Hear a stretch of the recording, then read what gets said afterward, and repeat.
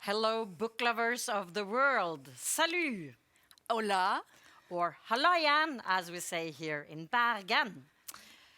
The pandemic has closed us down again, and even though it is nice to enjoy a good book alone, we really need some fresh air. Another view, people's thoughts. So today we're opening the travel ban. We'll travel to 12 countries for 12 hours. And make no mistake, this is the biggest book festival in the world digitally. Yes, and we're going to meet writers in Lyon. We're going to a castle in Jaipur. We will hear poetry from a beach in Jamaica. And we'll hear spoken word from Lagos and Toronto and groundbreaking new voices from Dubai. And it's time to introduce ourselves. Okay, my name is Mona. I work for NRK, Norwegian Broadcasting Corporation.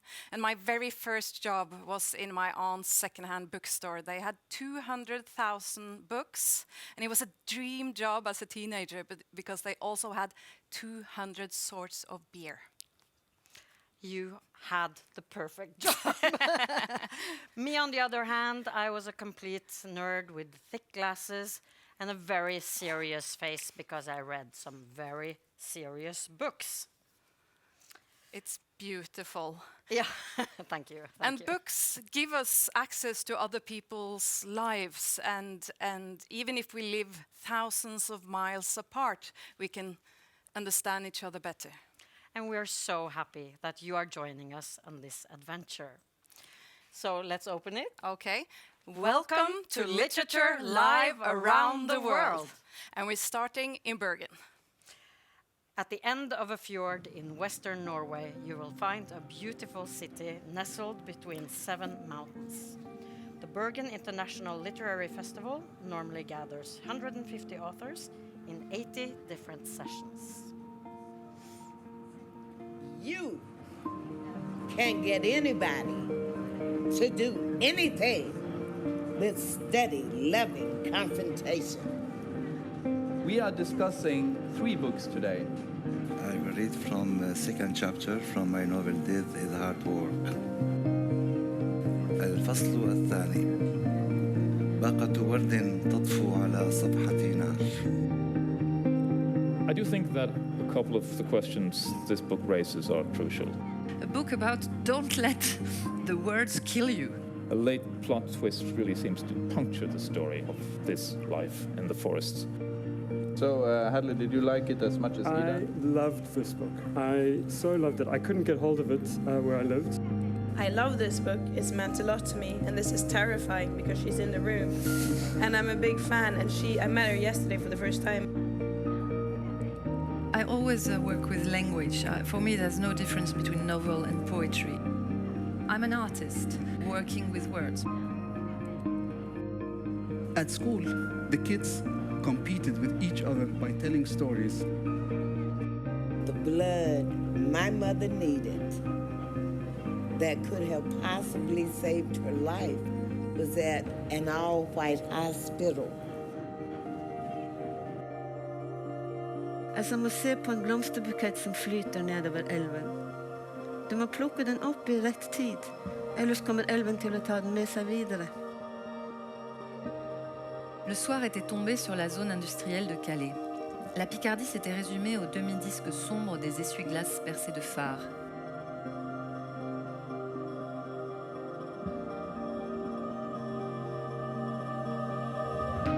We were not the picture-taking family, although I think I am very photogenic.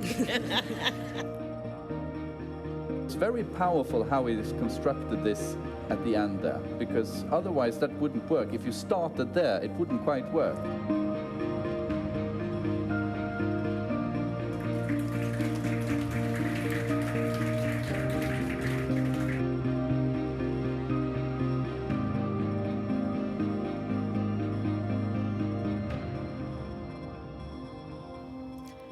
Teresa Grøtan is head of LitFestBergen and the mastermind behind this marathon of a book festival. And Teresa, I mean, this is so big and ambitious, it's almost a little bit crazy. So what were you thinking? Well, I started when the world closed down in March last year. I started reflecting over the festival and how it's run in a regular year, and what we actually lose when we invite authors to travel to come to Bergen and sit on our stage here. And I was thinking, well, we don't really get the feeling of place and the atmosphere and the environment where they're coming from. So that's how the idea started to develop. Yeah. So now we're going to travel. Yes. And it's such a big effort, and it feels in a way personal for you. Why? Where did this come from?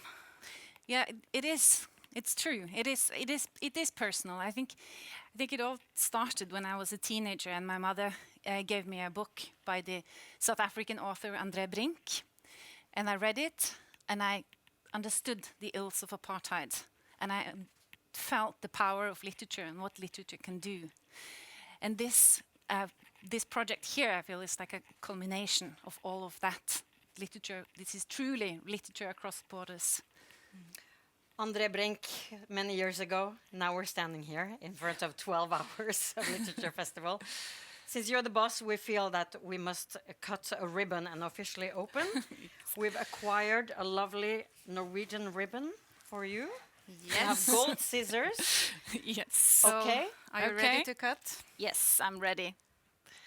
Let's do this. Woo! It's open. Thank you, Teresa. The authors we are going to meet in 12 countries, they write in relationship to the place they live in, to the history, and to their identity. And the authors we are meeting here in Bergen also write about place and identity. And we're very lucky because first we're going to meet one of the most Bergenese authors in Bergen. Thomas Espedal is an award-winning author who has 15 books. You can read them in 18 countries.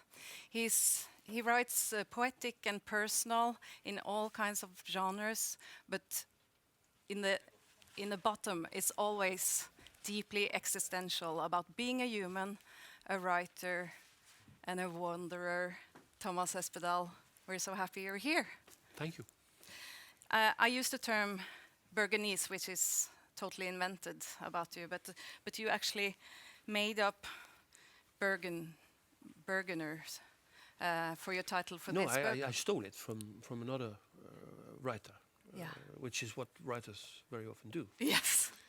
And it was James Joyce, Dubliners. And I thought I would like to write a book called Bergeners, about the city. And what would you say, what from the city is in your identity? What is Bergeners? That's difficult to say, but the difference between this book and James Joyce is that we and I tried to give all the characters their real names. They were real persons from Bergen. So I used the real names and I used the real addresses where people lived. I tried to be very realistic in describing the streets exactly, the houses exactly. So normally in literature you relate to what has already been written and you try to develop it. So I read a lot James Joyce and I thought, what will happen if you do some of the same things but you give the characters their real name? And what happens is that literature has the possibility again to be unpleasant, because there was a lot of reactions at that time. I could sit in a bar and drink, and somebody would come and start a fight because you wrote about me. You used my name, and that was at that moment in Norwegian literature developed in Bergen because Karl Ove Knausgård lived there, and at that time it was very radical. In fact, it was radical to do this because there was this moral thinking that you shouldn't. But okay, we did that, and I think it gave back literature an unpleasant touch, because at that time, and very often, people read books to sleep. Fall asleep. And it's you see the whole business of and the industry of literature is becoming commercial and entertainment. So this is not literature, not necessarily. And you write about really specific streets and so on. It's really like a local book in many places. But we saw some lovely sunny pictures in the presentation video of Bergen. But how would you describe Bergen to a world audience? It's nearly impossible to live here. Nearly impossible? Yeah, it is. Why? Because? The climate. Yeah. It rains for 300 days. But then again, the good thing is that very many come, they study here, and then they disappear. So it's a very melancholic city. The rain and the fact that people come and leave. So the advantage is that it makes it possible to write. I mean, when the climate is like this, you have to create your own little room and work. So it's the perfect city for writing. Yes. Yeah, it is. And you write a bit about, or a lot about, how place impact writing, and actually also like exactly where you sit and write. How does it affect writing where you are? This is a big question. It's a part of your job as a writer to find the right place to write. Now people write on computers. I mean, I'm nearly shocked. You can just place a computer in any room and people write. But as a craft, you have to create a room around you. You have to create the room for writing at the right place. So you move. Most part of my life, I lived in Copenhagen, I lived in Italy, I lived in other parts of Norway, looking for the place where I could write better books than I was able to write. So is Bergen a place like that? I don't know. Now I sit in a cellar. I have no windows. It's completely dark. Some lamps. I love lamps. I mean, lamps. They give the light.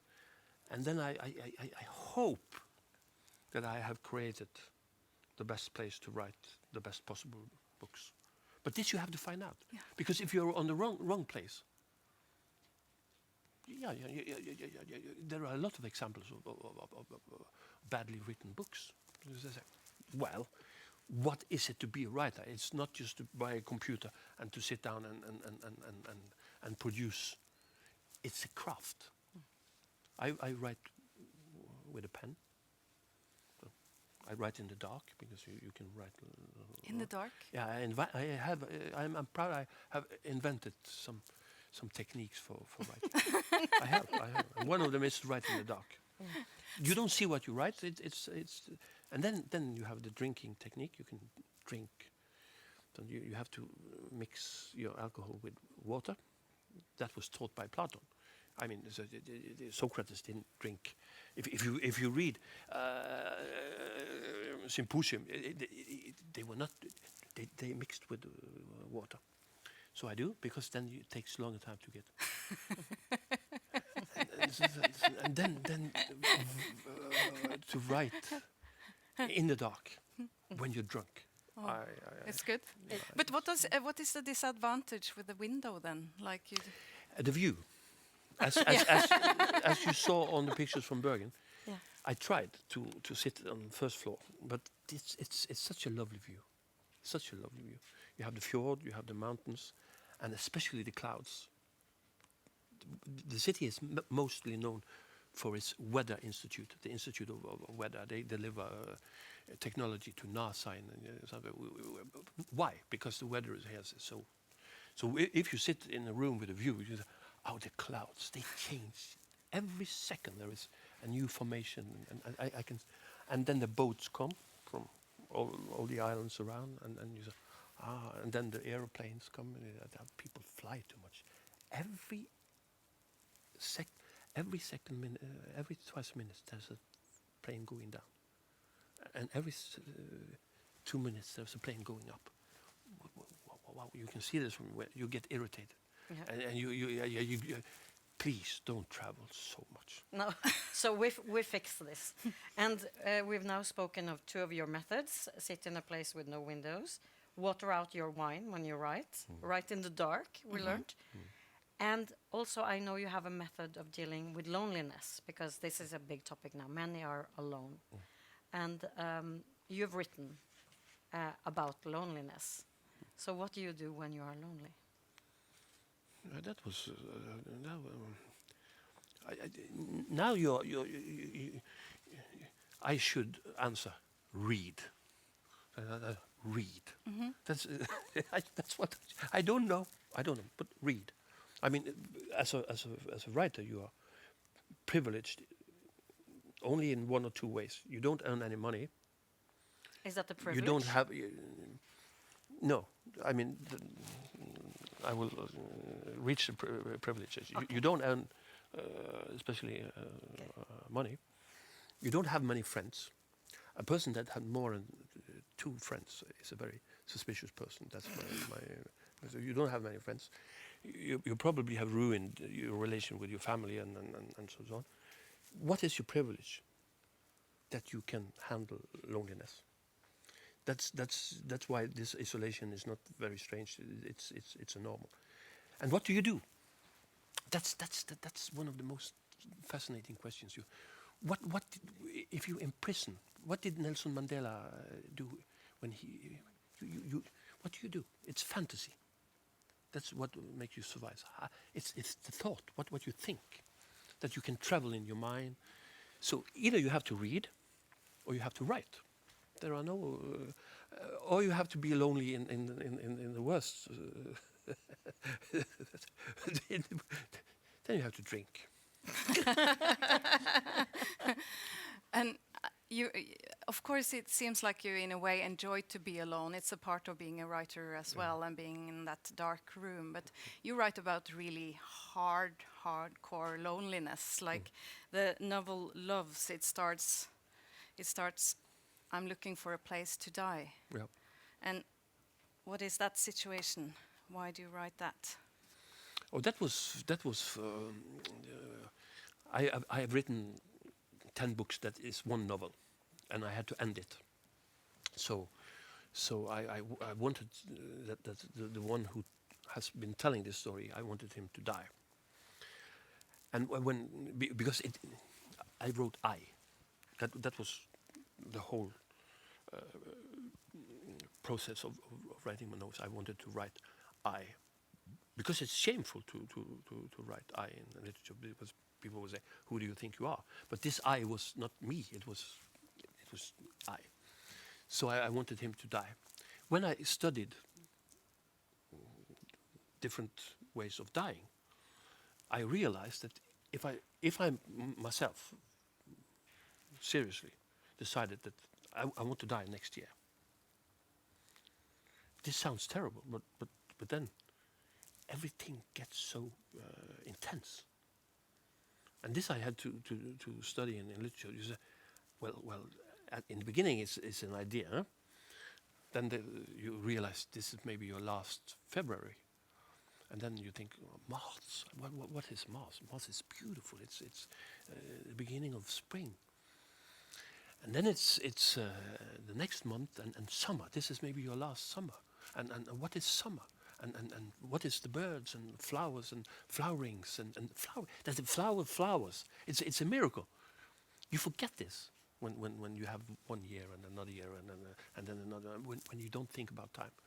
So I discovered that when I wanted this person to die, that could be myself, that everything was so intense. And then it was autumn. And it was getting close to the day that I had decided to die. I said, I'm going to die this day.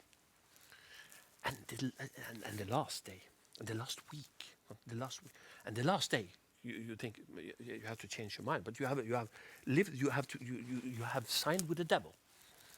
And what do you do the last day? And what do you do the last second? You regret. Of course you regret. I think everyone. But it was a study in suicide. And it was a book about suicide, and I thought you have to take it seriously that there are people that want to die. When they talk about suicide, they do say, well, it shouldn't be mentioned, it shouldn't be talked about. Probably the person was depressed or something. No, there are people, young people, that wants to die. And where I live, I can see the bridge from Bergen to Asker, which is a beautiful, enormous bridge. My daughter told me that every week there's somebody who jumps from this bridge. So when I sit and people jump from the bridge. So I decided to jump from that bridge. And I went out, because I do what I write about. And I have to know the feeling of how it is to decide to jump from that bridge. And of course you discover that when you walk towards your suicide, you are really asking for help. You hope that there will be a car who stops or somebody that screams or something. And I of course I didn't do it, but I had this feeling, and that book was about that. We can tell that it's actually, in a way, it feels hopeful in the end. He doesn't decide to die. We don't know. But it's a book about that, and I think, is it so bad to die? I mean, I'm not a Christian, but in many religions, it's better to die than to live, and it might be true. We don't know. So there is a taboo here. Eh? So you shouldn't write. Goethe did it with Werther. So I always read other books when I write my own. Bergeners was written over Dubliners, and this book was written over young Werther's sufferings. And they said afterwards there was a wave of suicides in Germany. People read the book, put the book on the bed, and said, it is a dangerous book. But it's not. It's a serious book, and it makes you think. And one of the things is that it's not necessarily bad to die. It feels dark to talk about. That's for sure. Yeah, we are in Bergen. Yeah. Yes. So much for coming to Bergen, right? But can we just say that there also is love? The book is called Elsken, or Loves in English. That's true. So that's and that's what you discover when you have made such a decision, that there is love, and the book is also about that. True. And we know that to write in a different way now, and not totally alone. You have a little helper, like a small one. Yeah, I'm lucky. I have the ability to write in my head. I think the computer. I shouldn't talk much about this, but the computer has destroyed a lot of literature. It has.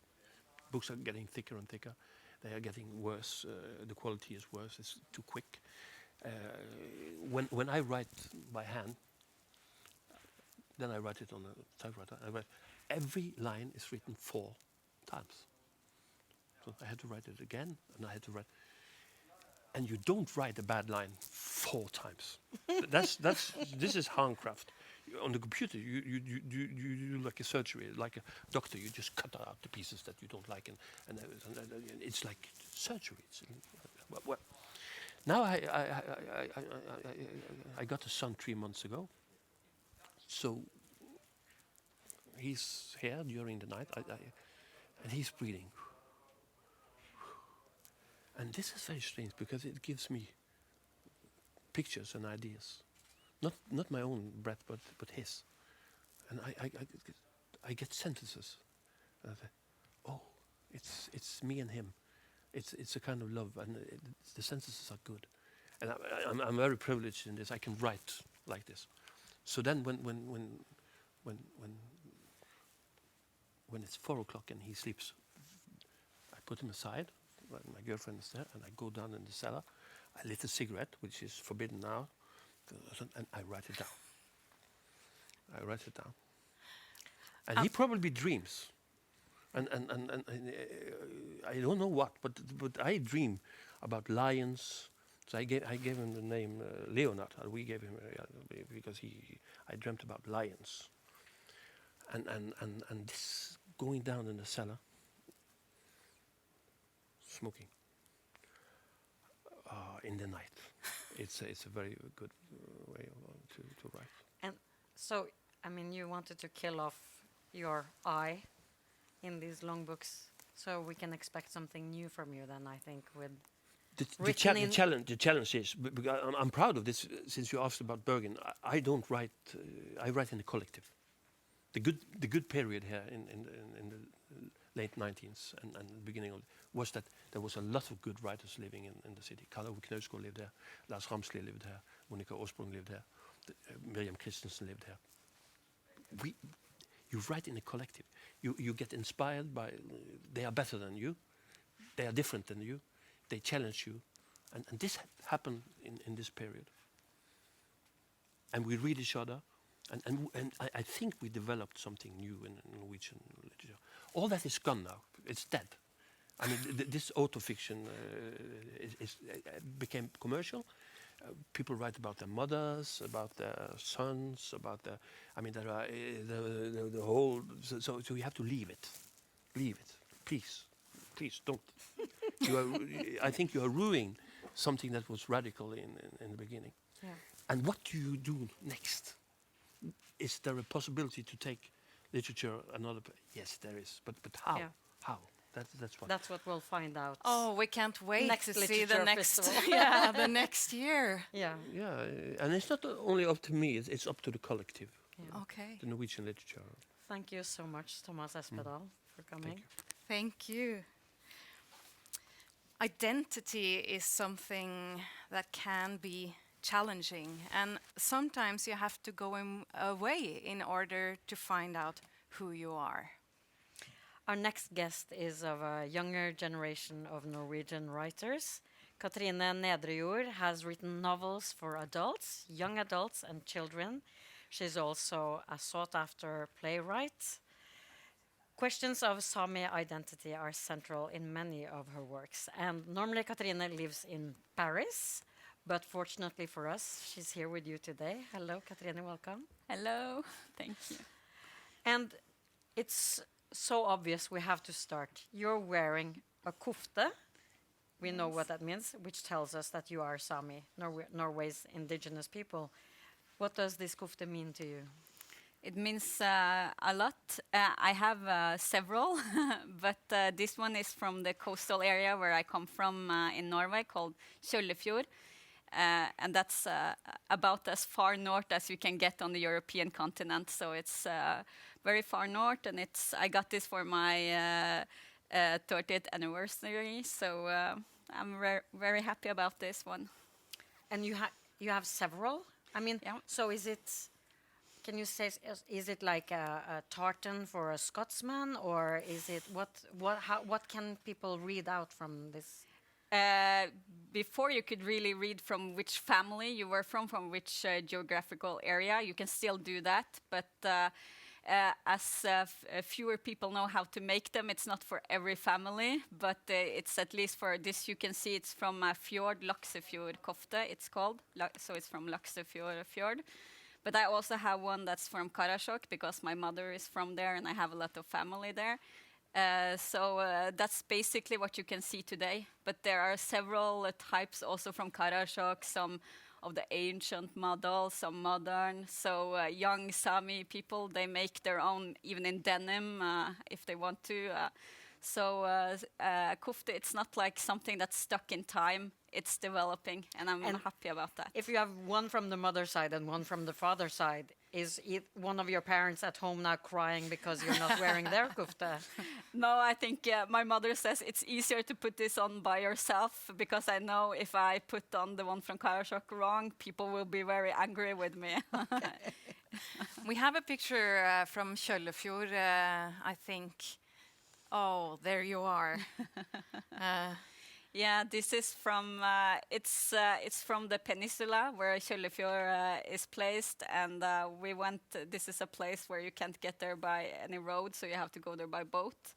and we used to visit it when I was a kid. I really enjoy it. We still do it sometimes in the summertime. We have a cottage still close to Kjøllefjord, and we go to visit the fjords around. I heard somewhere that you said that the nature had, in a way, formed your personality. Could you explain? It's, well, when I grew up, I didn't question it because it was what I knew. It's a very different sort of landscape up there where I come from, because it's so far north. There are fewer trees, and it's almost moon-like, the landscape. And it's very like, whenever I come back, it's like I feel this is the real nature.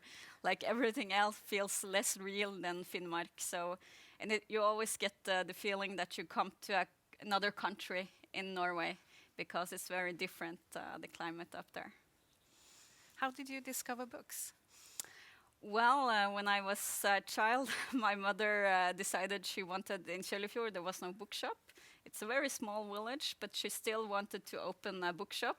People said it couldn't be done, but my mother believed in it, and it's still working today. It's the furthermost, northernmost bookshop in the world. And I used to go there after school, just looking around. I knew every section. I used to go look in the books. I really enjoyed growing up with a bookshop so close. So you were a book nerd like me? Yeah. Not with thick glasses? No, luckily I didn't need those, but I read a lot. I was really shy, so in the books I felt comforted. In your book, it's called Lappjævel in Norwegian, Sami Bastard. It's a bit about a young boy, a Sami boy. He's called Samuel, and he has to go to a boarding school because he's gonna speak Norwegian. It's not allowed to speak Sami. Why did you write that book? Well, it's a part of Norwegian history that we talk very little about.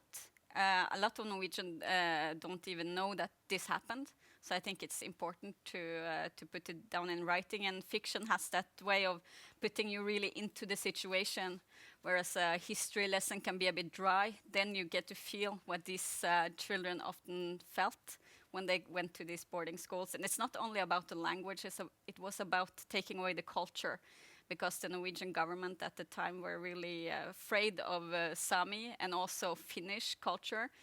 Also, it had something to do with the fright that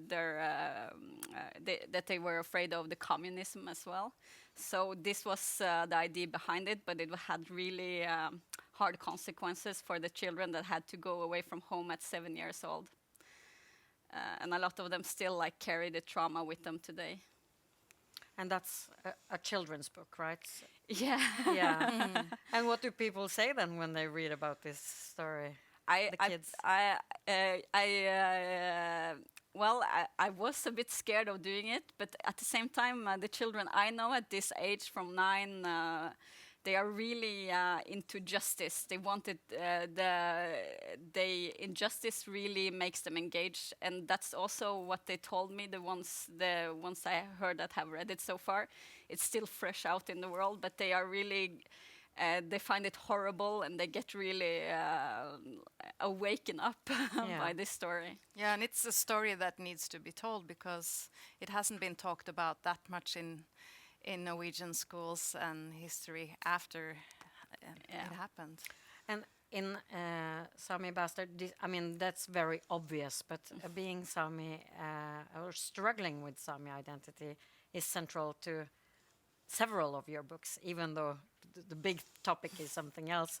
So how did you get into start writing about Sami identity? It felt kind of natural, because I never lived a place where Sami are majority. So I always had this minority stamp, even though Sami people, we don't look that different from Norwegians. We have this costume that kind of tells the story of how we are different. But where I lived, people always knew that I was Sami, so I couldn't kind of hide away from it. And at the coast in Finnmark, where I grew up, they were considered a threat. People were really angry, and racist about it. I had friends telling me that if a Sami person comes to this village, I will get my father's gun and shoot them. So it was kind of violent. And I got confused because these were my friends. They knew that I was Sami, and they were like, but you're not like them. But I was like them, and they were my family. So that started to confuse me at an early age. And then we moved to the south, to Nøtterøy. And at that place, they didn't feel like the Sami people. They were too far away to be a threat. They were more like a joke. They would like make fun of the way of singing, and also the stereotype about the alcoholic Sami man. So I went from being a threat to becoming a joke, and I found that to be really difficult. And it took me a while. When I was a teenager, I really didn't want to wear this kofta. It hurt me. But my mother, she's always been really proud, and somehow she influenced me enough to become proud finally. And I have become that in my adult years, especially going to Paris, where you meet people from all over the world. And I didn't feel different anymore because everybody is different in Paris, and that's natural. So even though it's a big contrast from the little girl in Kjøllefjord, moon landscape, to like one of the biggest European cities. Yeah, but I guess like they are so used to it's a metropole in Paris. Oslo will never become a metropole like that. It's too small.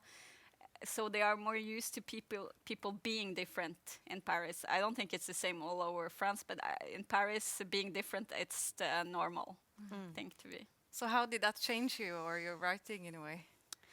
Well, I became more comfortable writing about my Sami background, and it made me think more about it, reflect upon it. It matured my thoughts about it.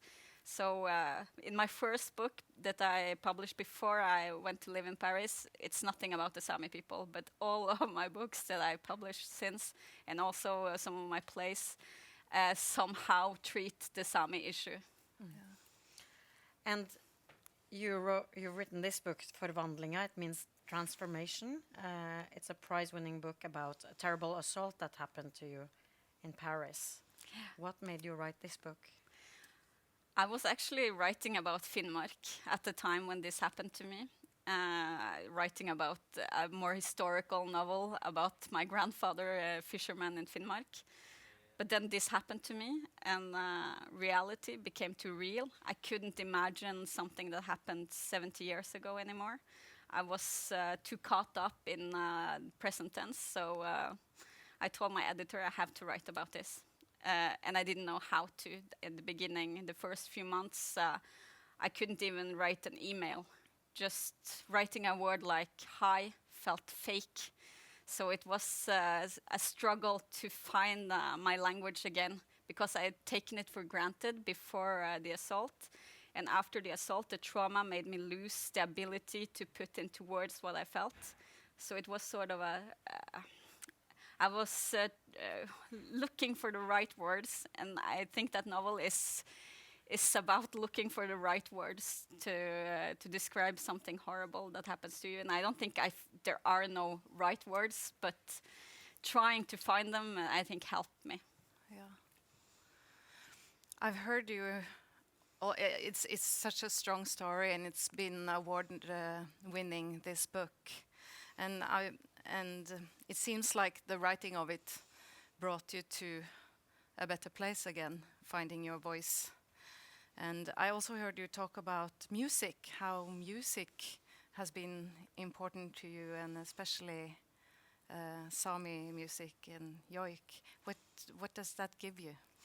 It's like listening to the landscape up north. Even if I'm in Paris and listening to joik, I feel like the Finnmark landscape inside me. So, and actually, we have Sara Marielle Gaup here, who's gonna perform for us.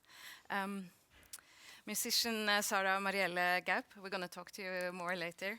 Sara Marielle Gaup is one of very few who carries on a traditional form of Sami music, luiti. And Sara Marielle, You told me Luti is not only music, and it's communication. In what way can you explain? Yes, as has been mentioned also just earlier, is that the luotis keep us connected to the land. It keeps us connected to each other. They keep us connected to animals, to all of our surrounding. And it's very important for the view of the world. For life, it's very important for life. To be a traditional singer is a big gift for me. And you told me that it's not really supposed to be performed on stage. Yeah, that's not the traditional way. That's something that started to happen in the 70s and the 80s. And of course there were reactions to this because the luoti is something that lives in everyday life, in the communication between people and the land. And so when you go up on stage and you perform, it becomes more like a performance, more like show. And that is the biggest difference for me, to be a traditional yoigi and to be a artist, is that also the feeling that it gives and the communication. What are we gonna listen to now? I have chosen a luoti that describes how I feel these days. You know, my people is divided into 4 countries. And it feels like now even more divided than ever, especially in my life. I mean, because we feel like one people. And I have brothers and sisters, Sami brothers, Sami sisters living on the Russian side of the border, on the Swedish side of the border, and the Finnish side of the border, and also the Norwegian side of Sami is also very big. It goes all the way down to southern Sami area, and these days it's hard to meet. Yeah. It's very hard to connect. So the luoti I have chosen is a luoti that describes the feeling of longing to your homelands, longing to the people. I'm looking forward to hearing it.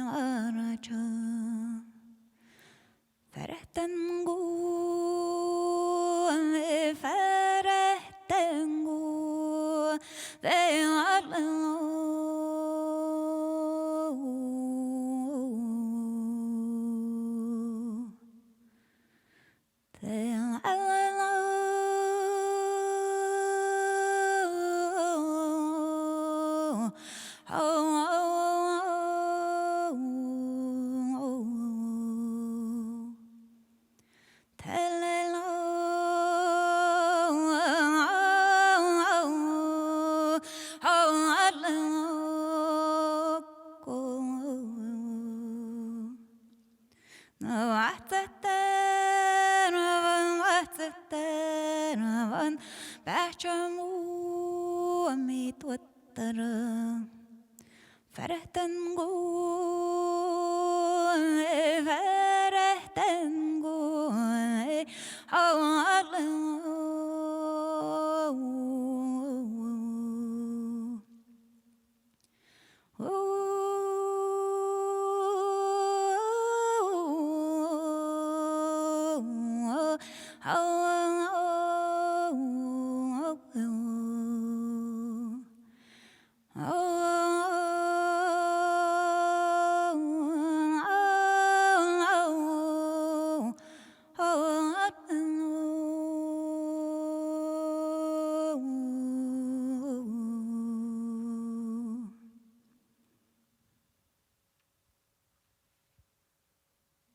Yay!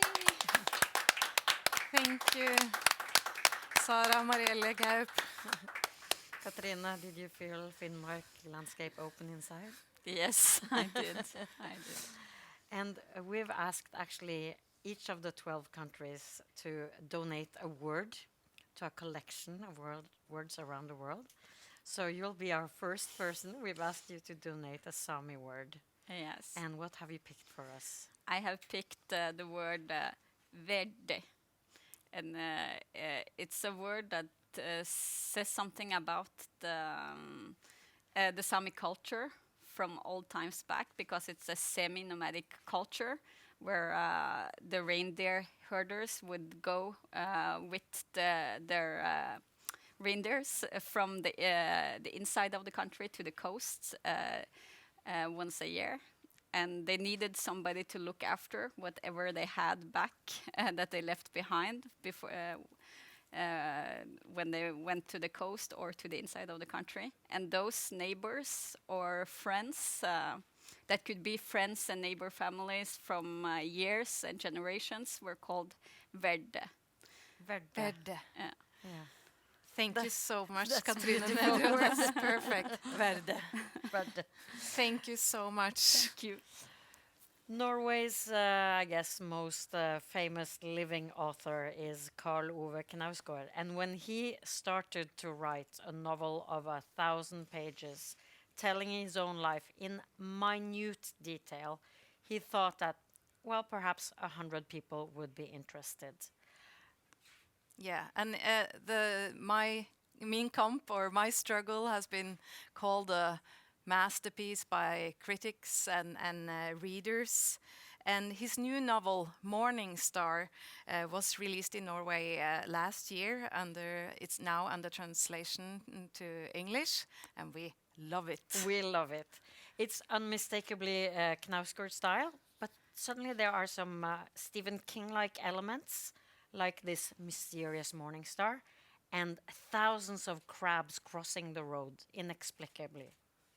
Yeah, and parts of the novel takes place in here in Bergen, where Knausgård studied as a young man. But now he lives in London, and we will hear him read an exclusive preview. Hello, Karl Ove.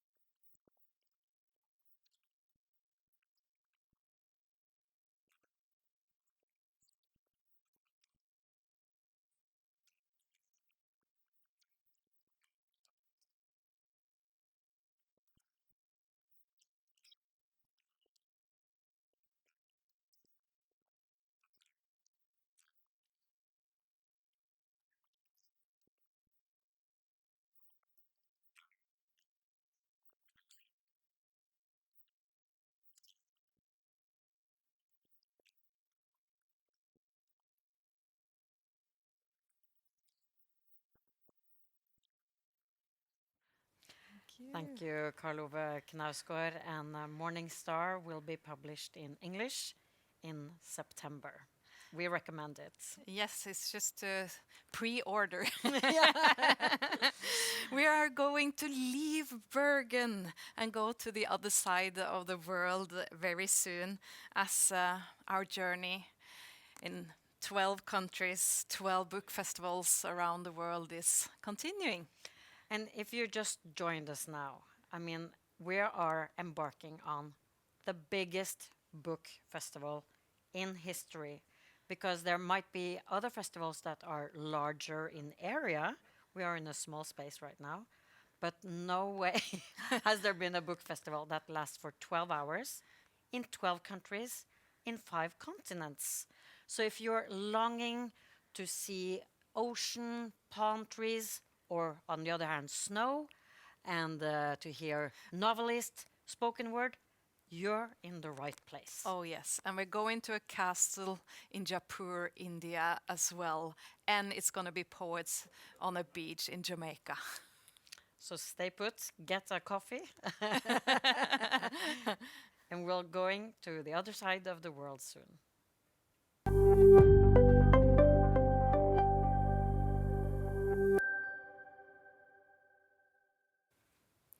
This is such a unique opportunity to listen to other people's thoughts, what's important for them, the stories, and especially now in these times of isolation. Yeah, and you can think of Mona and I as your literary air hostesses. And we can't tell you where the mask drops down or where the exit signs are. But we can guarantee you that you will think some new thoughts, you will have some new insights, you'll learn some new facts, and hopefully you'll find a new favorite author. Yes. And from Bergen, here in Norway, we're going to a country on the other side of the world. It would actually be a 24-hour flight and many drinks before we come to Australia. What comes to mind if I say Australia? Surfing, of course, novels like Thornbirds and A Town Like Alice, and the movie Priscilla, Queen of the Desert, and koalas. They're so cute. Yes, and what about kangaroos? Kangaroos. The movie Muriel's Wedding, MasterChef Australia, Richard Flanagan, and of course many other authors. So now we're going to Writing Western Australia, which is placed on historic ground in Perth.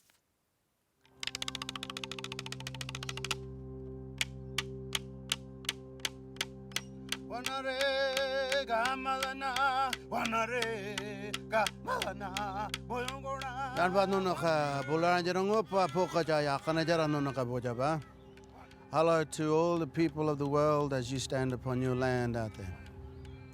I am Barry Maguire, standing here upon the Wajok lands of my people since the start of time. And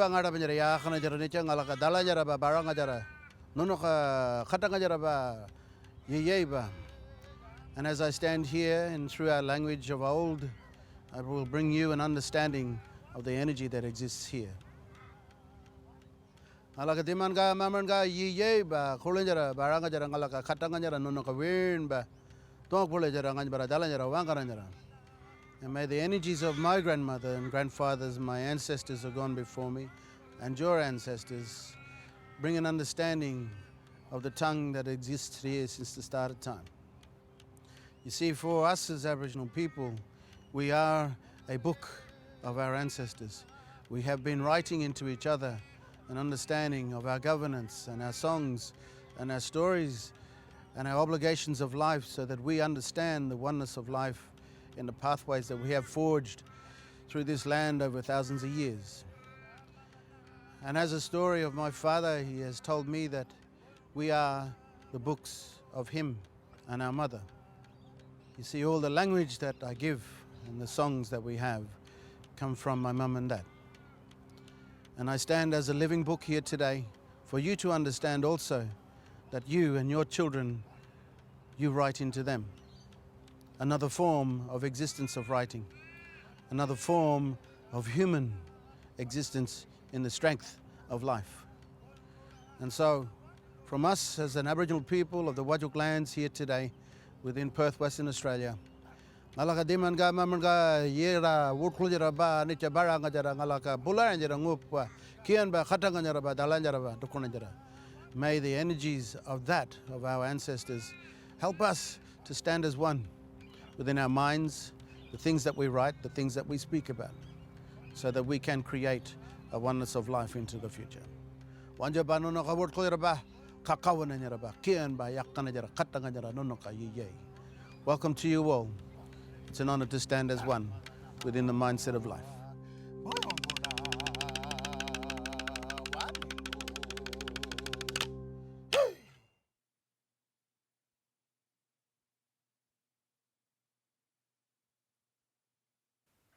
This is truly something special. And live in Perth, we are calling journalist, writer and host Gillian O'Shaughnessy.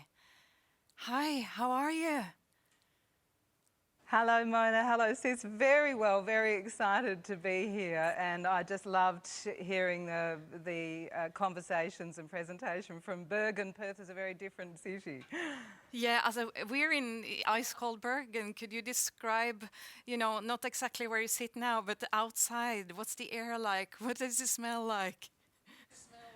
Well, it's very warm here. We're in the middle of our summer, so very different indeed to Bergen. So we're speaking to you at the moment from the city centre in Perth, from our state library. So that's in the centre of the cultural district in Perth, in the city centre, and we are we're a very spread out city. We are fringed by skyscrapers and then the Swan River, and you saw beautiful Kings Park where Barry Maguire was speaking from early. That's one of the world's largest natural parks, and it overlooks the entire city.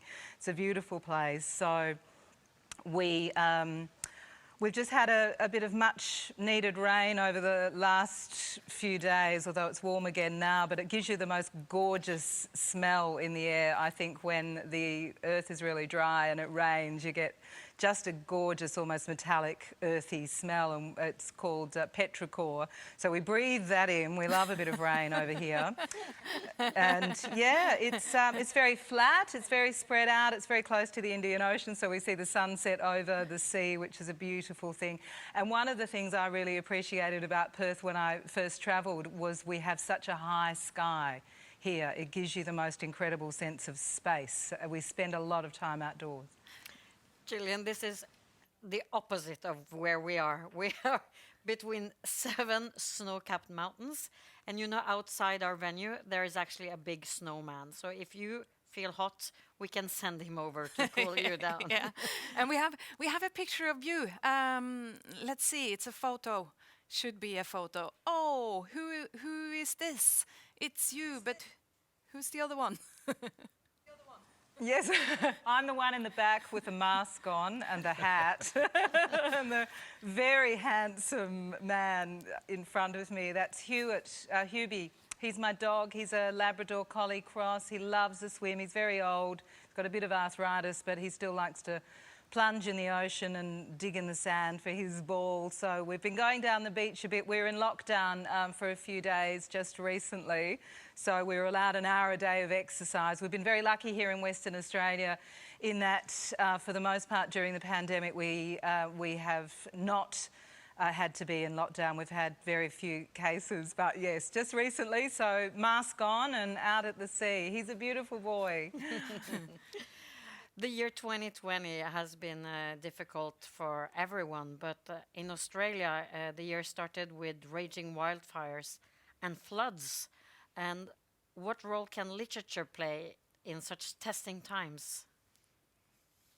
Well, Australia is such a huge country, Siss, that in Perth, and we're often described as the most isolated city in the world, we are a lot closer to parts of Asia than we are to parts of our own country. So the worst of our natural disasters that you would have seen presented in media around the world were over on the East Coast at the beginning of 2020. That said, it just in the last couple of weeks we've had terrible bushfires just north of Perth. 86 houses were lost, and we've had some of the worst flooding up north in recent memory. The fires and the floods last year really connected the country, I think, both in terms of what we could see unfolding and the devastation, not just the cost in human terms, but the landscape and the wildlife. So I think when you're looking at a country that has such diverse landscape and such diverse people as well, literature plays a really important role in connecting us with our own stories and our history. And also, given our isolation from the rest of the world, it connects us with the human story as well. And personally, I found last year quite testing working in the media, as you know, just at times very relentless, and it was, I mean, it's a privilege to bring people information, but it also, I found it very draining, so I often would come home from work and just read for solace as well and escape, and I think that we can forget sometimes when we talk about the importance of literature, we can forget that side of it as well. It just is a wonderful window into other worlds that can provide an escape from the world that you're living in. And I really, I love to switch off in that way.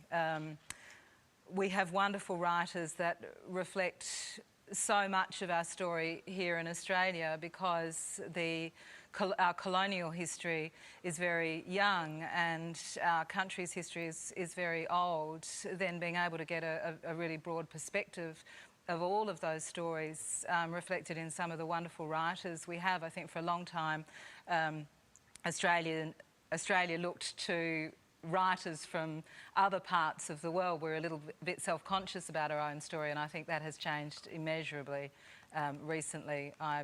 We have some wonderful writers, including the writer you'll hear from in a moment. Yes, we're so excited to meet one of Australia's most acclaimed authors, Kim Scott. I don't know if you will just introduce him to us and start your session. We're so excited. I would love to. Now, before we start, I would like to respectfully acknowledge that we're speaking on the land of the Whadjuk Noongar people and pay my respects to the traditional custodians of the country, the first storytellers, their elders past, present and emerging, and also acknowledge that the land has never been ceded. I'm very excited to introduce Professor Kim Scott. He is a Noongar writer who grew up on the south coast of Western Australia.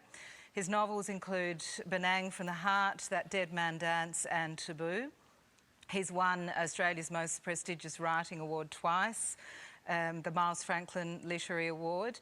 His work looks at issues of identity and race and the impact of colonisation. In August last year, Kim wrote an essay entitled One Voice for the anthology Fire, Flood and Plague in response to a very challenging year here in Australia and around the world. Beginning with those fires that ravaged our east coast and floods and a global pandemic. Please welcome Kim Scott. Hello. Hello, Jill. And hello across the world there. Kim, can I ask you, first of all, for our international audience particularly, to just talk a little bit about who the Noongar people are? It was nice to start with Barry with that, with his welcome. He's a generous and soulful man, Barry Maguire, which I'd like to think are intrinsic qualities of Noongar people. However, it's also a traumatised community. So by Noongar people, Noongar country, we mean the southwest of WA, possibly the oldest continent on the planet we're part of, and one of the oldest continuing cultures. So there's something like, there's hundreds of language groups across the continent that have been here in time immemorial. Noongar people, as I say, that's southwest of the continent, from a bit north of Perth to heading across to South Australia. 60,000 years by carbon dating, I think, we generally accept. And one of the things we have to acknowledge, I think, is that within 50 years of first colonisation, first contact, something like only 10% of the original Noongar population remain. And then we have an apartheid-like regime until pretty late, after midway in the 20th century. And we're living at a time when it's moved from attempted destruction and denigration of that culture and that heritage to something like celebration in the enlightened members of our wider society. And a lot of that's compelled by issues to do with identity and belonging, I think, as a young settler nation, I think is the expression. I think, I'm sorry to get so grand straight away. I think, you know, Australia is characterised by all sorts of anxiety itself about identity. I'm often characterised as someone, you know, impoverished in terms of Noongar cultural heritage and trying to articulate a sense of identity, which may well be accurate. But I think Western Australia as a nation, as a state, Australia as a nation, is riven by issues of identity.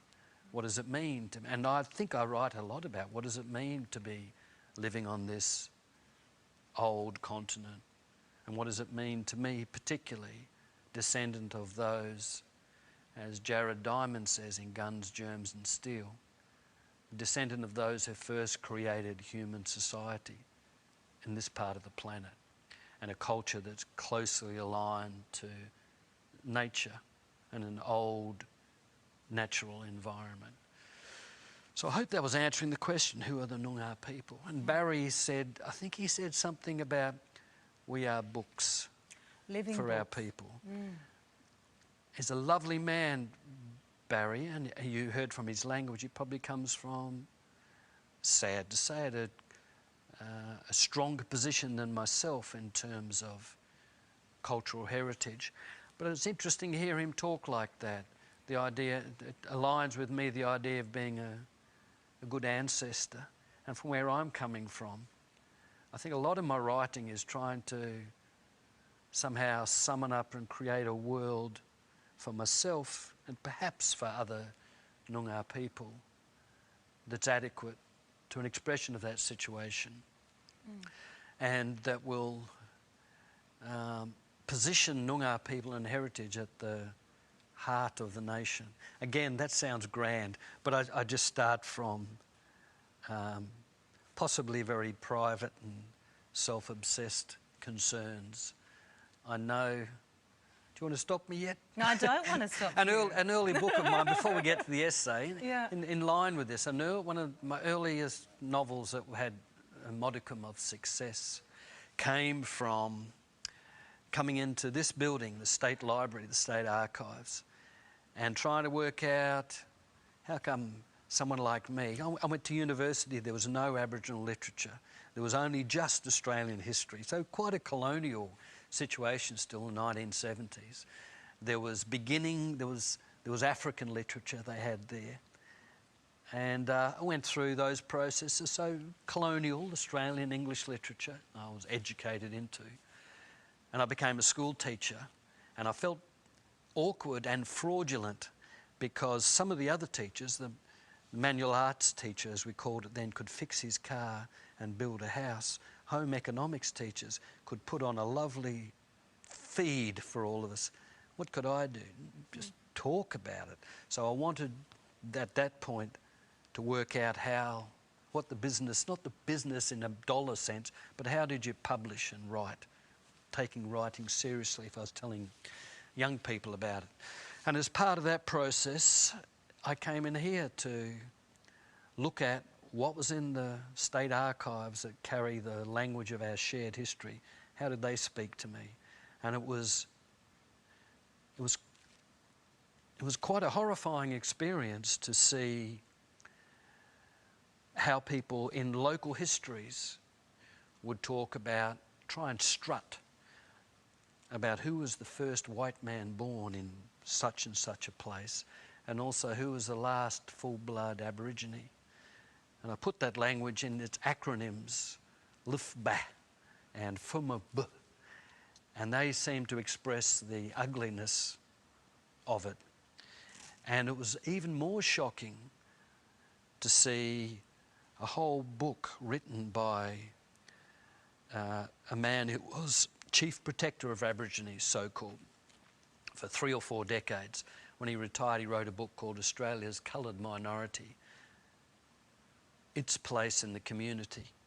In the acknowledgements of that novel, I wrote that down as their place in our community, which probably indicates how I felt I didn't belong in that book, how marginalised I didn't belong in the state archives, in fact. And that was a major impulse for trying to rewrite some of that work. There was a photo, 3 generations reading from right to left, and the last fella in that family photograph, I suppose, you couldn't tell in a stereotypical sense that he was Aboriginal. And that was the game plan, it seemed to me, of history there. Yeah. There's no place in the Australian community at that point for Aboriginal people. That was the solution. So a lot of my writing, is to trying to fill that silence, particularly in a personal sense, and consequent to that, to discover that my family history includes Noongar people living in an area infamous in the histories for massacres in the late 19th century, and trying to be something other than angry and or disappearing, to try and articulate, as Barry was saying, what is the book you can hand on to family and the wider community? How can you speak for ancestors? Trying to do that in literature. There was a really an ongoing and interesting project that you were working on at the start of 2020. But before we talk about that, could I just ask, in terms of the Noongar people, I think for our international audience, they would think of Aboriginal people and they would think of the same people, but there are in fact 300 nations within Australia of Aboriginal people. Could I just ask you to talk a little bit about that, and then we can perhaps talk about the project? Yes, they're generally grouped together because certainly at the point of first contact, it's black people, but they're different. It's like sometimes I've superimposed an outline of Australia over, say, Europe, and you see different cultures, different nations. I think that's the case in Australia. Of course, for political reasons, there's also a sense of pan-Aboriginality, as there is pan-indigeneity, I guess, across the world, that shared experience of colonial oppression and of structural racism very much. So the job, it seems to me, in Australian literature, it would tend to favour that pan-Aboriginal approach. So it's part of the challenge writing is to write from one's own region, one's own nation, one of those hundreds of groups, but still speak to that wider colonial enterprise and try and rip it apart, deconstruct if not rip apart. Now, at the beginning of 2020, and we go now to your essay, One Voice, at the beginning of 2020 you're about to go to the south to continue working on a particular project that was quite important in terms of Noongar history. Can you tell us a little bit about that? Yes, and you might have to cut me off because I do start to carry on when I start talking about this. The project to which you're referring is about cultural recovery and consolidation. So it's independent of the so-called literary novels Again, early on with the novels, I had, the one I've already mentioned, Bergen, with some degree of success, I can remember having, without being too precious, some sort of crisis. Who am I writing for? And I think it's probably a lot of colonial writers or Indigenous writers in colonial frames have this issue. Noongar people being a minority of my audience. And I still think it's still useful, and I've had touching feedback that matters a lot to me from Noongar readers. But it also made me realise that I wanted, if I was any sort of literary person, I needed to be doing more than that. So the work, a lot of my so-called literary work has moved into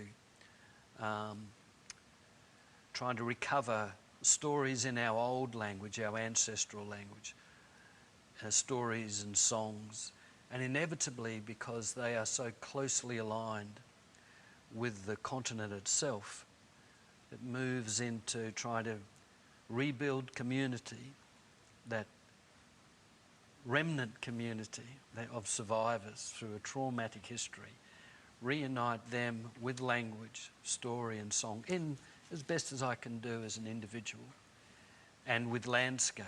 And that means I've had to rely upon, and I've been given, if it doesn't sound too grand, responsibilities and been gifted things from elders who've claimed me as an ignorant man in my young adulthood, not knowing ancestral country where it was, or a sense of that Noongar community, who have wanted me to have claimed me and moved me into a subset of the Noongar community where there's trust and, I think, love.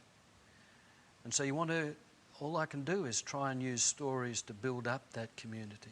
And that means, in that essay I was talking about some of these sort of projects where, in particular, we try and work with archival stuff that elders have given me and us, recordings and what they remember and site knowledge, and also archival stuff, and particularly some work from the 1930s, an archive in the International Phonetic Alphabet of Stories, an American linguist who went back to the States, and the paperwork didn't get back here till somewhere around the cusp of this century.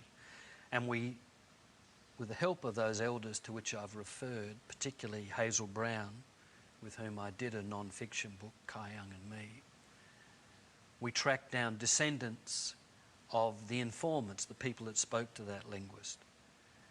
And we pulled together people that they wanted to find out about this paperwork. And this was beginning of this century. The very first time we got together, so this is a long-winded way to get to that essay, but I think I need to say this. The very first time we got together, 60 or 70 people, and we called the gathering and said we want to hand back some of this paperwork from our old people way back in 1930, and we named them and said, here's the children and the grandchildren of them. You're here because of these connections. Within 5 minutes of starting that, everybody in the room was crying.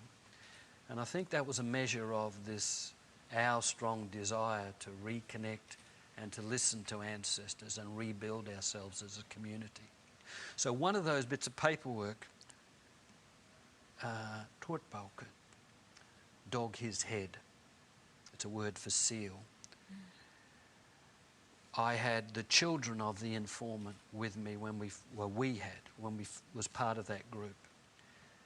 And their dad, there's a brother and a sister, their dad had given this story to the linguist and it had gone away. He died when they were both very young. One was a toddler and one was still a babe in arms. They'd never heard these stories.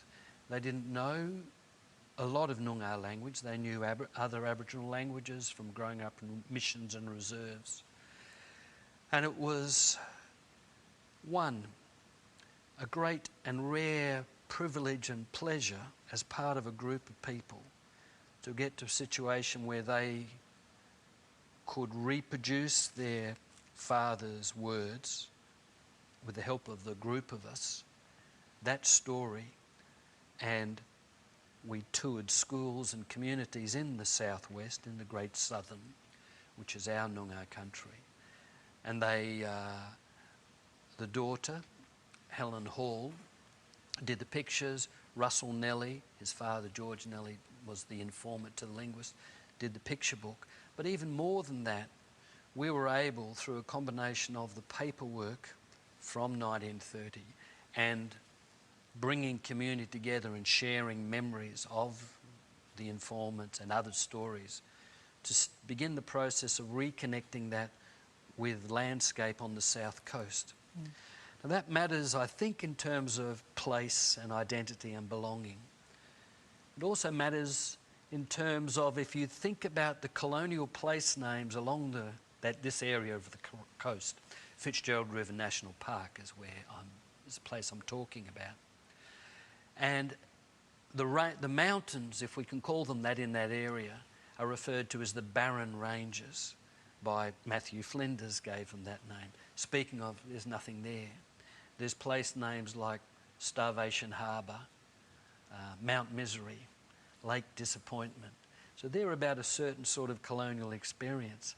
I've also referred to the area being infamous for massacres of Noongar people. It's also an area distinguished by its environmental destruction. And there's some wonderful work happening there with Gondwana Link trying to rehabilitate that area of country. So it's enormously risky and chancy, I think, to go into that area. And we have to go through the national park. It's 3 hours to get to these areas of landscape. We've Google Earthed them. We've had years of workshops, 40 or 50 people at the time invited by these two people, reconnecting with their dad's stories from all that time ago.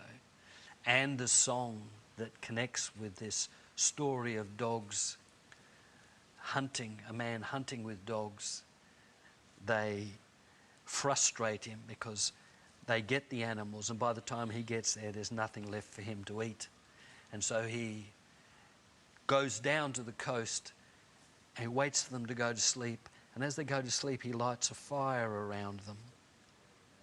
And then we have a time lapse in the story, and the dogs are described as the wind is howling, the fire is leaping, they're held in the hands of fire, and they leap high through the flames and roll down into the sea.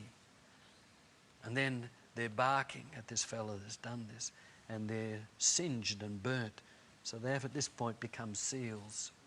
And we found that place, that ridge where they roll down into the sea, thanks to the notes and recovering oral history.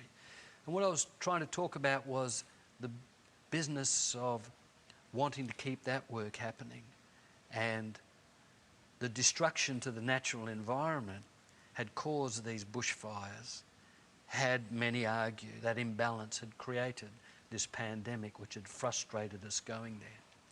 And in that context, I wanted to talk about a very intimate relationship with country, with the natural environment that we were reigniting, if you like. So I think with that essay I started with wanting to be there, wanting to reconnect and build community and connect with those so-called books of our heritage. And the first time I went in there with this group of 15 or so of us, Noongar men mainly, and we got to the beach. This is where the dogs rolled into the sea. And we walked around the beach, and it seemed like a welcome. It seemed contradictory and a paradox that at the end of this beach we're walking around, thinking, is this the place? And looking at the notes, it says there's a big rock representing the head. It says this is where it happened. At one end of this little crescent of sand, brilliant white sand that squeaks under your feet when you walk on it, very isolated, hours from the bitumen. There, a plastic fishing net had been wedged amongst the rocks, and the sand had formed around it. As we got close, we were wondering, what is this?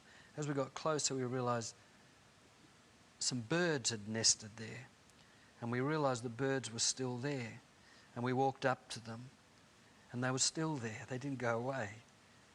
And it was not until we reached out, one of us, to touch them, that the birds ran away. They couldn't fly at this stage. And in a way of thinking, the intimacy of that little encounter was like a welcome, like what Barry was talking about there. And it meant in some ways that we were on the right track of doing that. And as I said early on, it's 10% surviving. You know, there's language and story that is pure, and how it might be a catalyst for a reconnection with the heritage of that place, and how we might share it with that little rural community that's struggling there. So what I've talked of here, I hope, is that literary work extending into cultural recovery work to rebuild community and a sense of place and belonging and identity.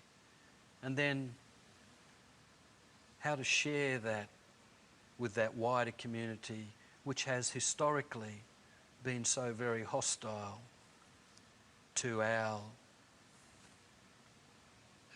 continuity and our sense of self. It's interesting, I think, in your essay you say it's tempting to think of, and it was so interesting talking about that story of fire, and it was the fires in 2020 that put a temporary halt to that, and you said it's tempting to think of the floods and fires as retribution, that these creation stories worldwide feature punishment of sinners, and that was a temptation, but it's not how you look at it. Well, there is an element of that, but I think that story being about utilising fire within it in the context of climate change being a contributing factor and the loss of land management that our ancestors provided on this continent. They're very much behind that sort of thing. And in the story that I refer to, that fella uses fire, he controls fire. And there's a lot of work being done in the last couple of decades of coming to an understanding as a nation how this continent was shaped by fire. It's the only continent, so I'm told, in the biggest estate on earth, a wonderful book by Bill Gamage, Australian author. Australia is the only continent where the biggest trees grow on the poorest soil. It's changed in 200 years, but that was the condition of things. And people could shape the landscape so they'd know where animals were going to be. The reason the trees grow on the poorest soil, the biggest trees, because other areas were periodically burnt, and often that would be so fresh shoots would grow there and attract animals. You'd know where to be there. And so you have these rhythms in the landscape, if you like, where the animals are going to be, where the burning is going to happen, the harvesting, and so on, all these natural rhythms that are contained within creation stories.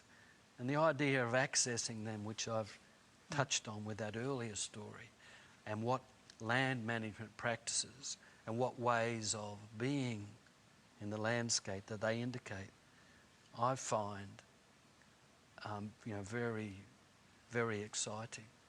And I think, do you want to interrupt me with a question? I think the idea of reconnecting with that heritage, I mean, certainly from our community, the Willam and Noongar community, has a great healing dimension to it, because it offers you stories and ways of being that are very different to what you've received from colonial history. There's those elders I talked of reconnecting with their dad's stories, not knowing those stories, not knowing that language, but as Uncle Russell Nelly would say, all I knew was I was a black man. That means he knew the experience of racism and oppression. They're not stories that nurture you. These other stories are. They give you a different way of being, a different trajectory for your life. And I would add, if I'll keep going here, they also offer possibilities of transformation. I don't mean that in a glib way. I'm thinking of one instance when we work with these stories where it was my idea, after the 50 or 60 of us had worked on putting these books together, before we published them, we'd invite that wider circle of the Noongar community in this little country town down on the south coast of WA. We'd invite them along so we could gift them these stories and celebrate the work we'd done as a collective. My elders at the time, so nearly 20 years ago, wanted to invite a couple of members of so-called pioneering families. And I can remember arguing with them saying, no way in the world, we're not going to invite them. They stole our country. You worked like slaves on their property for all those years. They've got rich on our land. But they said, yeah, no, we've got to invite them. I said, no. Why? Why on earth? And they said, because so-and-so, he grew up with us and he speaks a bit of Noongar language as well. So at this gathering of maybe 100, 99% Noongar people, 98%, there's probably 2 non-Aboriginal people there. After we'd handed out these set of stories and a CD of some of us reading them aloud to key people in the different families and factions of a traumatised community still bringing itself together, we called out the name of one of these non-Aboriginal blokes who I didn't want to invite. So he walked out in front of all these Noongars and he received his gift and he said first up, "Waindonkabit."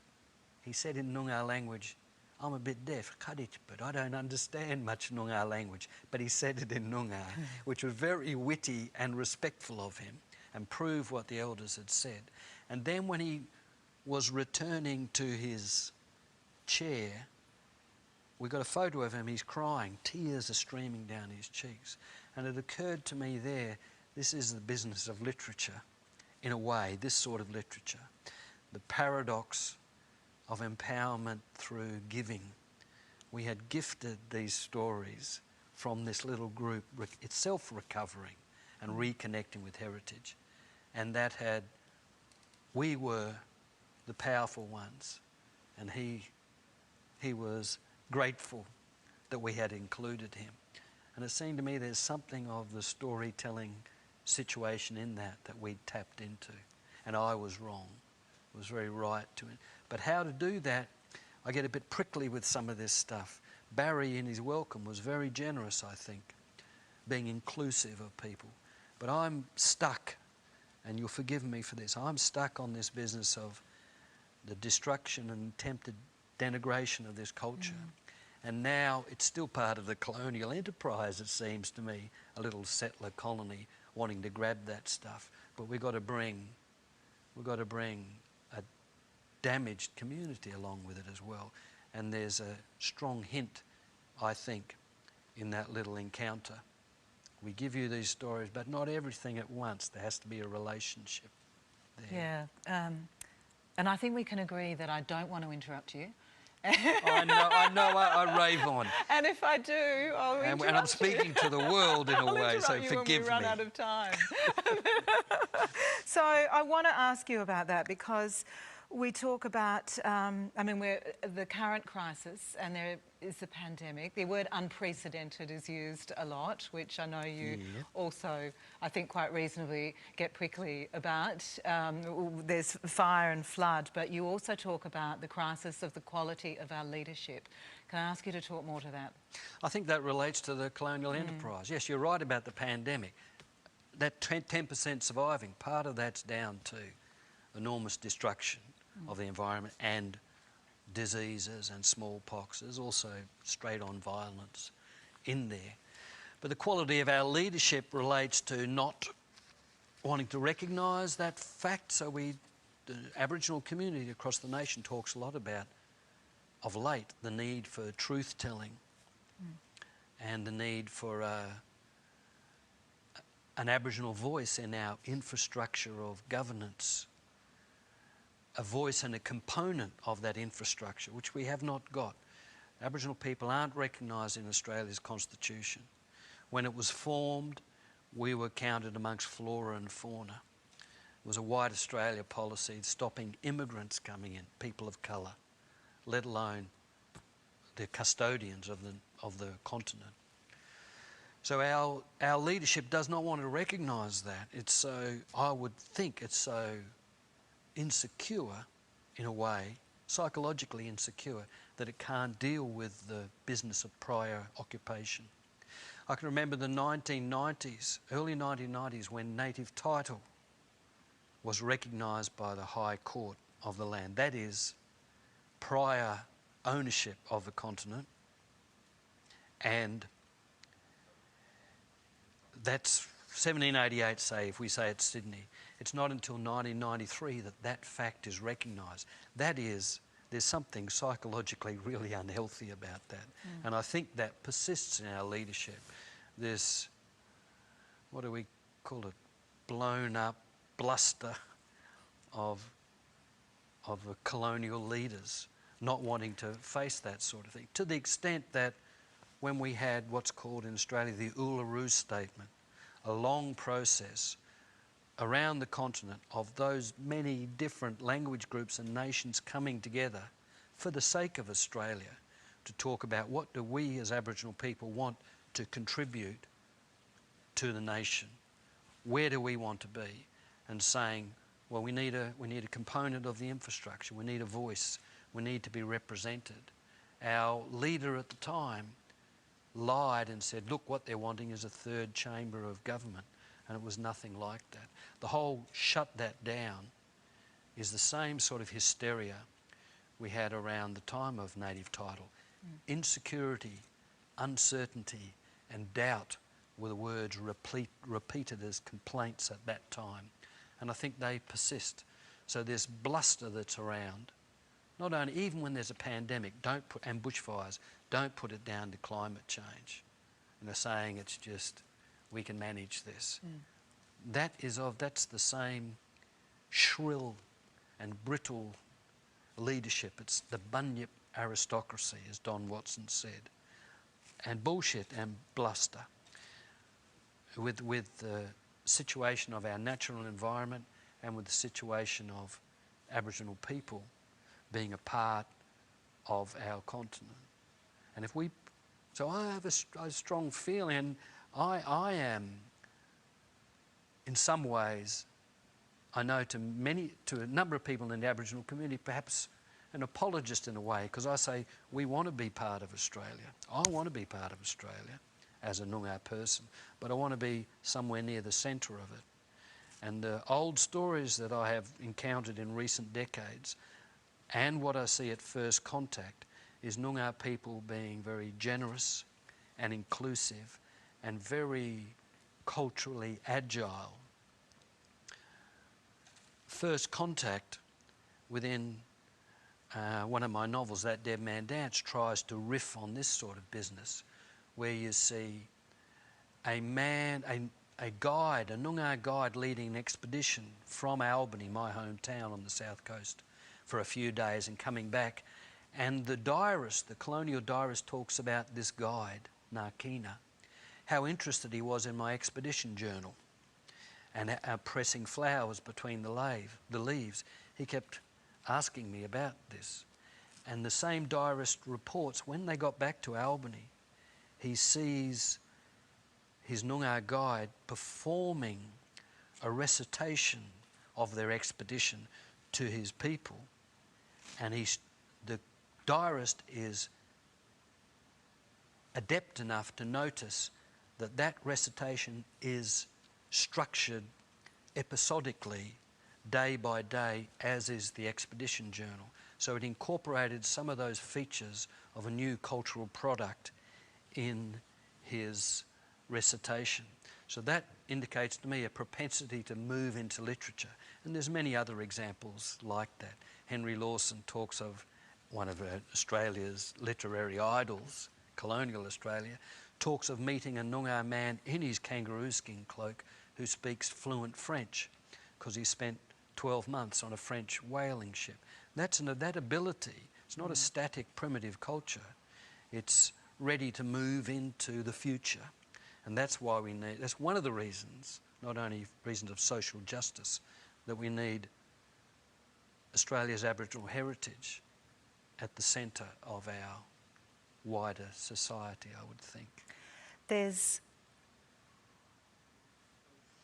I'm sorry to stop you there. No, when you started thinking of the essay, there was a lot going on that was wider than the immediate problems of the pandemic in Australia, of the bushfires and the floods. And I'm just referring internationally to the death of George Floyd in America and his statement, "I can't breathe," which reflected for you and resonated with an ongoing and devastating instance of Aboriginal deaths in custody still that we still haven't addressed. So, I mean, racism is such a huge issue.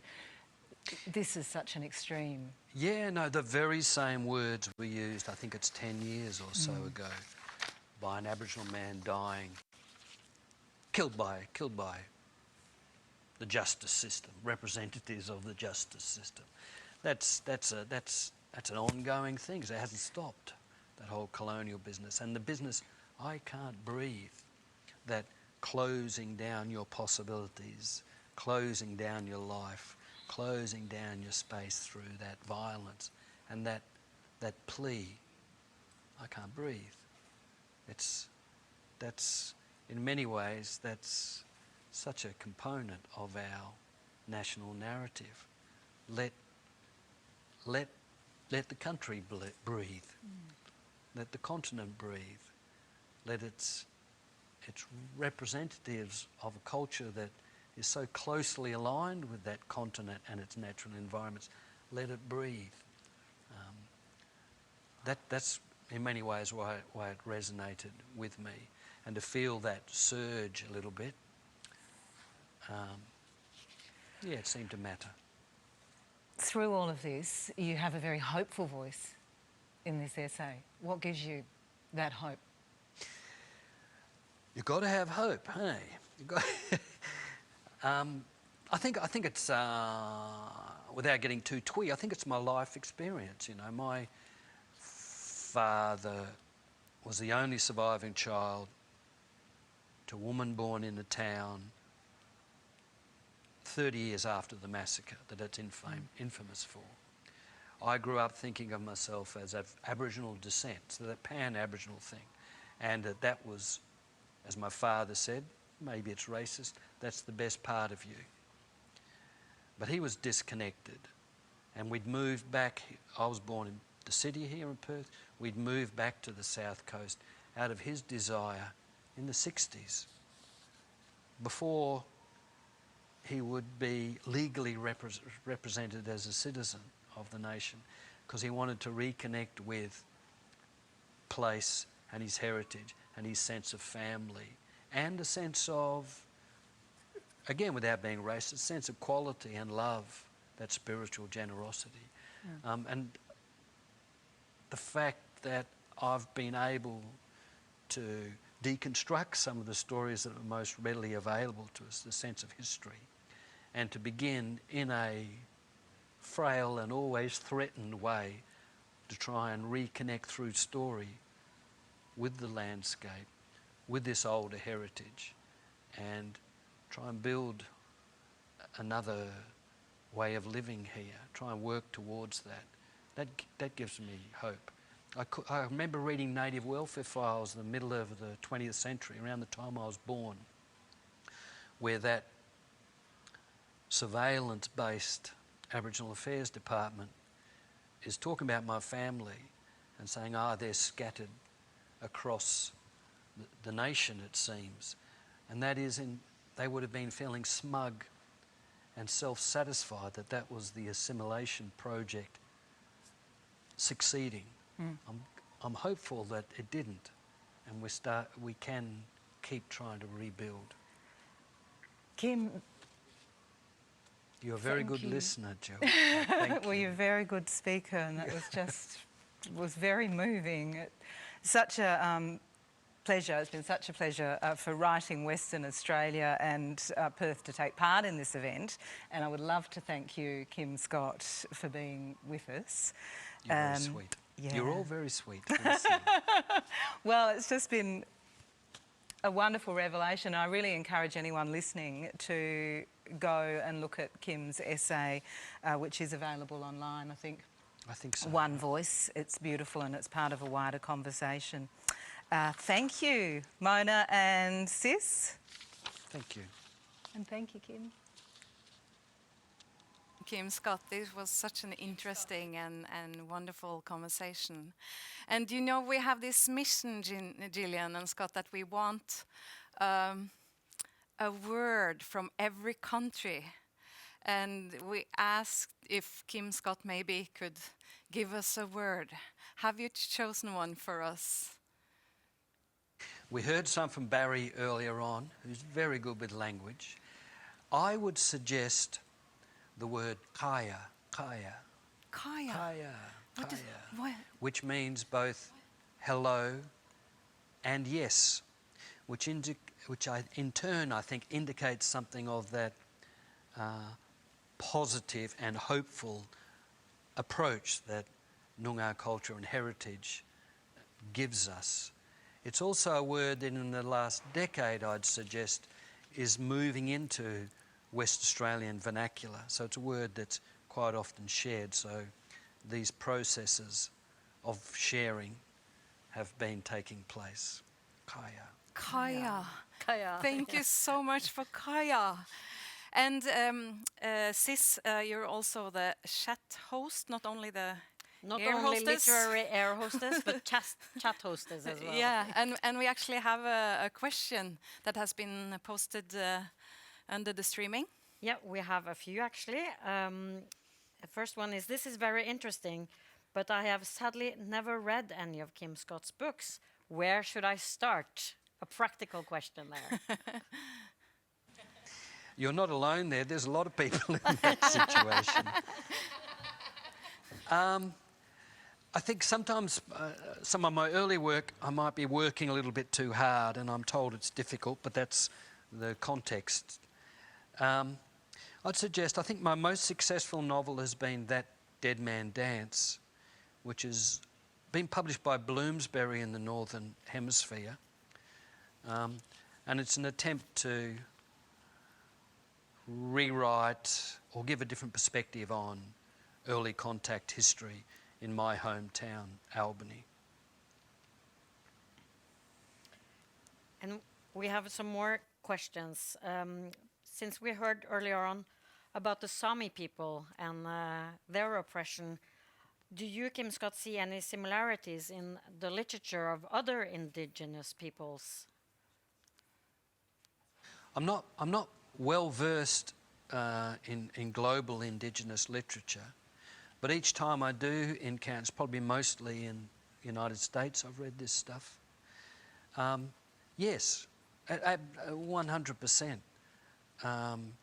That we want to breathe. Let us breathe is one part of it. And that psychotic and brittle desire to crush as part of conquest, and the arrogance and the hierarchies of power, often constructed around race and a false sense of superiority that are established as part of the colonial project. I say that brittleness and that psychological insecurity because I'm aware in my own ancestral country, reading as I have closely the colonial documents, you see some of those diarists having their worldview shaken up at the deep humanity and generosity of people. On rare occasions they call their hosts and recognise in one journal, at least that I'm aware of, these are our landlords. And they realise momentarily, because they cannot hold that mental position, the quality of these people they're encountering.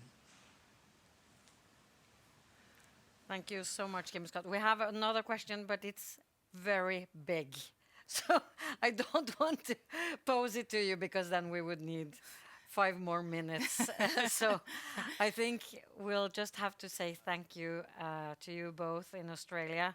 I mean, we'll obviously go back and see this transmission again, which will be available for 10 days. And everyone out there who has seen this, please tell your friends so they also can discover Kim Scott and his literary universe and talk about cultural repair, which I just I just feel that's lovely for all of us. Yeah. Thank you so much, Gillian and Kim. This has been amazing, and it was so great to hear you and get out in the world. And actually, we're leaving Australia, and we're going to a place that also has issues with oppression. We're going to Afghanistan.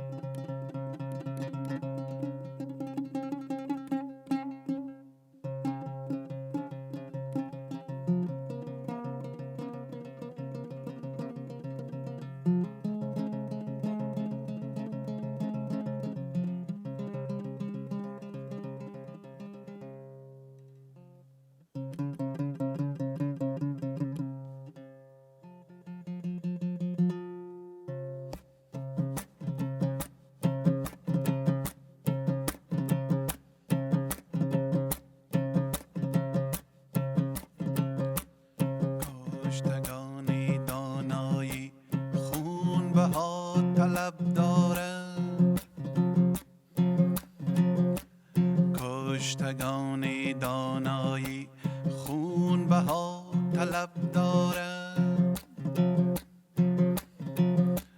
عاشقان خاموشند نی زبان لب دارد عاشقان خاموشند نی زبان لب دارد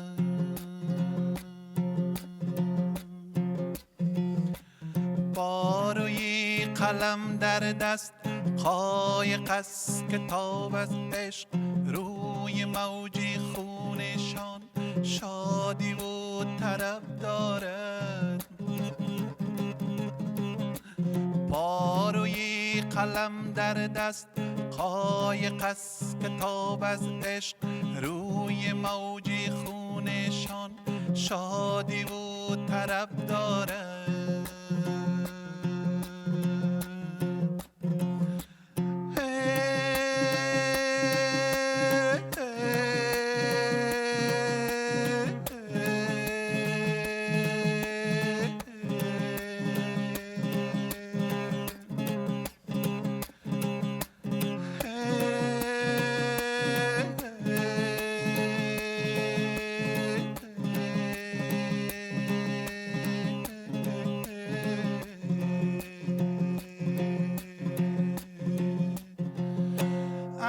نسیم بازی گوش کم کن این هیاهو را کودکان ما امروز رنج مشق شب دارد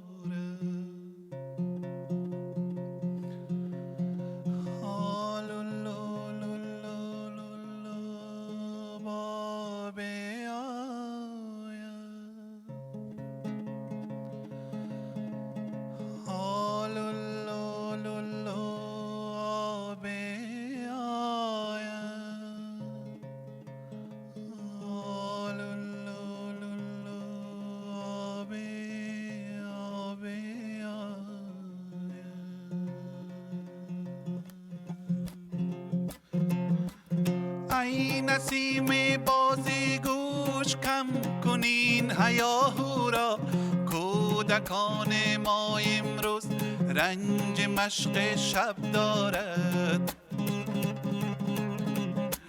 کشتگان دانایی خون بها طلب دارند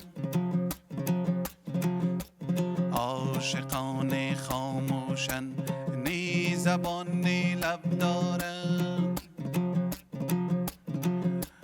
عاشقان خاموشن نی زبان نی لب دارند نی زبان نی لب دارند نی زبان نی لب دارند نی زبان نی لب دارند نی زبان نی لب دارند نی زبان نی لب دارند نی زبان نی لب دارند نی زبان نی لب دارند نی زبان نی لب دارند.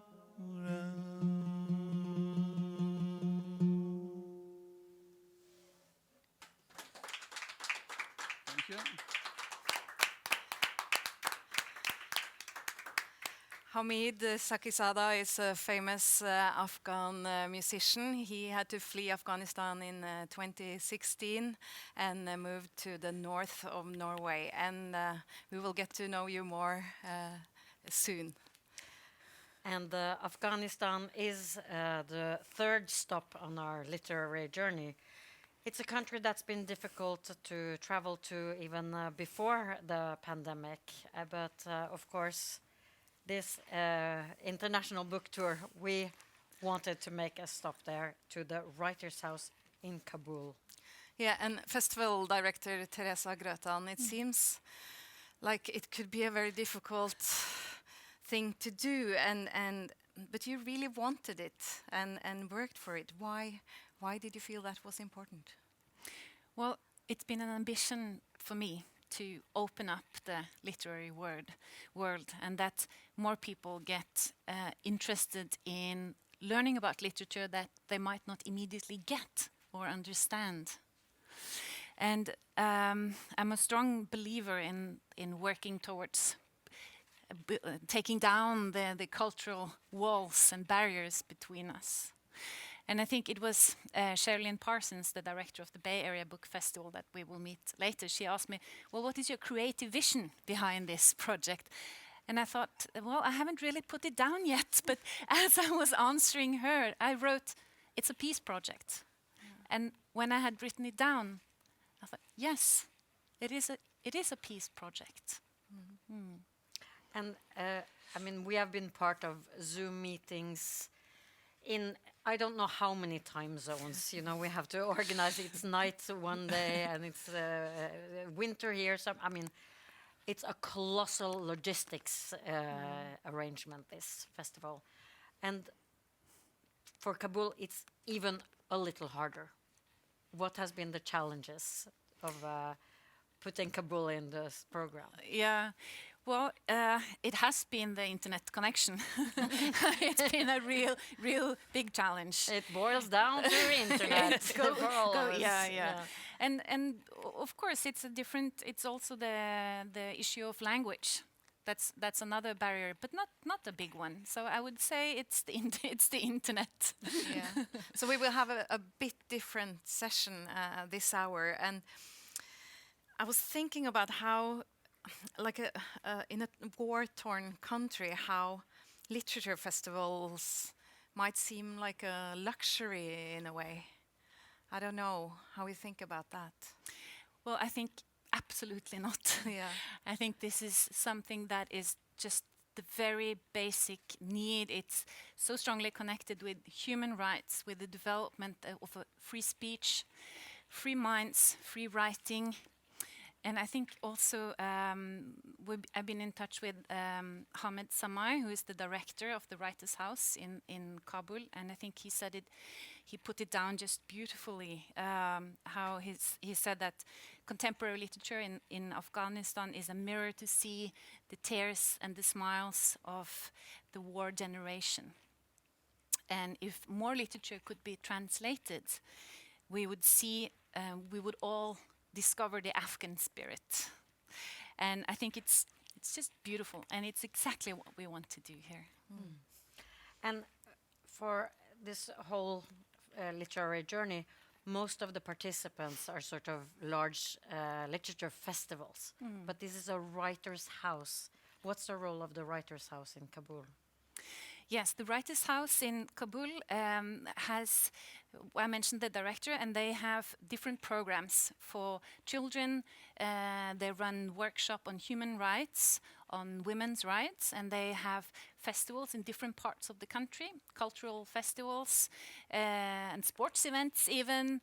And so it's a big literary project that they have. And the Writers' House in Kabul is run by Afghan Pen, who is part of the organization, the International Pen, who works for free speech. And it has been supported by Norwegian Pen and the Ministry of Foreign Affairs for many years now. So there's been a long time connection between Norway and Afghanistan through this. We are shortly going to watch, it's a kind of like a guided tour of the Norwegian house. The Writers' House. Not the Norwegian. We're going to see how they work, their events.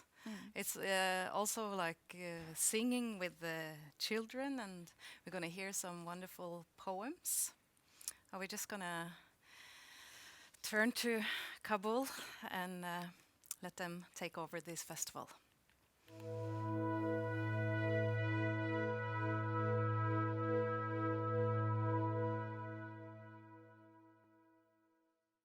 Green greetings from Kabul, the heart of Afghanistan, to dear friends at the annual Bergen International Literary Festival for non-fiction and fiction. A festival is staged for the first time in 2019 to present international and Norwegian literature. We are happy to be an online part of this great festival, which showcases high-quality non-fiction and fiction from across the globe, aiming increase to understanding of our world, humanity's colorful diversity. We would like to begin our program by a children's song to encourage the new generation to read books and think. The song written and composed by Dr. Sami Hamed, the Executive Director of Afghanistan Pen, and sang by fantastic SA music group. SA stands for Sound of Afghanistan. Hello Bergen, I'm at the Evans Lawn of Afghanistan Pen in Kabul. This is a place for literary and cultural weekly events. Book launch, literary criticism program, reading new works of writers, and standing together to promote and protect freedom of expression. Let's watch a reflection of events.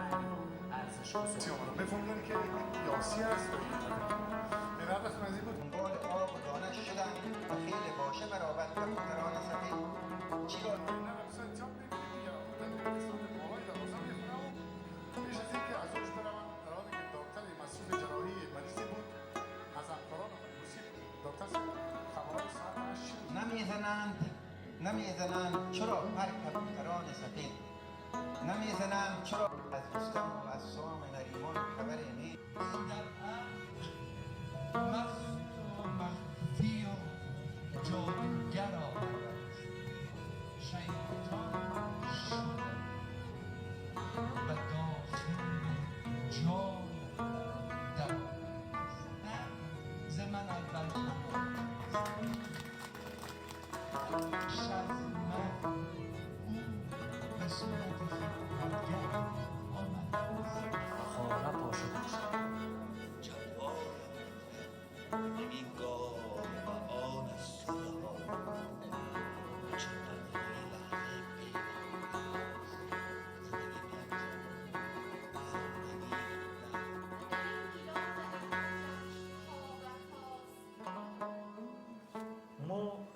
زندگی خود در این طول سالهای اخیر بسیار کسان از دست داده.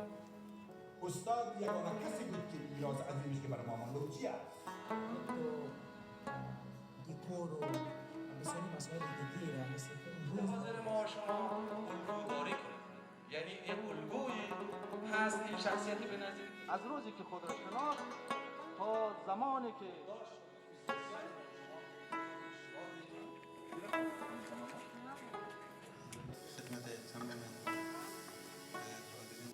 اینجا پاتوق است، مکانی برای بحث و گفتگوی کارشناسان ادبی و سالون برای تمرین مهارت‌های نویسندگی برای نوآموزان.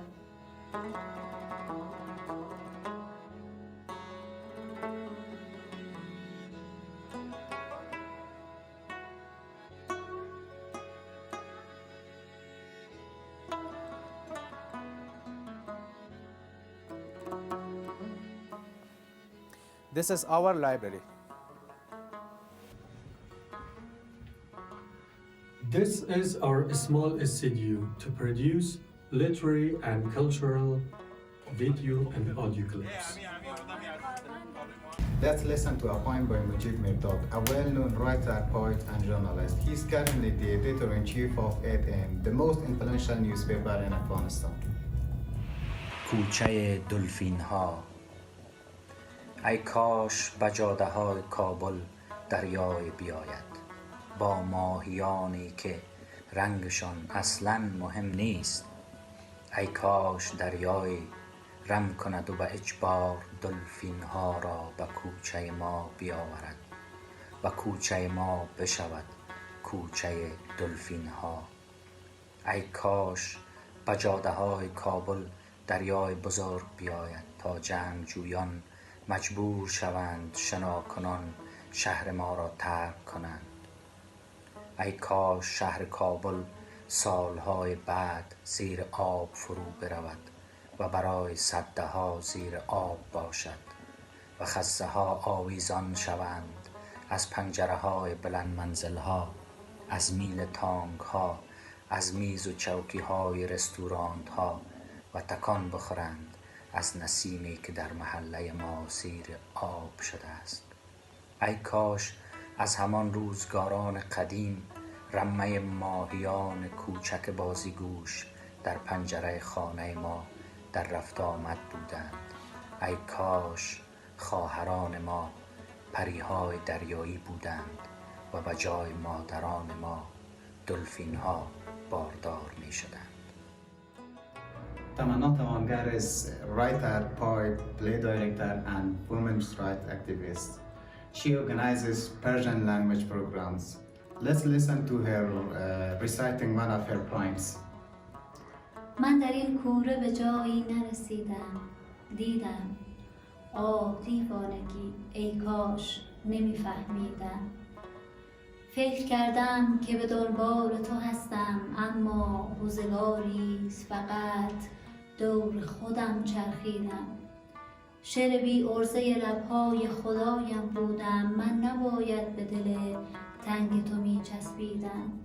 دیدم امروز در آینه پیری خود را و به این پوچی مطلق چقدر خندیدم. قلب پررنج جهان بودم و با آمدنت یک تکان خوردم و بر روی جهان ترکیدم. امشب از بوسه و آغوش کسی میترسم، امشب از بوسه و آغوش کسی میترسم. من که از مشت گره خورده نمیترسیدم. Thank you.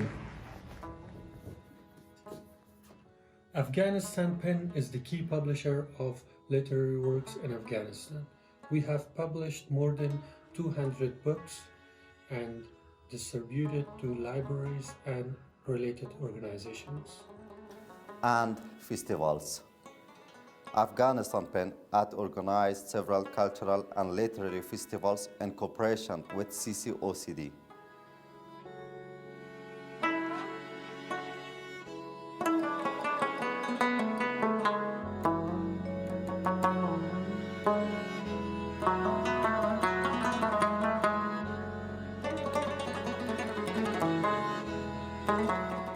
Dear friends, hope the world will be safe from COVID-19 soon.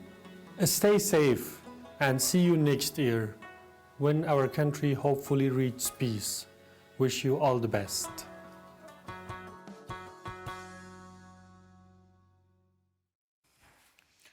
And we wish you all the best also. Thank you to the Writers' House in Kabul. We definitely hope to see you, and we hope for peace. And Hamid Sakizada, Afghan musician living here in northern Norway in Harstad. How was this to see for you? Thank you. This, when I saw the picture and the video, and it takes me back to my country, with my memories and with my friends and with my country, with the writers, musicians, all of them. It was amazing. And also I wish for all of them best of luck. And also I'm saying for my country, of course I'm missing a lot my country. And I miss a lot my friends and all and family. But just I'm wishing for all of you best of luck. Nowadays it's talking about the peace between Afghanistan and the Taliban. But we don't know about the future. But we must be hopeful. Once again, I really miss you guys, and I hope that one day it will be end and I will get a chance to back to Kabul and work with you people. Yeah, thank you for that. Oh, I'm sorry. No, it's of course it's emotional, and you also you sang a song in the beginning of this session. And what was that about, that song? That song was that when I came here, everyone we know that situation in Kabul especially, very bad situation. Unfortunately, nowadays the terrorist group, they are targeting the education class. If you remember that first time they came in Kabul city, that they attacked on one of the school, and they killed a lot of our students. After that, it continued again and again and again, and the end of that it was in the Kabul University, if you remember. So this situation was very hard for me and very to accept it. And it was disturbing me a lot, but I can't do nothing for them. Just one thing was that I tried this text and I made music for them. The song was, the title was Silent Lover. It was about that for my young people, for my student, not my student, for those students that they are in the risk, and they give them life on the way of education. But yeah, that song was about that. The writer, well, I want to say about the writer, his name is Ustad Abu Talib Muzaffari. He's a big writer, and he wrote that text. Yeah. So now you gave us a song. We also asked you to give us one word, like we ask from all these languages. And you have picked one. Yeah, that was I have to say it on the beginning, but it's no problem. From here, I want to say Bakavuljan Salam. It means that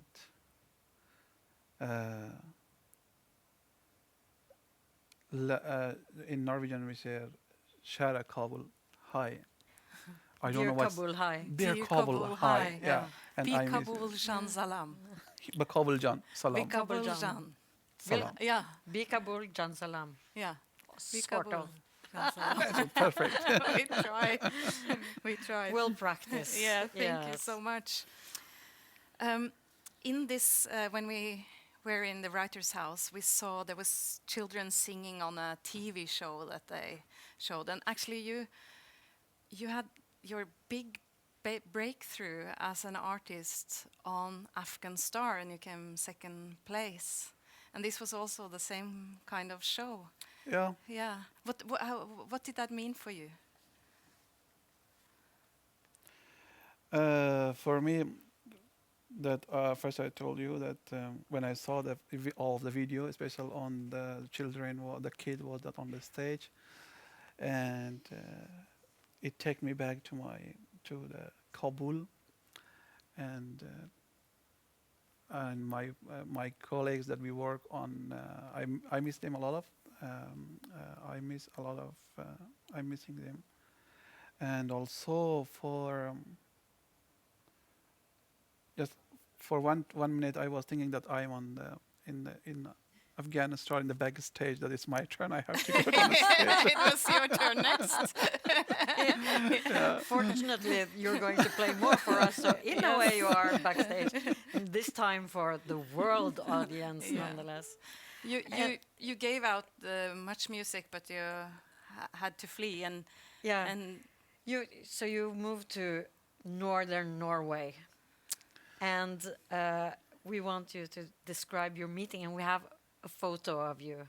Yeah. In Harstad, if we can get that up. Oh, it's a beautiful picture. Yeah. So tell us about, here you are in a snowy landscape. When is this? It's maybe after 2 weeks that we came in Harstad. After 2 weeks, we went to a small tour to the top of the mountain, and beautiful views and snow, a lot of things.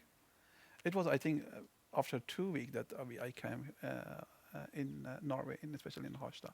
But one of our Norwegian friends, so he took me there. Yeah. And it was quite dark, right?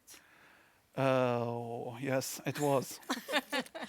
You have to explain to the world how dark it is in northern Norway. I want to say that, of course, the weather is it's dark there, but the people heart is very warm and very bright. And yeah, when first time I came in Harstad, me and my wife, Mariam, just we are waiting every day, that we are waiting for when it can be a day.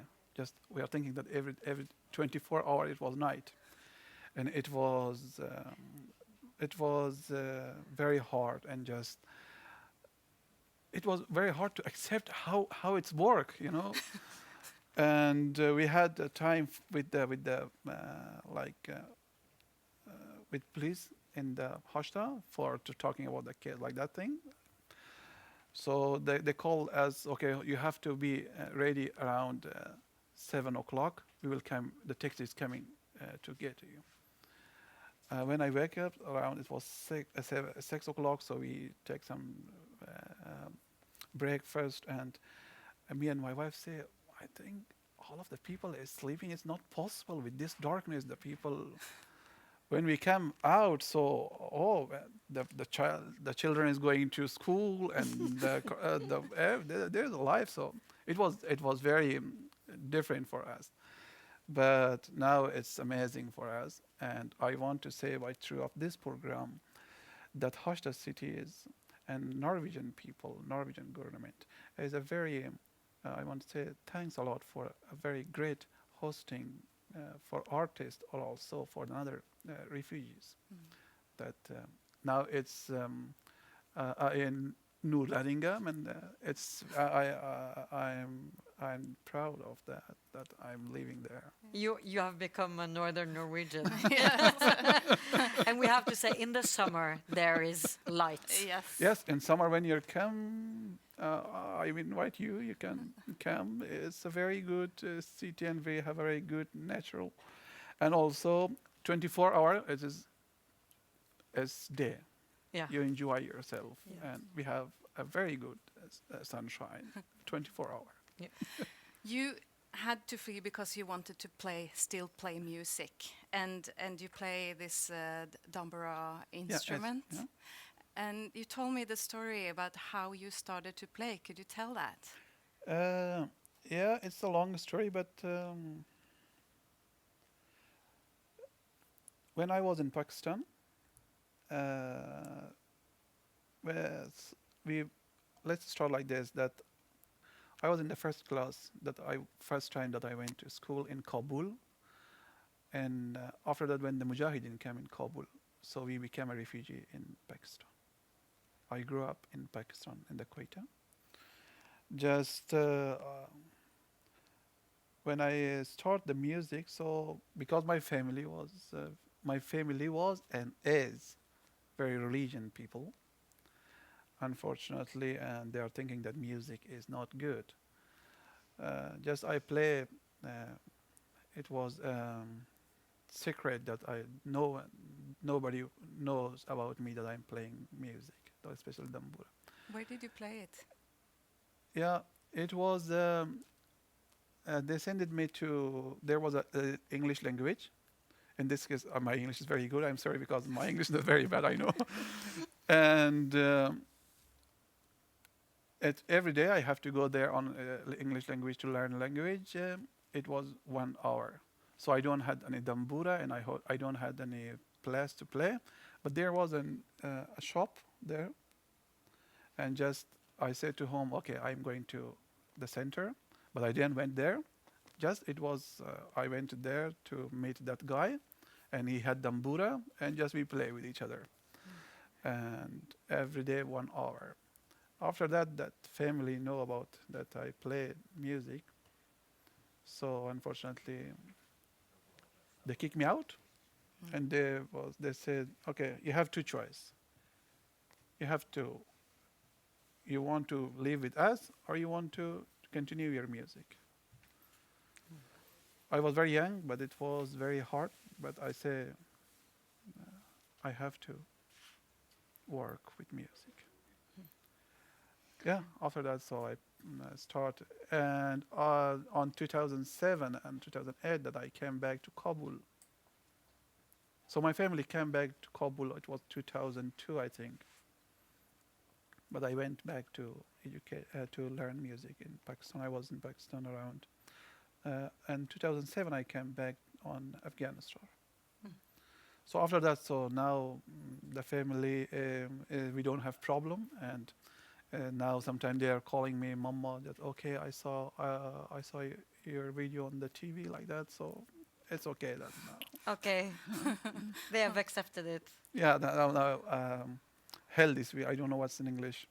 I'm sorry because my Norwegian and English it's they mixed very good. Yeah.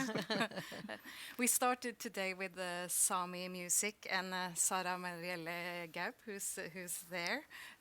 She's joining us on stage, and in a way there seems to be some similarities. And Sara Marielle, when you hear Hamid talk and his background and story, what are your thoughts? First of all, I'm very grateful to meet you, and you're an amazing human and musician. And we just met yesterday, and I'm learning a lot from you.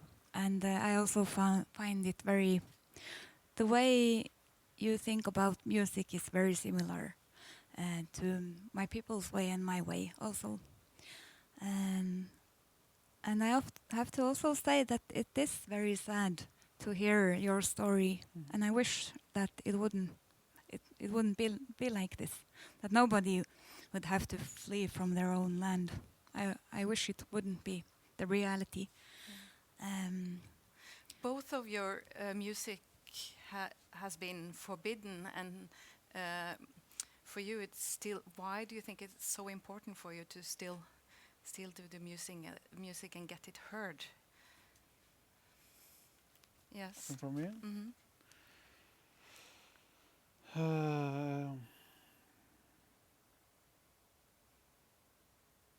I don't know how can I say, but just I want to say one word, that for me, without music, life is nothing. In this case, so just yeah, like this. I don't know how can I explain that, but for me, music is everything for me. I can't take a weapon, and I can't go to fight. Like just, I'm trying to, by the truth of music, that what I want to say, to share with the people. And you met last night, and I know that, Hamid, when you heard Sami music for the first time, what did you think? Oh, it was amazing feeling for me. First time that I was, it was my first. I was new in Norway, and there was a concert. There was a Samisk artist. She was a wonderful artist. When she came on a stage, so when I heard about that song, and just I got a very deep feeling that I was thinking that mom is sitting here, and just she is singing for me lullaby, and she is telling me that don't worry, I am here, and it was very amazing feeling for me that in this case that I feel okay. So, and also that another part is that Sami music and Hazara music, traditional music, is a very near to each other. And also, if you're reading about the history of these two people, and also we have same story that the world done with us, unfortunately. And this maybe it's because of that, but it was amazing feeling for me. I think we're going to ask you soon to maybe like show us how similar it is. But Sara Marielle, I was thinking, like, could you just tell us in a short way the story of the Sami singing the joik or the hoti? Yeah, how to say it in a short way. Well, yeah, before colonization, before assimilation, then every Sami joiked or joigot. So now, how to attack a people or how to oppress someone is to attack their love or their expression of feelings, and that's what they did, And Luhti is our way of showing love and affection, and also to lift each other up and to keep the spirit up, told in a very short way. So many places in Sápmi, the Luhti has disappeared. The traditional singers and the songs are gone. But still we have some areas where we do have some songs and some singers. And I'm on this life road where I'm trying to learn as much as I can from old recordings, from people, also from people like you. I learn a lot, and I really much treasure these kind of meetings. So what I do is that I work every day to try to preserve what we still have in my culture, and also try to encourage more people to start singing again. Not only Sami people, everybody needs singing. Everybody needs songs. It's a different language. It's a reason why people started to sing in the first place, because the words, they can't describe everything, and they are unnecessary when you have singing as a language. Hamid, you told us how comforting it felt to hear the yoke and how it was similar to how your mother sang lullabies. Maybe we can hear how it sounds and how it's similar. If you could go and get your instrument, that would be. Even though it's a bit early, we would like a lullaby. Thank you.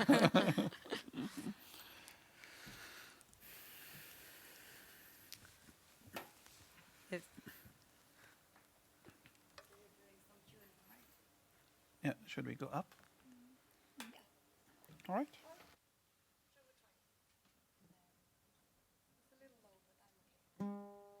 Okay.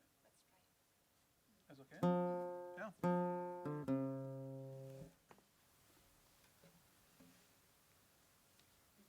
So actually, this song that this song is going to sing, I've already heard it, and it's very similar to one old traditional luhti from Karasjohka, Normu Lämmu Joamna luhti.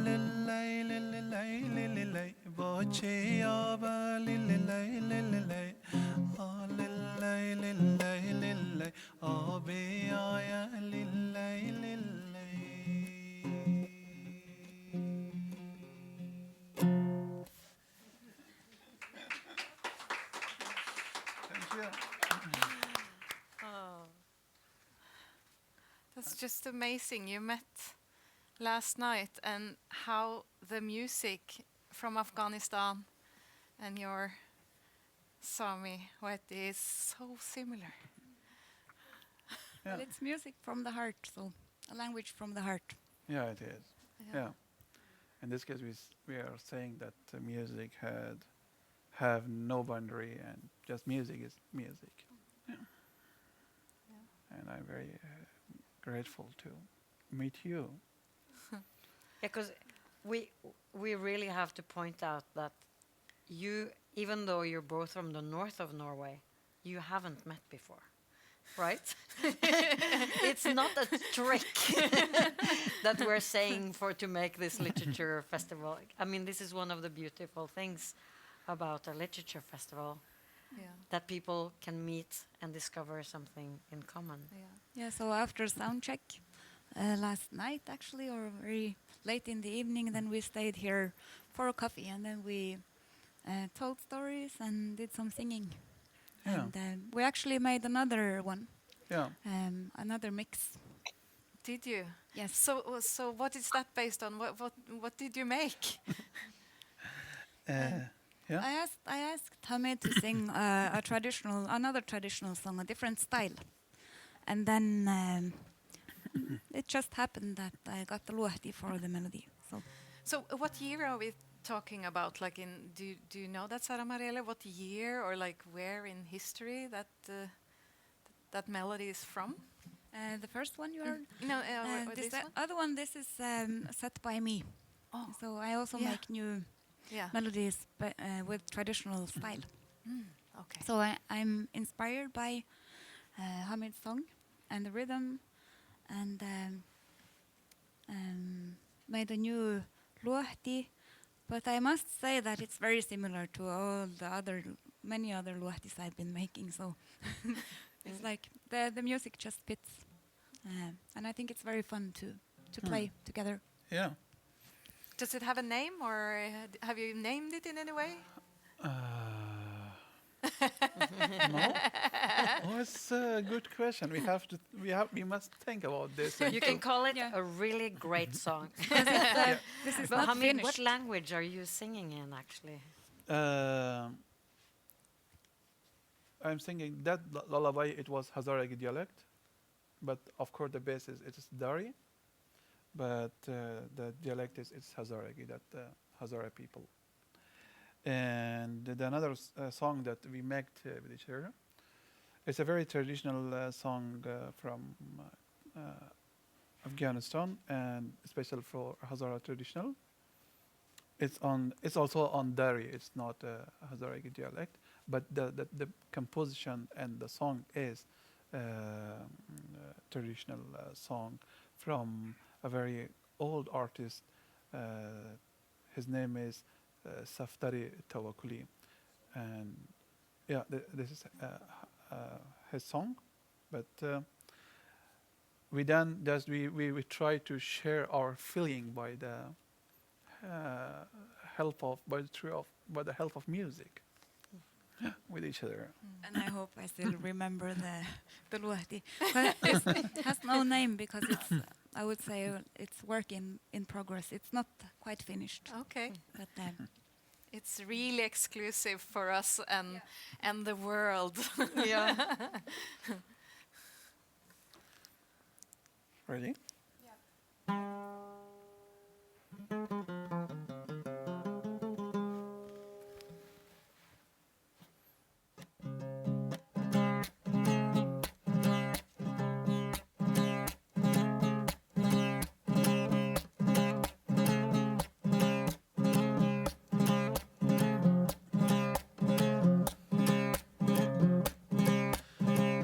چه سازم کی جوانی نیست و دایم، چه سازم کی جوانی نیست و دایم، و بختم چرخ و میگردد ملایم.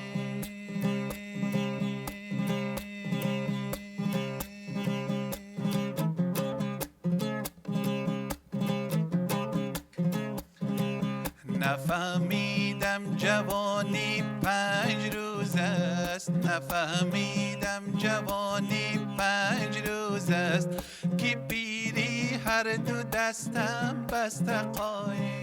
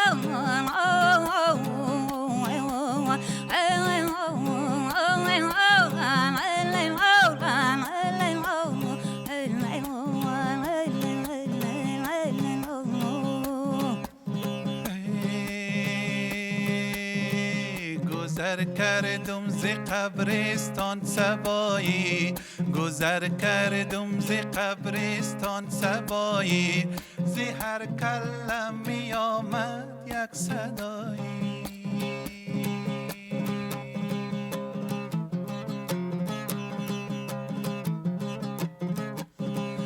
عزیزان قدر یک دیگر بدانید عزیزان قدر یک دیگر بدانید که این دنیا نمی ارزد بقایی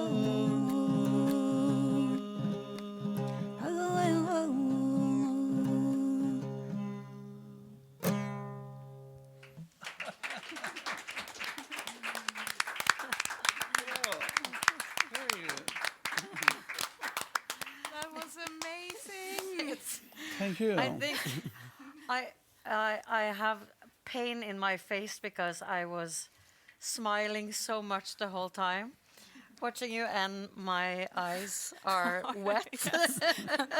It's so strange because this is, something we could have only dreamt of that could happen, that actually you meet here in this festival, different culture. We have Afghanistan, we have the northern Sami. It's just, it's wonderful, really. Yeah.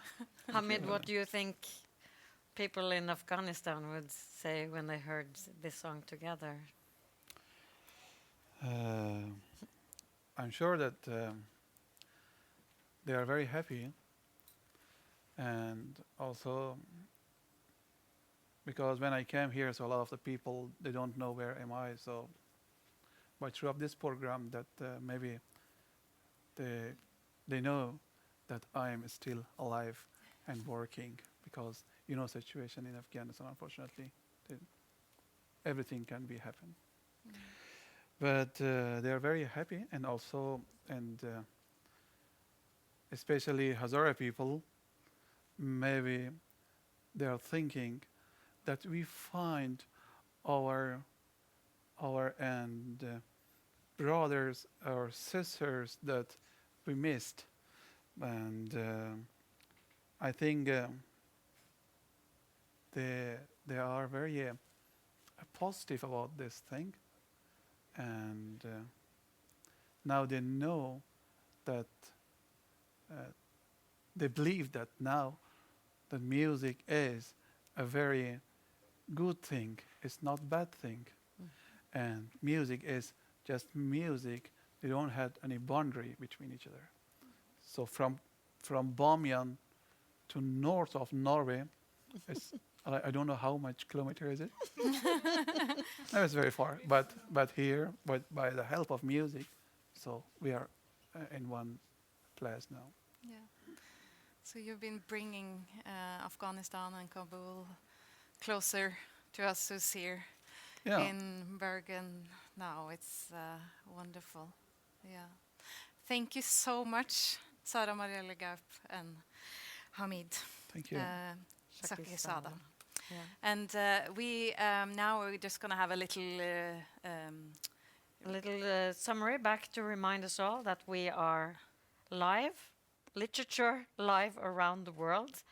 We have been in Bergen and Perth, Australia, and we're going to move on to India in a while and also talk about the healing powers of music. Yes, but this was a bit from the Bergen session.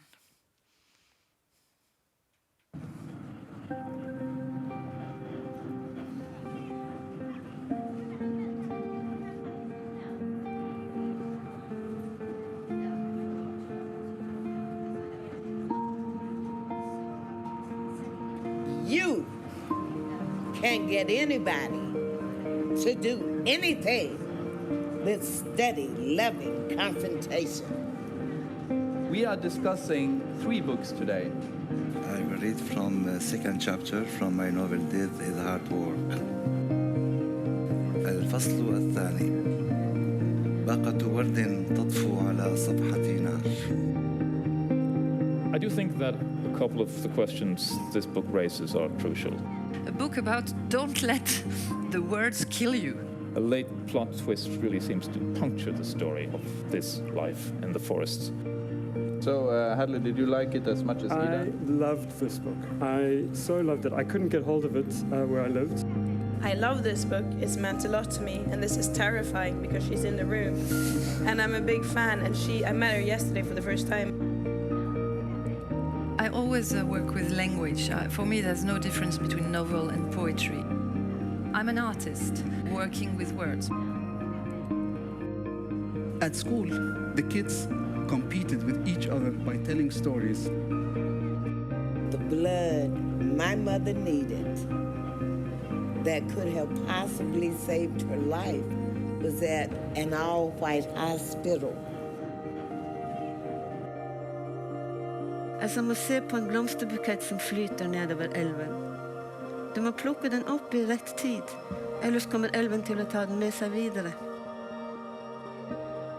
Le soir était tombé sur la zone industrielle de Calais. La Picardie s'était résumée aux demi-disques sombres des essuie-glaces percés de phares.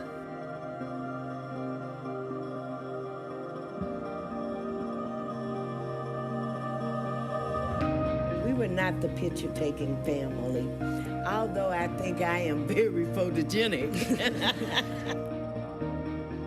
It's very powerful how he has constructed this at the end there, because otherwise that wouldn't work. If you started there, it wouldn't quite work.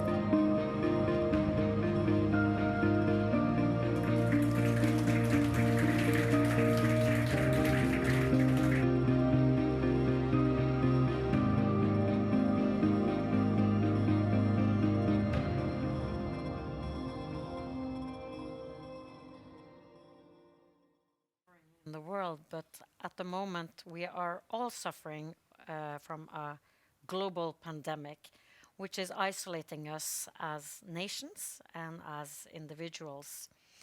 And Mona, you have worked many years as a music journalist. So do you think music has healing powers?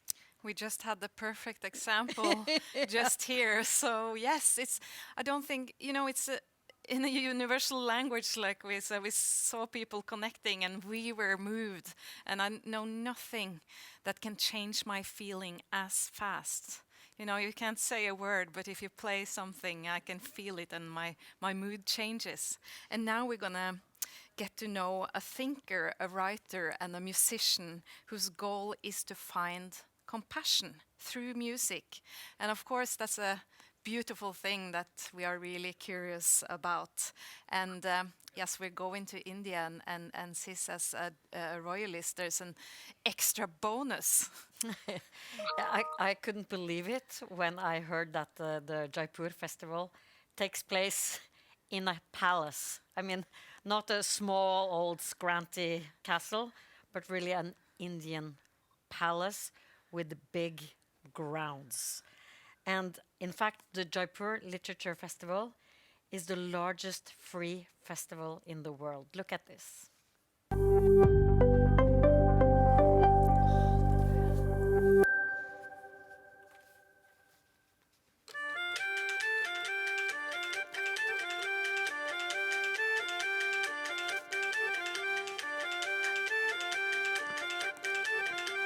As a lover of books, I really appreciate JLF. I love JLF. I come here every year. I attend sessions.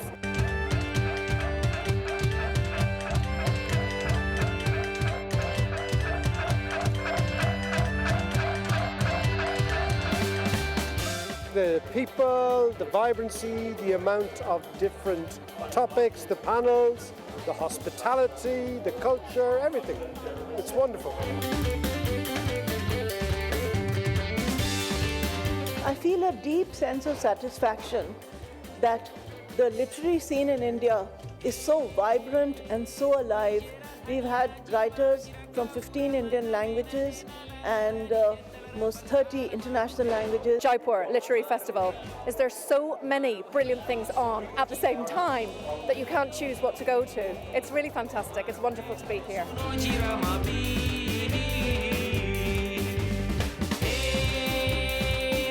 People be able to just listen to the writers for what they're having to say and enjoy the festival.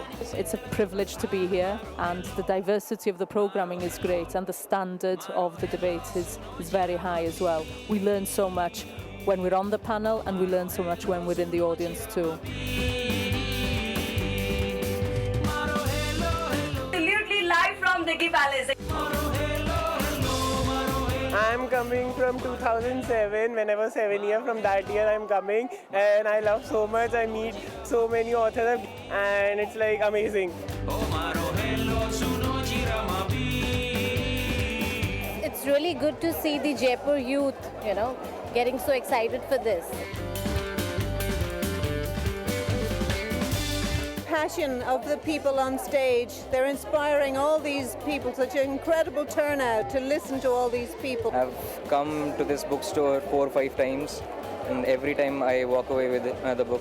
I've been to festivals all over the world, but I've never been to a festival that is anything like it. It is more enjoyable, more exciting, more vibrant, and it's free. It crosses boundaries and limits and heritages, and that is brilliant. All the speakers, they made us so much clear and love for the literature more and more, and they updated us that what's the new upcoming, and I'm thankful to JLF. And it's nice to see so many, especially young people, interested in literature. It's amazing to see how many of them just keep coming back and sitting through all the panels and taking down notes. It's a very great thing to have this festival in Jaipur. So we come here, we get a lot of knowledge, we can cluster our knowledge here.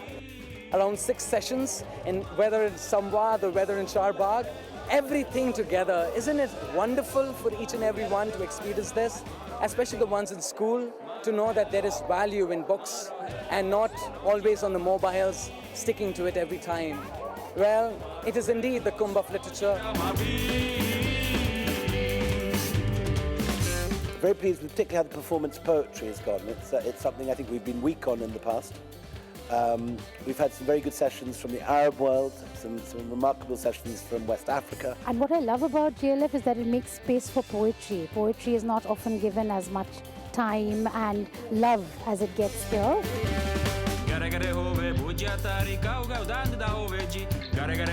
Our duty, as we see it, is to bring the world to India and India to the world. The only way to transform societies is through knowledge and through culture. And if you're able to make knowledge accessible to those who don't otherwise have access to it, that in itself is a great way of bringing about change.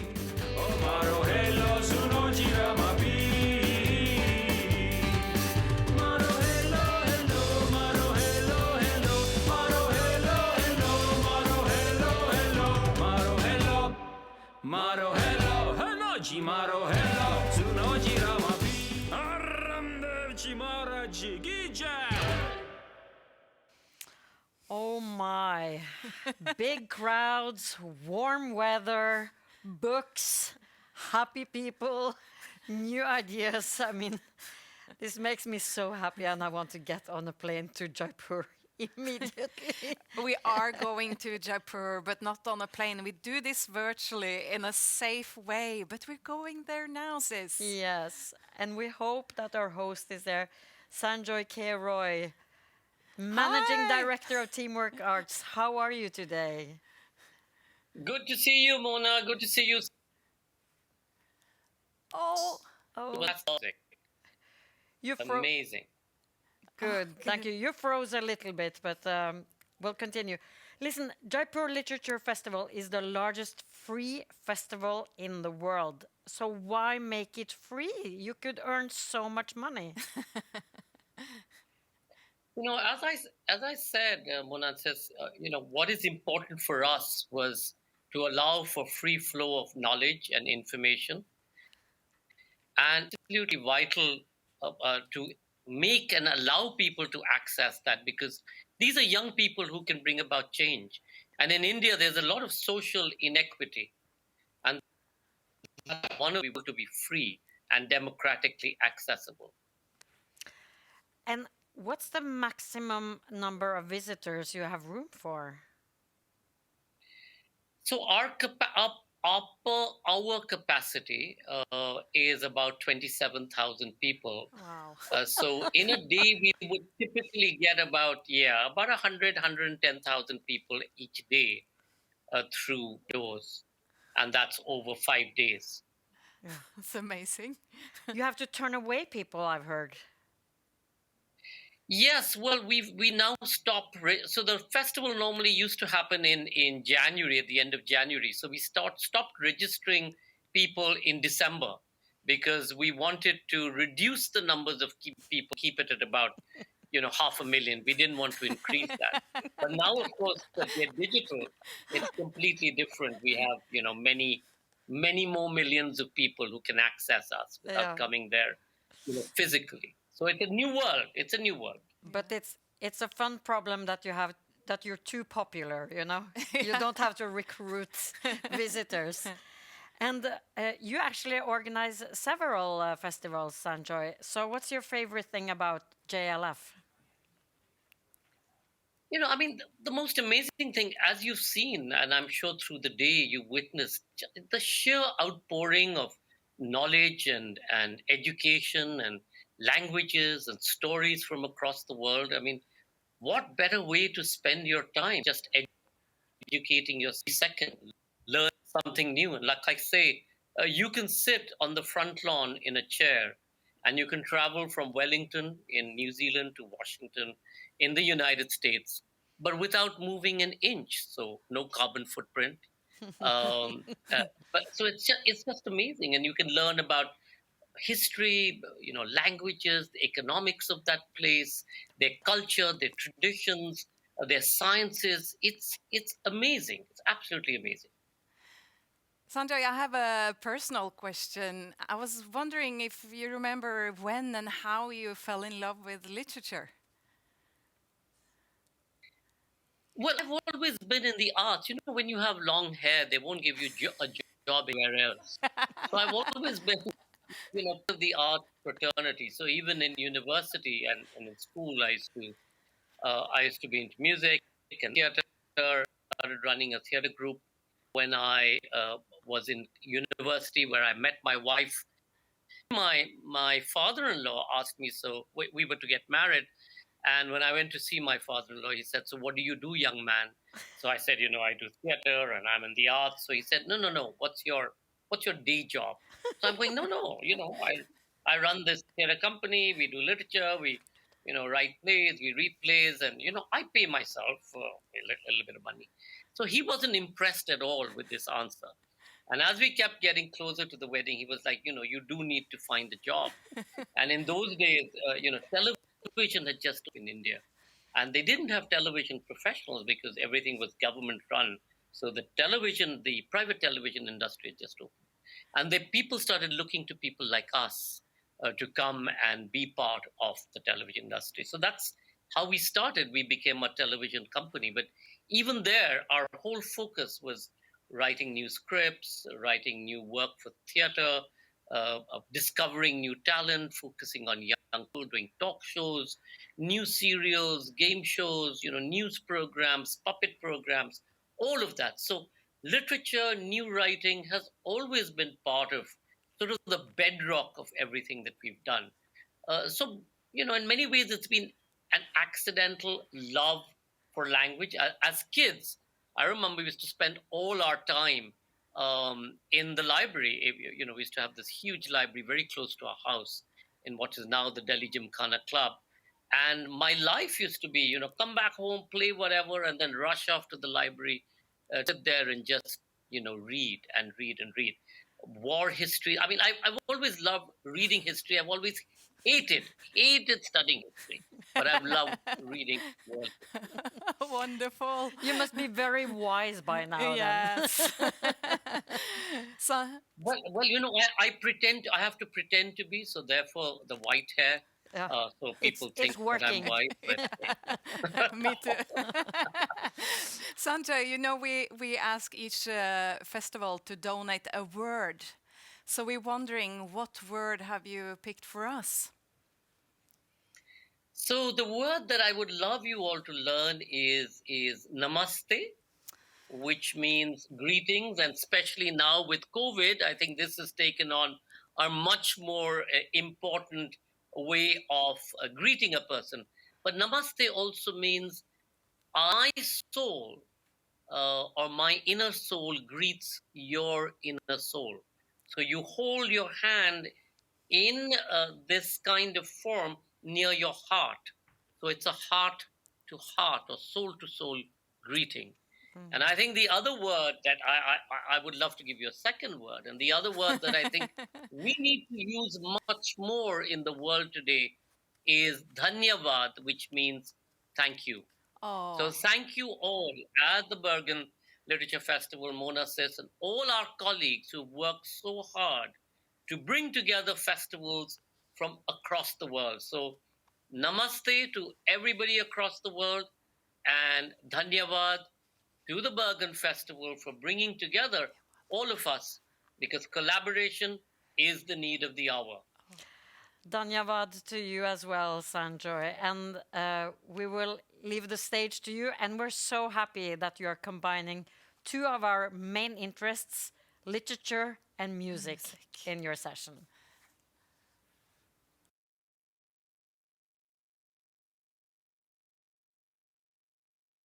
Thank you, Mona. Thank you, Siss.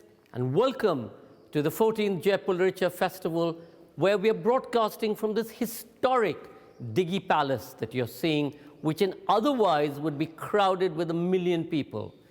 It's our pleasure to present today the Edict Project, Music and Meaning for Our Times, T.M. Krishna in conversation with Manasi Subramaniam, and of course, protected by Dettol. T.M. Krishna is a public intellectual and acclaimed classical vocalist in the Carnatic tradition. He's dedicated to working across the spectrum of music, society, and culture. The Edict Project, in association with the Ashoka University, is a creative collaboration that seeks to musically rediscover Emperor Ashoka's ancient edicts, philosophies that speak of a more humane society built on empathy and compassion, created during the period of the lockdown. They convey Krishna's conviction that the world can be healed through a deep understanding of music, an inspirational and multidisciplinary session that searches history and culture to frame words, music, and meaning for our times. Krishna's latest book is Sebastian and Sons. As a public intellect, T.M. Krishna speaks and writes about the issues affecting the human condition and about matters cultural. Krishna started and is involved in many organizations whose work is spread across the whole spectrum of music and culture. His co-authored Voices Within, Carnatic Music, Passing On, and Inheritance, a book dedicated to the greats of Carnatic music. His path-breaking book, A Southern Music, The Carnatic Story, was a first of its kind philosophical, aesthetic, and socio-political exploration of the genre. 2016, Krishna received the prestigious Raymond Magsaysay Award. His latest book, Sebastian and Son, traces the history of the mridangam makers and the mridangam over the past 100 years. Manasi Subramaniam is an executive editor and the head of literary rights at Penguin Random House, India. Please do remember to comment by typing it into the comment section below. Ladies and gentlemen, the Edict Project, Music and Meaning for Our Times, T.M. Krishna, conversation with Manasi Subramaniam in association with the Bergen Literature Festival. Thank you, Sanjay. Hello, everyone. It's such a privilege for me to be in conversation with T.M. Krishna at the Jaipur Literature Festival. So T.M. Krishna is someone whose enthusiasm for and engagement with critical and cultural debate I have tremendous admiration for. He's also someone, and I have to mention this, whose singing voice is so perfect it can literally melt butter. He is an extraordinarily thoughtful and generous writer. His book, A Southern Music, is a classic for the ages. Although I should mention here that TM doesn't like the usage of words like classic and classical, but we'll come back to that. And his most recent book is Sebastian and Sons. I'm also delighted that I'll be publishing his next book. This is a collection of his published and unpublished writing. It's called The Spirit of Inquiry, Dissent as an Art Form, and it's out from Penguin in May 2021. But we're here now to discuss TM's latest initiative, the Edict Project. So let's get started. So TM, what is the Edict Project and what are the edicts? Well, I mean, honestly, for me, for a very long time, the edict was what it has been for most of us who have read history in school. That one page in a history text where we read about Ashoka and Kalinga and his transformation, and then you have these rock pillars across the country where he sends out messages. It was pretty much that. I didn't really know much about what was really said. Yes, we know about Sarnath. I mean, all that is very kind of tertiary information, if I can say that. That remains with us. It was, I think, a couple of years ago when Gopal Krishna Gandhi actually in some conversation just suggested to me and said, why don't you just read the edicts? Just look at them. And that was the trigger. So I just spent about 8 months just looking at it once in a while. You know, one of those readings that you do, the translations are available. And then at one point, it just, you know, they really touched me deeply because a lot of things that Ashoka communicates are very relatable to our times, both as an individual, as a king, as somebody who sees himself as transformed, if I can say that, and believes that society needs to transform in an ethical way, and compassion needs to be the basis of anything. All that there was a lot of resonance with the kind of struggles we're having today, where we are filled with a lot of anger and hatred and binary visions of each other that I think we've lost even the ability to listen, let alone disagree on anything, right? We don't even listen. So I just said, okay, why don't we start working on it? I didn't know anything. You must understand this is ancient Magadhi Prakrit. Some scholars call it Ashokan Prakrit because there are so many versions to it. I didn't know how Prakrit sounded. I didn't, this is all basically prose, first of all, on stone. I don't think anybody has even read it aloud or recorded it in audio form in the last 2,000 years. So everything was new. So I contacted a Buddhist scholar who gave me the first set of edicts in audio form and gave me the meanings. And we decided Dhamma was the theme. Then I had another wonderful linguist, Professor Naresh, who was consulting with me on how do I pronounce Prakrit. Then there is that whole aesthetic aspect, you know, which is often ignored. Is what happens to a language when it becomes music. You know, we never discussed that. A lot of people make the big mistake of thinking that which is heard in word is what is heard in song. It is not. What is heard in song is a being of itself. How does that being happen? It happens through habit, through time, through multiple practitioners. Here I had no precedence to follow. I had nothing to imitate. So, you know, I spent about 3 months just basically reading these edicts, 5 of them. And only after that, I decided to tune it. That's how the birth of this project was. So when you say edicts, you mean the stone slabs that he also sent across to the rest of the world? Exactly. So how many would you say there are in total? That's an important point you make because one rock face or rock pillar has multiple edicts. Right. One is not one edict. Many people think each is an edict. I think there are about 37 such faces. I think number of edicts, I tried counting, it's over to 130 of them. Wow. But there are about 14 of them which are repeated, which are like the core messages that he's passing on. Some of them on dharma, for example, are repeated. The other fascinating thing is it's not just in It's also in other languages, not just in Prakrit, depending on where it was. It's in multiple dialects. So sometimes you'll find the same edicts having different versions depending on where it was. So another very important thing, I think I would connect it to the idea of federalism and multi-language country of India, where we don't have a national language. The whole idea that it goes in the language of the people of the place, but the message is, can we all live together?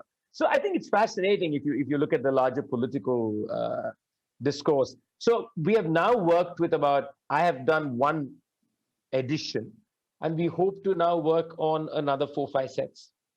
And these were also disseminated across South Asia, the subcontinent. Basically. Absolutely, the edicts are mainly in what you would call today's Afghanistan, Nepal, India, Pakistan, these areas. But the messaging has gone over. The edicts are basically in the subcontinent. Right. Are the carvings still to be found? Yes, you can find the edicts. You find it in Karnataka, you find it in Andhra Pradesh. If you go to Pakistan, it's there. So it's there. I mean, the Sarnath we know about. So so Lumbini also there is an edict. So edicts everywhere, yes. And so you would conjecture that he probably got them translated before he sent them out. I mean, I guess that he made sure that they were written in languages that was understood. The major language is, of course, the Prakrit of his times. But there is some in Greek also. So because his kingdom was so large, what he called Jambu Dvipa was his kingdom, which was pretty large. So Greek, because I understand that he even sent one to Alexander the Great. I mean, I don't know whether he sent an edict to Alexander the Great, but because his kingdom was all over the place. So you have Old Armenic, you have Greek, you have Prakrit also, yes. And the content of the edicts, are they like advice mostly or musings? What are they like? So, fundamentally, he's a king. So let's never forget that Ashoka is still a monarch who is trying to transform society in a way that he believes is important. And he also says he is transformed. So there is the ego, less ego. There's even an expression like that. In the sense there is the king there, but he's also trying to say, I'm not like a monarch king. I want a good society. So there is messaging, there is instructions. Some of the edicts are also very local, dedicated to some king or some local important person. So I'm leaving them aside. To keep them aside, you have advice to his bureaucrats on how they should behave, what they should do. You have advice to his people.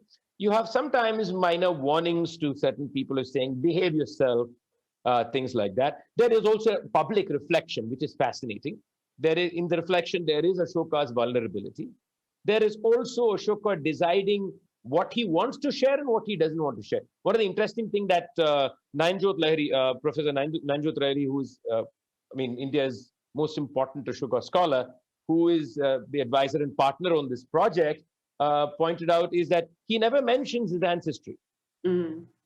So in a way, he's almost breaking away from the past, right? He's saying, I'm not like the past and my kingdom is not like the past. So there is that very, very unusual for a dynast, because usually dynast says, I come from, our politicians do it today. So why won't dynasts do it? My father was this, my grandfather was this, right?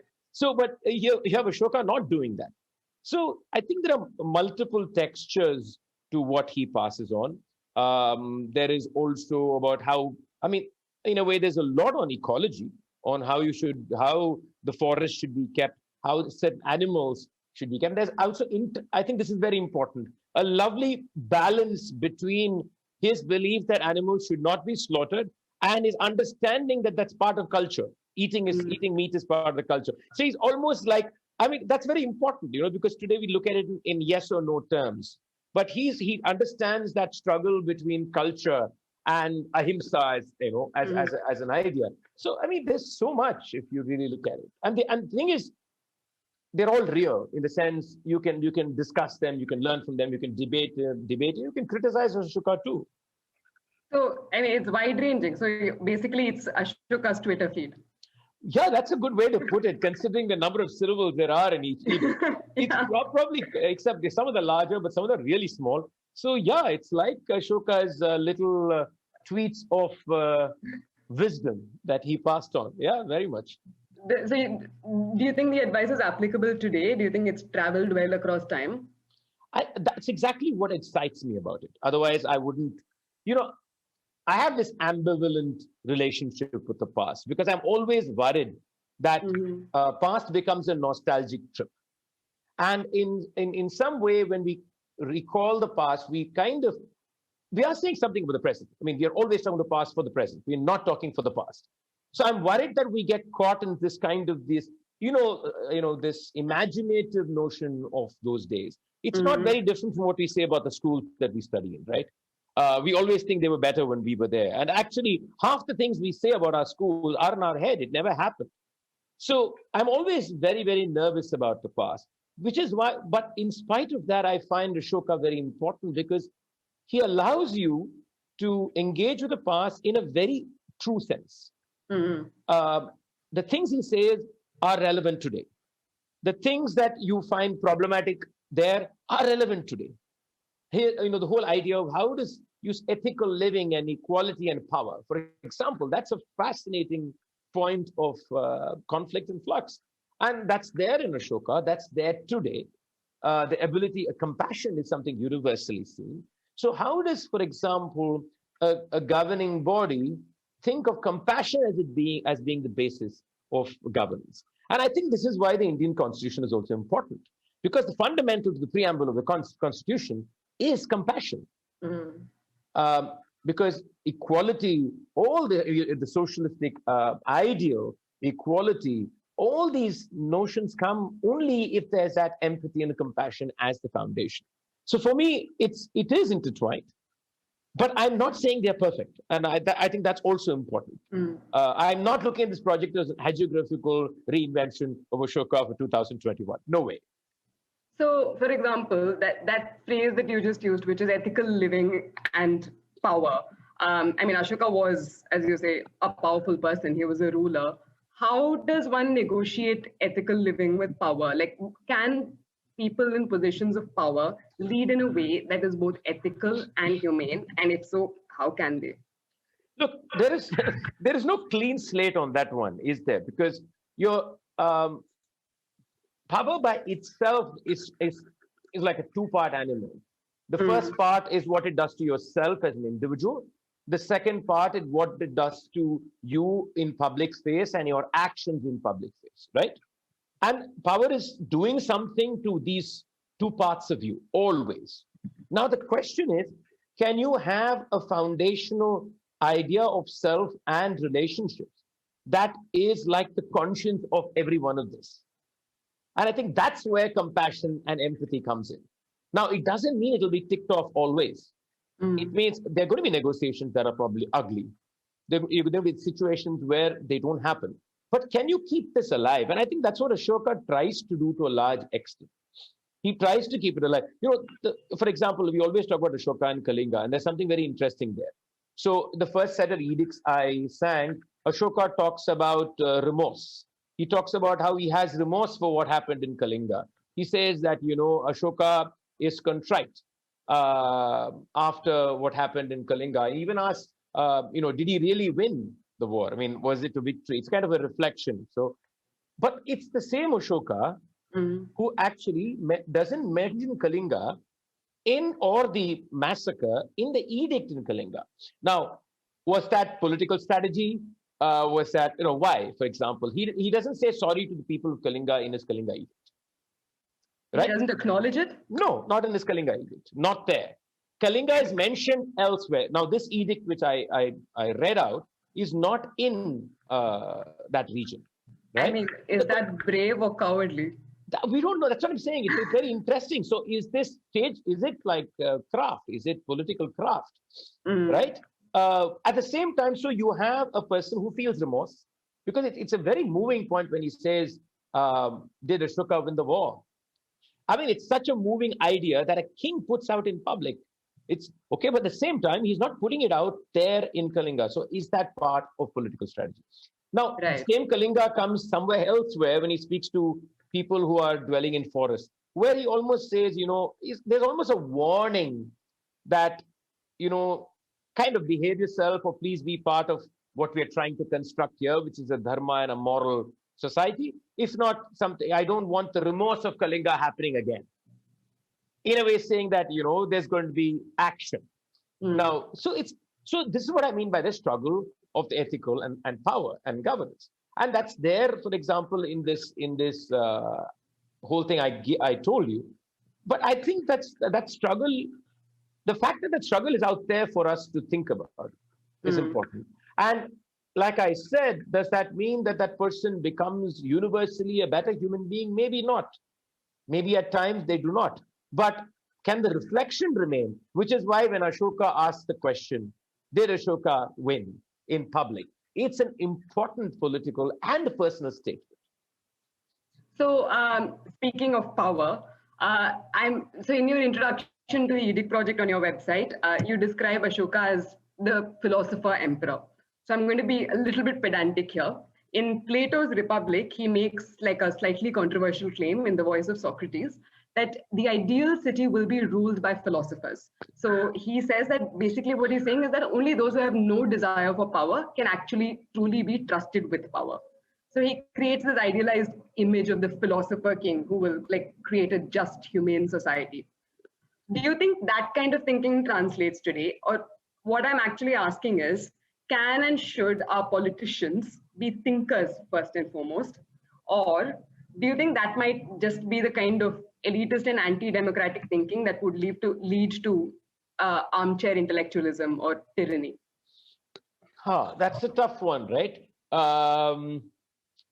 Because I think if you go back to Greek society and this notion of the philosopher king, and you know, you can disagree with Plato on many things and agree with him on some things too, there is elitism completely dripping out of it. Because society then did see the plebeian in a certain fashion and the notion of the bourgeois in a certain fashion, the thinking, the philosophical class in some fashion. I do not think, when you say I would say rather than philosophers, I think we need people of different kinds. There are certain people whose philosophy comes from actual real experience.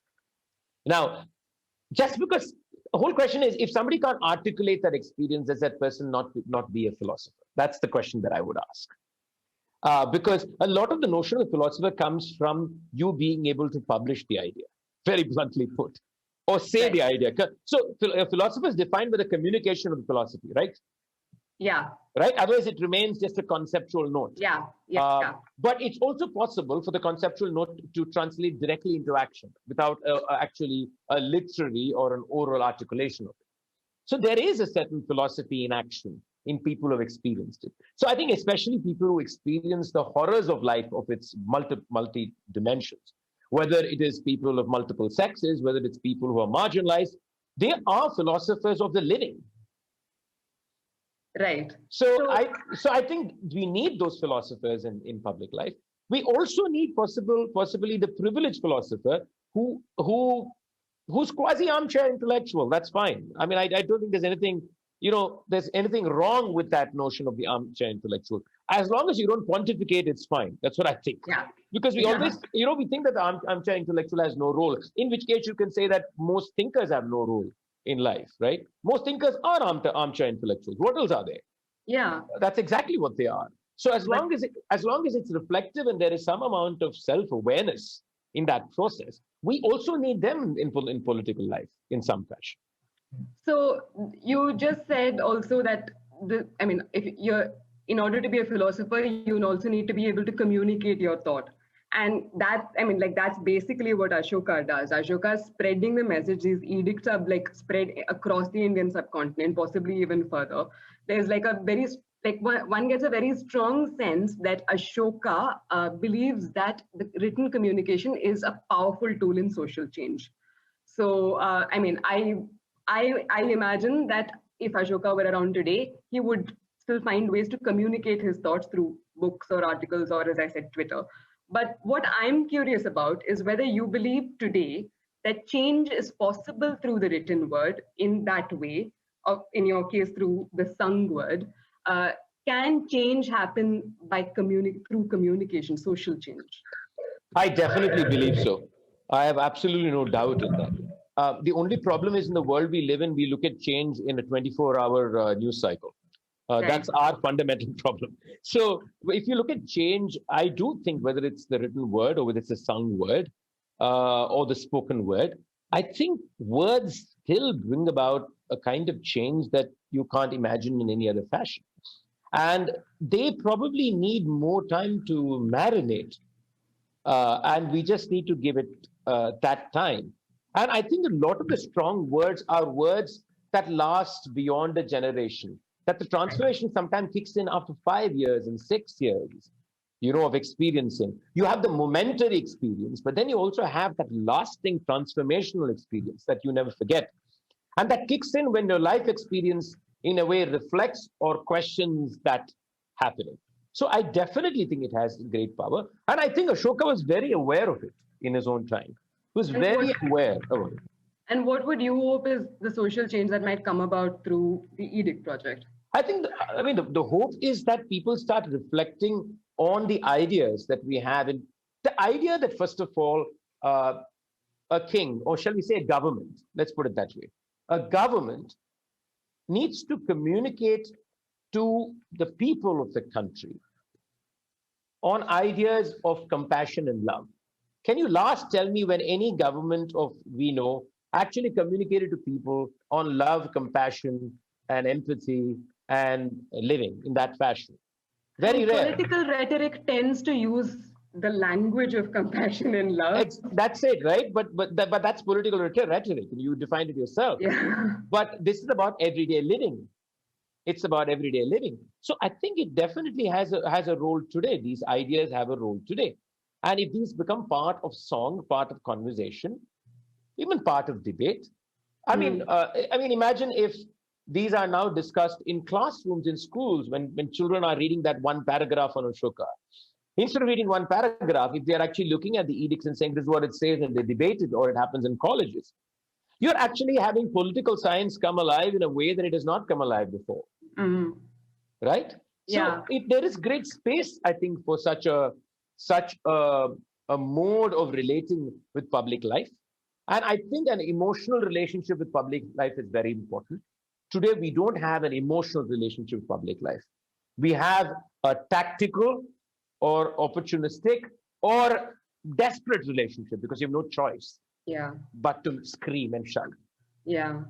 So through the Edict project, what have the responses been like? Are students now debating some of the things that the edicts are saying? What is happening through the Edict project? Well, we have just started. So Ashoka University and myself, we're collaborating and doing this. We just started and released those first set of edicts. But the best emails I got were from history teachers. Teachers? Yeah, that's when you know, okay, this is worth it. Because when a history teacher wrote to me and said, I used those songs in my class. Oh, wow. Yeah. I just felt it was all worth it. I really don't care about anything else, because she said, I was discussing Ashoka. It was, of course, Zoom classes because everything is online now. But she said, what I did is I just played the edict. You're talking about Dharma, Buddhism, Dharma, Ashoka. I just played the edicts. And then we were discussing the edicts with my school students. That's fabulous, isn't it? Yeah. That's wonderful. So if that can happen, I think that's a great start. We still have a long way to go. We've just started it. But we hope to explore, and I hope to learn more. I'm still learning about Ashoka and about the edicts, and I'm no scholar by any stretch of the imagination. So on the medium of the edicts project, you've composed the songs in Carnatic ragams. You've sung the lyrics in the original Prakrit, but you're also providing English subtitles. So given the sort of artistically collaborative nature of the way you've done it and the way you've done the project, and the fact that you've been quite outspoken about words like classical being elitist, I'm curious about how you would define the aesthetics of this project. Or, what, if anything, is aesthetic according to you? So, I agree with you. The whole idea that the so-called classical is singing Prakrit itself is an interesting thing that you could argue and debate. From the interior of the so-called classical world, I'll say that's a great thing that the classical is not only singing Sanskrit. But you could also say... Is Prakrit considered a classical language? No, it's not. It's not. It's not. It was a language of the people, and that's why the edicts were written in that. It does, in sound, it's very unique compared to Sanskrit, of course, but there is a lot of similarity also. Now, I think one of the important things that we decided in the project after I started is that the edicts cannot remain in Prakrit. And they can't remain in the domain of the privileged art forms. So what we have actually just put in place is we have now looked at 4 more themes. And we have selected about 5 edicts per theme, put them together. And we're trying to create, we've just started this, trying to create artist clusters in north, south, and east, west of India. We hope that each cluster will consist of a musician, an artist of movement, theater, or dance, a visual artist, definitely, maybe plastic arts, and they will collaborate on one of these themes, which will be given to them, and the language will be different. So in the south, maybe Tamil or Malayalam. In the west, it could be Marathi, Gujarati, Hindi in the north, maybe Khasi and some rock and roll from the northeast. So the idea is fundamentally to even question that notion of the classical, or question, so in a way we want the edicts to happen multidisciplinary fashions. They're reimagined in different ways and sung in different languages.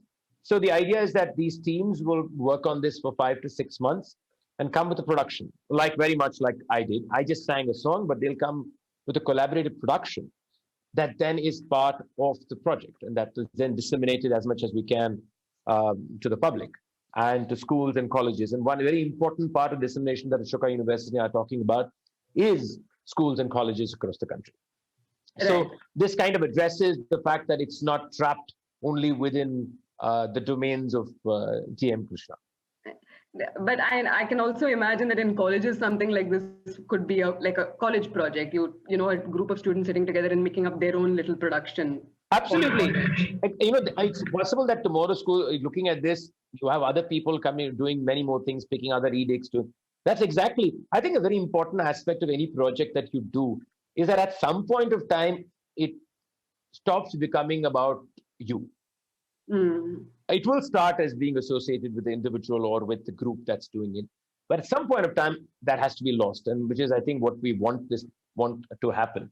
We're also hoping to try and get a cartoonist on board, and maybe that's going to be interesting also. That sounds great. Yeah, we're also thinking of that. So let's see. So basically declaiming ownership so that everybody owns it. Absolutely. And also multiple mediums. So each medium speaks to a different set of people with different cultures, with different aesthetics. So that's the idea. I mean, imagine if you could hear Ashoka's edicts in rap. You know, that sounds fun. Exactly. That exactly now. It completely demystifies the individual, the edict, even time. This is the other important thing I think. As I speak to you, I realize in this project is demystifying ancient India and time. There is this fundamental mystification of ancient India that also needs to go. And I think by relating ideas that have been spoken then to today and problematizing them also, you demystify, you change the language, you bring it in today's modes of enjoyment or communication, then everything becomes real and today.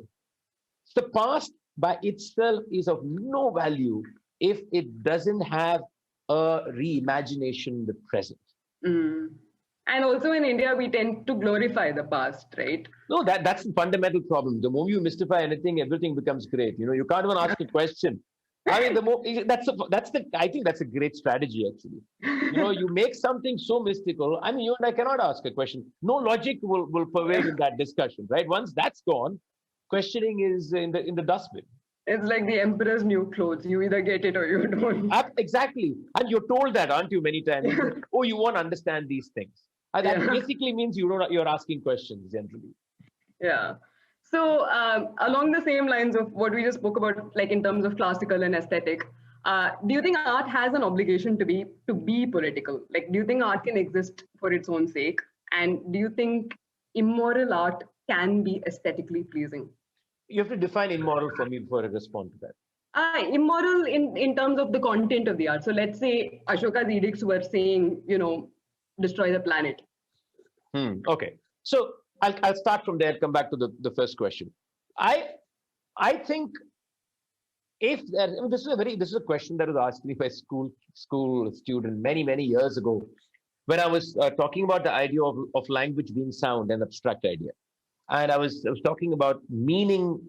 There's meaning in sound beyond meaning in the semantic. And I was giving this talk, and this 11th grader got up and said, Anna, I agree with everything you're saying, but I have a fundamental question to you. If there is a song that says that's violent, that encourages killing, will you still perform it and say it's just sound? What will you do? And I had never been faced with that question. I was actually stumped for a moment. It's one of those it's a conundrum. You don't have an answer to that, right? So what you're asking me is similar to that in some fashion, right? I would bluntly say, no, violence does not have space. But I would say, can you problematize it and then discuss it? That would be interesting. This is not very different from problematizing, say, the artist who has a history which is deeply problematic, but art that is revered or lovely. What do? Do you basically throw the art out? So, the arguments are usually one-sided. Either you say, no, you can't deal with that individual or the art, or you say you separate them. I'm saying, no, you mess it up. You mess it up so that your experience of the art also gets messed up by the fact that the individual is deeply disturbing. So I would say that's what I would do if I have text or something that I think that needs to be shared because it has certain content that I disagree with. I'll problematize it and mess it up and make sure that we all debate it and argue it. But if you're saying that's going to be done as a communication messaging service to tell people to be violent, I'll say it has no space in civilization. It absolutely has no space. Right. Now, all art is inherently political. It's complete nonsense when artists say they are doing non-political. There's nothing called non-political art. There's nothing in this world that is non-political art. Because art is a representation. The moment I say that, it represents somebody at some point of time. There is ownership, there is membership, there is outsiders, there is acceptance, there is rejection, there is commencing. Every one of these aspects are inherent to art production, whatever art you may call it, right? Every word I use now is political, entirely. So what the artist can say is that I don't engage with it. I don't engage with those things. You could say that, and I would say that's problematic. But somebody could say, I don't care about all that. In which case, the artist is basically saying that I don't care about any kind of a engagement with self-reflection about myself or what's around me. Yeah, and also I suppose art entirely relies on the person receiving it, not on the person. But all this is designed to a large extent. No, very honest, every art, we are very odd creatures. We think that there is we've almost programmed who produces art and who consumes the art. Every art form programs it also. Yeah. But I also kind of think that I own my relationship with art. So if I hear you sing, then I own my relationship with your singing. Absolutely. But that's also coming from membership that you and I have commonality with. Right. Right. Yeah. So there is that overarching membership within which, for example, in that overarching membership, you may choose to have a ownership of my music. Somebody else will have an ownership towards somebody else. But all of us are in the same pool. We are not in different pools. And suppose you have different categories, you have different lives in those different categories, right? So all I'm saying is it's inherent. So art for art's sake, that very famous expression, depends on how you define art as. If you define art as fundamentally political, yes, I believe in art for art's sake. If you say art is not political, I say that is complete whole load of crap. So we have about 5 minutes. So why don't you sing us an edict and we will decide whether it feels like a political act or not. So I'll just sing a bit of...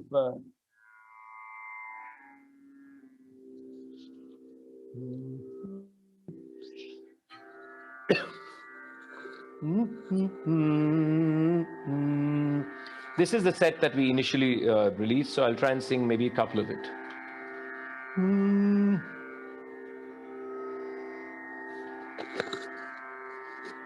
Muni se pajamama atha pajaye ichhami hakon kyonti Muni se pajamama atha pajaye ichhami hakon kyonti save nahita sukhe nahida lokika palalokikayam muni se pajamama atha pajaye ichhami hakon kyonti save nahita sukhe nahida lokika palalokikayam mapani sa pani gariga sari paga mari sani sada pama riga ma padani nasti edisham danam yadisham dharma danam nasti edisham danam yadisham dharma danam dharma saustavo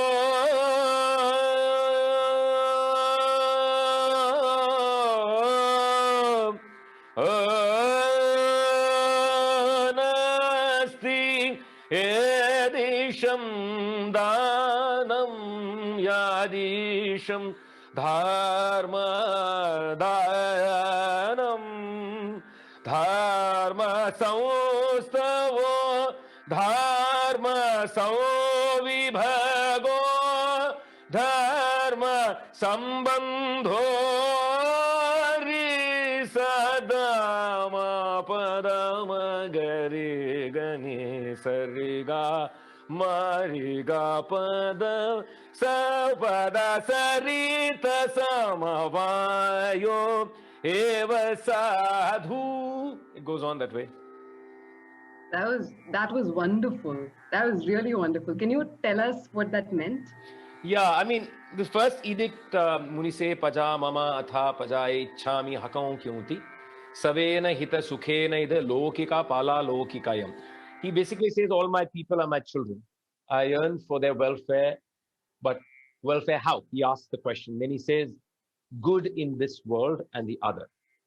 The next edict, all these edicts are not in the same place, they were from different locations. Okay. The next one is Nasti Erisham Danam Yadisham Dharma Danam Dharma Samstavo Dharma Samvibhago Dharma Samstavo Dharma Samvibhago Dharma Sambandho.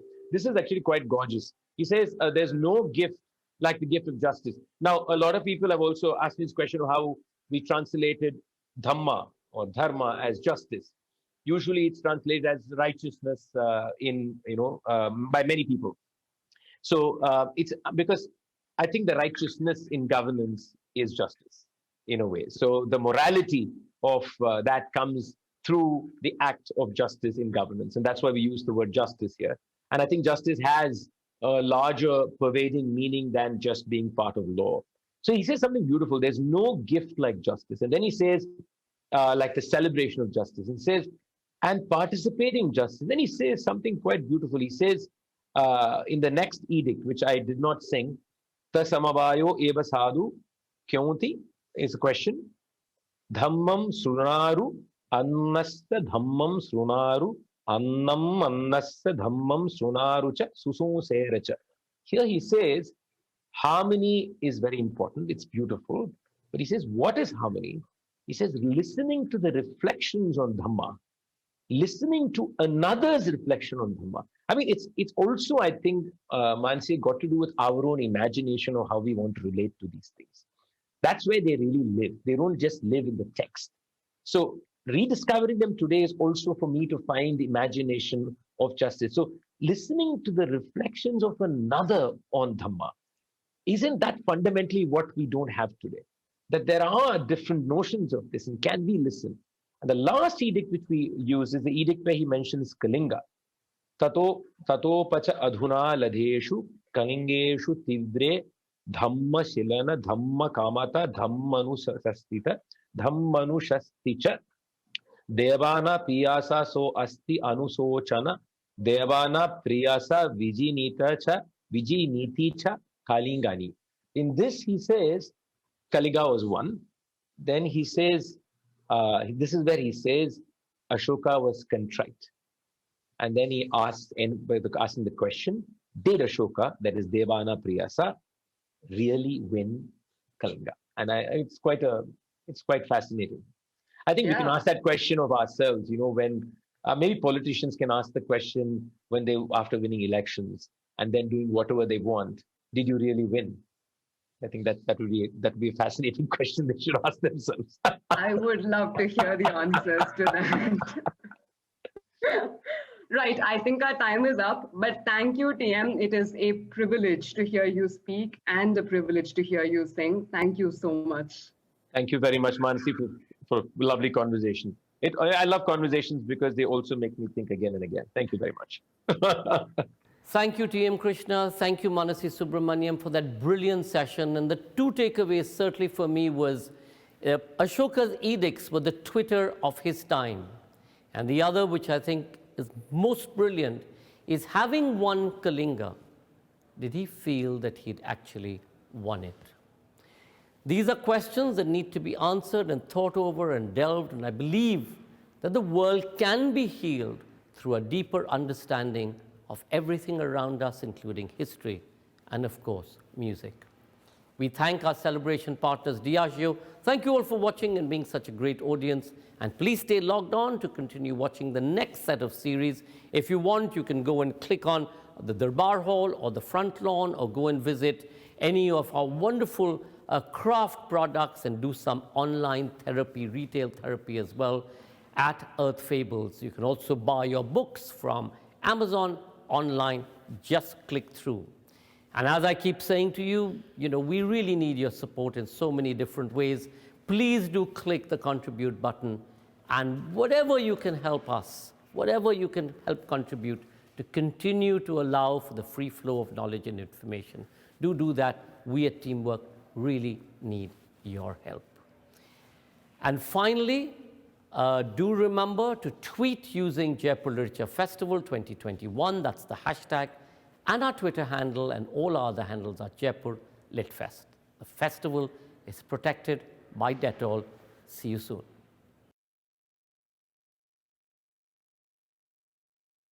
Thank you, Sanjay K. Roy and Jaipur Literature Festival. I can't believe we've just been to India. I know, it's so far away. And it's so inspiring to hear a writer and musician, T.M. Krishna, who is an activist on behalf of humankind, in fact, you could say, and who is looking for new way to find compassion for each other. Yeah, and the engaged philosophy talk and the singing on Zoom. Indian singing. It's wonderful. Dutch Literature Festival in 2021. Yes, we are so happy you're joining us on this incredible journey. And now you can fasten your seatbelts. We're leaving India and we're going to the Middle East.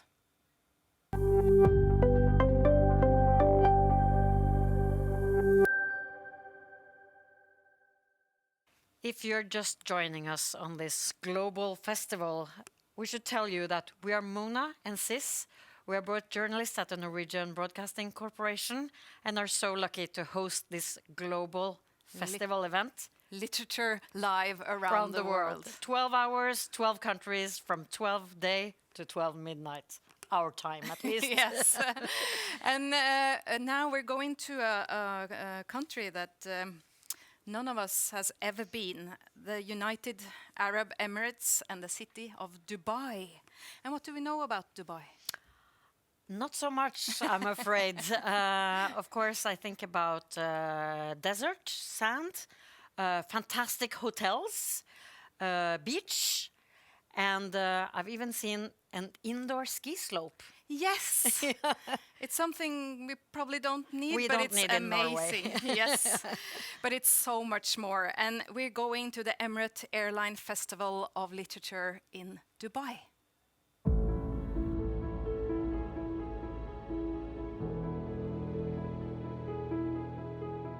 Marhaba. I'm Ahlam Baluki, Director of the Emirates Airline Festival of Literature. And on behalf of the Emirates Literature Foundation and our festival, a very big warm welcome to Dubai in the United Arab Emirates.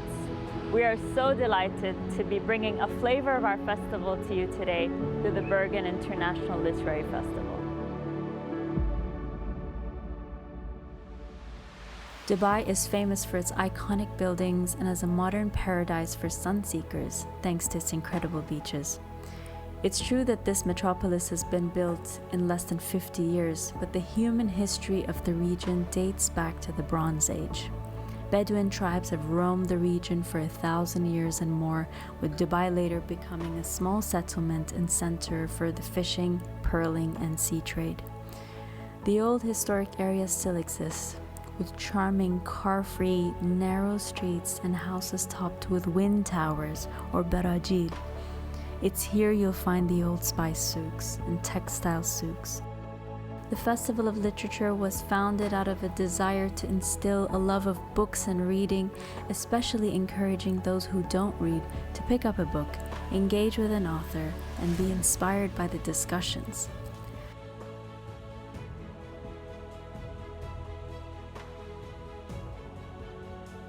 Since 2009, we have invited almost 1,800 writers from all over the globe to discuss their books and ideas here in Dubai, providing a safe space for lively, intelligent conversations on a whole range of subjects, sharing stories and bringing greater understanding on the topics that affect us in the world today.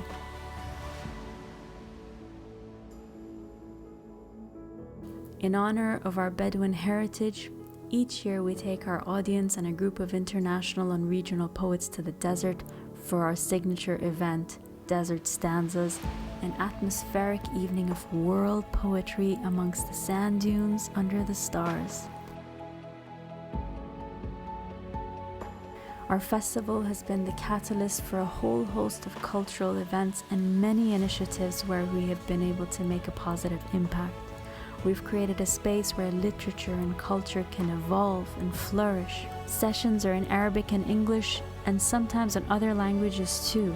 We like to mix up our panels so that there are a range of different voices and perspectives and viewpoints. For now, we'll leave you to enjoy a glimpse of our festival virtually, but we sincerely hope to welcome you all in person 1 year in the near future.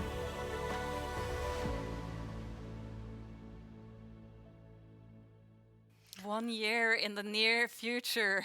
I mean, my new goal in life is to experience poetry reading in the desert. Desert stanzas. That's what we're going for. I saw the Norwegian crime writer Jo Nesbø has been there. Yeah, he's everywhere, actually.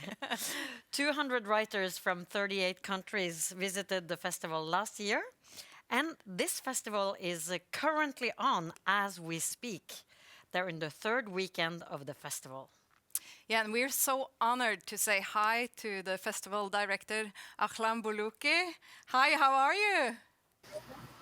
Hi, Mona. Hi, Siss. It's great to be here with you both. So, where are you standing? Where are you? So I'm standing here in El Cercal Avenue, which is where the third weekend of the Emirates Airline Festival of Literature is taking place. And you might see just behind me, there's a ballroom where a talk is happening right now with His Excellency Omar Saif Ghobash. And the doors of the ballroom are wide open so that there is a nice airy breeze inside and the audience feel nice and safe where they're seated. And how is it to have a festival with live audience now during a pandemic? It's been such an adventure. It's definitely been a challenging year for us. Our team has been ready to accept changes and adapt every single day, depending on situations around the world, situations over here in the UAE. But I'm so glad to say that we did it. And it's the third week here today. We managed to move all of our sessions mostly outdoor or semi-outdoors. We managed to keep social distancing and have 2 to 2.5 meters between the seats in our festivals. And masks were mandatory at all times. And, you know, COVID testing, of course, every 48 hours for the team and authors and moderators and volunteers. So it's definitely taken a lot and lots of preparations. We managed somewhere in between physical and virtual, but mostly physical audiences. But for the first time, because we live streamed our festival outside, you know, we had audiences from around the world. So there's been a lot of learnings coming out from this year, some of which we will for sure take forward with us in the future. But I'm happy to say that we managed to do, you know, still have our festival this year and run safely with it all. Because you have temperatures where you can have festivals outside. I can tell you this would not work where we are. Then our audience would freeze to death.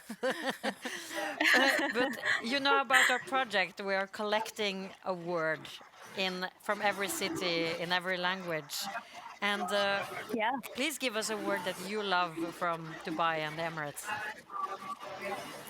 So the word that I chose to teach everyone today is the word amal, which means hope in Arabic, for 2 reasons. One, because what the last 3 weeks have shown us is that we can be hopeful because there's always a way.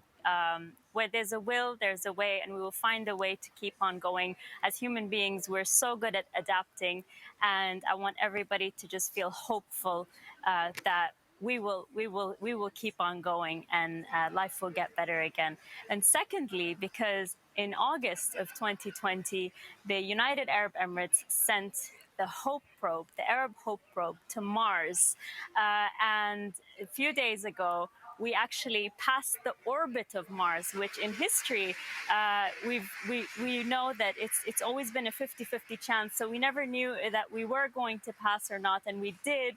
And we're so proud as a nation, and we're celebrating this all across the UAE and the Arab world, that we're there, and hopefully, you know, we'll be making new discoveries for humankind and exploring the climate of Mars.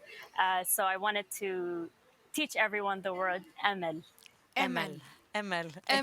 Even if it says amal. Of course, amal. That's perfect. Childhood memories is a topic for the session we're about to watch. And why did you choose that? I think memory is such an important tool for authors who write their books, whether it's an imagined memory or an actual memory. And the 2 authors that I'm speaking with today and presenting to you both have a strong theme of memory in their books. Although their books are very different, we will discuss a lot of common themes between them. And I think once you watch the talk, you will discover for yourself why memory has been so strong in their book. But I think tapping into our memory, and especially now more than ever, we've been tapping into the memories of the past when we've been in lockdown, when we've been not able to experience the present in its fullest. We're definitely all tapping into our memory in the past and contemplating our life before the situation that we've been in. So I hope that you'll enjoy the talk and find the significance in memory. Yeah. I just had one personal question, because I know both authors we're going to meet are using also childhood memories in a way. And what is your childhood memory of falling in love with reading? Yeah, my childhood memory of falling in love with reading is there's the Sharjah Book Fair that's been happening ever since I was a little girl in the UAE. And it's a huge book fair, and my mother would take me every single year to go, and we would just, pick up all these amazing books and bring them home. And that's where you bought your books. But I think I really, really fell in love with reading when I was a little bit older, around the time when I was 18. And I started to read books about the struggles of women, and mainly nonfiction. And that's when I chose the journey of reading. So for me, it didn't really happen as a child. It happened later on in life. We're so excited to meet your two authors who've had huge success with their debut novels, in fact. Yes. Both born in 1982. I checked it out. Ahlan Boloke, we're leaving the world stage to you. Thank you. Thank you so much.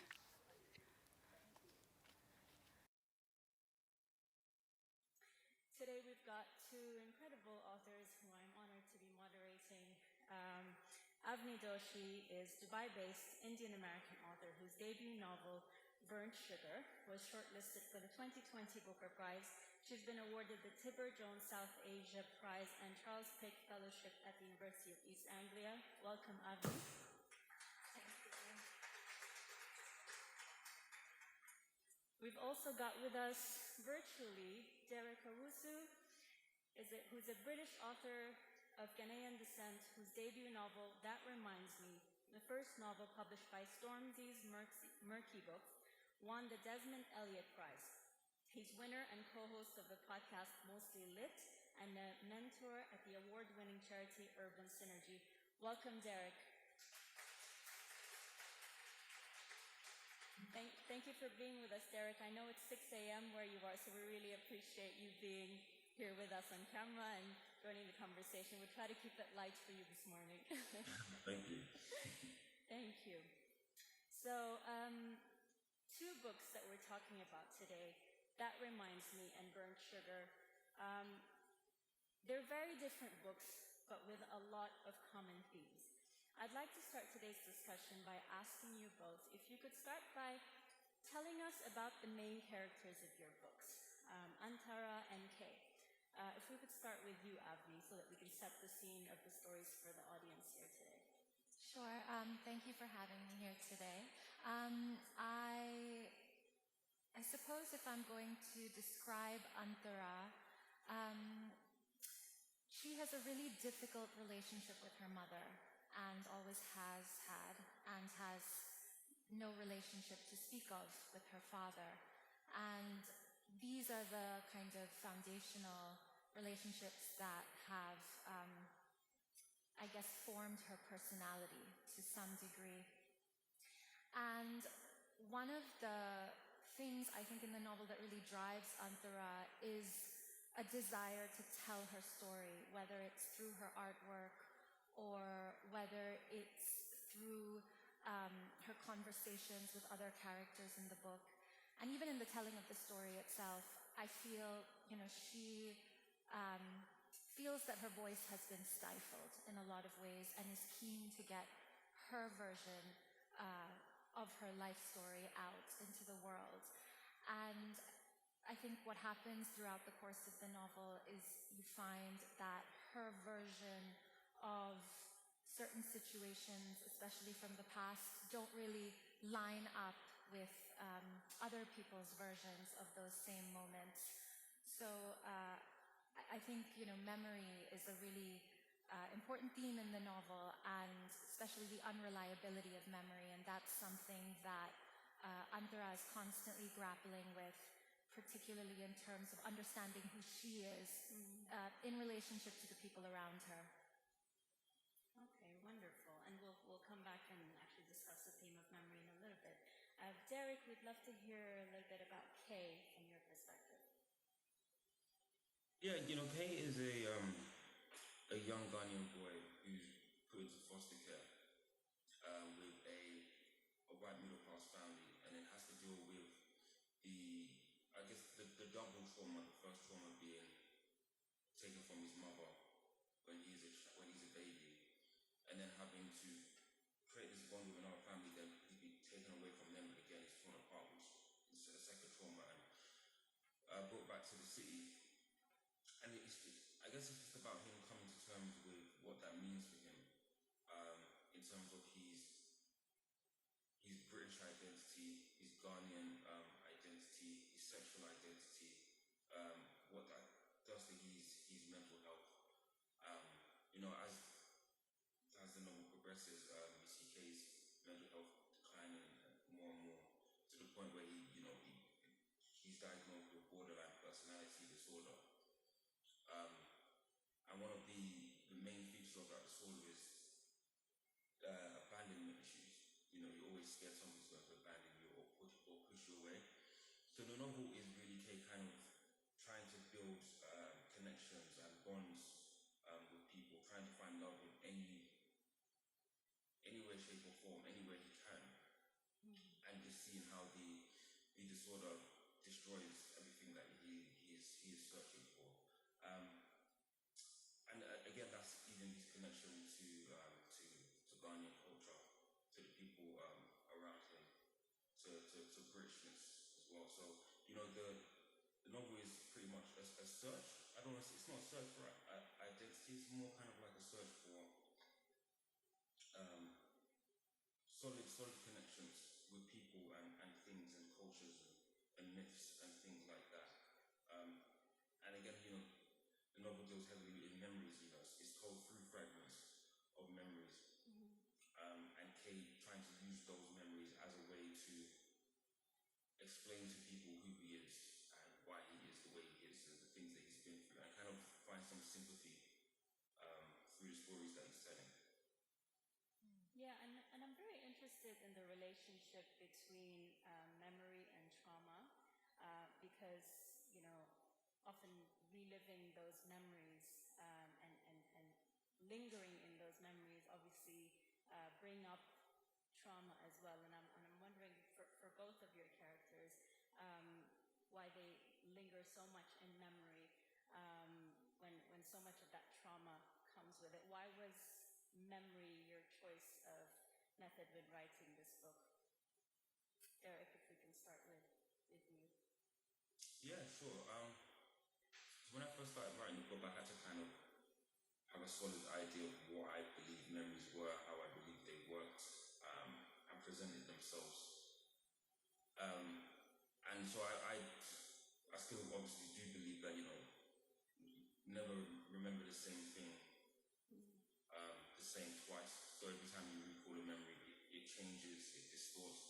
I don't think there's any accurate way to remember events of a person's life. So a memory by its very nature is unreliable. So if you're telling a story through memories, inherently your narrator is an unreliable narrator. And I like the idea of that. So I went with that. And also it was a way for me to kind of present a character, I guess like a character study to the reader, because I do believe that we are just bundles of memories. Human beings are bundles of memories. You know, without them, we don't know who we are. We don't have any character or personality. And I also thought it was the best way to get to know somebody. I always, thought about, if you go on a date with someone or you meet up with someone you're trying to build a friendship with, the first thing, the things they want to know about you, they want to know about your life, and you have to recall things, you have to use your memory in order to give this person a sense of who you are, what you believe in, what your personality is. And, in terms of trauma, for me personally, when I started writing this, I was actually, I was in a mental health facility when I started writing this, and I was again trying to remember the series of events that led to me being there, and I just realized that it would be impossible to do that, to pinpoint the exact moment where I guess everything fell apart. So I started writing a story to parallel my own story, and if I couldn't remember accurately, I could create a story accurately. So there's a lot of yourself then in Kay's character. Yeah. And obviously it's not a memoir or anything like that. But I think it's fair to say semi-autobiographical, probably about 20% me, 80% my imagination. Okay, wonderful. And the immediate challenge that Antara faces in the very beginning of the book is that her mother has Alzheimer's. So tell us a little bit about memory from that perspective, Avni. Yeah, so as you mentioned, she finds out that her mother has Alzheimer's by, they visit the doctor and the doctor seems to be suggesting that she is forgetting. And yet at the same time, the scans that they're doing of the brain, the kind of more, following this kind of medical model of how to diagnose Alzheimer's disease, they're unable to really pinpoint what is going on. So I think it sets up at the very beginning, again, this kind of question, is she really forgetting? Or is she really suffering from Alzheimer's rather? Or is some other kind of forgetting happening? And I think, the other side of remembering is this kind of amnesia that we all, I think, participate in collectively. We participate in it as a culture, but also, I think, individually, personally, within our families. There are certain things we choose to forget. There are certain things perhaps we need to forget. It's part of a kind of, I guess, a kind of maintaining a sense of self, being able to survive until the next day. And I think that's, another thing that is sort of operating in the novel is how are they forgetting as a kind of survival method. But what you continue to see, especially in terms of trauma in the novel, what you continue to see is that even if Antara and her mother, for that matter, are forgetting the specifics of incidents or exactly what has happened, trauma still lives in the body in various ways, and I think it shows up physically. Even in terms of the way certain moments are remembered, there's a particular scene in the novel where Antara is at the ashram where her mother takes her. They leave. Her mother picks her up, they leave the home where they were living with her father, and she just takes her to an ashram. And Antara is kind of like a hostage there. She doesn't have any agency, she doesn't really want to be there. And it's a terrifying place for this child. And the way she remembers that scene, as I was writing it, I thought, how would a child remember their first moment in a place like this? And so I made a few decisions in terms of the way I wrote that scene, where I thought, how would somebody remember something like this, where the terror is more embedded in the body than necessarily, images or, sensory memories that flash before your eyes and that you're smelling and hearing. And there's a kind of immediacy that I wanted to capture, I think, when I was writing those scenes in particular, that for me, in a sense, I wanted to capture the immediacy of remembering trauma, because I think when you remember trauma, it's not something you just kind of, it's something that you feel, in the pain in your stomach, you can feel it in your arms and legs. You almost feel like you're brought back to that place. And especially in terms of Alzheimer's, which the narrator's mother is ostensibly suffering from, I think that it was interesting to think about memory in that context, because one of the things I read about Alzheimer's patients is that they begin to inhabit the past in a way that it seems more real than the present. And so what is that like, to be in the present, and yet the present is kind of flimsy? And the past has a real quality that the present doesn't. So those were a few of the things with regard to memory and even trauma that I was thinking about as well. Right, and Antara herself is an artist, yes. And she takes on this project where she draws a face, and then she draws the same face the next day, she puts it away, and then replicates the next, the face from the day before again. And then by the time the end of the project comes, the final face and the initial face are two different artworks. Tell us a little bit about that, and of course your own history with art. Yeah, I'm not an artist, but I'm fascinated by artists. I think they live on the edge of something that seems really fascinating to me. I think they deal with material that we are not still able to make sense of in our lives. So, in terms of Antara's artwork, as you said, she actually began with a photograph, and she claims she lost the original photograph, and so instead of copying the original image, she's copying a copy. And for me, it was sort of a metaphor for the way memory works, where you kind of begin with this original moment, and your memory of that original moment is, it's a kind of sensory, visual. It's something that you're able to hold in your mind. But then, as you revisit it again and again and again, you're kind of moving further and further away from the original. The memory in its moment of that immediate recall that you're having, it's sort of like it's being influenced by other things around you. So how do you feel that day? What's the light like in the room?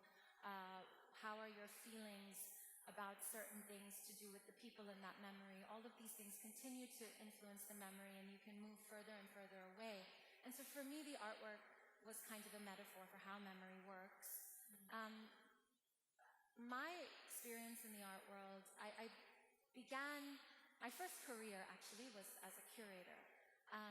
And memory was always central to my practice in that as well. I wanted to be an artist, but I was crap. And so I had to just, settle for kind of stalking artists and surrounding them and asking them to be in my shows and spending time with them, looking at their practices. And that was how I kind of felt close to this amazing artwork that was being made. And one of the shows that I curated was actually really deeply embedded in the idea of memory, particularly as it's described by Gabriel Garcia Marquez in 100 Years of Solitude, where he describes this moment where this village is beset with amnesia, and everyone in the village is panicking because minutes go by and they're just forgetting everything that's happening. And so one of the characters, he has this idea that he's going to label everything. And he labels and labels and labels everything in his house. Like whatever, table, book, chair. And we get to a point where he realizes that this labeling, this kind of desire to archive and contain and capture everything, is fruitless because he is beginning to forget the values of the letters that make up these labels. And so this amnesia is a kind of force beyond him that he can't control. And so that really just floored me when I read that. And I think it's really preoccupied me since then. And it comes up in my work again and again. Even when I say, okay, I'm done with this memory stuff, I don't want to keep talking about it. I think it's just, I guess for me, it's one of the things that makes us human. So it keeps coming up. And I thought it was brilliant how the memory is present in various forms in your book, with the Alzheimer's, with the artwork, with actually, the scene from the ashram, for example, a couple of different scenes where we're actually there. We're there with Antara, where she was in her childhood. So I think it's captured brilliantly in the book. Derek, I want to come back to you and talk about, you mentioned a little bit before about this abandonment issue that Kate has from, being in foster care and then being taken away and, not having that secure, constant, unconditional love of parents. And I want to talk a little bit about what that does to Kay and how that affects him in adulthood. Yeah, it leaves him searching. It leaves him scared to express or scared to create bonds because of how easily he feels that they will be broken. It leaves him, unable to connect with his mother, his father, his brother. I tried to make the strongest bond, even though I was trying to make them weak, but the strongest bond in the book between Kay and his little brother. And that's obviously because he can see that he knows what's happened to him and he doesn't want that to happen to his little brother. He doesn't want his brother to feel abandoned, but in the turn of events, what ends up happening a little is that his brother then has to take care of him because of his mental health issues, because of the borderline personality disorder that he develops. And again, excuse me, coming back to what was said about, trauma lives in the body, absolutely. I try to personify that in the book by getting Kate to kind of,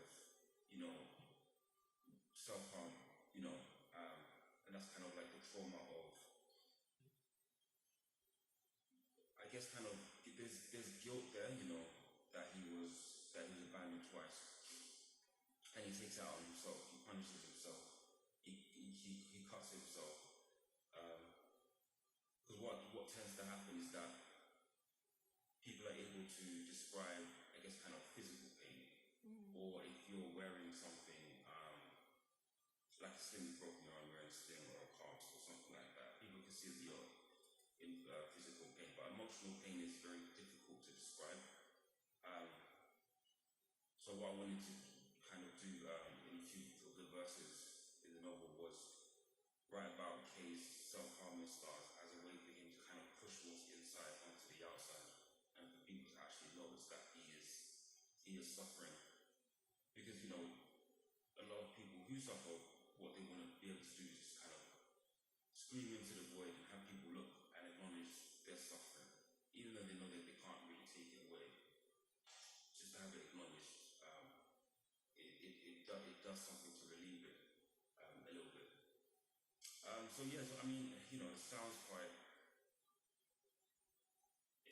gloomy, but I obviously want to emphasize that, it is a novel about love. It's about searching and trying to hold on to it as best as you can, for as long as you can. And again, when it comes down to the memories, one of the things that's difficult is that when you have lost somebody so long ago, how do you keep the memory alive? When every time you remember something, it changes, its shape changes, the color changes, how long it is changes, it becomes bigger or smaller. How do you trust it? And at what point do you start remembering the memory rather than the actual event that took place? Kind of like remembering a photograph rather than wherever it was that the photograph was taken. So everything just seems to become more and more distant, and that will happen in the present and in the past as you're trying to remember it. And the fact that he's not able to build a long-term or a strong bond with women in his life, is that due to the borderline personality disorder, or is that more because of his abandonment issues, in your view? Yeah, so the BPD and the abandonment, they go hand in hand. One is a symptom of the other. So that's why, it's difficult to, build a bond, or you're so quick to push people away because you feel like they'll do it first, and then you're going to have to deal again with that emotional pain that you just know instinctively, So that's what it is, and there's nothing specific when it comes to, the women in his life. It's just everybody in his life. His father as well, who is, quite abusive. Still, there is that, I guess that childish thought of, well, not childish, but childlike thought of still trying to impress the person who is tormenting you, abusing you. You still want to impress them, you still want them to be proud of you. In some way, you still want them to love you. It's the kind of relationship that he has with his father. And again, it's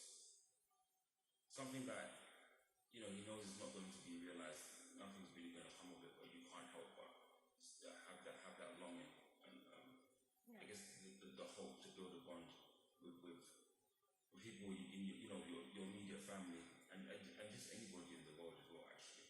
Yeah. Right, and Antara also has a complicated relationship with her father, who has not been very present in her life. And I'd love it, Avni, if you would do a reading for us of the scene where she goes to see her father. Sure. So yeah, I think Antara's relationship with her mother gets a lot of airtime, but I'm going to read today about her relationship with her father. I decide to see my father, to tell him about Ma's diagnosis. Trees and pesky chipmunks surround his bungalow in Aund on the other side of Pune, and the sound of Air Force drills overhead rattle the windows. In the sitting room, a large grandfather clock spits out a bird and a German nursery rhyme on the hour. My father's eyebrows are stitched in thick dark thread across his forehead. I called 5 or 6 times yesterday. I nod. It is the sort of reprimand I am accustomed to from him, and 5 or 6 is an approximation for any number. I don't listen carefully to the details of what he says. I am used to compartmentalizing him to these brief visits and relegating his face to a corner of my psyche. No question is explicitly asked. I answer the reproach in his voice. I was at the doctor's with Ma. The sofas in the hall are arranged like a railway waiting room, and we sit across from each other. He taps his hands together, waiting for me to say more, and I lean forward and hand him the doctor's report. He opens it slowly, taking an unnecessarily long time with the outer plastic file, carefully separating the glued sides of the envelope. When the envelope tears slightly, he gasps as though he's cut himself and examines the tear with some pain. Then he reads the pages inside, holding the paper away from himself and mouthing the words. Sad, very sad, he says when he's finished. You must let me know what I can do, or if there are any calls I can make. He tosses the papers to the table by his side and asks if I will have some more tea. I shake my head and break the caramel-colored skin forming in my cup with a spoon.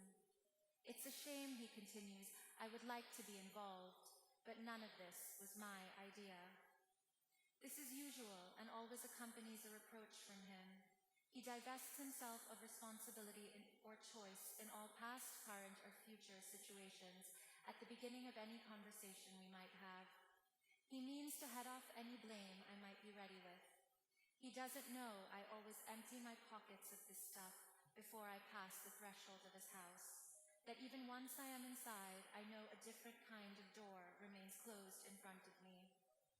I wonder if he truly believes in his state of choicelessness, if there is a decision in his life for which he will accept accountability. The one-sided narrative has always been painful and interesting for me, the singularity of the voice that he speaks to me with. I wonder which voice speaks in his head. Thank you. That's wonderful. Avni, I always tell you that you need to be reading your own audiobook because your voice is beautiful when you read. And that part of the book really spoke to me as well. And it shows what Derek was saying earlier, that even though the door is clearly shut and he does not accept any responsibility of past, present, and future, she still went to him. She still is longing for that comfort from this father figure who has been absent in her life. But it's a really powerful scene. Derek, I'd love for you to also read one of my favorite memories from the book, which is on page 69. Like you said, it is a book about love, and I thought, this page was particularly very beautiful. I have the paperback, so I think the pages are a little bit different. Okay. So, so I'll tell you what section it's in. It is change And then it's number 25. If we can't find it, we can read one of your favorites. I think I have it. After a late night library trip. Okay, I know exactly which one. Yeah. Okay.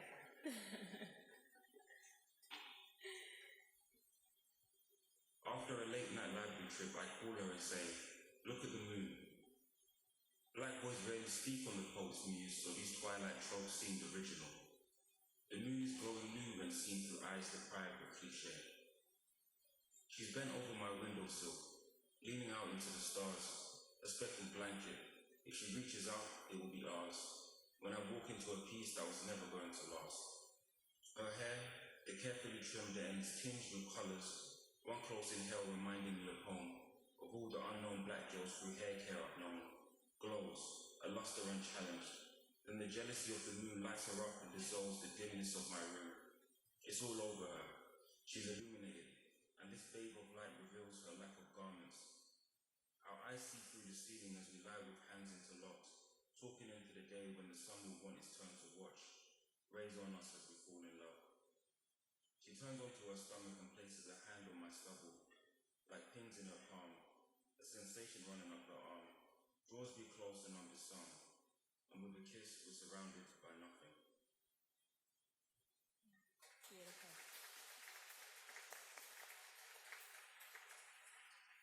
Derek, all of your writing is written in prose in this book, and there's a lot of magic in that page and those words. I'd love for you to tell us a little bit more about what that scene is. So that is a scene highlighting another aspect of borderline personality disorder, which is, I believe it is one of the main criteria that specialists will use to kind of diagnose you, is that you've had a long string of unsuccessful, unstable relationships. And again, that's just because of, you try to build a bond with someone, then suddenly you feel that they're going to leave you, so you push them away first. And this is just a pattern that keeps repeating itself,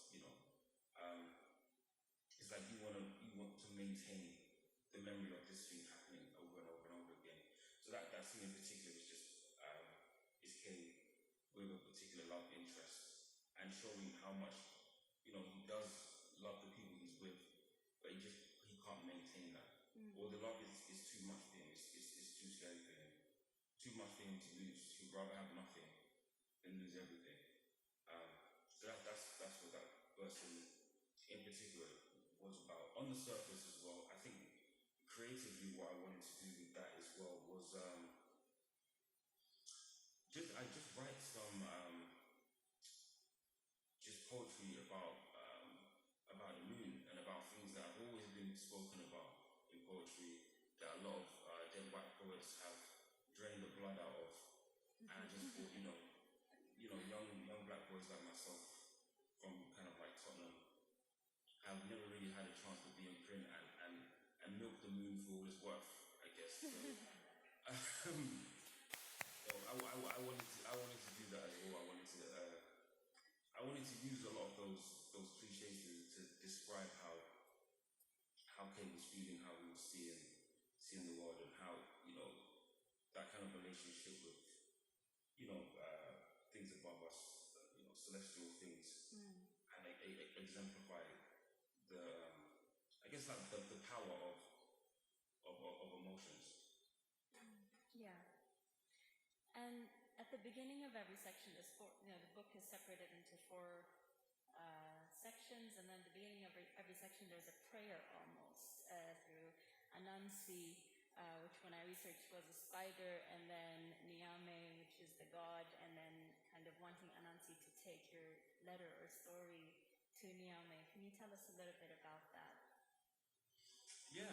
So Anansi, the spider, is in Ashanti folklore, originally was the trickster god, the god of stories, and it said that he became the god of stories when he completed 7 tasks for Nyame, and Nyame made him the god of stories.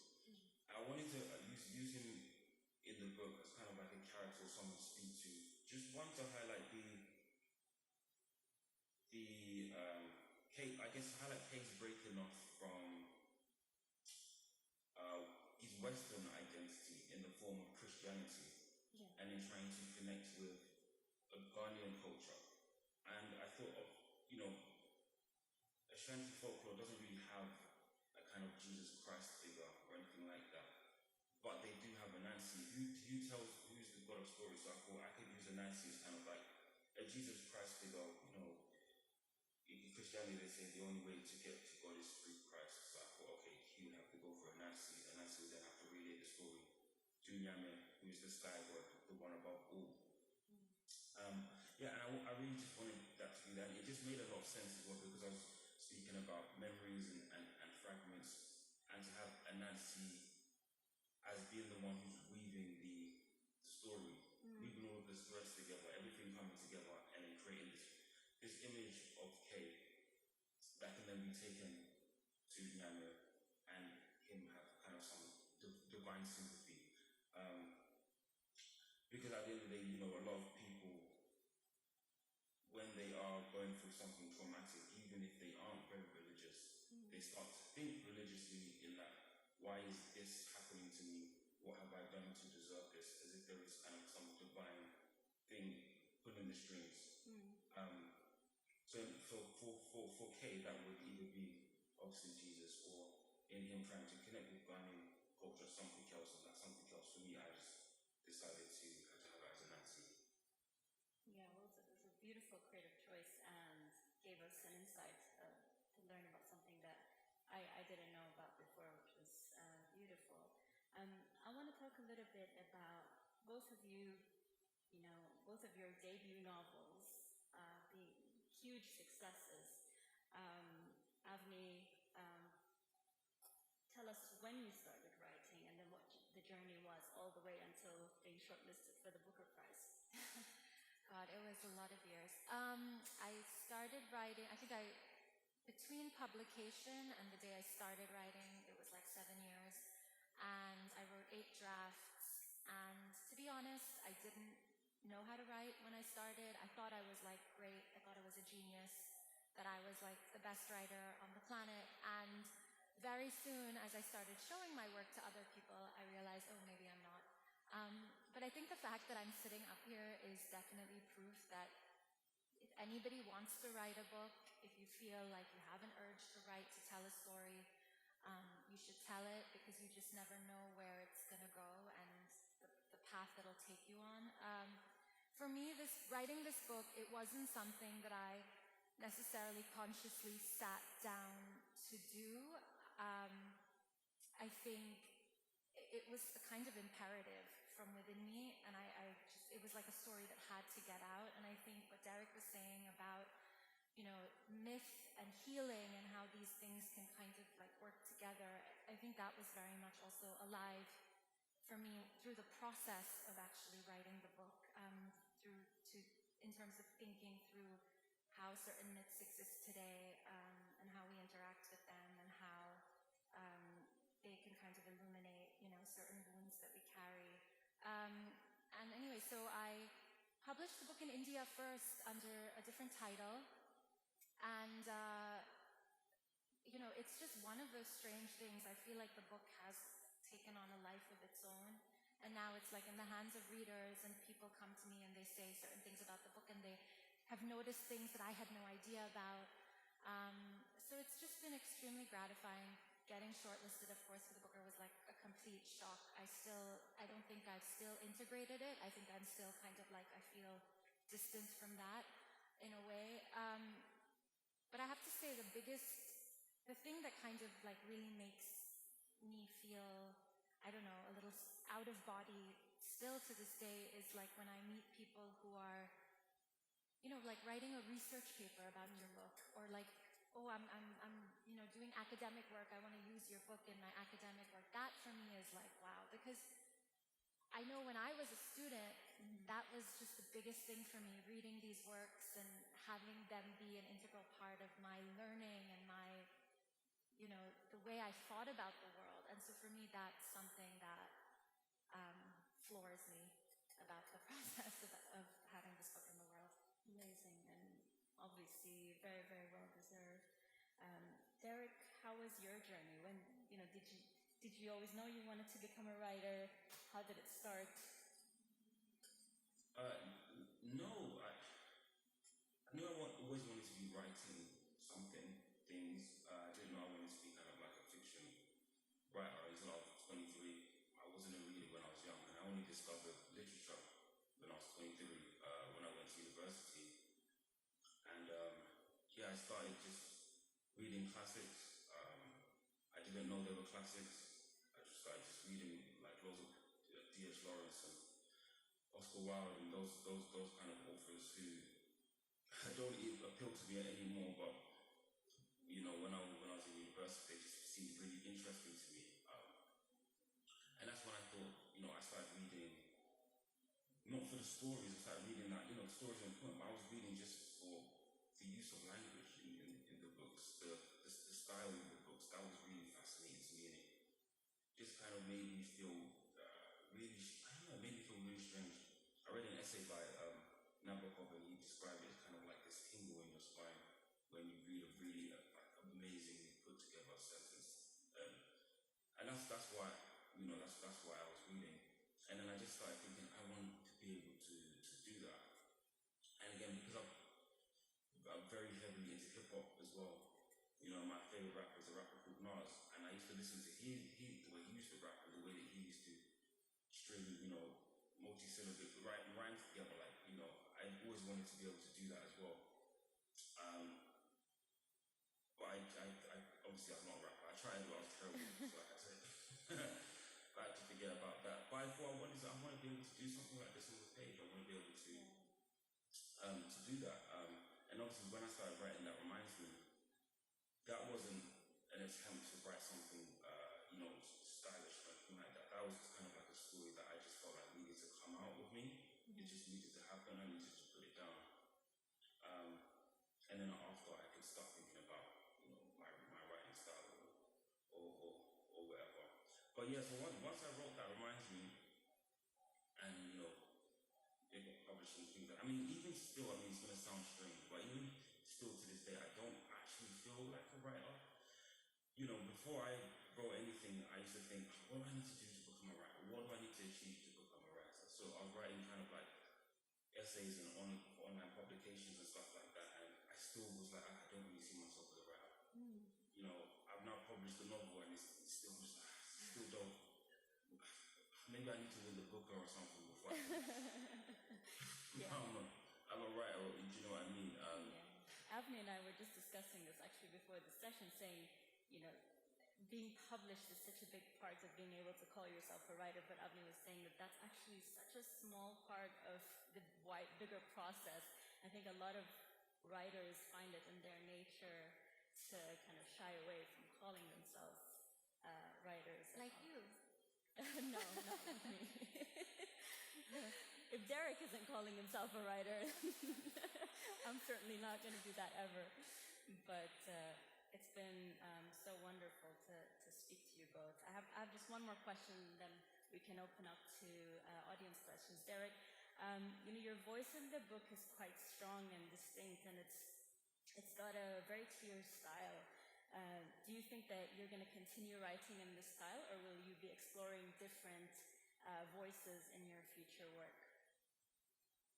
Yeah, definitely exploring different voices. I feel like this is the way That Reminds Me came out. I feel like this is the way that this needed to be written. In terms of some of the themes that are in there, some quite heavy themes, I needed to word language in a particular way that made it made certain things digestible. Being able to read something harsh but in language that kind of lifts it from the page. I feel like it needed to be written like that.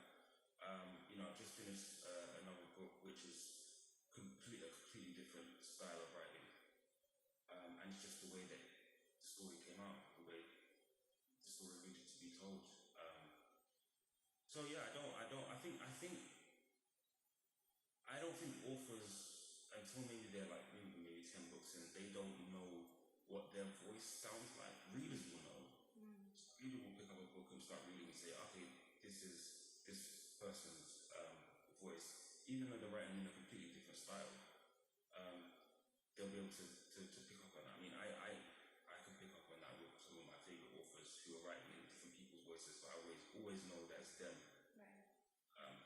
But I don't think authors know what that is until far into their career. Right. Well, Avni, Derek, it's been such an honor to share this moment with you both. Thank you so much.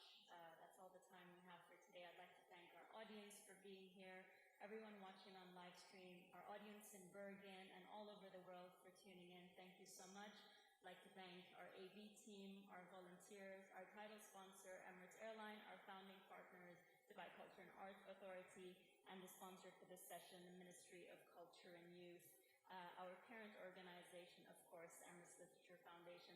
Thank you so much, Derek. Avni, it's been an honor.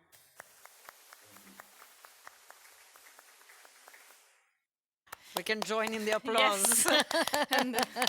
So wonderful to see a live audience. Yes.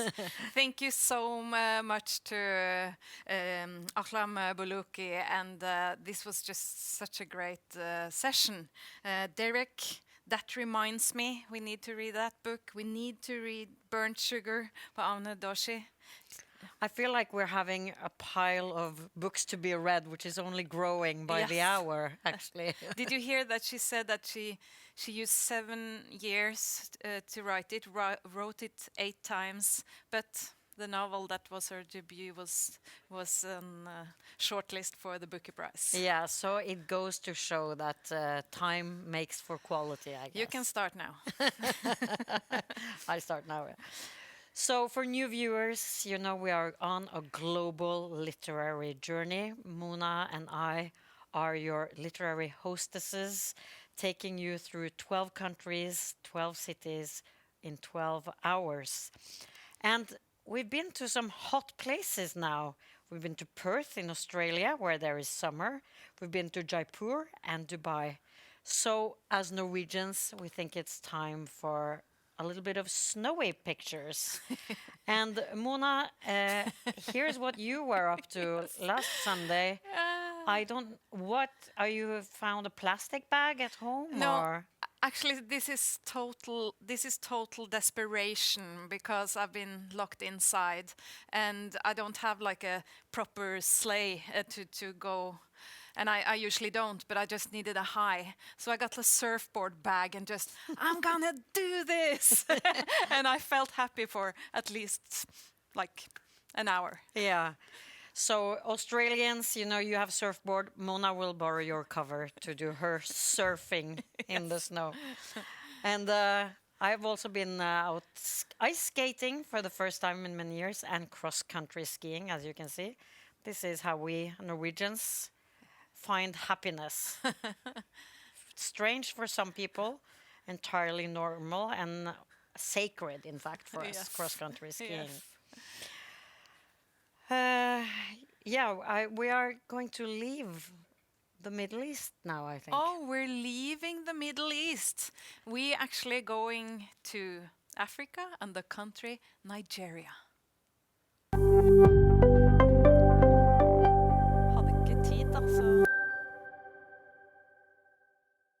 So we're traveling actually to the most populous city, not only in Nigeria, but in the whole African continent.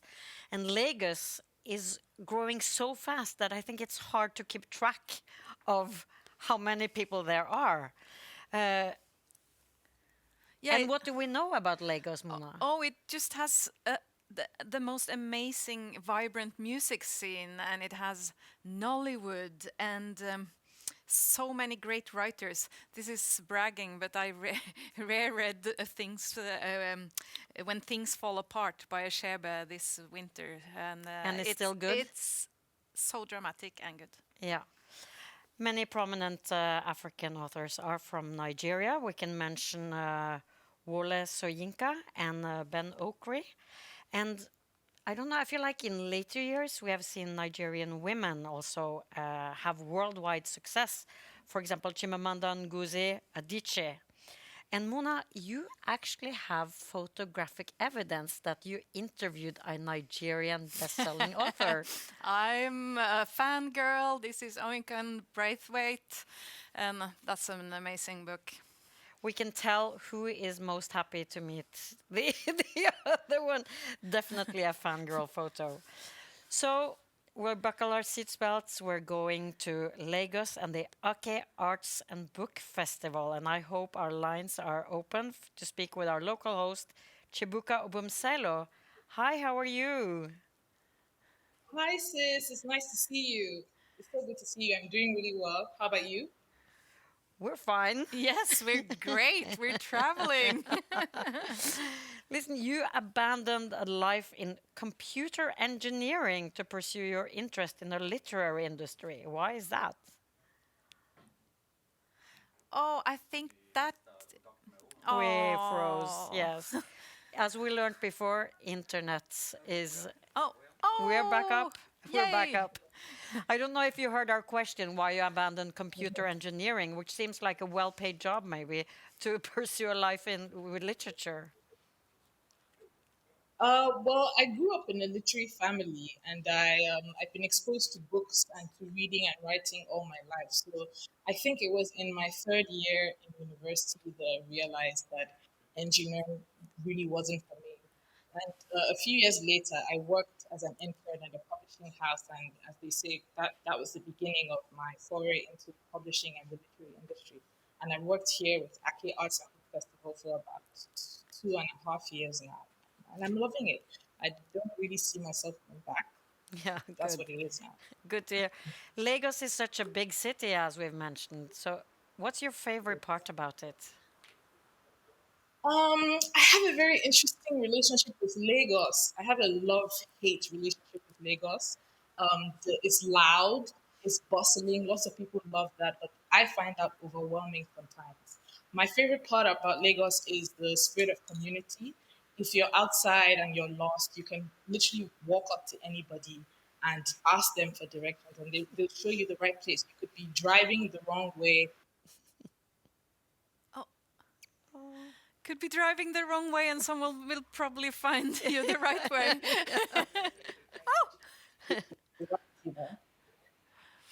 That sounds great. We're losing you just sometimes, but we were just talking about the vibrant literary scene in Nigeria, and we were wondering if you could explain why. Do you have a kind of explanation? I would say that over the last We lost contact, but maybe we should just try to experience it instead. Yes, and we might say something about the theme, because it's we notice it's quite funny that in Norway, motherhood or not being a mother has been a major theme these last few years. Yeah, and that's also a theme in Lagos, yes. in Nigeria.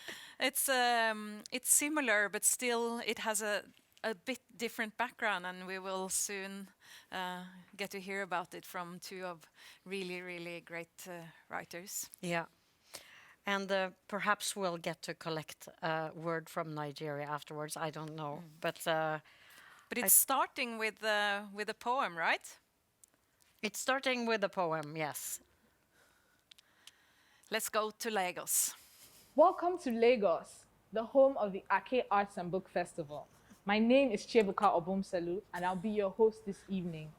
Lagos is a vibrant city of 23 million people from different cultures and backgrounds, and we're excited to showcase the talent of our city as part of the 2021 edition of the Bergen International Literary Festival. Over the last 8 years, Ake Festival has brought together hundreds of writers, thinkers, creatives, and readers to dialogue and celebrate African creativity on the continent. Through panel discussions, book chats, art exhibitions, poetry, theater, and musical performances, our festival viewers and visitors are immersed in the literary landscape of Africa. The 9th edition of the Ake Arts and Book Festival will return in October 2021. While the COVID-19 outbreak has changed the way we live and work, with many literary festivals like ours having to go online, It has opened doors for international collaborations with literary festivals such as Bergen LitFest. We always welcome the opportunity to showcase Nigerian and African talent on a global stage. We have a very exciting program lined up for you today. We'll start with a poetry performance by one of Nigeria's finest, and then we'll move into an insightful cross-generational conversation about the attitude of Nigerian society to childlessness in marriages. Stay tuned, and thank you. And this is for the storytellers, watchers at the temple of language, those whose heads brush against the sun, whose hearts weave tales from our laughter and spin our sorrows into songs. This is for the dreamers who first spoke today's cliches, hunched over blank papers, staring into the empty pages of computer screens like crystal balls, waiting for the spirits to whisper, those who have mostly found truth in sadness. Breathing windows to the soul of the human condition. This is for those navigating silences, who need solitude to breathe, who refuse peace and quiet in the face of injustice, who chose gulags when the only option of freedom were in cities under jackboots, those who smuggled out their truths on toilet paper and wrote back from exile, telling us there was a country, its dream aborted under half of a yellow sun. Where would we be without the poets who showed us the path of thunder and unraveled the house of hunger?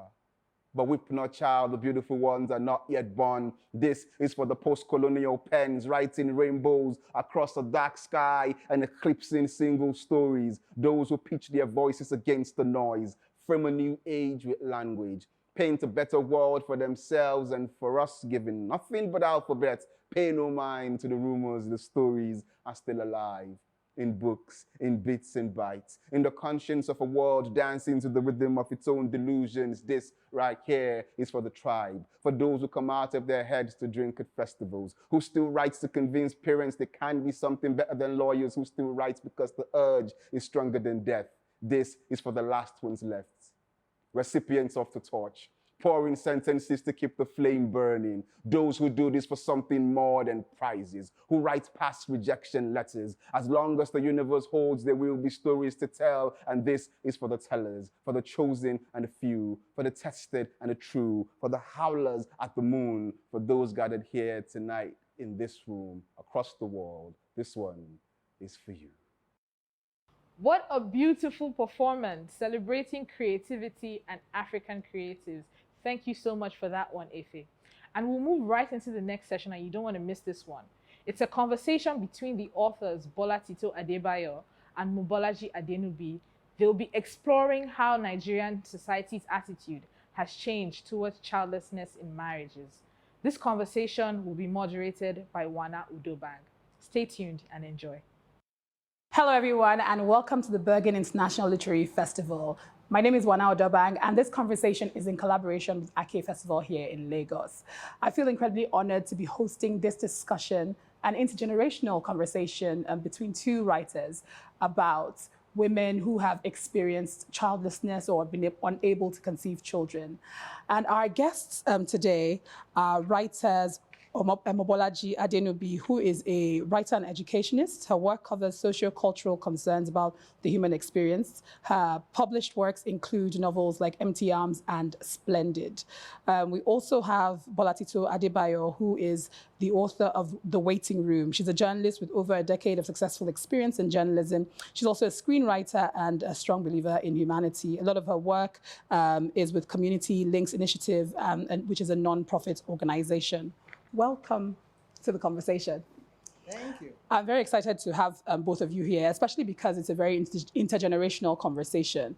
I think, Mrs. Adenubi, I guess the first question I would like to ask you is about your own experiences in your time in Nigeria, dealing with issues around conceiving, because I know that you've had what they often refer to as secondary infertility, and you also had miscarriages as well. So I wanted to know very briefly what your experiences were like and people's attitudes towards you at the time. Thank you. I married in December 1966, and I was, at the time, over 25. an age that at least women in Nigeria are supposed to have been having children, married much earlier than that 25 years. But I had my child, the first child, soon after marriage. She was born in February 1968. In fact, I had her the very day I stopped work. It was a healthy childbearing. The labor was easy, and I felt quite happy about it. I didn't think childbearing was difficult. I was happy with it. But after that one child, after that daughter of mine born in February 68, I had 6 more pregnancies, and not all of them came out successfully. In fact, I only had 2 live children with those 6 pregnancies I had. It was not difficult conceiving. The difficulty was carrying the pregnancy to full term. The doctors decided I had what they called incompetent cervix. So they carried out a procedure they called Shirotka. They tied a ribbon around my cervix to hold the fetus in the womb until delivery. That was done at 12 weeks pregnancy. But as soon as the Shirotka is put in, the patient is kept in bed, in hospital, on what they call complete bed rest. I did everything lying down. I ate lying down. They bathed me lying down, cleaning me in sections in the morning. After my meals, I had some sedation medicine. They woke me up to even see my visitors.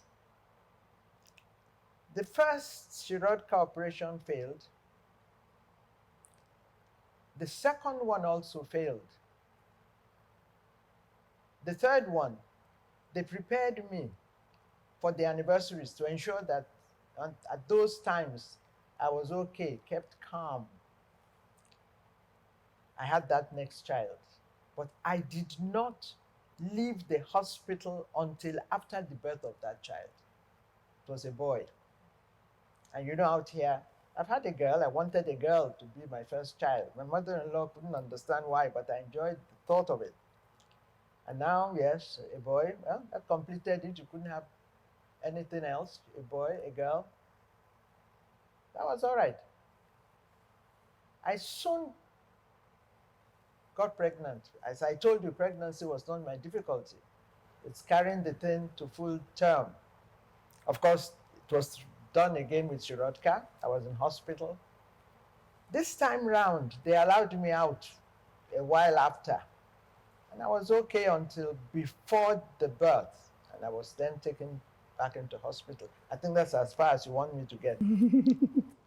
Thank you very much. I'm going to come back to you to talk about, the experiences around you in terms of society, as we always put in quotes, society, and how the sort of attitudes towards whether it was your difficulties with carrying a child to full term or the miscarriages that you had as well. But I want to ask you about what were your own personal experiences? I was married September 9, 2007, and I didn't have a child until 7 years after. And we even had to have an IVF before we could have the child. Initially, the doctor said I had fibroid. I was battling with that. Then afterwards, when I had a surgery, and the pregnancy still didn't come, so we had series of tests. Eventually, the doctor said we should go try IVF, and I would say I was one of the very lucky ones that the first cycle I had my child.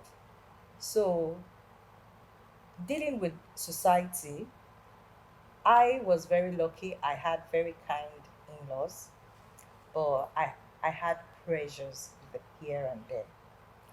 I had people who were very intrusive. Some people I don't even know will just walk up to me, maybe because we stay in the same neighborhood. They can take me to so that I can get pregnant quickly. And in fact, it got to a point I stopped going for family functions because you had to deal with the stare, you had to deal with some questions, some annoying questions, and all that.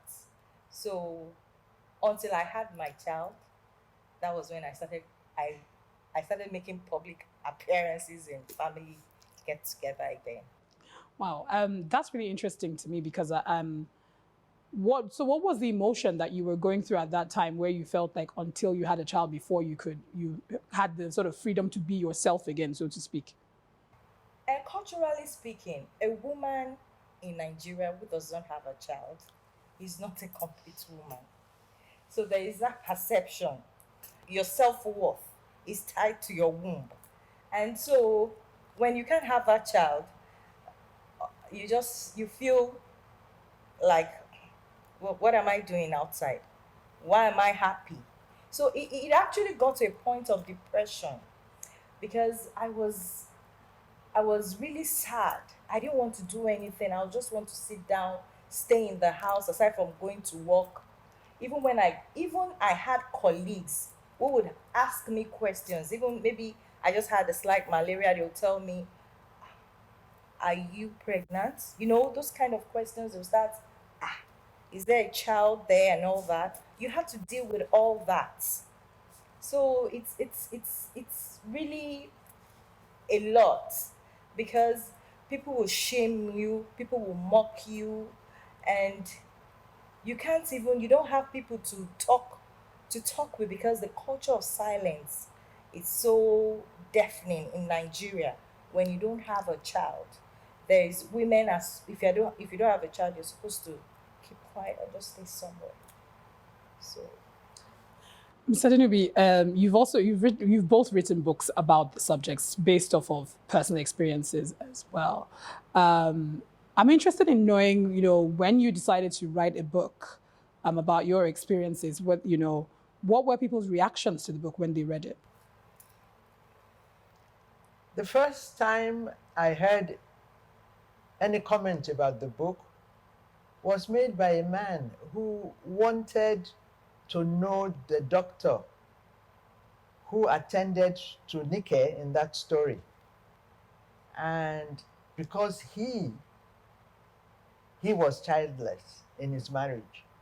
And I think, he didn't say, I think that he had been told by his doctor that he was sterile. So he wanted to meet that doctor who helped them. That I found very interesting because generally men don't ever come out to tell you that they are responsible for the childlessness in their marriages. Society would not even accept that a man could be childless, not this society. So I had to tell him that the doctor in that book was a fictional doctor, but I could mention a place to him that he could go and meet doctors like that who could attend to him, the Lagos University Teaching Hospital. And I don't know whether he went, and I don't really know what happened to the story. But in my case, my childlessness was not as noticeable as what she had just described because I had a child soon after marriage. It's having a child after that. But you see, having had a child, having had a live child, meant you're not sterile. I mean, you're a mother. So I didn't feel disadvantaged in any way. But our society, we speak in Proverbs, and she's Yoruba, I'm Yoruba. Omo lere aye, I mean, they're talking about children as if that's all that matters in the world. It's the wealth of the family, it's the wealth of all of you, the wealth. That is what defines you, not just the woman. But of course, because the woman is the one seen carrying the child, the woman is responsible for childbearing. Now, you are conscious yourself if you don't have so many children, you have just one. In fact, a proverb says in that language that a mother with one child is not much different from a woman with none at all. So it's important that you have more than one. I was aware of that. But did you feel any pressure when you just had one at the time? No, there was no pressure because I kept getting pregnant. I mean, they saw me with pregnancy. It was good. To see you bloated up was a fantastic thing. I had a friend who didn't have children. She said, just let me get pregnant, that's all. I want them to see me with a pregnancy. But you see, I was seen with pregnancies. And so that was all right. But keeping the pregnancies, that was a problem. I mean, you say this thing which I found very interesting about the man reacting to your story, to the novel, that was very interesting for you to see someone basically owning up to the fact that the reason for their childlessness in their marriage was his fault. But there's something interesting that you meant about that idea, because even when that happens within our society, women still feel like that burden is on them to still carry, even if the man is perhaps the one with the problem in the moment, right? And you talked about this idea that, you know, a child is seen as our lives and our worlds, and there are proverbs to allude to that as well. And again, our society also puts this responsibility on women as you are responsible for this procreation and this life that comes into the world, or this world that we're going to be. And I'm wondering, you having children in the 70s. I'm just thinking about the time as well for you in that sort of particular generation. Were there any men that were, coming out and saying, okay, I'm the reason why we're not able to have children? I don't think that you will catch a man coming out, even now, confessing that he's responsible for the childlessness in his marriage. That never happens. It is not, I don't think it's only in Africa. All over the world, because a man is not seen carrying the child. A man is not expected to be, it's not supposed to be, it's not even expected, it's not supposed to be the one that's responsible for childlessness. I'm sure that it comes as a shock to a man who's told that he is childless. I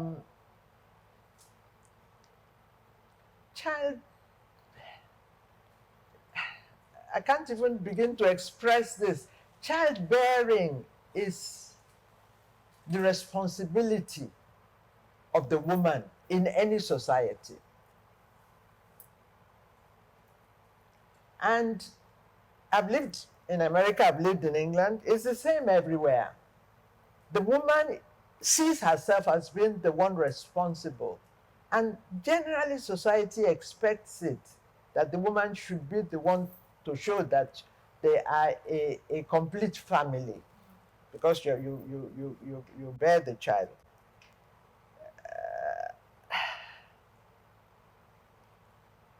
And yet a large percentage of mothers everywhere, they are conscious of the problem of, carrying babies to full term and being successful as mothers. I don't know whether it is much different now than it was in my time. Although now I think there is more information about how to go about it when you are childless. As I've said, in my own case, I didn't see myself as childless because I already had a child. But I have seen, even with that, I had a number of difficulties. When I started having these miscarriages, I had a number of difficulties going for so many tests to ensure why it is that I cannot carry a child to full term. Now, can you imagine if it had been a woman with no child, no experience of pregnancy at all? The tests will be as many as I had, and I think there are many more, and there are more batteries of them and more successes now than there used to be. I think the problems are still the same, but maybe the way we've approached them are a little bit more. But let's talk about your book as well, Writing the Waiting Room. What, considering that we've mentioned this thing about shame, about silence, considering that the idea of a woman that is unable to have a child is seen as this massively shameful thing, and at the same time, it's such a, like, you're not supposed to talk about it. And then you write a book called The Waiting Room, and a novel called The Waiting Room. And even after that, you've shared your own story and your own experiences with IVF. What have been the reactions to that? Well, like, I remembered someone called me when I was on TV and was asking me, why should I be talking about IVF? Why am I embarrassing my husband that I shouldn't be? And I was like, it's my story, and I should tell it the way I want to. Now let's come to the waiting room. You see, I was trying to break the deafening silence of women who are waiting. And that was why I dealt with the different themes in this book. The theme of infertility, which is the major one. Then the cultural stigmatization. Then there are other themes there. Then let me talk about our traditions here. You know, like one of the characters here had to go from one prayer house to the other. And that is very typical of us here in Nigeria. When you are looking for a child, it's only the women that go to prayer houses. It is generally believed that a Nigerian man can never be sterile, and all Nigerian men are fertile. So it is usually the women. And there's also this misconception that every woman who is unable to have a child has been promiscuous. So that's another notion I was trying to correct in this book. Nkechi married, was a virgin, lost her virginity on her wedding night. So, but she still had to battle with infertility. And there's another character there called Shola. Shola is a man, and he also was the one with the problem. So, but Nkechi was the one going from prayer house to the other. And we have the theme of family pressure. You see, Lolo, Nkechi's mom, was the one taking Nkechi from one place to the other. We also had another character, one of the characters also, it was the mother-in-law that took her, that's Yeni, took her to a traditionalist. I found out also that women, many Nigerian women, will waste our time. Instead of seeking medical help quickly, we go from one quack to the other, one place, there's one herbal concoction that we take, we call it agbo. We take one. I can tell you the countless agbo I took as a woman looking for the fruit of the womb. There was one particular one I took that I was having migraine. So it is so bad. We need to keep talking about this thing. We need to let people know that they should seek medical help. And there is also something that came very glowing in this book. It is the IVF. You know, Nigerians see, like I said, somebody said, why am I embarrassing my family going to television talking about IVF? You know, it is believed that women and children who come from IVF are not from God, that they are demonic. Some believe that they are not healthy children. But I can put it to you that the children from IVF are healthy, they are doing well, they are intelligent, you know. So we should stop demonizing these things. Those were the themes I tried to put out there to correct all these notions about our beliefs that you can have your child through the right means. I also talk about adoption because in Nigeria, adoption is like It's something you have to keep so other people will not know. So these are the points I try to bring out in the story to educate Nigerian women and men that all these things you can get your child through your children through all these things and do not go through the back door. I mean, there's so many there's so many layers and so many layers of secrets that just keep unfolding. So we're looking at cultural stigma, not only cultural stigma and cultural pressures attached to women and the value of our bodies being connected to having children, but then I think even the idea that this certain kind of children had in a certain way are natural or normal, and anything else is seen as abnormal or in quotes demonic. The sort of spiritualization of that in itself as well. That reminds me. So sorry to cut you short.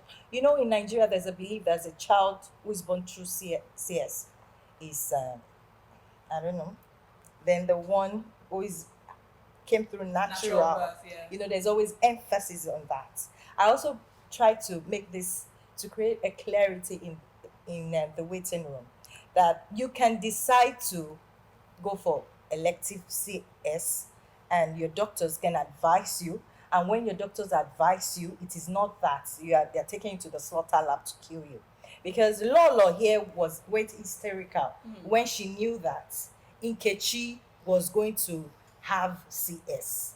So there are so many things that have been demonized in Nigeria about all these medical procedures that could hasten childbirth to make things easier. But people need to be knowledgeable about this.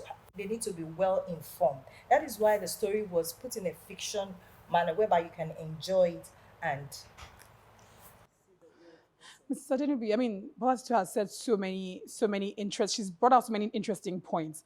And what I'm thinking about is the amount of the level of burdens that are just thrown onto women's bodies by a society.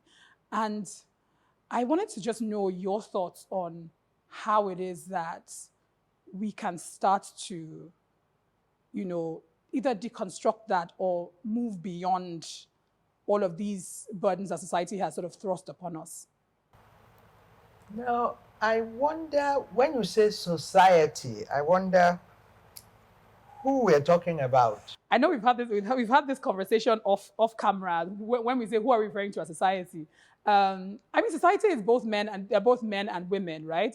But we also are aware that women, in turn, become the custodians of these cultures. So a lot of the pressures that women experience are actually also put on them by women too. Well, you are talking about a society in which polygamy is considered normal and ordinary. In my time, if a woman didn't have a child quickly enough, her husband is encouraged to have another wife. Whether you are Christian or Muslim or any religion, it doesn't matter, it's a traditional thing. If a woman is married to a man for about 2 or 3 years and there is no child, it's not as if the man himself is not aware of how it is he can go about getting another child. He gets the encouragement also from his family. And he can have another wife, and if that one gives him only girls, he will get another wife to give him boys.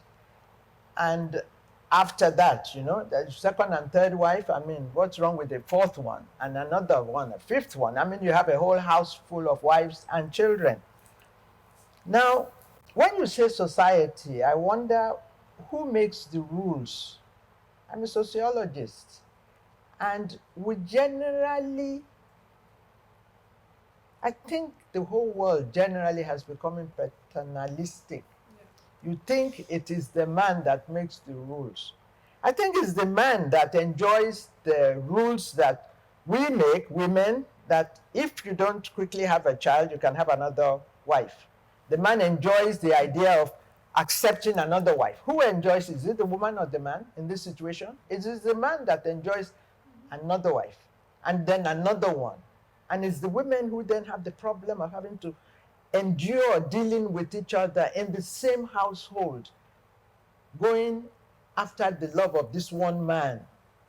Sometimes in that same story, in that my own story, the introduced polygamy in a way that is not as obnoxious to Christians as it generally is. It's more harmonious in that story than usually it is in real life. Now, we women generally are the ones who insist. You will find in the stories, it is the women. In my own case, my own mother-in-law was very good. And she has, in private, I've asked her, her own in-laws have been very good to her. And in my own story too, the in-laws are nice. But generally, it's not just the in-laws, other members of the family, even the public. She has mentioned the people you meet outside. Kind of wonder, when are you going to have, they ask you pointedly, when are you going to have a sister or a brother for your one child? In my own case, the one child that I have. Well, luckily for me, I end up in hospital as soon as I get pregnant, and they say, I'm back in hospital. You know, I was there in hospital because of the child. I'm still expecting a child. I'm all in and out of hospital because of this child. I'm being seen going in and out because of a child. But that is not it. Why should it be that the woman is the one? As I've said, it's only because we're the ones seen carrying the baby. It used to be, long, long time ago, that the woman was considered almost sacred because we are able to bear this thing inside of us that becomes a live human being and grows up eventually as a member of society. And in those days, it wasn't clear that the man had anything to do with conception. It was as if the woman created this being in her and produced it. You understand? Now that it is known that if the man does not contribute to the egg, you are never going to have a child. Now, you now know that the pair of you must cooperate in producing another child. What I have found from discussing with her and what she has mentioned, there is much more now about childbearing than we had in my time. We didn't know all these things in my time. We didn't know that it was possible to get an egg and put it in, well, yes, and then get it fertilized and it will become a child. I think more and more is being known now in this day and age. That is the difference in my time and her time. So the questions she has to be answering and the connotations given on childbearing and the way you've had your child, we didn't have those problems in my time. But so there's so much open conversation around IVF treatment, around surrogacy, around adoption. But then a part of me also feels... Adoption is not accepted generally anywhere, unless, of course, when you legally adopt a child and you have a document saying this child is now yours, that you don't have to have when you have a natural birth. It is more important in a situation like that to have the child know the situation of, I was going to say his birth or her birth. If a child is adopted, it is important that you let the child know that the child is not the child of the mother, the woman who's calling the adopted mother.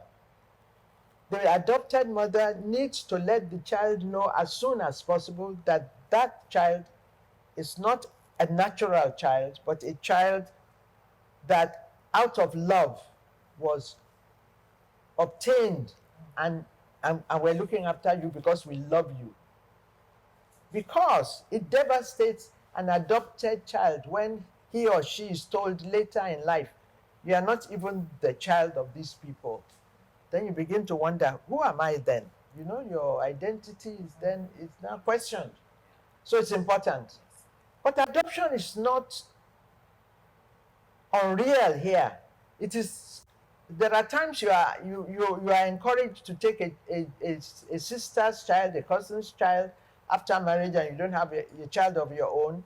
And it is said that a child, it's in a proverb, a child, the child you bring into your life calls down another child that will come into your womb and become a natural child of your own. I'm just giving you the way it is described.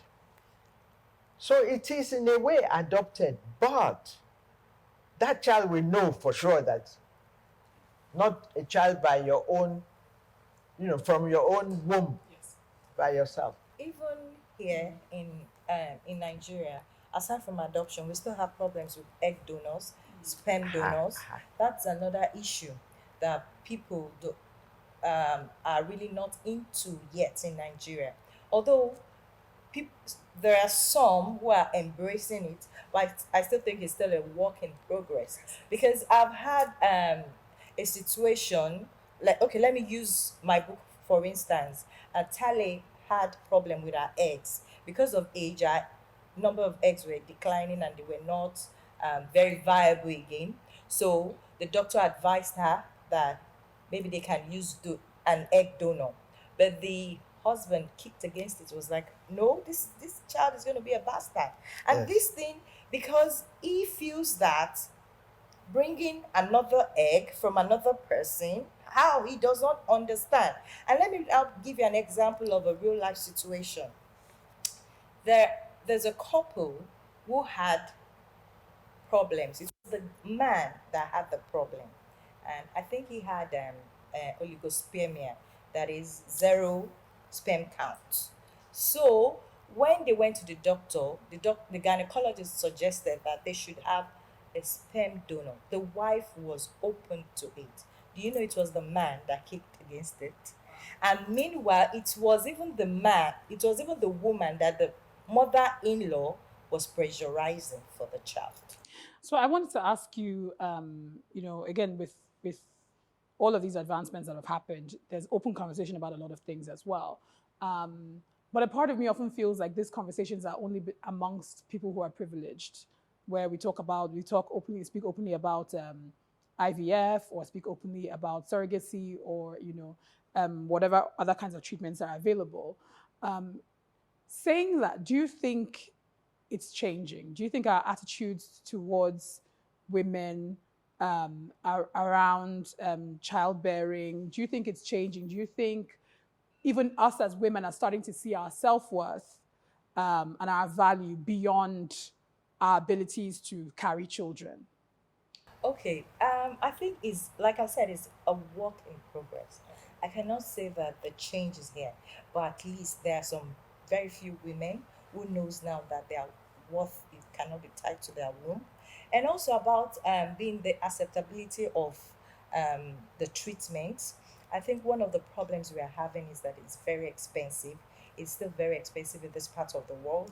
And so that is why it is just the upper class and the middle class that can afford it.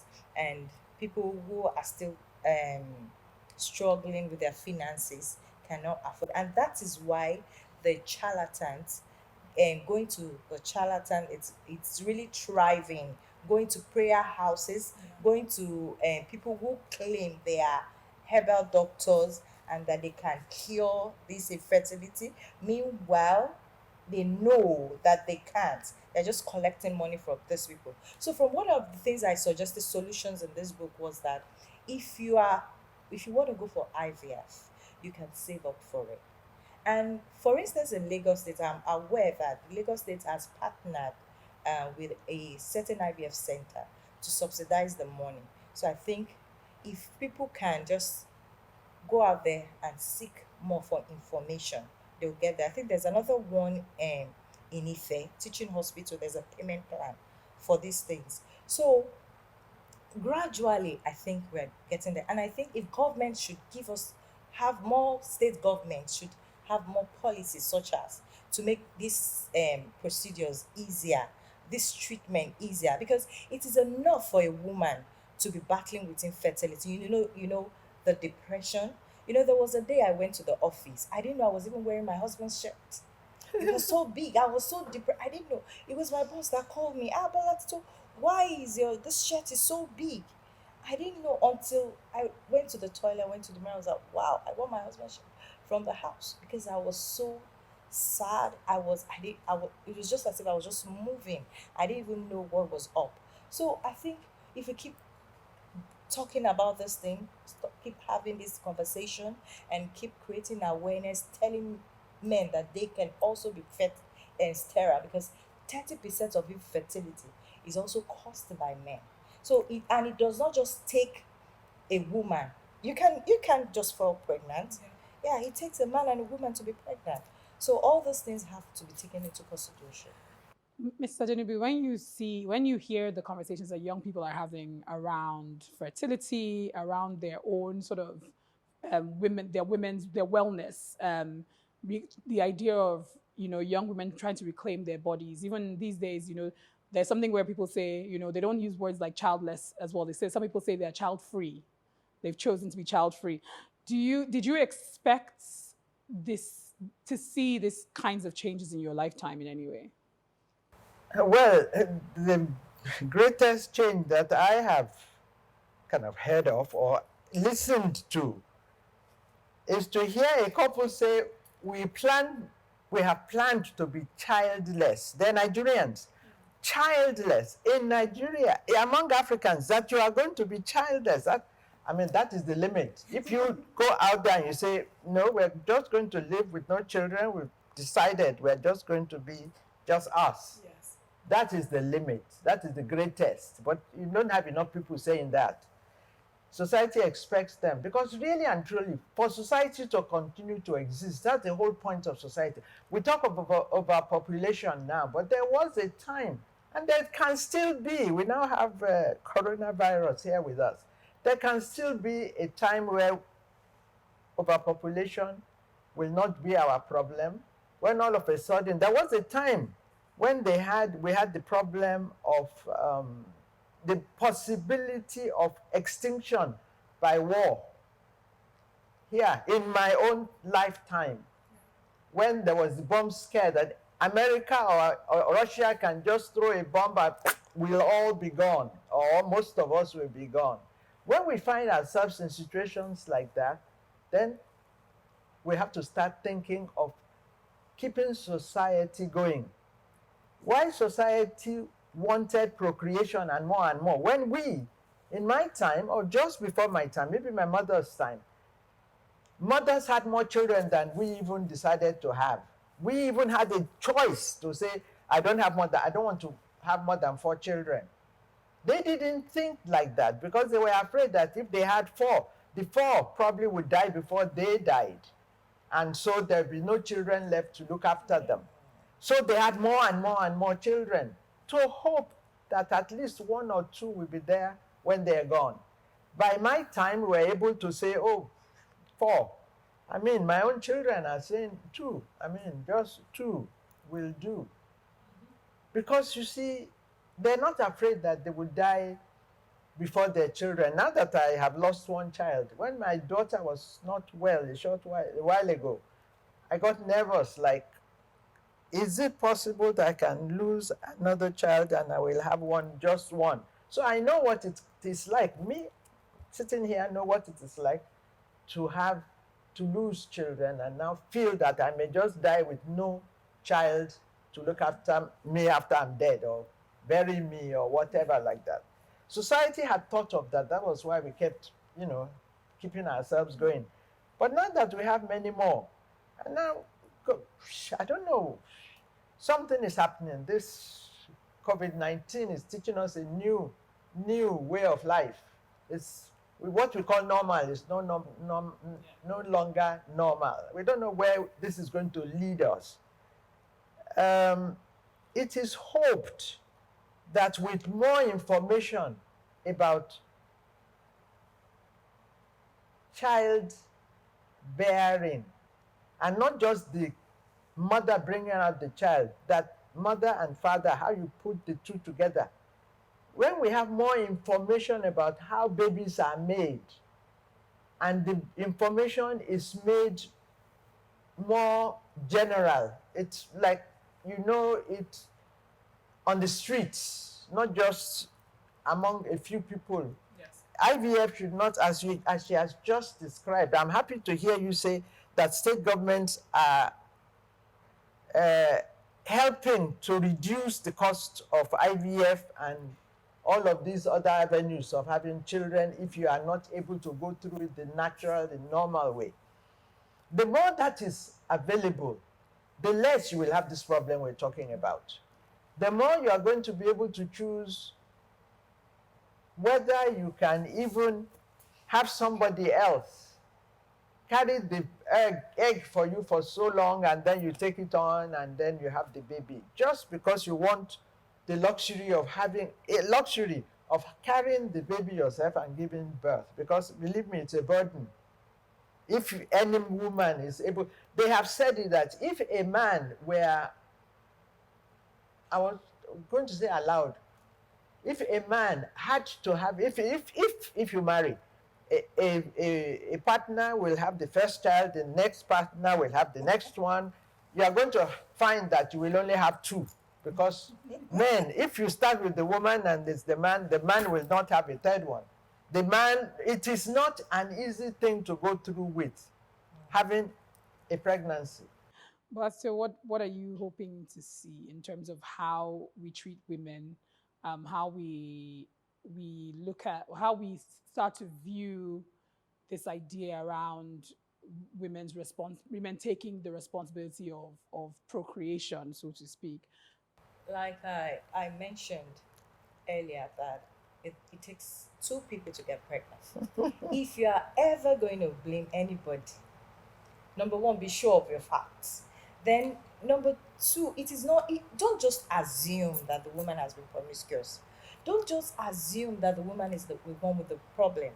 It might also be the man. And parents should, mother-in-laws, most especially, and in-laws generally, they should be kind. You know, it's the woman who is unable to get pregnant. She's not happy. She's already has something she's battling with, she's dealing with. So they should be kinder. But we find out that the way they attack these women, it is I don't know, it's very sad.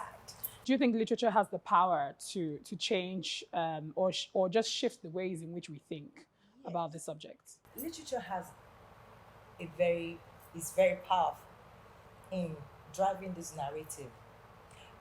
In this book, Madame Shokunbi, she's the in-law of Nkechi. She was the one who raised the money for their IVF. Even though she was tagged a witch. You know, when you go to these prayer houses, this is what you end up with.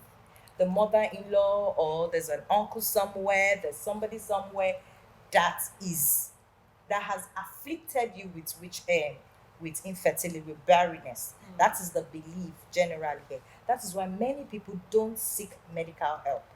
So with literature, when people read this, they're used to this, they're armed with this knowledge. They'll be able to know that infertility is just like a sickness, a disease that can be treated. You just walk up to a doctor. When they have your diagnosis, they give you prescriptions. And with God, you're okay. People should stop wasting their money moving from one place to the other. I'm not saying whatever belief they have, it is fine, it is valid, but also they should seek medical help. Do you think, I'm going to pose the same question to you, do you think literature has the power to sort of shift perceptions when it comes to this topic of infertility and how women are treated and how women are valued? Definitely. Literature is information. The more you talk about things like this, the easier it is for people to understand what is going on. Literature, when you say literature becomes plays on radio, on television, they become things that people get to see often and get to know about. So it is less secret. You remember when the woman was the one that was having the baby and they didn't know that man had anything to do with it? It was, the woman was like next to God. But as soon as it was known that if you didn't have a man, it wasn't possible, yes, it decreased in value the sacredness of the woman. And now when you now have much more information about it, then all of you, male and female, you are going to just know the amount of contribution you make. And if WHO, World Health Organization, calls infertility a disease, if in any way my contribution is diseased, then I know that I can get another one. I can find some kind of cure from somewhere. Once that is possible, once that is available, and it is easily available, we will not have too many of these problems. Thank you very much for being very open and sharing this conversation with us. And big thank you, of course, to the Bergen International Literary Festival and Ake Festival. Until next time. That was an interesting conversation. I wish that we could bring you more from Lagos, but our program has now come to an end. On behalf of Lola Shunain and the entire Ake Festival team, I would like to thank Teresa Gorton and her team at the House of Literature Bergen for this opportunity to collaborate on their festival. I'd also like to say a big thank you to our guests for today, Mobolaji Adenubi, Bolatito Adebayo, the moderator, Wana Udobang, and our poet from earlier, Efe Paul Azino. Thank you to our audience. You've been a wonderful audience. We'll see you again sometime soon. Over to you, Mona and Siss. Thank you. Thank you, Chibuka Umbumselo from the Ake Arts and Book Festival. And it's so interesting because in Norway we had this flow of books that is about motherhood and not being able to conceive and the choice of being or not being and the traumas around it. And then we go to Nigeria and they have, of course, a bit of a different view, but still. Yes, I think I can predict that motherhood is a theme that will never go out of fashion. Yes, it's actually pretty important, and it's about time that there's books that talk about it. Yeah. Yes. Good and bad motherhoods and not being able to be a mother. Yes. Very important theme. We're actually halfway in this incredible journey that brings the whole world together in a time when we're isolated. And suddenly we hear voices and new ideas and meet new authors. It's just amazing. I think I've never been this connected to the world, in fact. And we've visited 4 continents by now. We've been to Europe, Bergen, here, been to Australia, to the Middle East and Africa. So what's missing? What's missing is the Americas. Oh, the Americas. Okay. North and South America. We'll be going to California, which has a special place in your heart, Mona. And also first we'll go to South America to pay a visit to Argentina.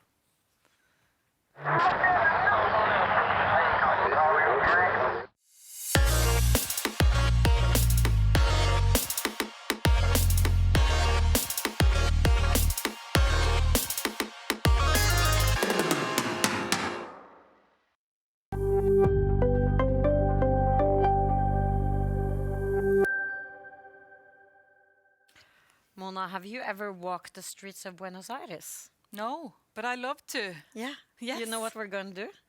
Are we going to do that? We are going to walk the streets of Buenos Aires because the Festival Internacional de la Literatura de Buenos Aires. I love your accent. I hope it's passable. Yes. They have asked some authors to write new stories about their personal neighborhoods. That sounds really interesting and fun. So they write about the streets where they live. Yes. They've been commissioned to write personal stories about their homes in Buenos Aires. And this is something the Filbo Festival does every year, in fact. But this year, how can we go there and experience them? Well, they fixed this for us. They have sent along camera crews with the authors, so they will show pictures as the authors read, which will make us able to join them in the streets. And there's really famous Argentinian writers like Cortázar and Borges, and they are not constricted by the limited, what you call it, borders of reality. It's more. So I'm thinking, like, will there be magic in the streets, or? I'm pretty sure there will in one way or another. And let's have a look at what Filba normally looks like.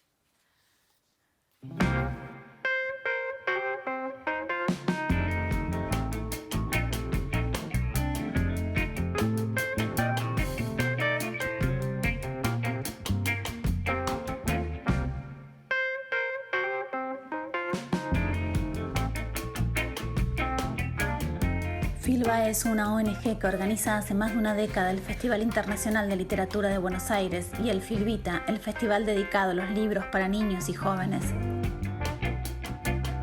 A finales de septiembre, durante 5 días, la ciudad de Buenos Aires se prepara para recibir a más de 100 autores locales y de todas partes del mundo que celebran junto a los lectores de la Argentina el encuentro con los libros. Nuestra búsqueda es encontrarnos de manera presencial o virtual, pero siempre para escuchar, leer y percibir la literatura en todas sus expresiones.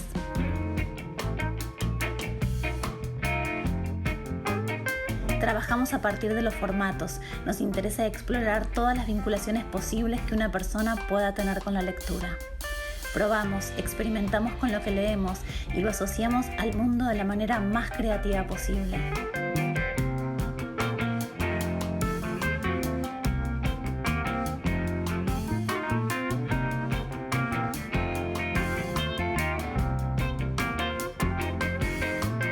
Nuestro objetivo es siempre uno: hacer que la literatura circule.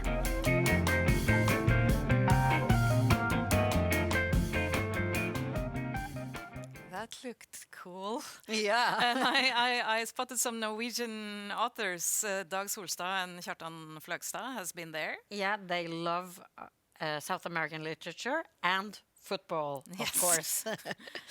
So, should we call up Buenos Aires? Oh, yes. Amalia Sanz, director of the festival, and Daniela Inni, head of communications. Buenas tardes. Hi. Hi. Hello. Hi, Siss. Hi. Listen, how is Buenos Aires today? Well, first of all, we want to thanks for this. It's so incredible to be part of this festival. 12 countries in 12 hours and with an audience from all over the world. That's really, really amazing. Thanks for this opportunity. And we are happy to represent Buenos Aires. Answering your question, the city is very, very sunny and humid today. It's a typical summer day. Is it really summer? Yes, yes. Yes. But is it summer all year round, actually, in Buenos Aires, or is it? No, not really. We do have winters, probably not as cold as yours, but it's still quite cold. Yeah. Amalia, we have asked for a picture of your back garden to get an image of like a normal day in Buenos Aires. If we can get that picture up. Oh, it's green. Pretty green. Mona here dreams about starting gardening sometimes. Yes. Yeah, it's a very accurate representation of where we have been hanging out because we have been working from home for like a year now. So this is Amalia's backyard. So that's your view and your free area. Yeah. And Buenos Aires is a really big city. Do you have a favorite feature, each of you?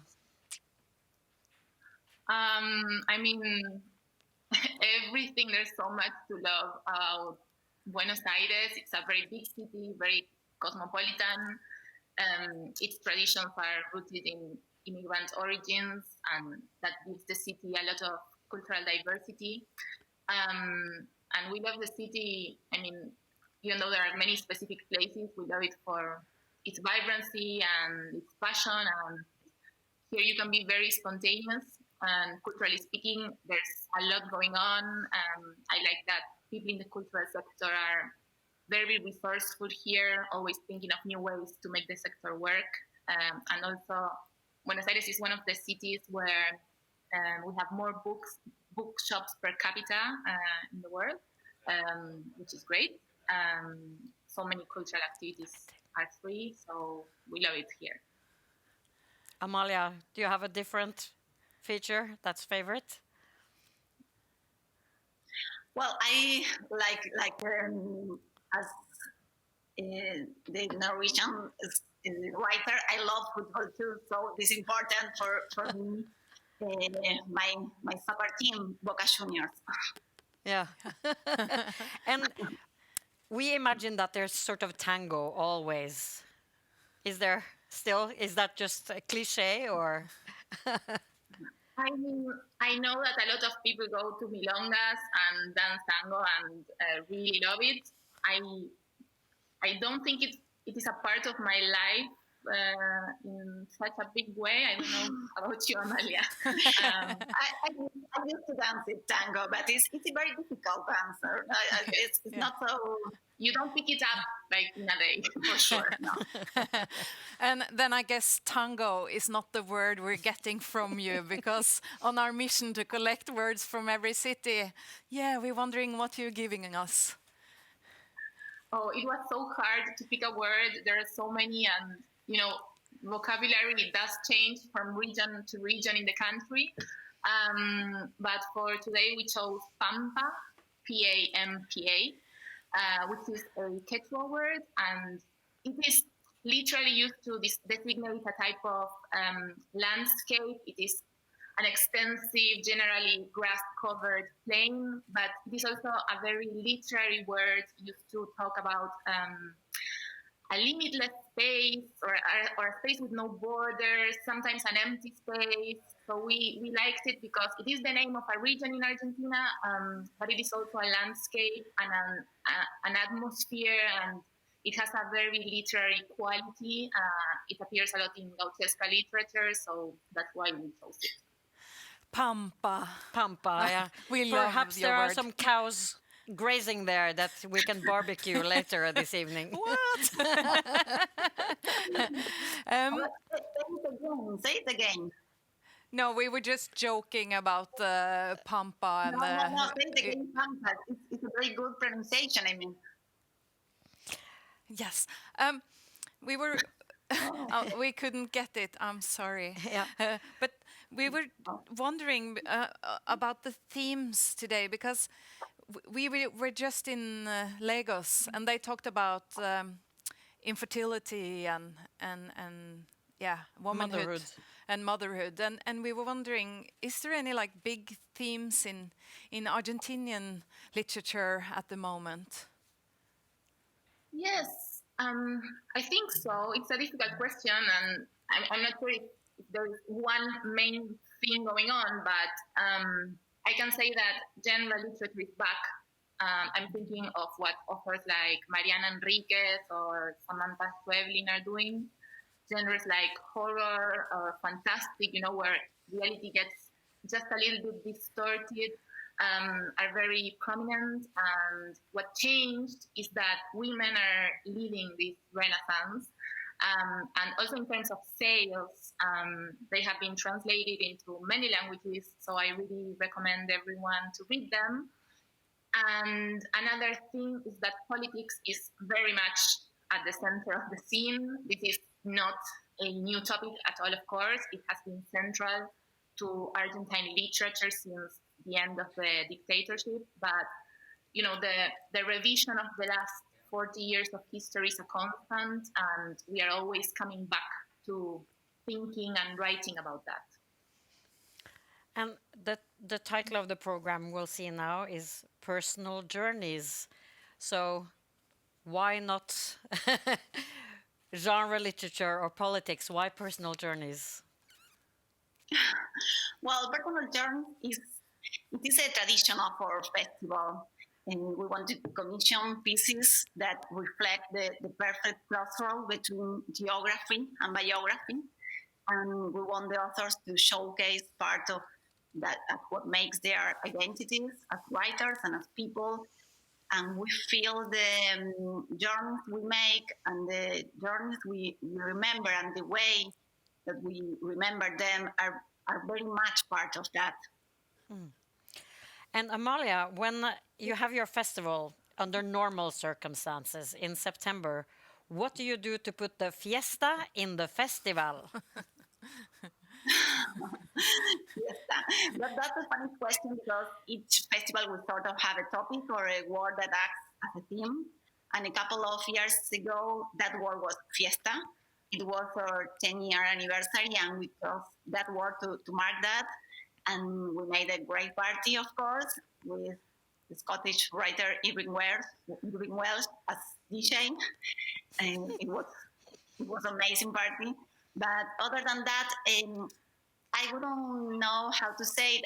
I say that we are a warm festival. We want to have a real connection between readers and writers. We program a lot of activities at nighttime, so that helps out. But, well, since you have to come check the festival out and see for yourself. Yeah, we'd love that. You're welcome. Oh, we would love to come, but we're happy we can visit you now. And we're going to meet 3 great authors. Can you introduce them to us? Yes, sure. So up next, we have 3 Argentine authors. Mercedes Halfon is a writer, a cultural journalist, and a theater critic. She has published short stories, novels, poetry books. We were particularly drawn to her writing style because she mixes sort of personal journal with the short novel form, notes with poetry and essay, and she permanently references other literature work or visual arts or even drama. Then we have Mariano Quiroz, who was born in Resistencia, Chaco, which is a province in the north of Argentina, almost 1,000 kilometers from where we are now. He's a writer and a publisher. He writes short stories and novels and has received national and international awards. His stories are usually set in rural areas outside the city, and they have a sort of disturbing quality. They can make you uneasy with their supernatural moments, so you really can't put his books down. And finally, we have Juan Ignacio Pisano. He was born in Buenos Aires in 1981 and was last year's literary revelation. His first work, entitled El último falcón sobre la tierra, earned the Fundación Meife Silva Prize to the best novel of the year 2019. The novel is apocalyptic, a dystopia with science fiction elements and profoundly political. So that's it from us. We leave you now with these amazing authors, and we hope you enjoy it. Thank you. And Mona has put on her sneakers. She's ready to walk. I have my boots. And dear audience out there, notice that these stories will not appear anywhere else. This is really an exclusive experience, so pay close attention. Of course, you can find this festival online in 10 days afterwards, but this now is unique for us. Yes. And let's give the stage to... Yes, we must thank Daniela yes. and Amalia, but thank you so much, and let's Thank go. You guys. Thank you.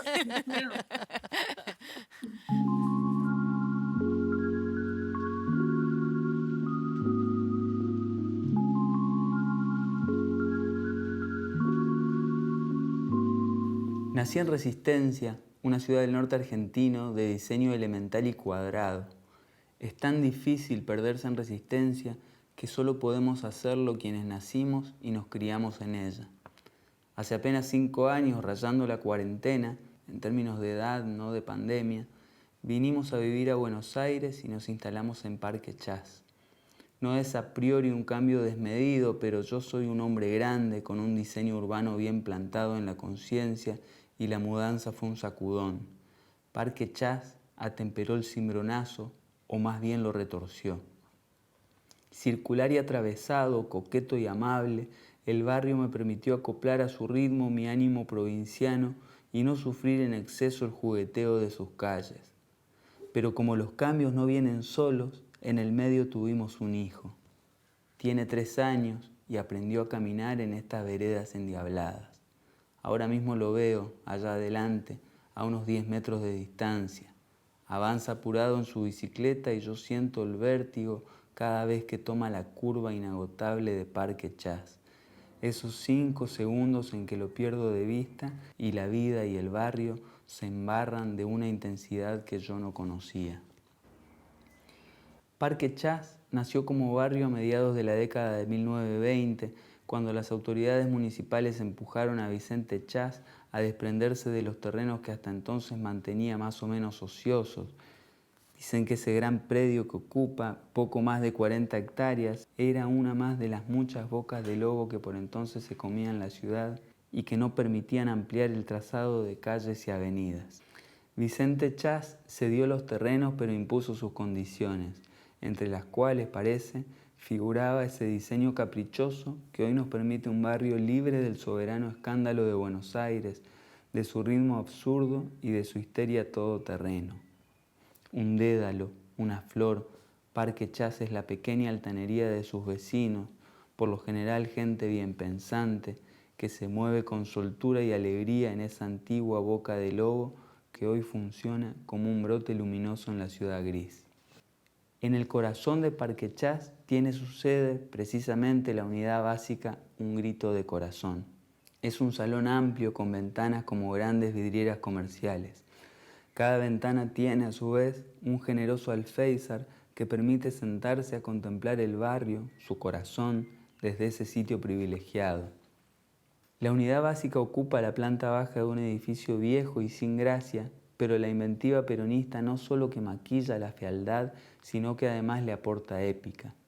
En la entrada a la unidad, alguien, el artista Diego Fabre, pintó en el techo una creación de Adán de la Capilla Sixtina, con Perón ocupando el lugar de él y con un obrero en el papel del primer hombre. Como soy peronista, semejante intervención me deslumbra y me enternece. Le señalo la obra a mi hijo que apunta los ojos a ese cielo y dice la palabra nene, 2 veces, un nene por Perón y otro nene por el obrero. Hay por lo menos una loca en Parque Chas. La que yo digo vive en una planta alta, al contrafrente, y mantiene en vilo a los vecinos de la cuadra. Desde su ventana, la loca tira basura a los patios aledaños, restos de comida, alguna bombacha, pequeños escombros. En la calle puede ser una mujer de cuidado o bien cariñosa en exceso. Cuando mi hijo, que se mueve distraído y muy a su aire, pasa cerca, ella le dice, «¡Qué hermoso! Me lo comería crudo».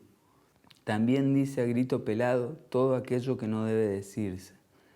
Oronda en un banco de la plaza de Éxodo jujeño, a cuento de nada, larga algún negro de mierda, villero, pija corta. A un vecino que cuida a su perro como a un hijo, cosa que hacemos la mayoría, le preguntó por qué no la cortaba con las vueltas y se iba con el perro a un buen telo. Que yo sepa, no hay telos en Parque Chas, pero tampoco soy buen parámetro para dar por concluido el tema. El hombre dueño del perro se ofendió y amenazó con denunciar a la loca. Nos apuntó con un dedo índice a quienes estábamos en la plaza. Eran las 5 de una tarde prepandemia y habremos sido unas 7 personas contando a la loca, y nos advirtió que a la próxima traería a la policía.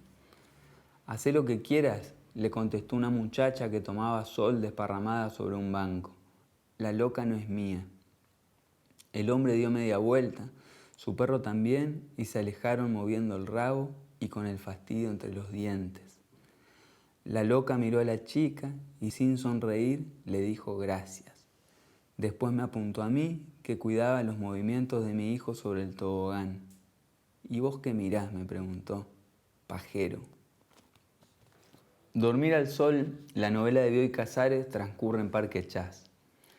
Hay perros, hay almas humanas que transmigran, hay ciencia, perturbadora ciencia. Es una novela alegre, pero por mucho que le pese a Bioy Casares, también es una novela melancólica.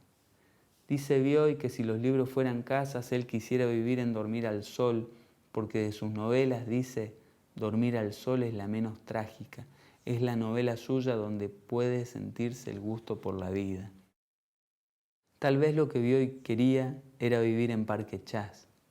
El siniestro médico que en Dormir al Sol hace los experimentos que alteran cuerpos y almas, el doctor Samaniego, ideó su plan en noches de insomnio. Buscaba paz, una cura de reposo, y la imagen que más se acercaba a ese ideal era un perro durmiendo al sol en una balsa que navega lentamente, aguas abajo, por un río ancho y tranquilo. Así es como nos movemos por el barrio, dejándonos llevar por la corriente y envueltos en su remolino, en la bruma melancólica que Bioy llama alegría. La foto la sacó ella, vos y yo de espaldas, tomamos la vereda hacia la curva inagotable. Por la posición del sol, por su brillo en sordina, calculo las 6 de la tarde de un otoño incipiente. Las cotorras que vuelven de pasar la jornada en el aire puro de agronomía, dándose una zampada con el trabajo de los estudiantes, nos abruman ahora con su parloteo. Vos te agarrás a mi dedo índice y das uno de esos pasos tuyos vacilantes, como de muñequito a cuerda. Como aún te cuesta modular, soltás una mera catarata de resoplidos que se lleva muy bien con el escándalo de las cotorras. No soy supersticioso, creo, pero sí soy muy cursi. Entonces me pregunto, yo que nací en una ciudad tan cuadrada y de diseño tan rígido, ¿hasta qué punto te conducirá la parábola de estas veredas? ¿Cuánta necesidad tendrás de saltar el laberinto? ¿Qué capilla Sixtina, qué conciencia arrobará tu alma? ¿Qué clase de loca o loco te comerá crudo? ¿Hacia dónde te empujará el río y en qué remolino infinito viviremos abrazados? De momento tengo que correr, contento y agitado, detrás de tu bici.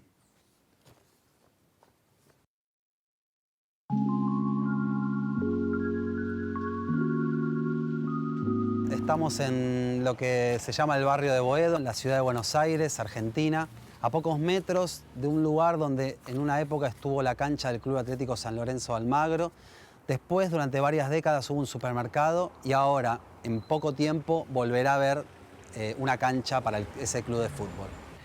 La risa de Lisandro me despega de la reja azul que aísla el estacionamiento.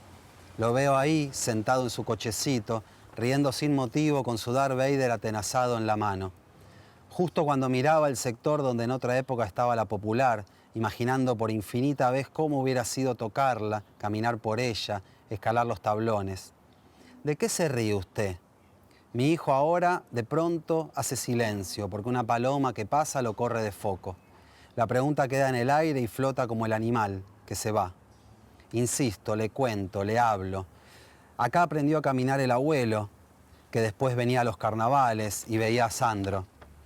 Por acá bailaba de grande, por allá de chico jugaba al fútbol. Él no entiende, supongo, pero vivo con la ilusión de que de tanto repetir este paseo las imágenes se le graben junto a los relatos y que todo eso trabaje en su memoria, que viva libre en su imaginación.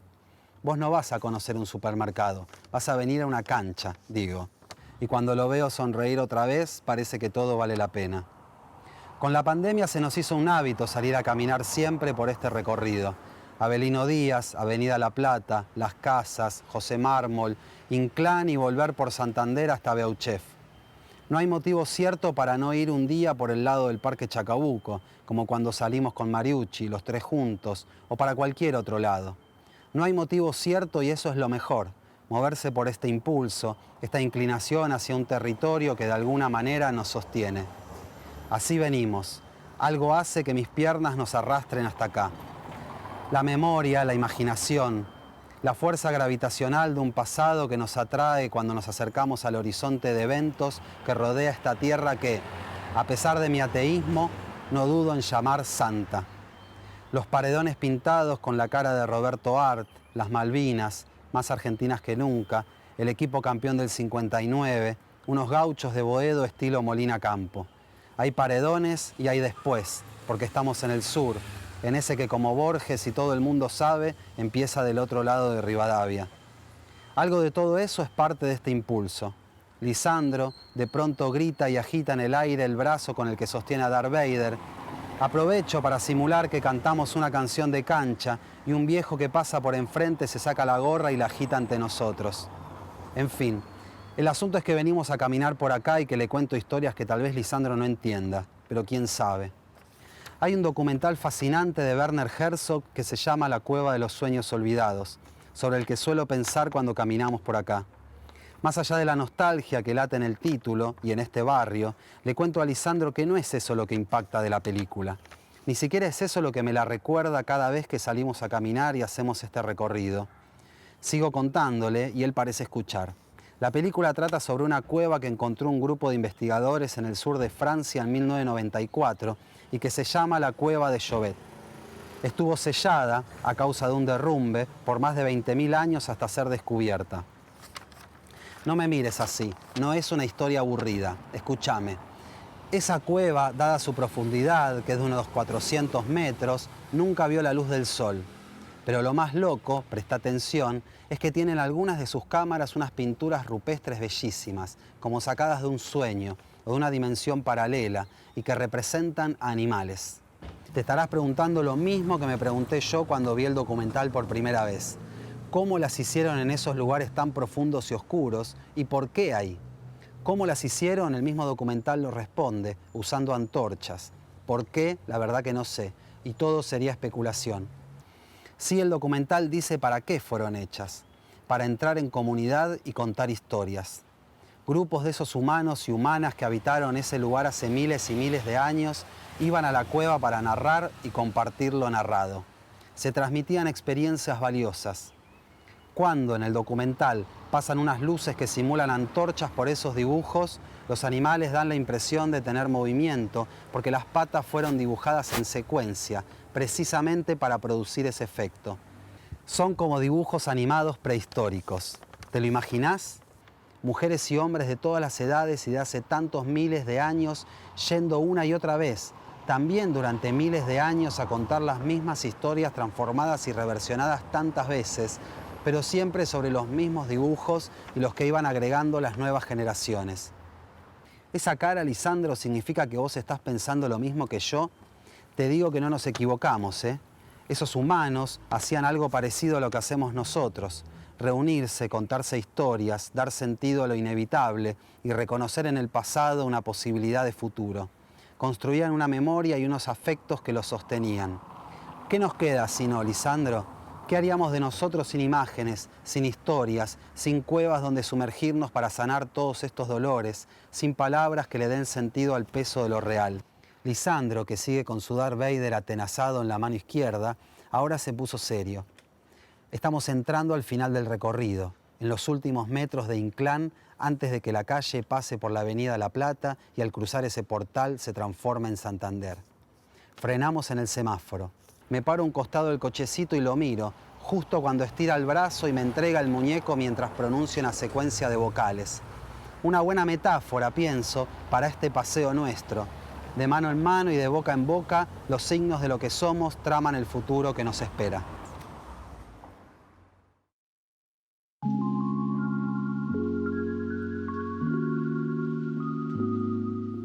Cuando era chica y viajaba en auto con mi padre por la ciudad, él solía señalarme lugares importantes. Desde que aprendió a manejar en su juventud, mi padre siempre tuvo el mismo coche, el Ford Falcon.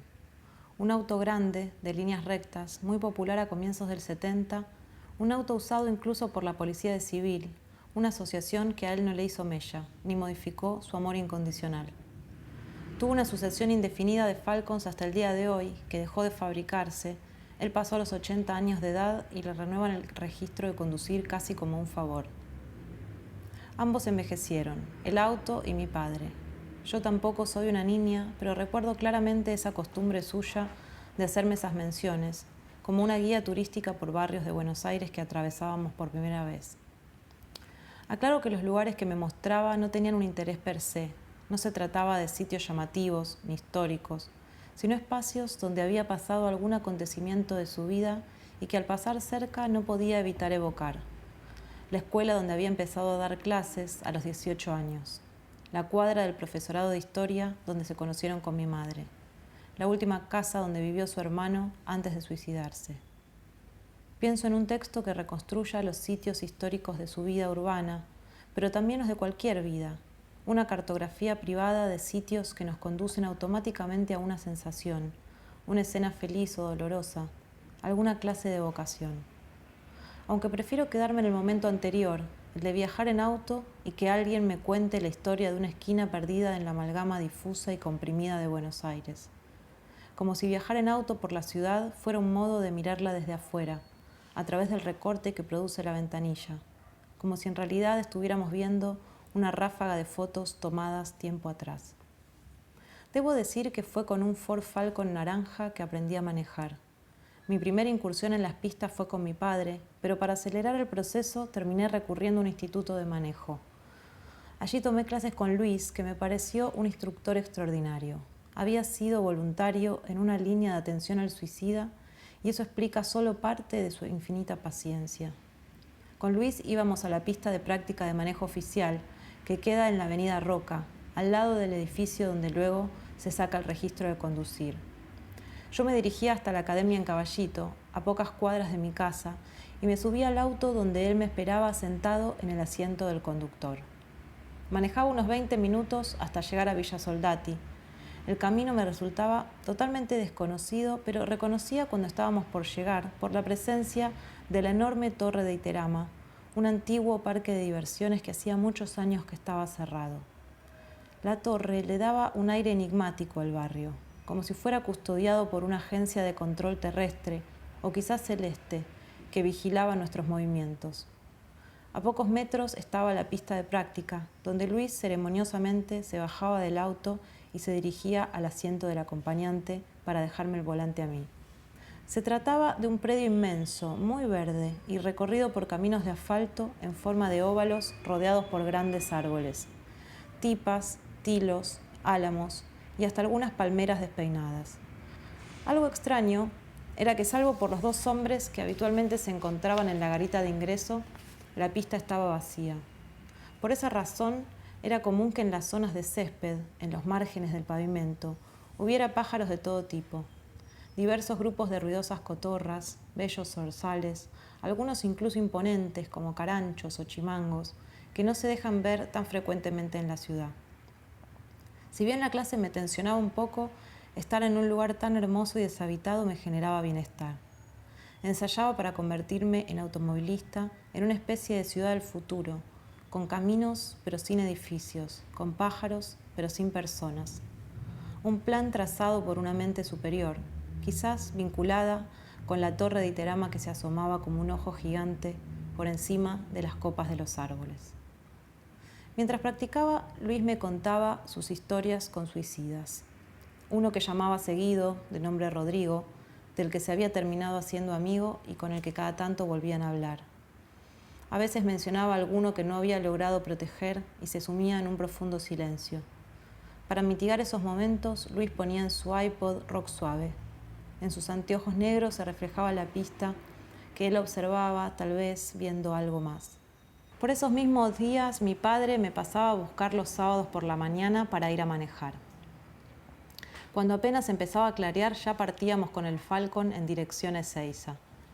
Allí había un lugar que él conocía y que le parecía apropiado para que yo hiciera mis pruebas automovilísticas. No era un espacio diseñado para esos fines, sino un viejo centro recreativo, enorme y abandonado, que se había construido en alguna de las presidencias de Perón. Creo que hace poco lo acondicionaron nuevamente, pero en ese momento parecía parte de un pasado muy lejano y olvidado por todos.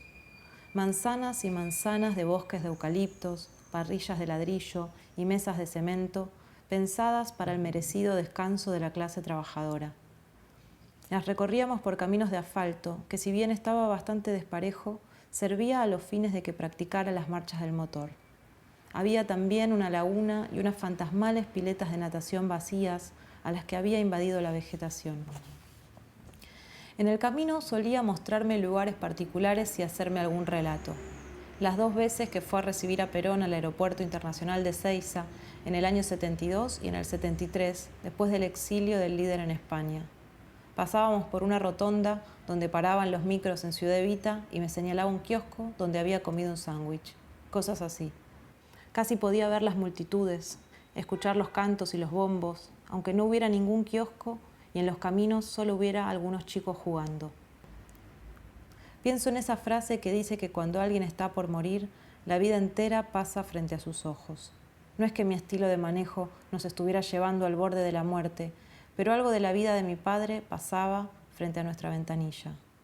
Una ciudad del pasado, troquelada en los márgenes de la actual. Viejos habitantes, cariños no del todo oídos, que envolvían al presente, haciéndolo formar parte de un mismo tiempo. Anduve con el Falcon por los caminos del centro recreativo. En primera, segunda y en tercera di marcha atrás, giré en círculos. Y recién ahí entendí por qué a mi papá le gustaba tanto. Era como una flecha de hierro. Viejo, duro, indestructible.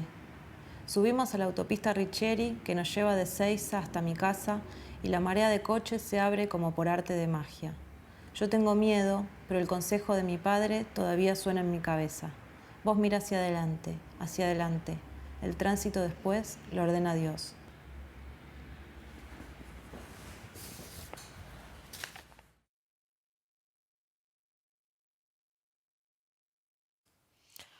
What a wonderful way to visit a city when we are locked down of this pandemic. We're still able to see Buenos Aires streets.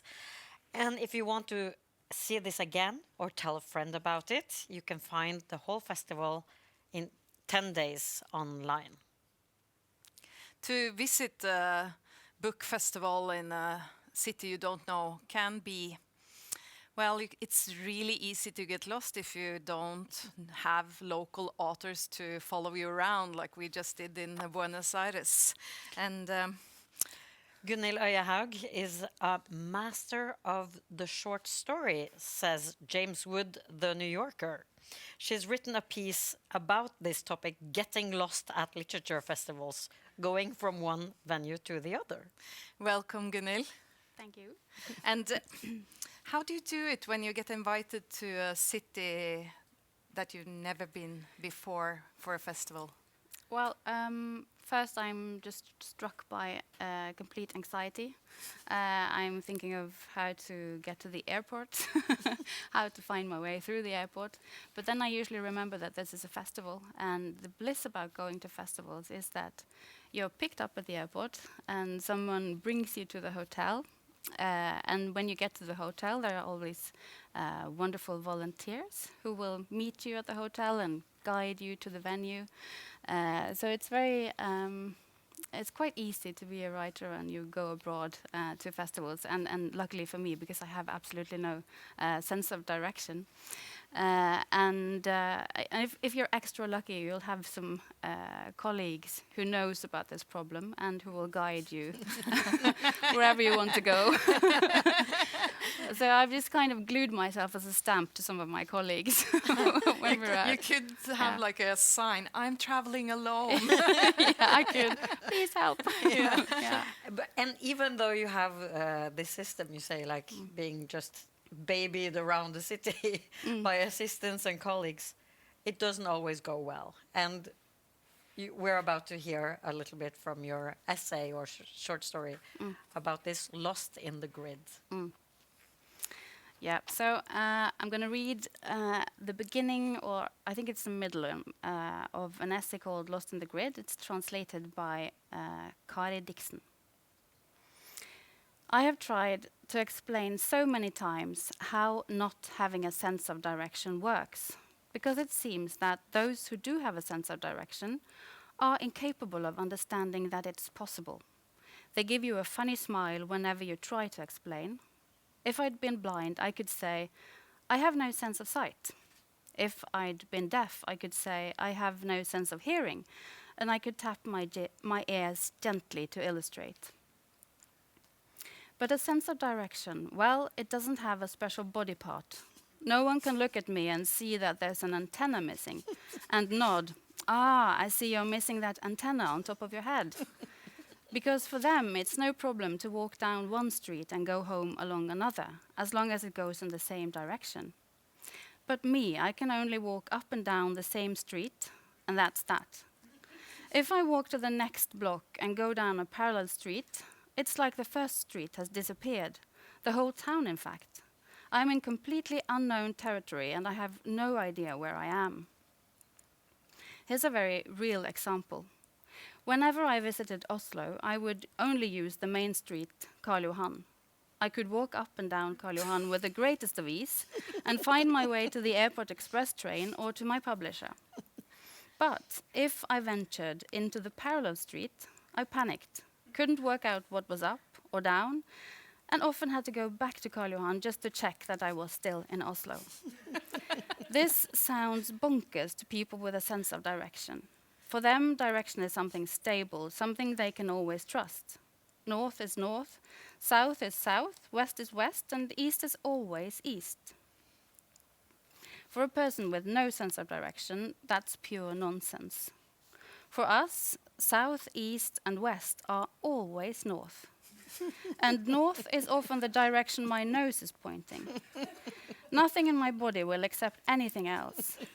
And so it's impossible to use the cardinal points as a guide when I'm trying to work out where I am, or trying to find my way back to where I came from. Because where I came from changed as soon as I left. And here I was sitting on a plane to New York, thinking about all the places where I could get lost. I could get lost in the Bronx, in Manhattan, in Queens, in Brooklyn, and on Staten Island. But at the same time, all these names glittered and flashed brightly. It was hard to believe. Soon, I could get lost in New York.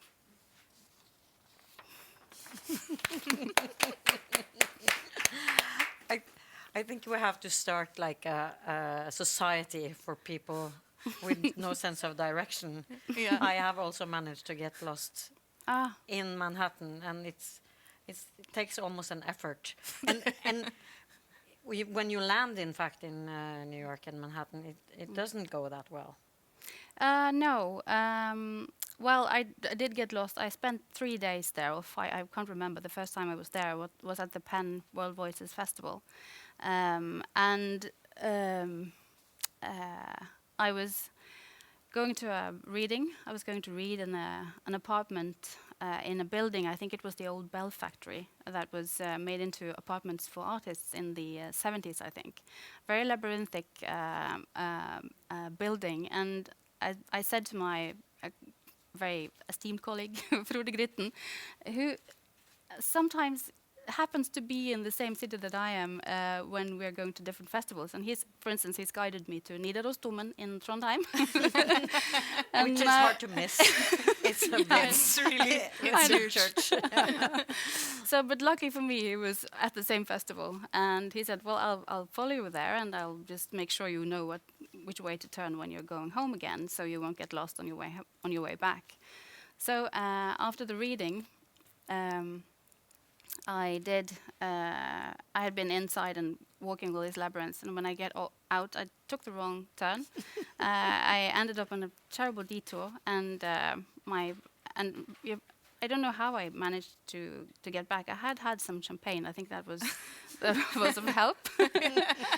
But then, so that was the first, and the second was we were going to a reception at the Norwegian consulate. With Frode and Kjersti Skomsvold, another Norwegian writer. And we got a cab, just very anxious that we wouldn't find our way. And then after a long, I think the cab driver was also not very sure about where the Norwegian consulate was. So he just finally pulled over and said it's in that direction. And so we got out, and we found out that, or Frode found out that we was on the east, and we were supposed to be on the west. So we just I think we ran for like 30 minutes, and it's a beautiful memory. I can see the three of us running, the mirror of us in these huge silver skyscrapers, and we were also laughing. So very difficult to combine laughing and running. And running. Yeah. So yeah. But fortunately, you managed to get on a plane and get home then. Yeah, I did. Are literature festivals different, or in what way are they different when you travel to different parts of the world? Well, one of the things that I discovered on my very first trip abroad on a festival was that, and this was the Hay on Wye festival in Wales, that was that the audience was quite different. Because there's, after we've had these question and answers on stage with the moderator, there's usually a slot where the audience can pose questions to the writers. And in Norway, that's usually a quite quick and quite silent thing, maybe 2 or 3 questions. But in Wales, the audience was just, they wouldn't stop asking. So I think that the discussion with the audience could have taken just as long as the discussion with the moderator on stage. And that happened also in Italy and in the US. And so that's, to me, it's been very positive and a new experience. But I don't think it's because the Norwegian audience is not interested. I think it's just shyness, and they are just as interested and attentive, but they are just maybe just a bit more shy. Maybe they're lazy and they think the moderator gets paid to do the interview. So come on, I'm not going to do their job. That's true. You're at the same publishing house as Susan Sontag and Jonathan Franzen, and they're translating your latest short story. What do you call it? Short story collection. Yes. Vonde blomar in Norwegian and in English. What's it? It's going to be Evil Flowers. Evil Flowers. Would that be the perfect title? Like, would it match perfectly? Yeah. It's a direct translation actually, so it's just perfect. Yeah, because vonde is evil. In the new Norwegian, it means evil. Yeah, it sounds like I don't know Norwegian, so that it's not my dialect. That was it. But could you tell us a bit more about the collection, the themes in the collection as a whole, maybe? Yeah. Well, the title is obviously a reference to Baudelaire's iconic poetry collection from 1857, The Flowers of Evil. But I've just kind of twisted the title into making these flowers actually evil, because in Baudelaire's title it's the flowers they're owned by the evil. Beautiful explanation. But I've kind of made them concrete and evil, the flowers themselves. So in this short story where there are evil flowers, they are described as very beautiful, very bright, neon-colored flowers that are very tempting to pick. But if you pick them, something bad will happen to you.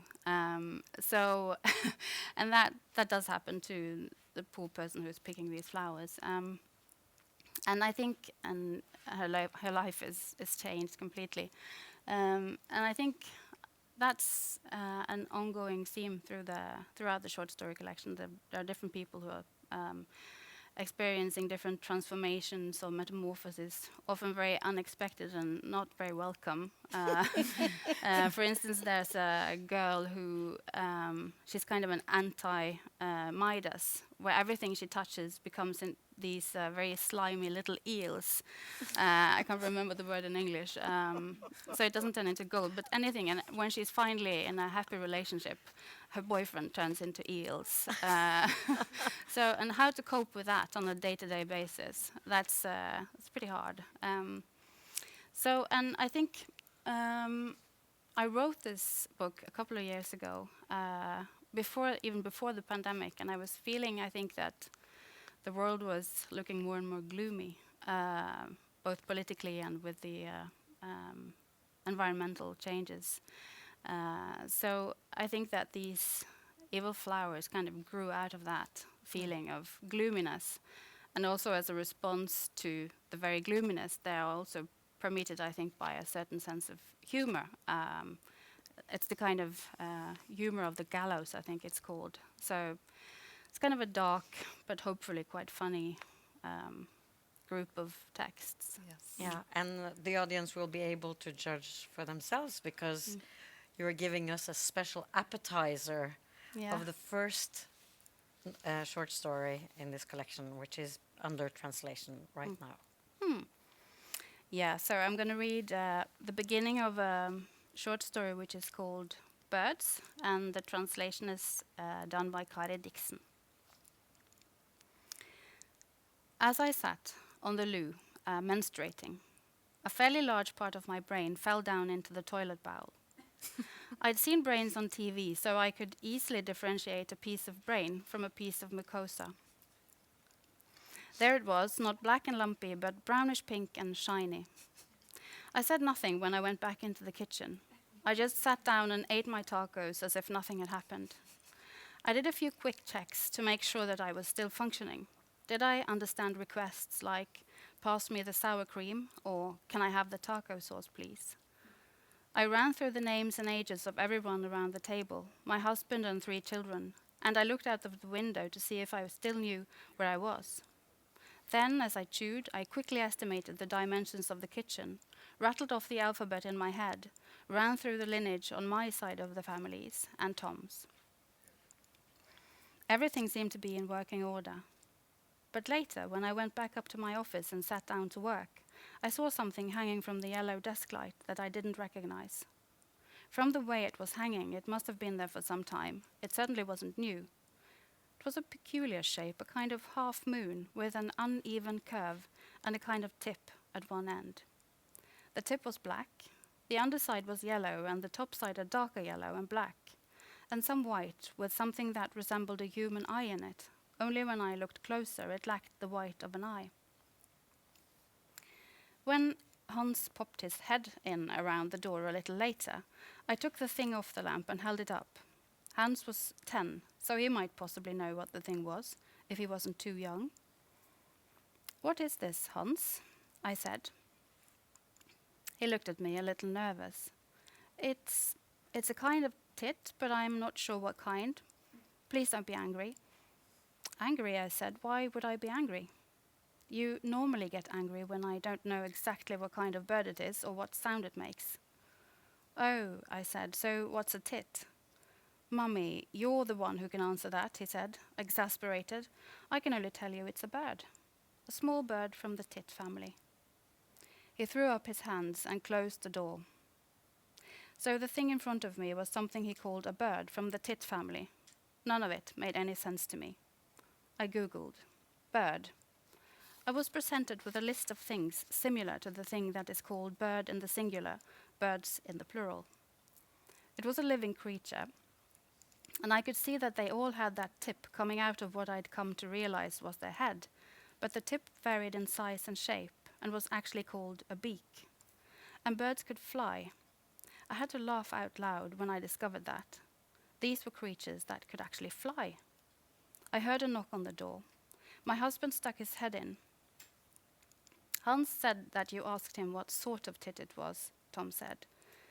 But Nina, surely there's a limit to how many categories you expect them to know. Isn't it enough that they know it's a tit? Yes, of course, I said. He seemed to soften. I know that your viva's coming up, and I understand, I really do, but you can be certain that you won't be asked to classify the tit family. He came over and gave me a hug. He looked at my screen, which was full of images of different birds.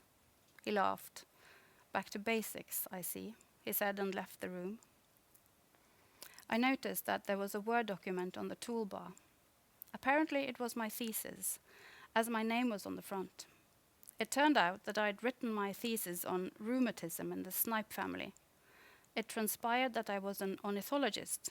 I Googled myself and found out that I was employed by the University of Bergen as a researcher, and I was going to defend my doctoral thesis in 3 weeks' time. I thought about the piece of brain that I'd flushed down the toilet. It was now clear that I'd lost the part of my brain which held all my knowledge about birds. Oh. it's heartbreaking and funny and what you call it, like sore, or and then you feel it could happen to me in a way as well. Yes, just wait. Beware. So where did you get that idea to that the brain was suddenly a part of the brain was in the loo, and every knowledge about birds for this? Well, when person was gone. I think where ideas come from, it's often quite difficult to explain. But this one just came. Sometimes ideas just comes as a sentence. It's as if I have like an intrusive narrator in my head who just kind of opens the window, hands me a sentence, and closes the window and runs. So I'm just kind of, okay, I have this sentence. I have tried to explain, no, that was the wrong sentence. As I sat on the loo menstruating, that's the sentence that came, like that. So then, okay, she loses a part of her brain while she's menstruating. What happens? And I had been writing a short story about a bird, about the snipe. So that was kind of a merging of these two texts about losing a part of your brain, and then it was, of course, the knowledge about birds. And yeah, and I have been kind of interested in what kind of knowledge we hold as true about ourselves, and about these moments when what we believe to be true are questioned. And that's the kind of, I suppose that's the kind of moment that would happen if you lose a part of your brain in the toilet. Then you would probably have to question, your situation. Maybe that's where your sense of direction has gone. Have you thought about that? I hadn't thought about that. You should have looked before you flushed. Definitely. Oh no, I could just pick it up. I wish it was like that. Yeah. I mean, and you are known for mixing fantastical elements. I mean, for you, reality when you're writing is no borders that you respect. So are you inspired by the great Southern American and Argentinian authors like Borges and Cortázar? Well, I read Borges in my early 20s, just a few stories, and then I was terrified because I felt that if I continue reading Borges, he will creep into my subconscious and I will only produce copies without knowing it for the rest of my life. So I just kind of stopped, and I haven't gone back to him since. And maybe that was enough. Maybe that's just what's happening. But I think also that my inspiration of the absurd comes also from a couple of Russian writers, as Nikolai Gogol and Daniil Karms have been very important, as well as Monty Python, and and a couple of filmmakers who have been incredibly important, like Michel Gondry and Charlie Kaufman as well, and Franz Kafka, of course. But speaking of Latin American writers, I'm now discovering Mariana Enriquez and Samantha Schweblin. So it's the new women and not the old guys.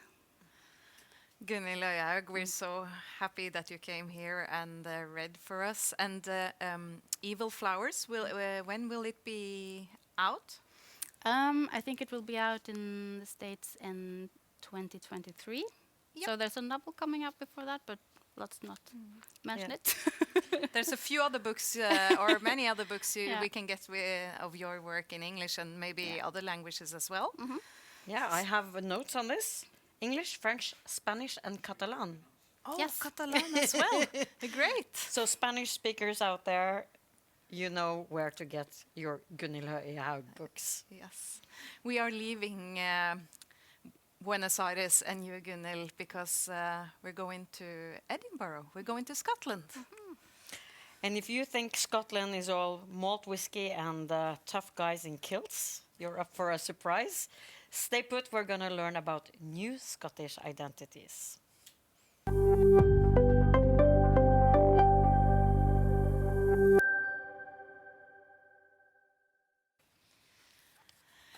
We're going to a festival that you actually visited, Siss. Yes, the Edinburgh International Book Festival is part of the large Fringe Festival, which encompasses theatre, stand-up, opera, music concerts, everything. But it's funny, the Fringe is all over Edinburgh, But the book festival is the smallest festival I've been to in geography because it's located around one square, Charlotte Square. It would be the perfect festival for Gunhild. And I didn't get lost either. And it's, okay, you might say it's a small festival, but they have room for big authors and big ideas. The world's writers will walk through those gates. And if you hang around, you get a chance to talk to them.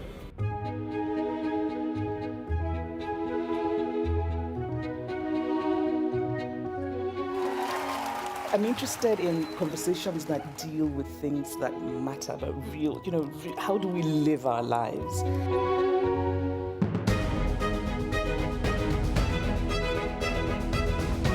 First of all, make climate change personal in your life.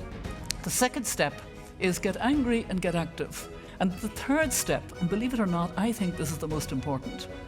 We have to imagine this world that we want to hurry towards.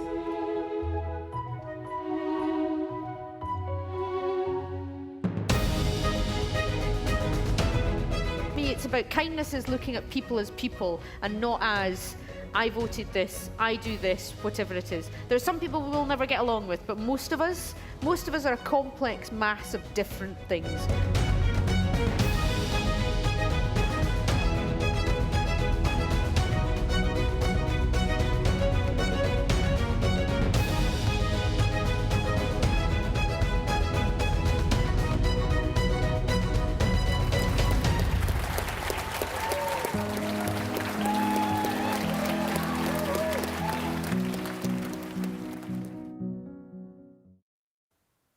That looked great, and the audience as well, even if this is nice to travel without an audience.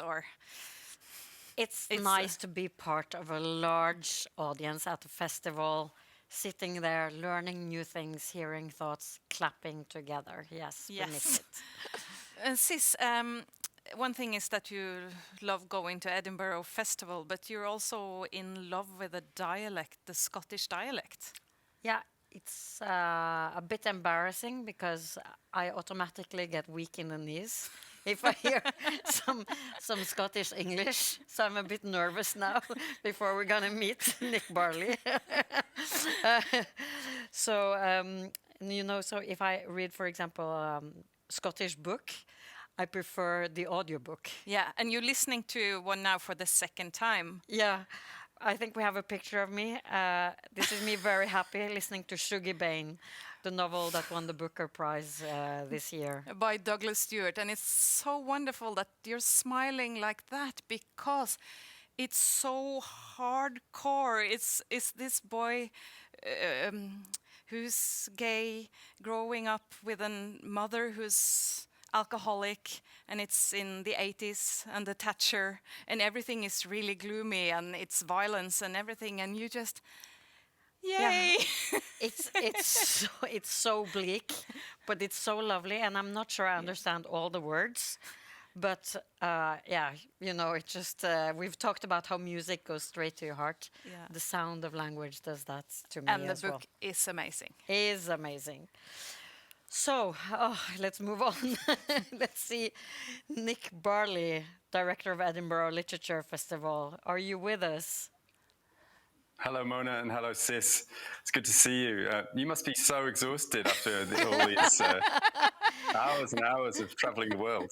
Well, it's wonderful, but our English is disappearing, words are disappearing, but we're so happy that you're going to fill us with new words very soon. Yeah. And how are you now? Well, I'm good. I'm sitting here, and behind me is the Edinburgh Castle. But, they didn't turn the lights on tonight, so we had this idea that we'd be able to see this wonderful backdrop of the castle. But instead, it's just dark. But maybe that's just like a metaphor for Scotland somehow. You've really set the tone now. And, when I was at the Edinburgh Book Festival, it rained so much there were puddles all over Charlotte Square. And the festival put little plastic ducks in colors to make it festive. But what's the weather like today? Today, it's not raining. It hasn't rained at all. It's been beautiful sunshine. But the important thing is that it's very snowy. We've got about 8 centimeters of snow lying on the ground. And so it's really a wonderful thing to have Scotland in the snow. I suppose the most common Scots word that you hear in everyday life will be the word dreich, which means a kind of light rain, a misty rain. But this week I learned that there are more than 400 Scots words for snow, which is pretty nice. And can we see a photo you took out on your walk? See, you can. See, yeah. Wow. It looks like Norway. We're so happy. Yes. Yeah, that's a cemetery just close to my house in the neighborhood of Leith. So you can see all the gravestones sticking out and with the snow. And I love the shadow of the cross, which is just near the front of the picture. Oh, yes. That's nice. It's beautiful. You actually commission new pieces for literature around the world. Tell us why you wanted to present something completely new.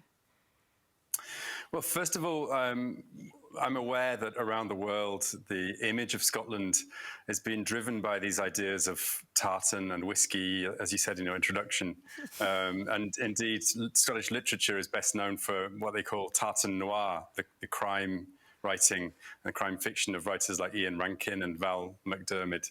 But there's so much more to Scotland than that. And funnily enough, these ideas of tartan were actually invented by a writer 200 years ago, a writer called Walter Scott. And so it seemed to me and to my colleague Tam Zimmet, who helped me put this event together, that we should start thinking about new ideas of Scotland, ideas that writers can talk about, which can help us understand Scotland as it is now, rather than the Scotland as it was 200 years ago. And so we wanted to move away from the stereotypes and to ask people what they're thinking right now. And in a very fast-changing world that we're in at the moment, it seemed appropriate for us to commission new writing so that we can feel exactly what it's like in the middle of a pandemic, what it is to be a writer and to be a young person in Scotland. So that's why we wanted to commission new writing. So what did you look for when you picked out your authors or writers? Well, Scotland has got a fantastic history of writers, many of them world famous. J.K. Rowling, Alexander McCall Smith, Ian Rankin, Val McDermid, Jackie Kay. But we wanted to shine a light on the next generation, a new generation of writers who are not so well known, but who in Scotland are really taking the literary scene by storm. So we decided to select 6 poets and musicians who, well, you'll see when you see the films that they've made, really have a very different perspective on Scotland now. And what are they all Scottish? I mean, will this be a celebration of Scotland? Well, I wouldn't call it a celebration exactly. These are not films that the Visit Scotland tourism agency will probably be using to try to attract people to Scotland. But that was not the purpose of this. What we wanted to do was to reflect Scotland as it is through the eyes of its emerging talents. And the thing about Scotland is that it is a very open and very international country. Scotland relies on immigrants for work, to come and work here and do the jobs that are needed here. And Scotland welcomes people from all over the world. And so the question of what it is to be Scottish is something that we think about a lot. And we think most of all, to be Scottish is to be welcomed into a country if you want to live here. Scotland welcomes people from all over the world. And so our selection of writers, some of them were born in Scotland, some of them were born in other places and grew up in Scotland. And one of them moved to Scotland quite recently to come to university here. But all of them are welcome in Scotland, and therefore, by my definition, they are all Scottish. We're ready for your Scottish dispatches, and I'll let you introduce the first author.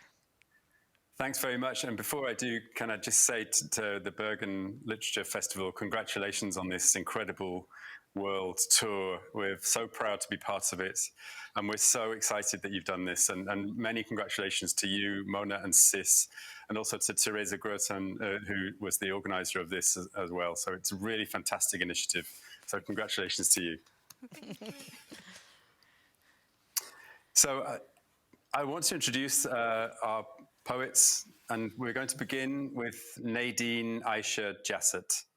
Nadine was born in Yorkshire, which is special because this is also where I come from, in the north of England, just across the border in England. She is from mixed heritage, part African and part Indian, but she's English. And she moved to Scotland to come to university here in Edinburgh, I think 7 or 8 years ago. And she's been living here ever since. And she's really made a fantastic impact on the scene here. She was shortlisted in 2019 for Scotland's most prestigious poetry award for young writers, the Edwin Morgan Poetry Award. And last year, in 2020, we invited her to be part of a project called Outriders, in which we invited her to travel across Africa with the writer, the Zimbabwean writer, Tsitsi Dangaremga. And in fact, they were in Tanzania when the coronavirus pandemic struck, and they were stranded in Tanzania, and they've got amazing stories to tell of their journeys there, which we'll be publishing later this year. But for her poem, Nadine has made a film on Edinburgh's beach, because Edinburgh is a city which looks out onto the sea, on the Firth of Forth, our estuary. So just beyond the castle, behind me here, is the city, and beyond that is the beach. And that's where Nadine made her beautiful poem.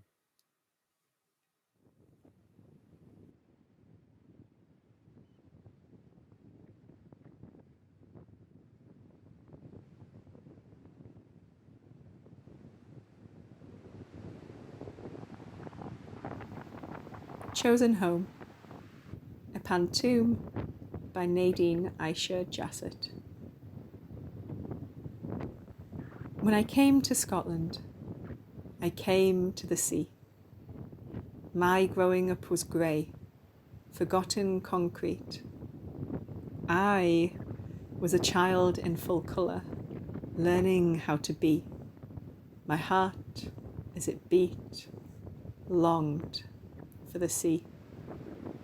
My growing up was grey, forgotten concrete. I don't know how to choose that land, or let it choose me. My heart, as it beat, longed for the sea. I'd turn my ear to the tap and dream and dream. I don't know how to choose that land, or let it choose me. I collect homes like pasts and hold them close in speech. I turn my ear to the tap and dream and dream. I carry blue gold within me, hear it in sleep. I collect homes like pasts and hold them close in speech. I'll love you and leave you, and that's true for me. I carry blue gold within me, hear it in sleep. I need space to roam for it to speak. I'll love you and leave you, and that's true for me. That love can be transported and life lived free. I need space to roam for it to speak. In this place I choose, I hear myself breathe. Love can be transported and life lived free. I'm a child in full colour, learning how to be. In this place I choose, I hear myself breathe. When I came to Scotland, I came to the sea.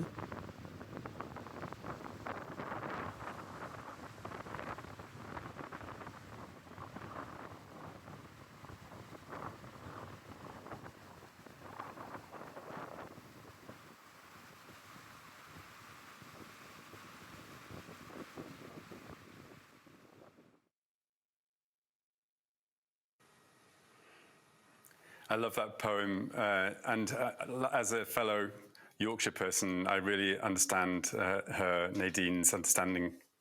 And when my wife watched that poem yesterday, when I showed her the film of it, she cried, and it also brings a tear to my eye to see that wonderful representation of what it is to be welcomed to Scotland. Our next poet was born in Edinburgh, and he's called Michael Pedersen. He was born in Edinburgh in 1994, but he's become one of the best-known poets of Scotland's younger generation. He's already published 2 collections with Polygon Books, including his most recent book, which is called Oyster. And that is relevant because in the film you're about to see, Michael appears and you'll see 2 tattoos on his forearms, one on each forearm, both of them oysters. Michael is also, importantly, the co-founder and the co-organizer with Kevin Williamson of a brilliant live literature project called Neu Riki, which is a play on one of the words for Edinburgh, which is Old Riki, when Edinburgh was a smelly old town 200 years ago. Neu Riki has been celebrating Scottish literature for the past 10 years or more. And for his film, Michael filmed outside the boxing club in Leith, which is a town which is part of Edinburgh, but separate from it, and certainly has its own unique identity. And it is also the place where Irvine Welsh's famous novel Trainspotting was set. So here's Michael Pedersen's film.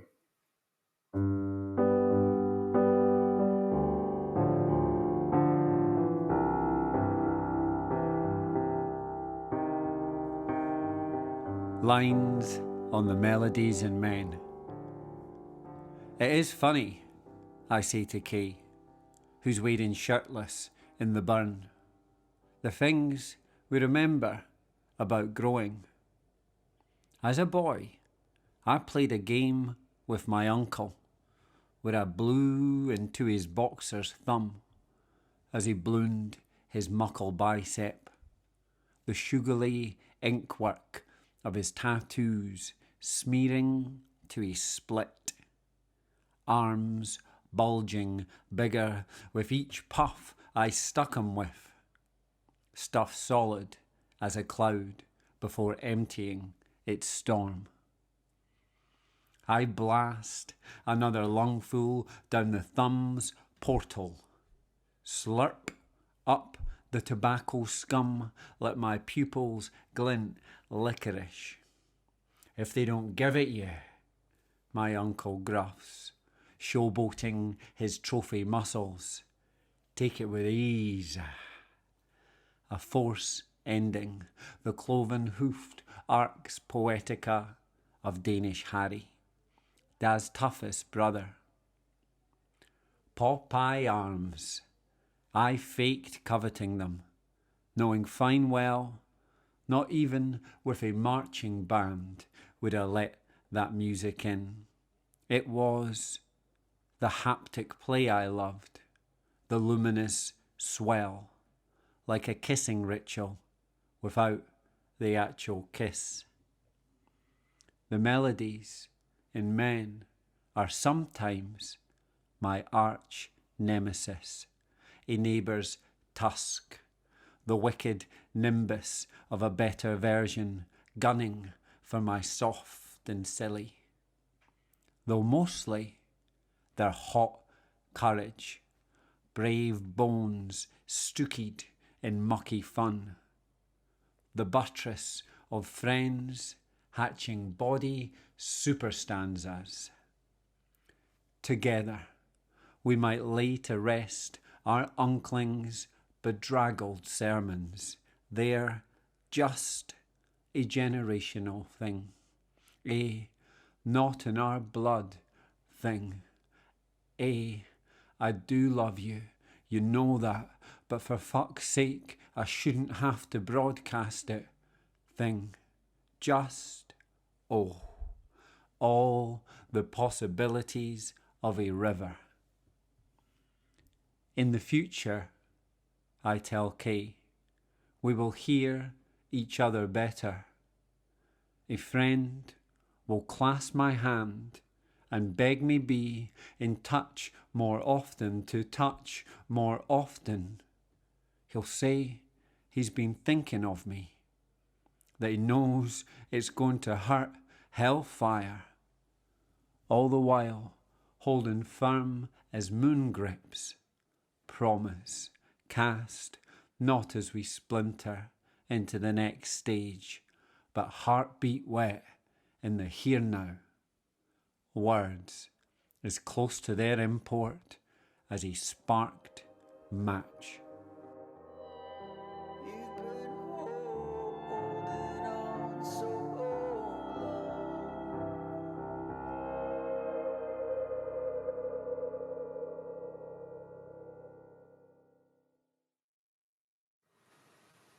That's fantastic. I love that film, and thanks to Michael for that. I recently saw Michael performing his poetry in New Zealand, in Christchurch, about 18 months ago. And he's really taken his brand of Scottishness around the world, and it's really turning heads everywhere, so thanks. Our next poet is called Layla Josephine, and she was born in 1991 in Glasgow, Scotland's other big city in the Central Belt. Layla's a spoken word poet, and in 2014, at the tender age of 23, she won the UK National Spoken Word Slam Championship at the Albert Hall in London. Layla's style is wonderfully friendly and it's wonderfully honest.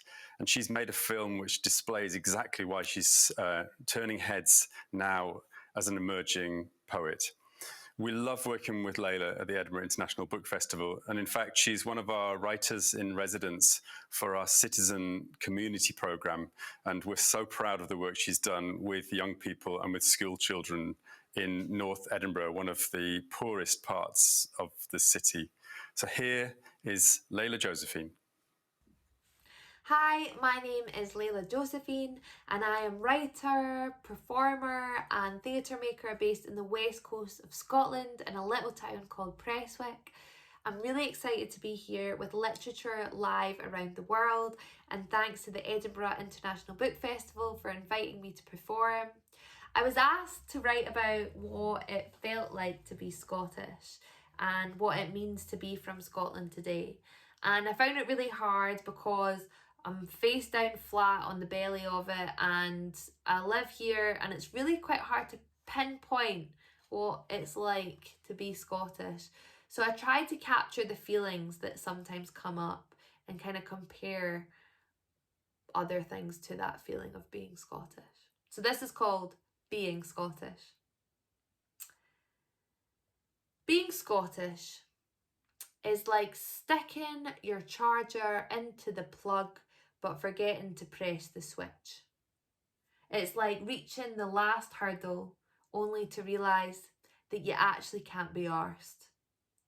It's like you are a bag of crisps and your neighbour is an elephant and keeps thinking that you are a seat. It's like an advert for toothpaste but the model's got no teeth. It's like shouting, "It's shite being Scottish," over and over again into the mountainous abyss until the mountain takes off his glasses, looks down his nose and agrees with you. It's like thinking back to where you grew up and realising that it's now a car park for a Lidl.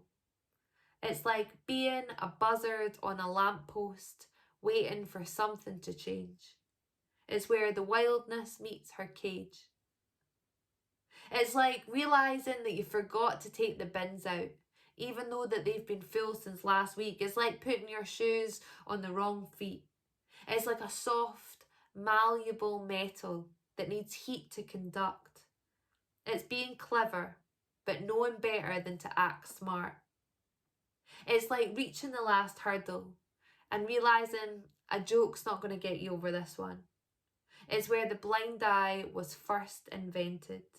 It's like being told all the time that you're too much, but knowing deep down that you're not enough. It's like living on the set of a Netflix TV series with a beautiful landscape, but only ever seeing it through the window of your high rises.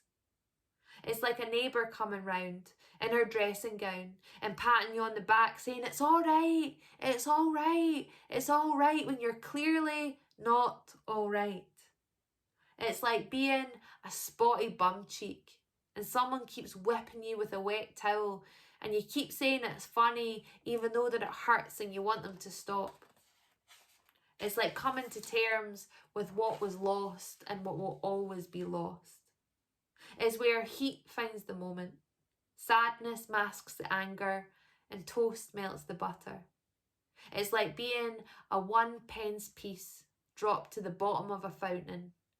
It's like reaching the last hurdle and forgetting why you're running. Thanks so much, Layla. It's so accurate, and any Scottish people watching will recognise many of those feelings. Thank you so much. Our next artist is not a poet so much, or at least she's a poet who also uses sound and music. And her stage name is Heir of the Cursed, and her actual name is Beldina Odenyo. She was born in Kenya in 1990, but grew up in Scotland, in the southwest of Scotland, in Ayrshire. And when I first saw her performing on stage a few years ago, I was completely blown away by her sound and by her style. And since then, she's been performing regularly at the Edinburgh International Book Festival and has taken part in a number of projects. And every time I hear her perform, I'm more and more convinced that this woman is a genius. Heir of the Cursed likes to perform with a light behind her. So in the film you're about to see, she's pretty much in the dark, and that's absolutely deliberate, but it helps you to focus on the exquisite sound of her voice. Listen to Heir of the Cursed.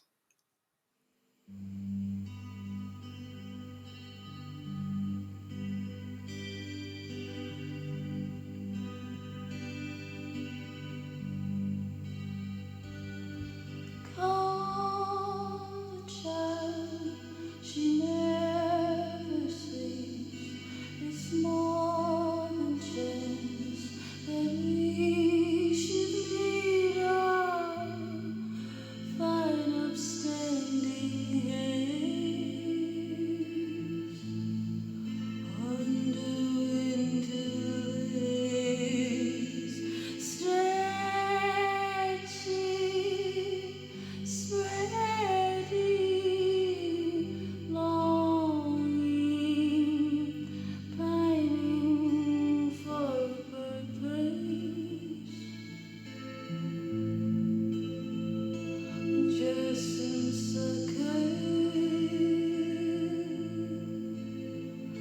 we give our hope away. We give our hope away. Never let it stay. Say the right thing. Come the child, she's often wandering room to room, cast asunder, waylaid, unfolding.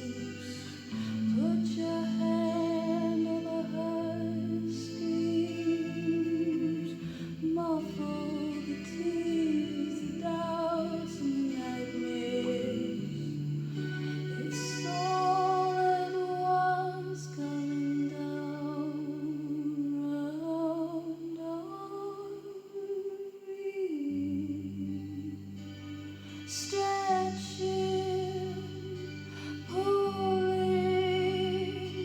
pining, longing, longing to calm the child,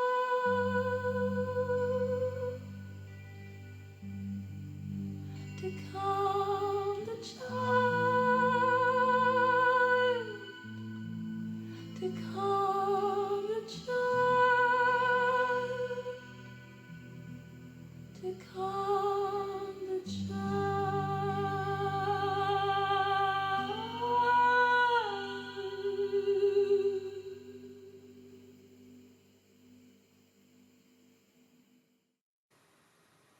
That's Air of the Cursed, and if you haven't heard her before, please go online and check out her work. It is absolutely stunning. Now, I've got two more Scottish poets before we finish in the Edinburgh Book Festival slot for tonight.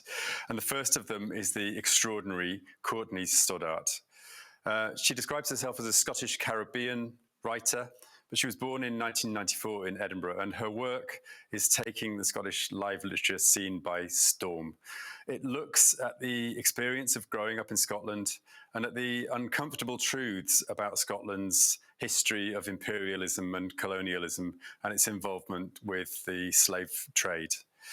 Most recently, Courtney was involved in a very important theatre production called Lament for Sheku Bayo, produced by the National Theatre of Scotland at the Lyceum Theatre here in Edinburgh. And it looked at the death at the hands of Scottish police of a man called Sheku Bayo, not far from here, across the water in Fife. And her performance in that theatre piece was stunning. And she brings some of that fantastic performance abilities to this angry, searching piece, which you'll see now. This is Scotland. You forced Scotland down my throat and I no longer want to taste it. Scotland bears no warm embraces, sighing lies seep into blankets of blue and white. They cease to keep me warm. Did they ever keep me warm? Bone broth is not a remedy when crowds of midges swarm, and in your grey and overcast, your fag butts on the street. Sun and rain, it overlaps, and in some sense you seem complete. But when you say this is Scotland, the words just don't sound clean. 'Cause I see rivers of blue and white, clapping hands and football teams. I see feet tripping over discarded bones and rotting wounds disguised as healthy flesh. There's an atlas carved upon my back and I can't put it down to rest. It's etched into my skin, leading me in and out of shadow. The wretched spills in pen and ink what is sanctum, what is hallowed, when it sits inside the vestiges of empire. The voices of imperialism bellow down these drafty corridors lined with Her Majesty's officers, and in this country there's a certain humiliation that comes with this skin. It sinks into my bones, bitter sleet and icy cold. I isolate my ugly and I burn my palms and my fingertips. In an effort to glean warmth, I bear fire as my only witness. I've had my dignity stripped in this Dunedin. I've fought this callous concrete and tough terrain, my earth parched dry and blood-stained. I stood dutifully, waiting patiently for your rain and storm. And I watched those crowds of midges swarm. I saw through bloodshot eyes and heavy lids how the hungry and sick pick words from dictionaries and try to make them stick to your raw and bloody flag.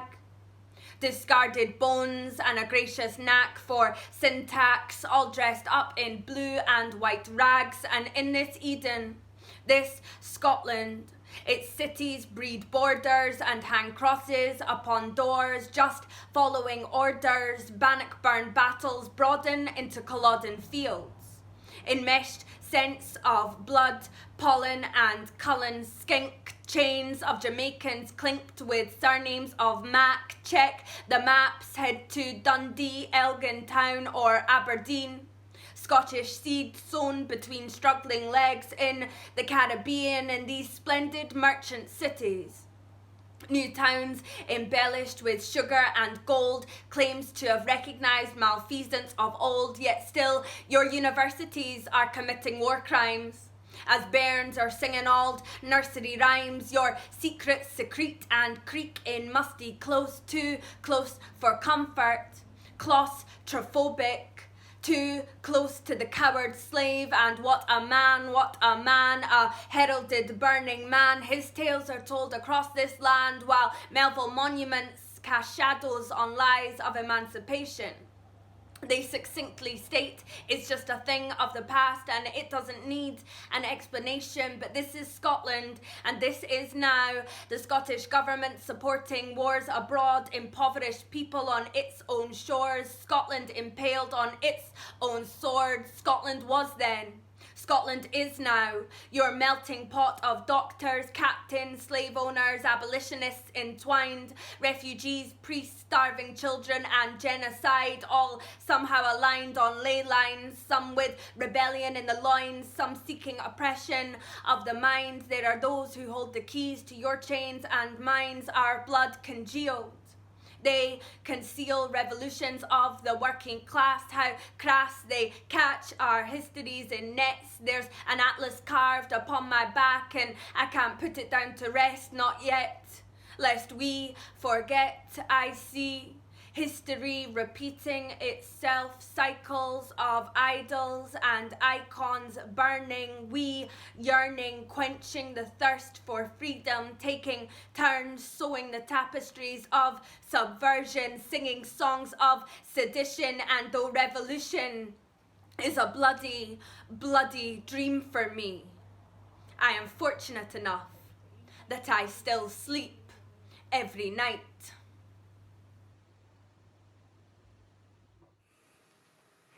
Thanks so much, Courtney, for that incredible, powerful piece. And I hope what's starting to emerge is a picture of Scotland as complicated, vexed, celebratory, but also honest about its history and its present day. It's not comfortable, but it's true. And one aspect of Scotland and this complicated Scotland we're describing that we haven't talked about very much yet is the rural side of Scotland. Of course, much of Scotland's population is concentrated in its central belt in Glasgow and Edinburgh, but there are many thousands of kilometres of coastline and there are many hundreds of islands to the west and to the north of the mainland of Scotland. And one of those islands is Shetland, which is far, far away to the northeast of the Scottish mainland. In fact, it may well even be closer to Norway than it is to the Scottish mainland. And our final poet is Roseanne Watt, who was born in Shetland in 1991 and moved to Edinburgh, where she studied and recently returned to the island of Shetland. In 2019, she was the winner of the Edwin Morgan Poetry Award, and she's fast establishing herself as one of the most important and best respected young poets in Scotland today.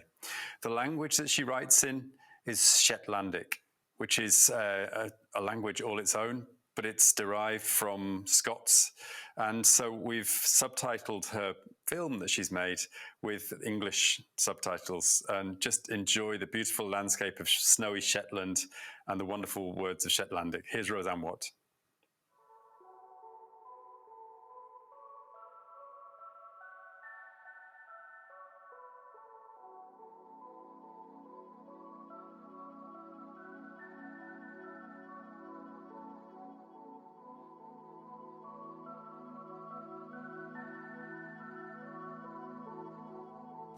If the mouth is shipped to set its lead, then I'm axing for the ship with thine pretty witch.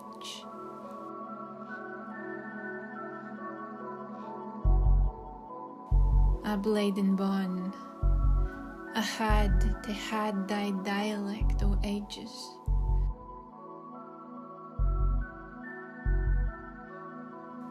the tully o' thy tongue.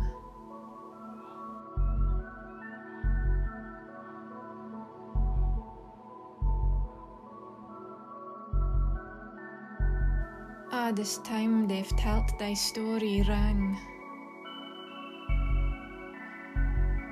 that thy dark sang o' the throat is the elske cry I'm wint to carry. The pellet chirling in me blood,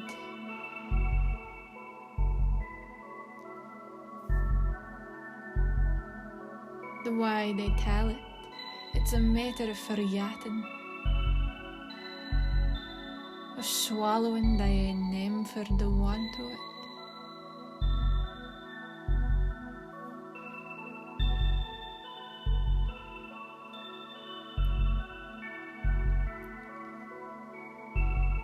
They didna stop to look for the grammar of the lift,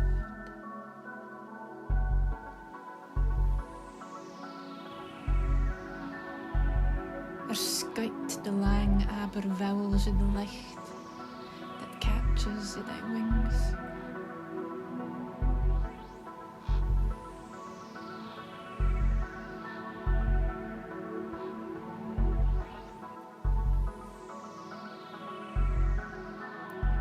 I'll dare to darken me mouth with another kind of spoil.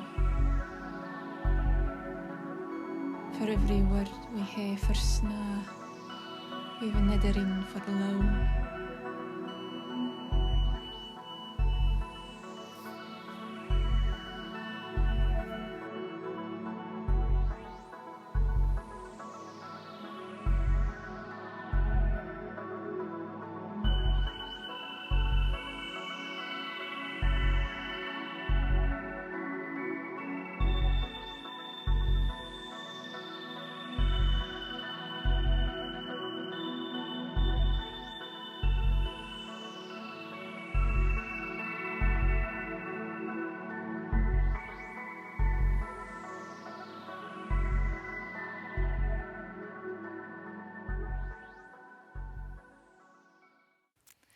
Wow. We're blown away, Nick. That was wonderful. It's a beautiful island of Shetland that we've just been seeing there.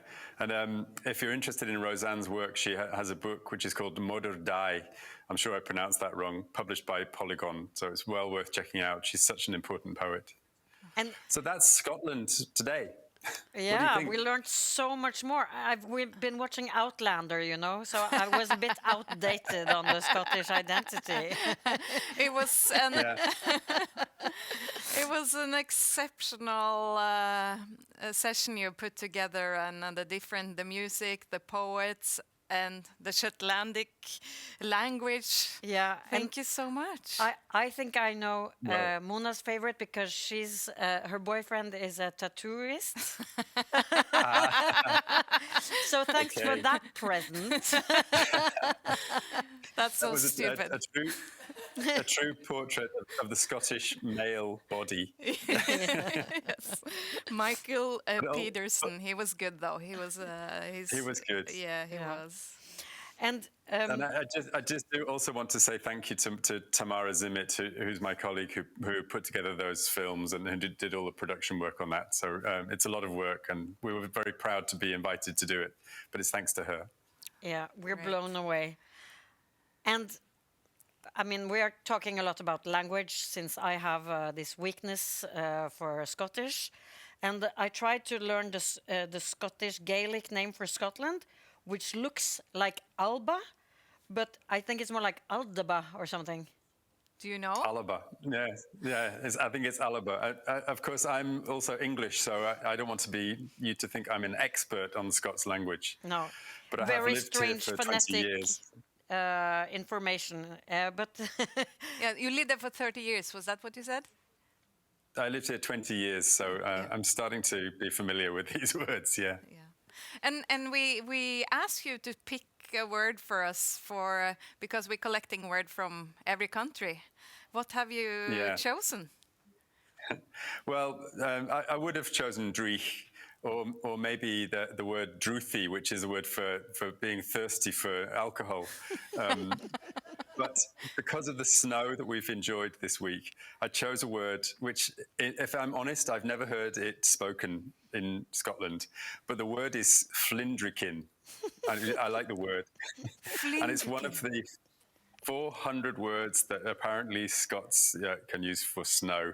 And it means that kind of light snowfall, just a fluttering of snow, a flindrikin of snow. But it can also mean something insubstantial or lightweight. And there's something nice about the word. It's like me, flindrikin. I think our brains know. I'm sorry. Are flindrikining or whatever. And Nick, you're also showing us a video presentation of something that's to come. Yes. As you said, Siss, the Edinburgh International Book Festival for the last 38 years has taken place in a small square in the city. But because of the coronavirus and because of the pandemic, it no longer makes sense for us to hold our festival there.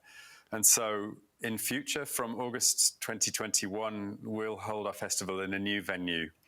And we prepared a short video explaining how we made the transformation from a live in-person festival of 2019 through a digital festival in 2020, like the one we're doing now.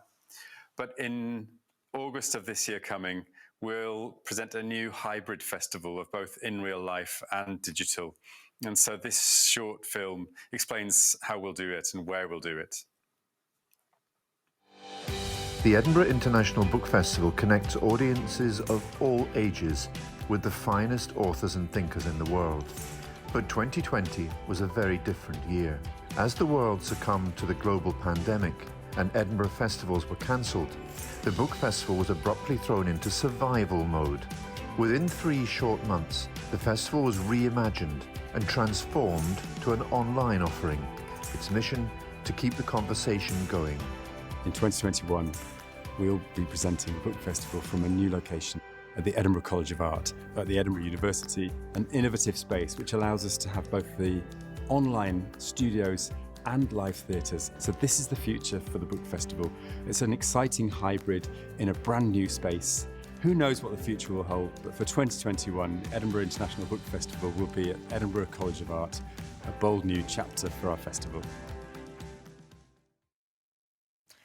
Well, Nick, that looks like you made a great plan for next year's festival, even though I'll miss Charlotte Square and the little puddles. But eventually we'll get back to Charlotte Square, won't we? Well, we'll miss Charlotte Square. Who knows what the future holds? We've decided we're going to try our festival in the new Edinburgh College of Art for the next few years and see if we fall in love with it in the same way that we did with Charlotte Square. But I can tell you it's just as great a space, it's just as beautiful, and we're going to have fun there. So maybe you can come back this August. Yes. I was waiting for you to invite us. Nick Barley, thank you so much for this. This was exceptional. Really, really great to get your session tonight. Well, thank you so much for inviting us. It was a real pleasure. And congratulations again on this amazing initiative of Bergen Literature Festival. Thank you. Thank you. Thanks. And for people who haven't seen the whole thing, shame on you. 12 Hours Festival, what are you? We have put together some a little bit of highlights before we are moving on to our next country, which is France. And Mona, perhaps we can say a little bit about what we have seen today and heard. Yes, we've been so many places, but I think we now are going back to where when we were in Kabul. Kabul, Afghanistan. Mm-hmm. We weren't exactly in Kabul when this happened because we had a famous Afghan musician, Hamid, here, and Sami musician, Sara Marielle Gaup, and they just improvised kind of a song together that was just truly something very special. They realized that their music was similar. Yeah, it's one of those special festival moments. This would never happen they met backstage, and suddenly Hamid finds that he knows that Sami music reminds him of his mom singing lullabies, and suddenly there's a new cooperation born. So we'd like very much to share that with you who are coming into the festival, Literature Live Around the World now. Dritbra. Takk.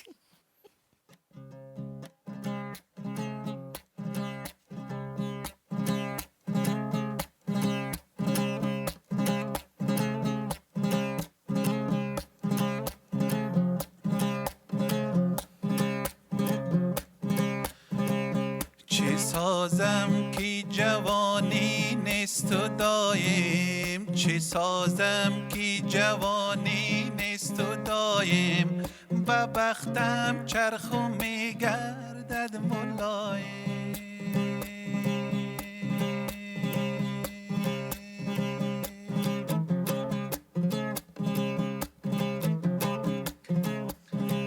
نفهمیدم جوانی 5 روز است نفهمیدم جوانی 5 روز است که پیری هر دو دستم بسته قایم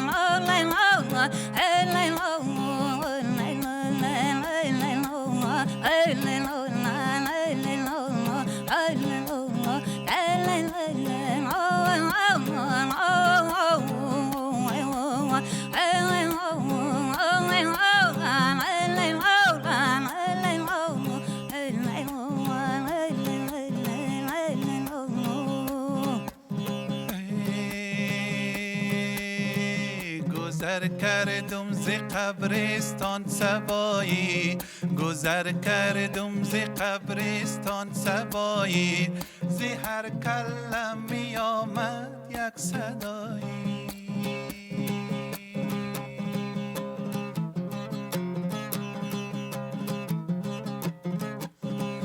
عزیزان قدر یک دیگر بدانید عزیزان قدر یک دیگر بدانید که این دنیا نمی ارزد بقایی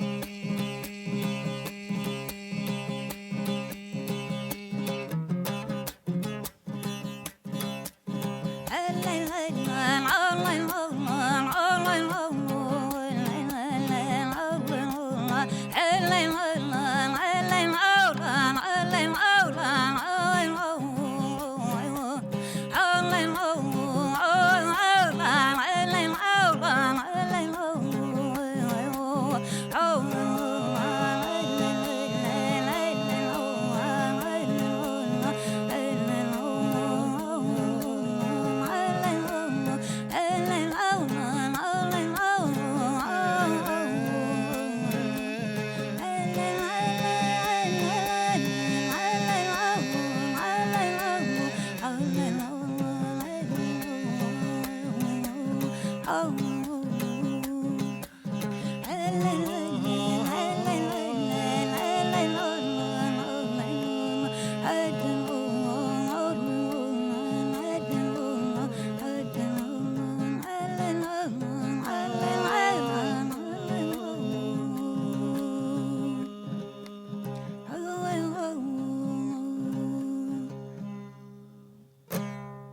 And this is for the storytellers, watchers at the temple of language, those whose heads brush against the sun, whose hearts weave tales from our laughter and spin our sorrows into songs. This is for the dreamers who first spoke today's cliches, hunched over blank papers, staring into the empty pages of computer screens like crystal balls, waiting for the spirits to whisper, those who have mostly found truth in sadness.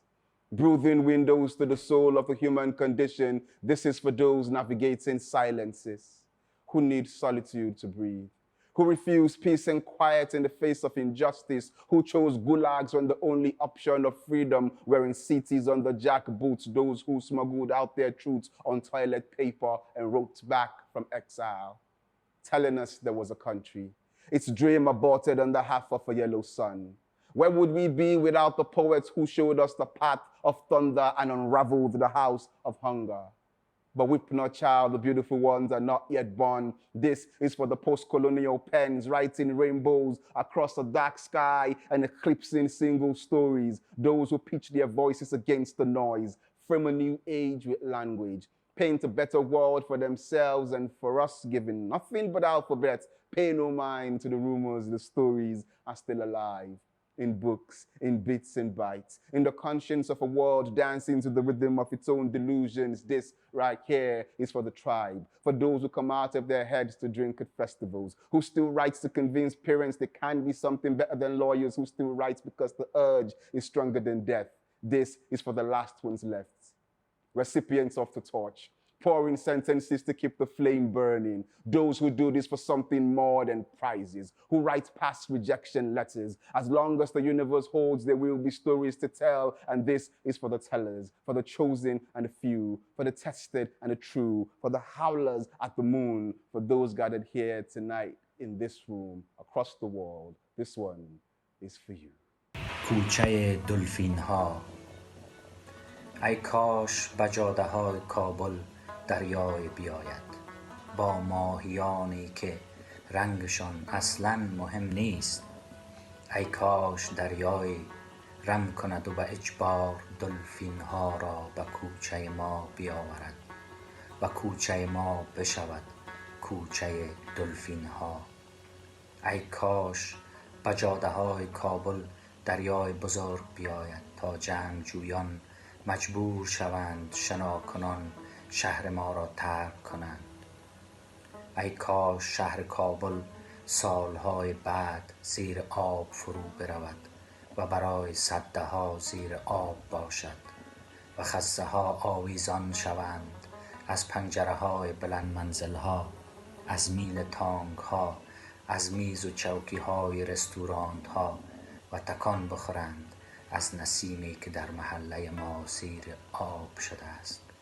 ای کاش از همان روزگاران قدیم رمه ماهیان کوچک بازیگوش در پنجره خانه ما در رفت آمد بودند.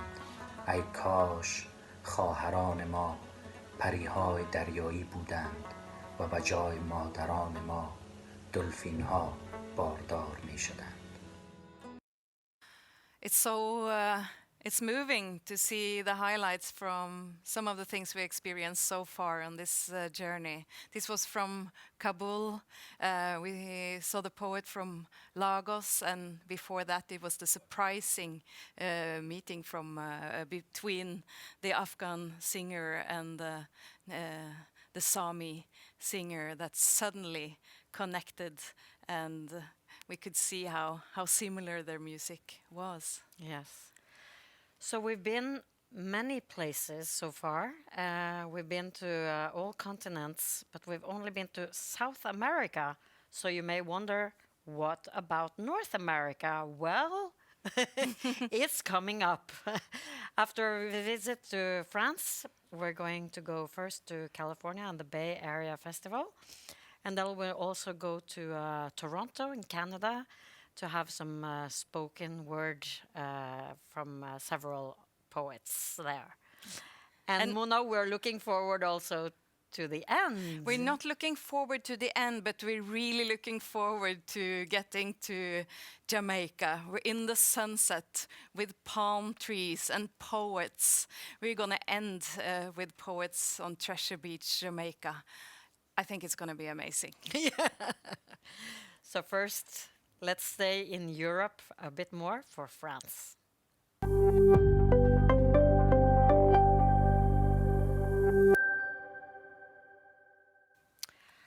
So we were just in Edinburgh. We don't even need to take a plane to get to the next country. We could take boats and a train to get to Lyon, where the lovely mansion Villa Gillet, which is dedicated to literature and arts. Have a look.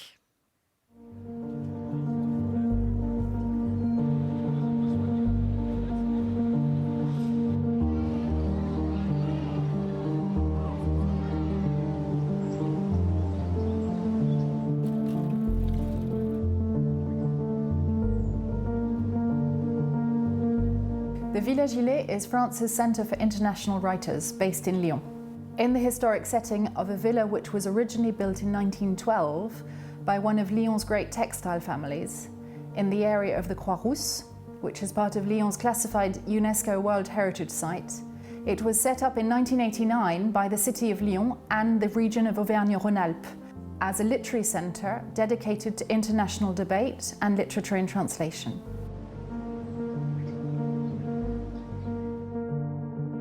The Villa Gillet runs a year-round programme of events spanning literature and the performing arts, as well as residencies of various kinds for writers and translators. It's best known for its 2 international festivals. Its International Writers' Festival in May each year, which is a major date in the French festival calendar, and Mode d'Emploi, a festival for ideas, non-fiction and public debate in November each year.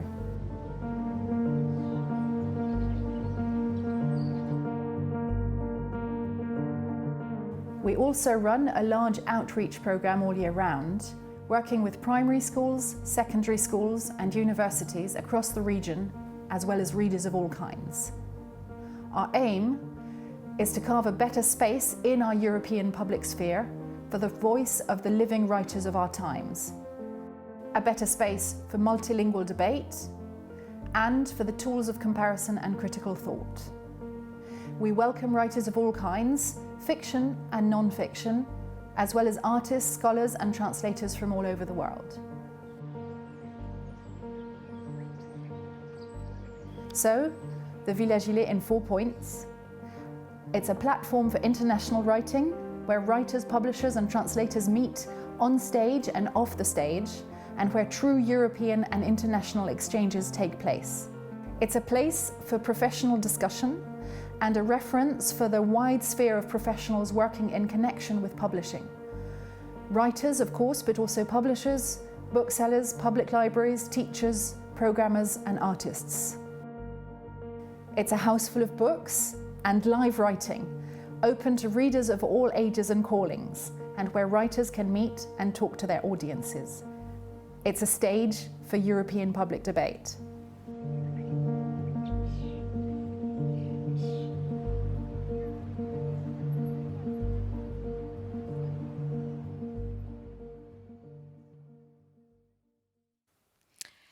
In the upcoming session from Lyon, the focus will be on contemporary French women writers. And that makes Mona and me really happy because we are currently in love with some contemporary French women writers. Yeah, I discovered Annie Ernaux really late, but I'm crazy in love with her books. And you know, Siss, how I usually, if there's a sentence I like in the book, I underline it. But with Annie Ernaux's The Years, I underline like every sentence in the book. So it doesn't really work because every sentence is so good and interesting, and I felt like your whole book was full of these little marks. Like, there's no point if you do that with every page. No, that's true. And she made you feel like a French woman in the 50s, which is pretty good doing.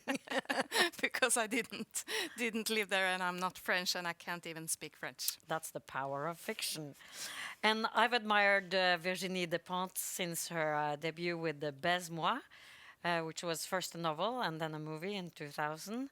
And I'm currently reading her super successful series about a has-been record store owner, Vernon Subutex, which is a big hit in Norway. And we'll actually hear a reading of Virginie Despentes later on, related to the Me Too movement. I think it's time to call up the head of the festival. I will do it in my French. Assise internationale de romans in Villa Gilet. Yeah. Lucy Campos, bonsoir in Lyon. Bonsoir. And how are you now? We're good. We have just experienced our first snowfall, so Really? it feels very like Bergen here this evening. Yes, that's good. The snow falls on the living and the dead, as the novella Dubliner ends with, and also on the Assise Internationale. How did you pick your theme of contemporary women authors? Well, firstly, it's a theme we've been working with quite a lot in our programming here at the Villa Gilet, and also because we wanted to give you a taster of the exciting things that are being published in France at the moment, and this seemed a very good way to start. France is the home of so many really strong female thinkers. What do you put in the drinking water? Can you explain? Well, we drink a lot of wine, and there's no hospitality in Lyon without a glass of wine. So we thought we would just say this tonight, and say that we hope to be able to welcome you in person soon. Absolutely. We have some people making reservations for all these festivals in 2022, just to be on the safe side. And as you said, you wanted to present us with some writers we don't know about. And we almost feel embarrassed that we didn't know about Joy Sorman, that we're so curious about now. She's written a novel called The Skin of a Bear, I think would be in English, about a creature which is half human and half bear. And that sounds so interesting. Is that typical of her authorship? Yes. So actually in the sequence you will see in a few minutes, she's talking about her new novel, which is about madness. But she, for the last 15 years or so, she's been working on all these frontiers between what is human and what is not quite human, or what we think is human and what we think is not quite human. So the frontiers of monstrosity and normality have always been a theme that she has worked on, whether it's the monstrosity of somebody who is half human or half bear, or whether it's the monstrosity of an apprentice butcher who cuts up pieces of flesh, or whether it's the monstrosity of madness and the way we treat madness, or the way madness is treated in society. So what she's interested in is that borderline between what is normal and what isn't. What is the reception of her in France? Like, what is her status? She's quite an established writer. She has written 10 or 11 books at this stage. Her first book made a big splash in 2005. So she's been around. She got a big French prize at the time for a book, the title of which was Boys, Boys, Boys. And so she's been around for about 15 years now. And she has a big following. And if you go to a French bookshop at the moment, you will see books of hers on the tables. We'll have to call up some Norwegian publishing houses and make them translate. And please, international audience, you know what to do as well. So we'll hear a talk about madness then, I think. And Lucy, I think we'll just leave the stage to you and to Joy Sorman.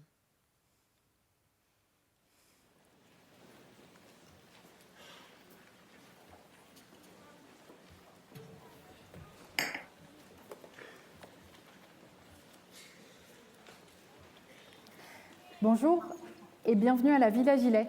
Ici, au Petit Théâtre de la Villa Gilet, nous avons le plaisir d'accueillir aujourd'hui à Lyon et à Bergen l'écrivaine française Joy Serment. Bonjour. Merci Joy Serment d'être ici. Merci à vous. Joy sort cette semaine en France le livre À la folie aux éditions Flammarion. Et c'est un vrai plaisir de vous accueillir ici pour ce qui est presque le lancement de ce livre. Joy, vous êtes connue en France depuis un certain temps, puisque c'est, si je ne me trompe, votre 10e roman. Oui. Vous avez fait votre première apparition en librairie il y a déjà une quinzaine d'années avec Boys, Boys, Boys, qui avait gagné le prix de Flore à l'époque. Et depuis, ce sont plusieurs titres qui se sont succédés. J'ai en tête Paris, Gare du Nord en 2011, Comme une bête, et La peau de l'ours, plus récemment. À la folie, c'est votre 10e titre. C'est un récit de fiction, mais c'est une fiction qui nous amène très près de personnages très réels, ceux d'un pavillon 4B dans lequel sont internés des personnages, des fous, dans une situation d'internement psychiatrique. Et ce que nous raconte ce livre, c'est les journées, les paroles, la vie de tous ces fous soignés là, mais aussi de leurs soignants à travers une galerie de personnages que nous découvrons peu à peu et dont nous nous sentons très proches en lisant ce livre. Donc pour entrer dans la lecture, Joy Serment, vous allez nous lire un petit passage qui arrive assez tôt dans le roman et qui correspond au personnage de Franck. Franck n'est qu'un seul parmi plusieurs personnages qui vont nous accompagner tout au long du livre, mais c'est par lui qu'on commence. Franck a 40 ans.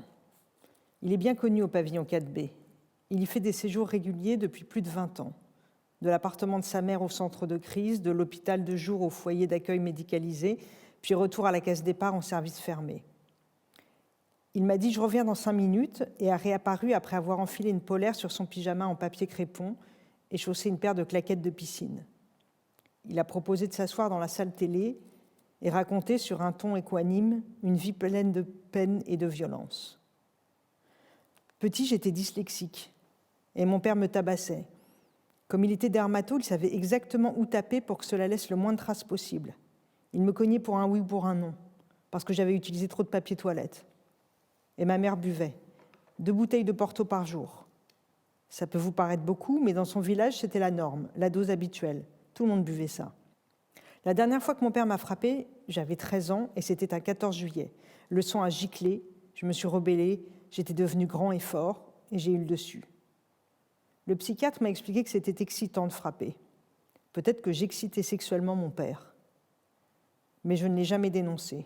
J'ai toujours gardé ça pour moi. Je ne voulais pas qu'on m'envoie à la DAS. D'ailleurs, je ne lui en veux pas. J'ai juste parfois un peu de rancœur. Il vient me voir à l'hôpital, il m'apporte des clopes. J'aime mes parents, c'est comme ça, on n'y peut rien. C'est mon seul lien et je le garde. Voilà, après cette mauvaise période, j'ai passé un CAP jardinier paysagiste. J'étais très bon en taille d'if. J'ai travaillé quelque temps au service espace vert et ça m'a lassé. Alors je me suis dit, pourquoi pas chasseur alpin ? Mais la semaine précédant l'examen, je ne dormais pas, je fumais du shit en regardant la télé, j'ai pété les plombs et tout ça s'est terminé à l'HP. J'avais 19 ans, c'était mon premier séjour. J'y suis restée 2 ans. Quand je suis sortie, j'ai rencontré une fille. Je ne travaillais pas, j'étais asociale de toute façon. Alors je me suis installée chez elle. On était bien. Je lui cuisinais des pâtes à la carbonara, des cuisses de grenouille et du roast beef. Et on est même descendu à Cannes en vacances. Ma copine était nympho, mais je m'en foutais. Ça a tenu comme ça plusieurs années et un jour, à nouveau, j'ai fumé trop de shit. Mes yeux sont partis à l'arrière de ma tête, ils se sont collés au fond de mon crâne et ils me regardaient, ils me surveillaient, c'était insupportable. J'avais trop de délire en moi. Et aussi le cadavre d'un jumeau que j'avais avalé dans le ventre de ma mère parce que j'étais le plus fort des deux, le plus volontaire. Trop de délire en moi. Et des morceaux de moi qui s'éparpillaient. Mon estomac qui disparaissait, mon ventre qui devenait creux, troué. Il va mieux maintenant, touche, regarde comme il est bien bombé. Trop de délire en moi. Et un ectoplasme qui m'espionnait, me suivait partout en silence, glissait sur les murs, le plafond, le sol. Tellement de délire en moi qu'il paraît que j'ai agressé un patient en arrivant parce qu'il marchait avec mes jambes. Il m'avait volé mes jambes, ce bâtard. Franck prend une longue inspiration, rapproche sa chaise, vérifie d'un coup d'œil que personne ne nous épie et se penche à mon oreille. Tu sais, à un moment, j'étais tellement pure que je me suis allongée dans l'herbe et plein de marguerites se sont mises à pousser autour de moi.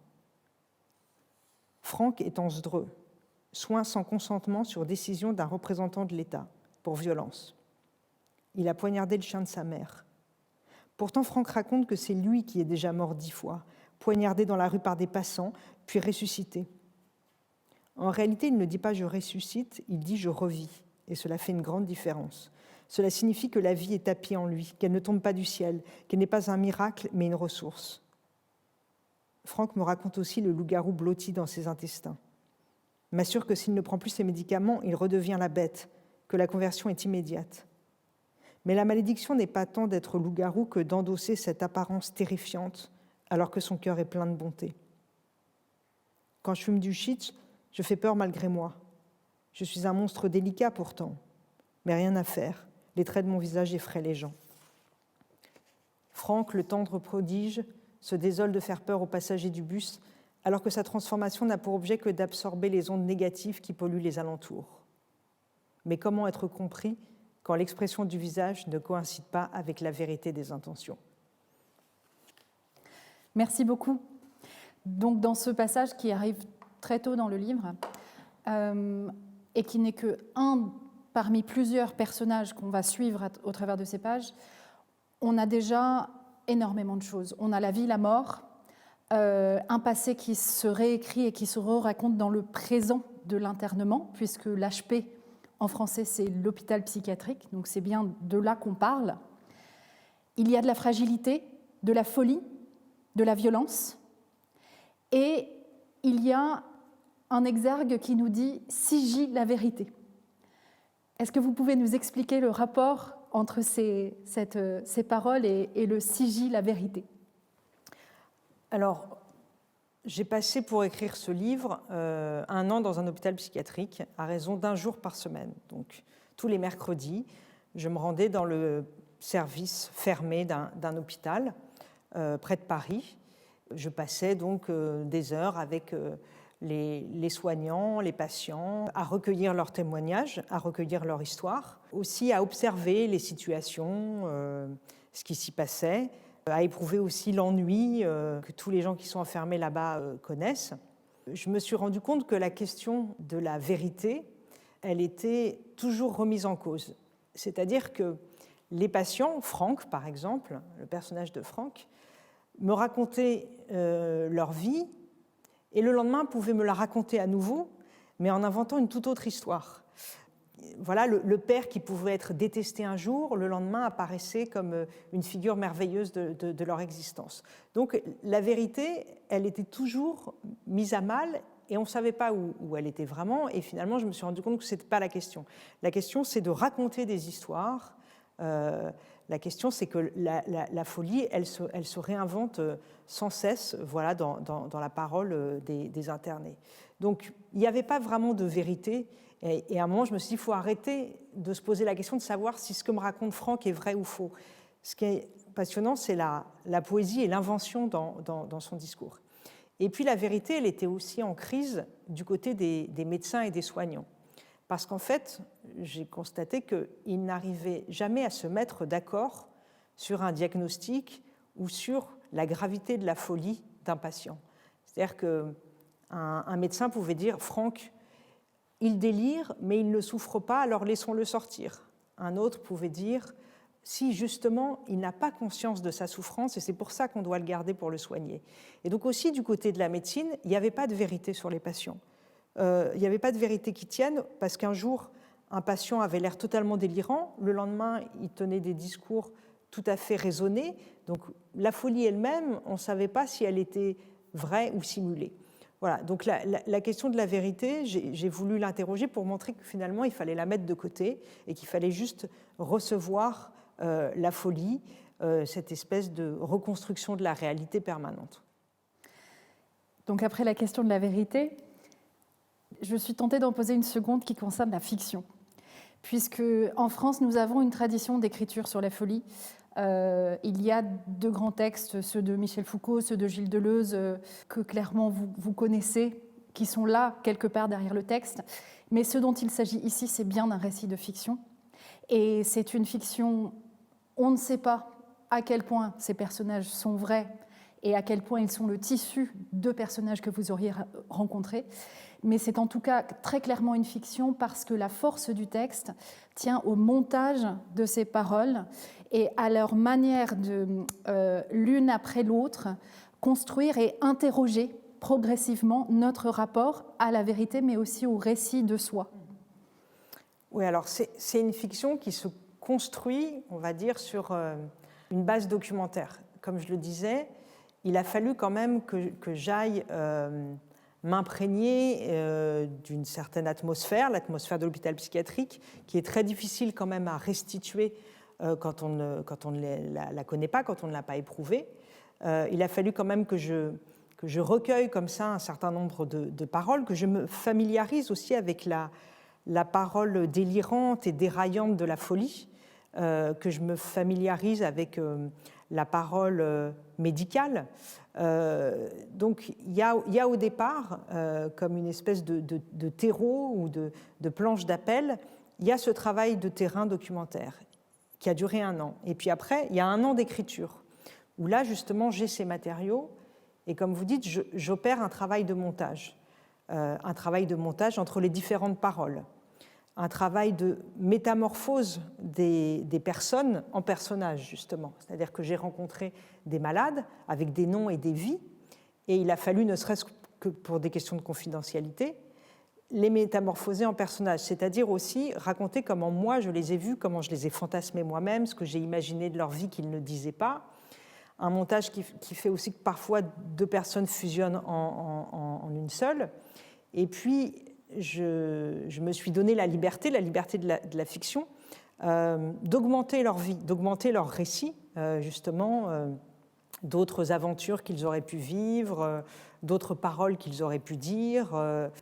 Le travail de fiction, c'est un travail, comment dire, de mise en bouche, finalement, de la langue des autres. C'est-à-dire que j'ai recueilli la langue des fous, je le dis de façon un peu triviale, mais je l'ai mise dans ma propre bouche, dans ma propre langue.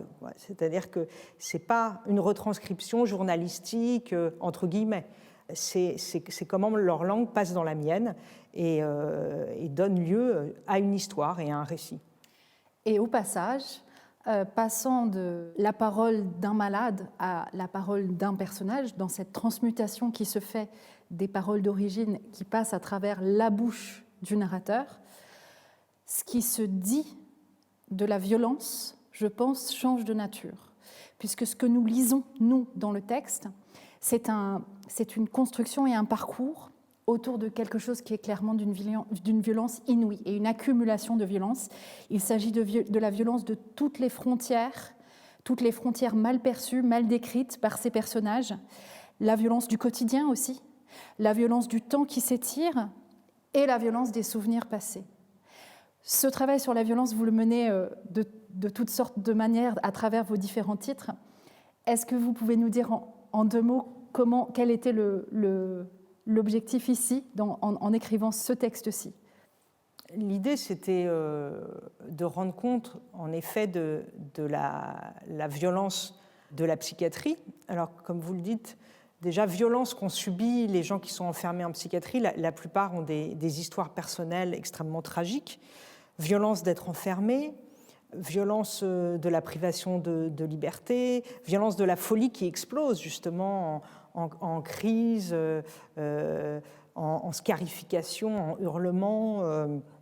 Et à l'origine, je peux dire que j'étais venue pour être le témoin de cette violence et pour aussi nous obliger à la regarder, nous obliger à regarder cette autre partie de nous-mêmes.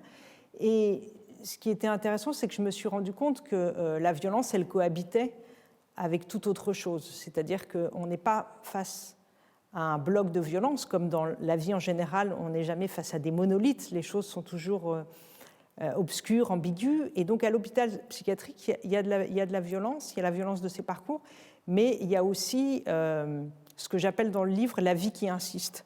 C'est-à-dire qu'il y a encore de la place pour des joies minuscules, la joie de pouvoir sortir dans le jardin fumer une cigarette. Il y a de la place pour l'ironie c'est là où je reviens sur la question de la vérité, les fous sont capables de se moquer de leur propre folie, donc de rire de leur propre folie. Et donc s'ils rient de leur folie, c'est peut-être qu'ils ne sont pas si fous. Donc là aussi, la vérité vacille. Et puis, il y a cette communauté de fous qui s'organise pour aller contre les règles de l'hospitalisation, pour cacher des effets personnels, pour s'échanger des cigarettes en contrebande. Il y a quelque chose de vivant qui est dans la résistance justement à l'enfermement, qui est dans la résistance au malheur. C'est vraiment un lieu où on se rend compte qu'on ne vient pas si facilement à bout d'une vie et de ce qu'elle peut avoir de joyeux et de lumineux. C'est vraiment une expérience de la résistance. C'est ces vies nues qui veulent encore exister malgré l'enfermement. Et effectivement, l'impression qu'on a à la lecture est une impression d'incroyable vitalité. Derrière la violence, autour et à côté de la violence, il y a cette vie des personnages. Et il y a aussi beaucoup d'empathie. De l'empathie parfois pour les personnages les plus délirants, les plus enfermés aussi. Et c'est là que la fiction accomplit aussi son tour de force. Ce vieux mécanisme de la fiction, de l'identification, on le retrouve même là, même jusque-là et dans ce texte. Oui, tout à fait. Je pense que l'empathie, on pourrait dire que c'est le ressort de l'écriture fictionnelle, de l'écriture romanesque. C'est peut-être un des marqueurs qui la distingue justement de l'écriture journalistique. Si j'avais écrit un livre de journaliste, il n'y aurait pas eu de place précisément pour l'empathie. Il aurait fallu que je me tienne à une neutralité, à une objectivité, à une vérité précisément. Or, pour moi, la fiction, c'est précisément l'expression dans le langage de l'empathie. C'est-à-dire que je ne vois pas comment on peut écrire sans empathie, je ne vois pas comment on peut écrire sans adhérer à son objet. Le dégoût ou la haine, alors peuvent être des moteurs de pamphlets ou de manifestes, mais ne me semblent pas pouvoir être des moteurs d'écriture fictionnelle, dans le sens où il s'agit de se confondre pendant le temps de l'écriture avec un sujet, de se choisir un pays, un temps, un territoire où on veut habiter.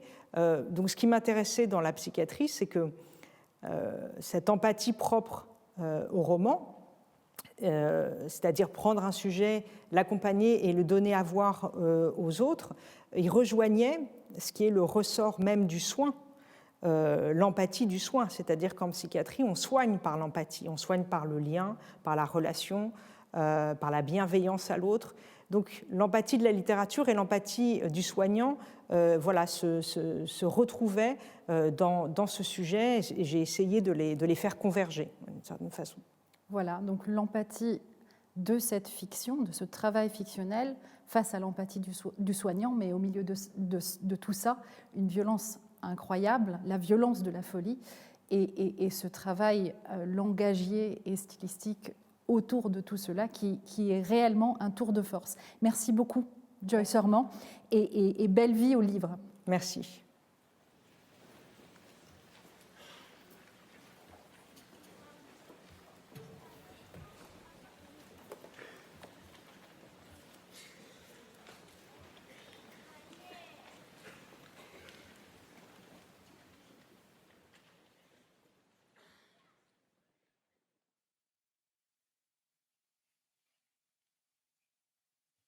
Interesting conversation with Joy Sorman.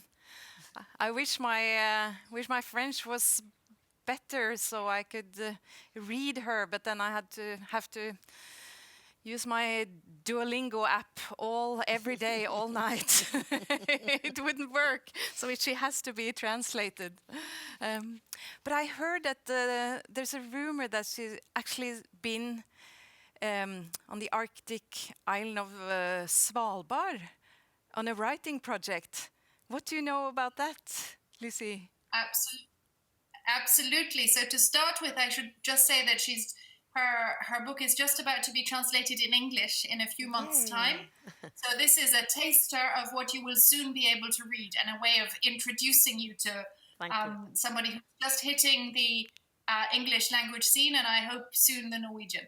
As regards her next writing project, one of her dreams is to write about Svalbard, which she told me about. And so what I understand is she has already made a first field trip there, and she is hoping when it is possible again to make a second trip in order to move forward with this writing project. So it's a very nice connection with Norway this evening.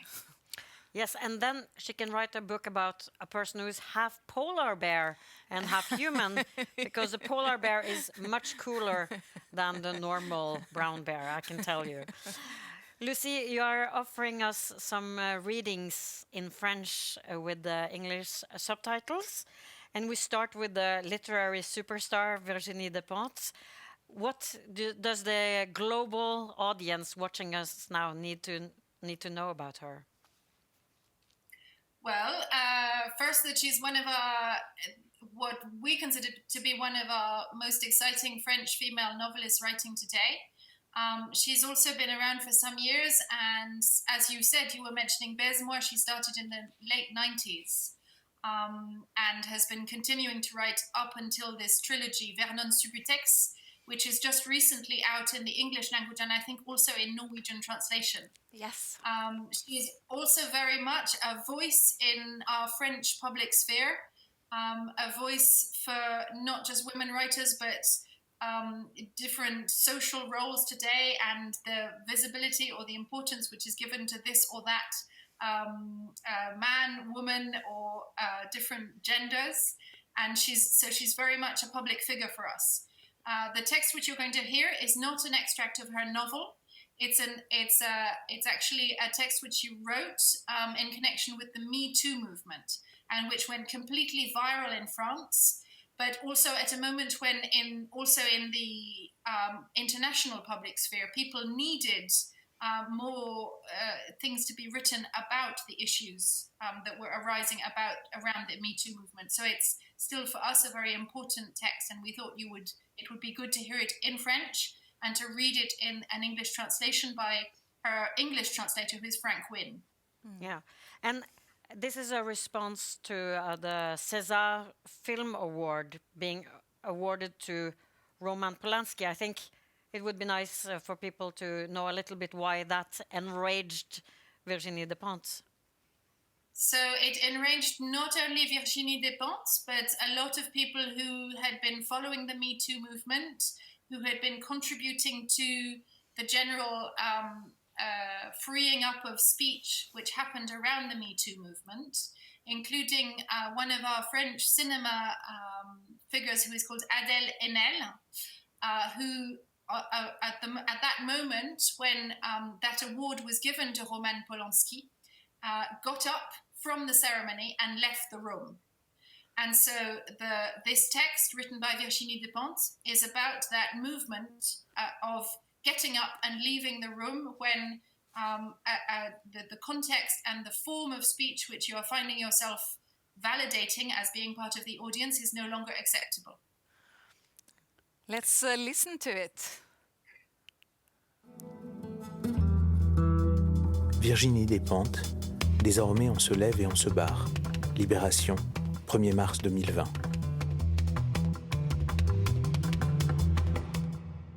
Soyez rassurés, les puissants, les boss, les chefs, les gros bonnets. Ça fait mal. On a beau le savoir, on a beau vous connaître, on a beau l'avoir pris des dizaines de fois votre gros pouvoir en travers de la gueule. Ça fait toujours aussi mal. Tout ce week-end à vous écouter geindre et chialer, vous plaindre de ce qu'on vous oblige à passer vos lois à coups de 49.3 et qu'on ne vous laisse pas célébrer Polanski tranquille et que ça vous gâche la fête. Mais derrière vos jérémiades, ne vous en faites pas, on vous entend jouir de ce que vous êtes les vrais patrons, les gros caïds, et le message passe 5 sur 5. Cette notion de consentement, vous ne comptez pas la laisser passer.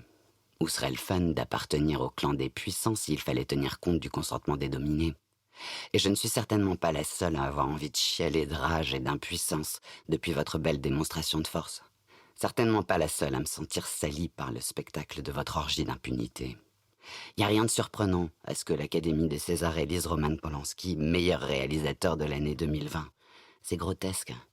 C'est insultant. C'est ignoble, mais c'est pas surprenant.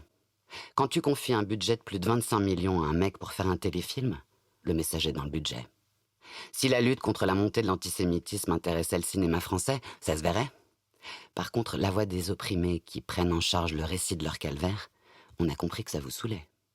Alors quand vous avez entendu parler de cette subtile comparaison entre la problématique d'un cinéaste chahuté par une centaine de féministes devant 3 salles de cinéma et Dreyfus, victime de l'antisémitisme français de la fin du siècle dernier, vous avez sauté sur l'occasion. 25 millions pour ce parallèle. Superbe. On applaudit les investisseurs, puisque pour rassembler un tel budget, il a fallu que tout le monde joue le jeu. Gaumont Distribution, les crédits d'impôt, France 2, France 3, OCS, Canal+, la Rail. La main à la poche est généreux pour une fois. Vous serrez les rangs, vous défendez l'un des vôtres. Les plus puissants entendent défendre leurs prérogatives. Ça fait partie de votre élégance. Le viol est même ce qui fonde votre style. La loi vous couvre. Les tribunaux sont votre domaine. Les médias vous appartiennent. Et c'est exactement à cela que ça sert, la puissance de vos grosses fortunes. Avoir le contrôle des corps déclarés subalternes. Les corps qui se taisent, qui ne racontent pas l'histoire de leur point de vue. Le temps est venu pour les plus riches de faire passer ce beau message. Le respect qu'on leur doit s'étendra désormais jusqu'à leurs bites tachées du sang et de la merde des enfants qu'ils violent. Que ce soit à l'Assemblée nationale ou dans la culture, marre de se cacher, de simuler la gêne. Vous exigez le respect entier et constant. Ça vaut pour le viol, ça vaut pour les exactions de votre police, ça vaut pour les Césars, ça vaut pour votre réforme des retraites. C'est votre politique. Exigez le silence des victimes. Ça fait partie du territoire. Et s'il faut nous transmettre le message par la terreur, vous voyez pas où est le problème. Votre jouissance morbide avant tout. Et vous ne tolérez autour de vous que les valets les plus dociles. Y a rien de surprenant à ce que vous ayez couronné Polanski. C'est toujours l'argent qu'on célèbre dans ces cérémonies. Le cinéma, on s'en fout. Le public, on s'en fout. C'est votre propre puissance de frappe monétaire que vous venez aduler. C'est le gros budget que vous lui avez octroyé en signe de soutien que vous saluez. À travers lui, c'est votre puissance qu'on doit respecter. Il serait inutile et déplacé, dans un commentaire sur cette cérémonie, de séparer les corps des 6 mecs aux corps des 6 meufs. Je vois aucune différence de comportement. Il est entendu que les grands prix continuent d'être exclusivement le domaine des hommes, puisque le message de fond est « rien ne doit changer ». Les choses sont très bien telles qu'elles sont. Quand Foresti se permet de quitter la fête et de se déclarer écœurée, elle le fait pas en tant que meuf. Elle le fait en tant qu'individu qui prend le risque de se mettre la profession à dos. Elle le fait en tant qu'individu qui n'est pas entièrement assujetti à l'industrie cinématographique, parce qu'elle sait que votre pouvoir n'ira pas jusqu'à vider ses salles. Elle est la seule à oser faire une blague sur l'éléphant au milieu de la pièce. Tous les autres botteront en touche. Pas un mot sur Polanski. Pas un mot sur Adèle Haenel. On dîne tous ensemble dans ce milieu. On connaît les mots d'ordre. Ça fait des mois que vous vous agacez de ce qu'une partie du public se fasse entendre, et ça fait des mois que vous souffrez de ce qu'Adèle Haenel ait pris la parole pour raconter son histoire d'enfant-actrice de son point de vue. Alors tous les corps assis ce soir-là dans la salle sont convoqués dans un seul but, vérifier le pouvoir absolu des puissants. Et les puissants aiment les violeurs, enfin ceux qui leur ressemblent, ceux qui sont puissants. On les aime pas malgré le viol et parce qu'ils ont du talent. On leur trouve du talent et du style parce qu'ils sont des violeurs. On les aime pour ça, pour le courage qu'ils ont de réclamer la morbidité de leur plaisir, leur pulsion débile et systématique de destruction de l'autre, de destruction de tout ce qu'ils touchent en vérité. Votre plaisir réside dans la prédation. C'est votre seule compréhension du style. Vous savez très bien ce que vous faites quand vous défendez Polanski. Vous exigez qu'on vous admire jusque dans votre délinquance. C'est cette exigence qui fait que lors de la cérémonie, tous les corps sont soumis à une même loi du silence. On accuse le politiquement correct et les réseaux sociaux, comme si cette omerta datait d'hier et que c'était la faute des féministes. Mais ça fait des décennies que ça se goupille comme ça. Pendant les cérémonies de cinéma français, on blague jamais avec la susceptibilité des patrons. Alors tout le monde se tait. Tout le monde sourit. Si le violeur d'enfants c'était l'homme de ménage, alors là, pas de quartier. Police, prison, déclaration tonitruante, défense de la victime et condamnation générale. Mais si le violeur est impuissant, respect et solidarité.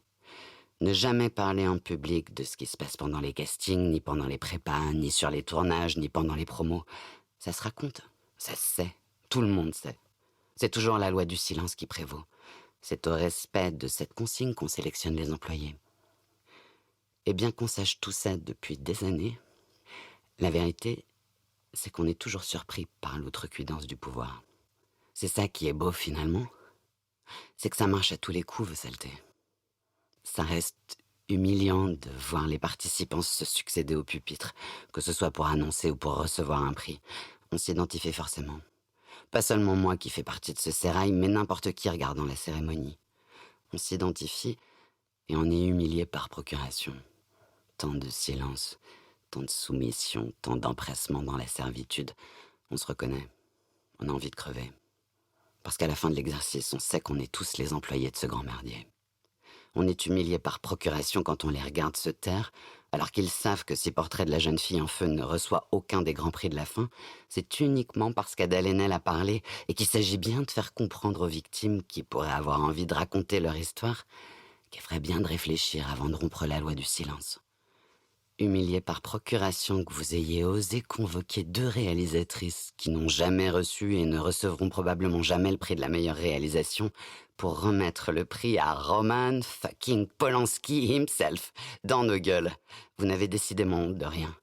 25 millions, c'est-à-dire plus de 14 fois le budget des Misérables, et le mec est même pas foutu de classer son film dans le box-office des 5 films les plus vus de l'année. Et vous le récompensez. Et vous savez très bien ce que vous faites. Que l'humiliation subie par toute une partie du public qui a très bien compris le message s'étendra jusqu'au prix d'après, celui des Misérables.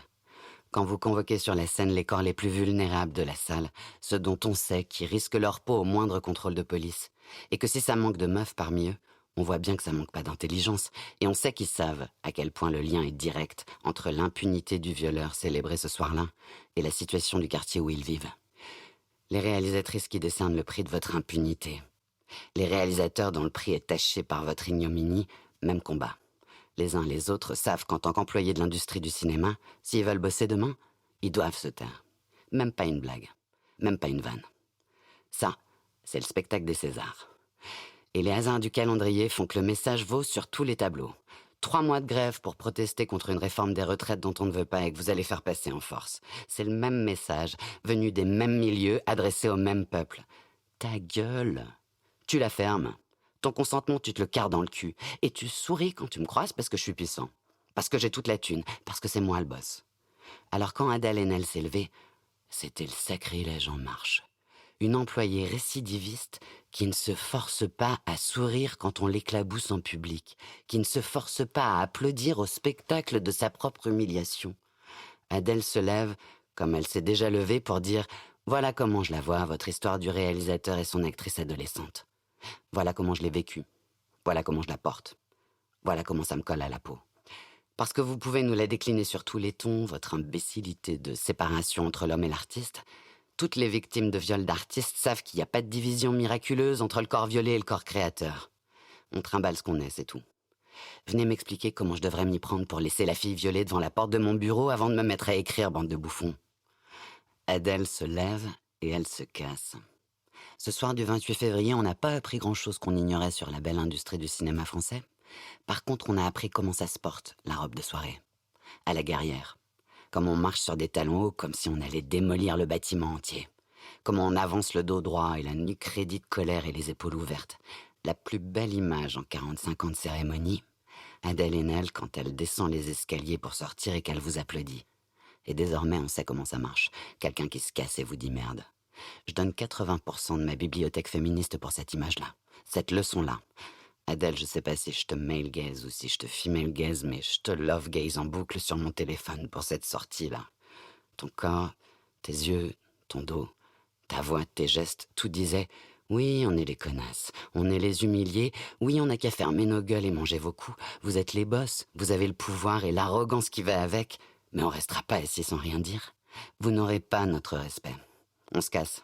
Faites vos conneries entre vous, célébrez-vous, humiliez-vous les uns les autres, tuez, violez, exploitez, défoncez tout ce qui vous passe sous la main. On se lève et on se casse. C'est probablement une image annonciatrice des jours à venir. La différence se situe pas entre les hommes et les femmes, mais entre dominés et dominants, entre ceux qui entendent confisquer la narration et imposer leurs décisions, et ceux qui vont se lever et se casser en gueulant. C'est la seule réponse possible à vos politiques. Quand ça va pas, quand ça va trop loin, on se lève, on se casse et on gueule et on vous insulte. Et même si on est ceux d'en bas, même si on le prend pleine face, votre pouvoir de merde, on vous méprise, on vous dégueule. Nous n'avons aucun respect pour votre mascarade de respectabilité. Votre monde est dégueulasse. Votre amour du plus fort est morbide. Votre puissance est une puissance sinistre. Vous êtes une bande d'imbéciles funestes. Le monde que vous avez créé pour régner dessus comme des minables est irrespirable. On se lève et on se casse. C'est terminé. On se lève, on se casse, on gueule, on vous emmerde.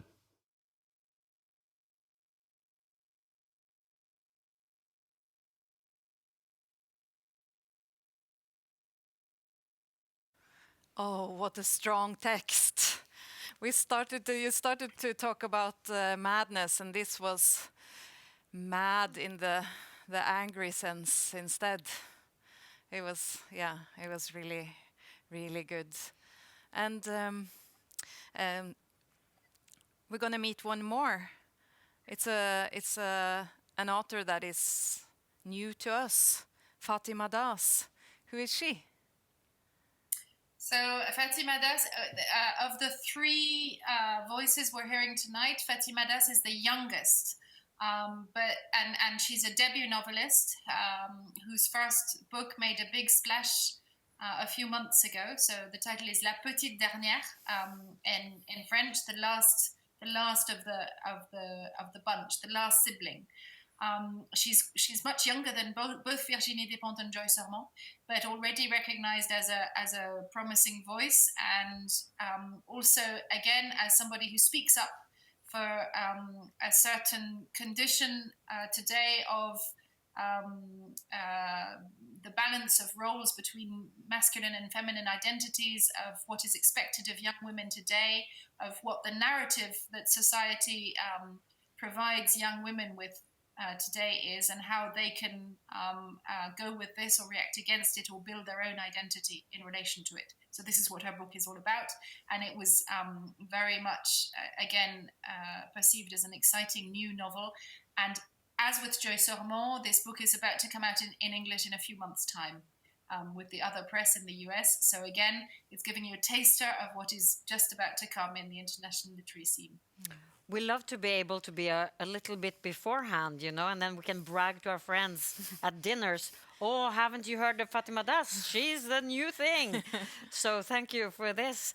And we'll hear quite a short text, but is that the beginning of a longer novel then? Yes.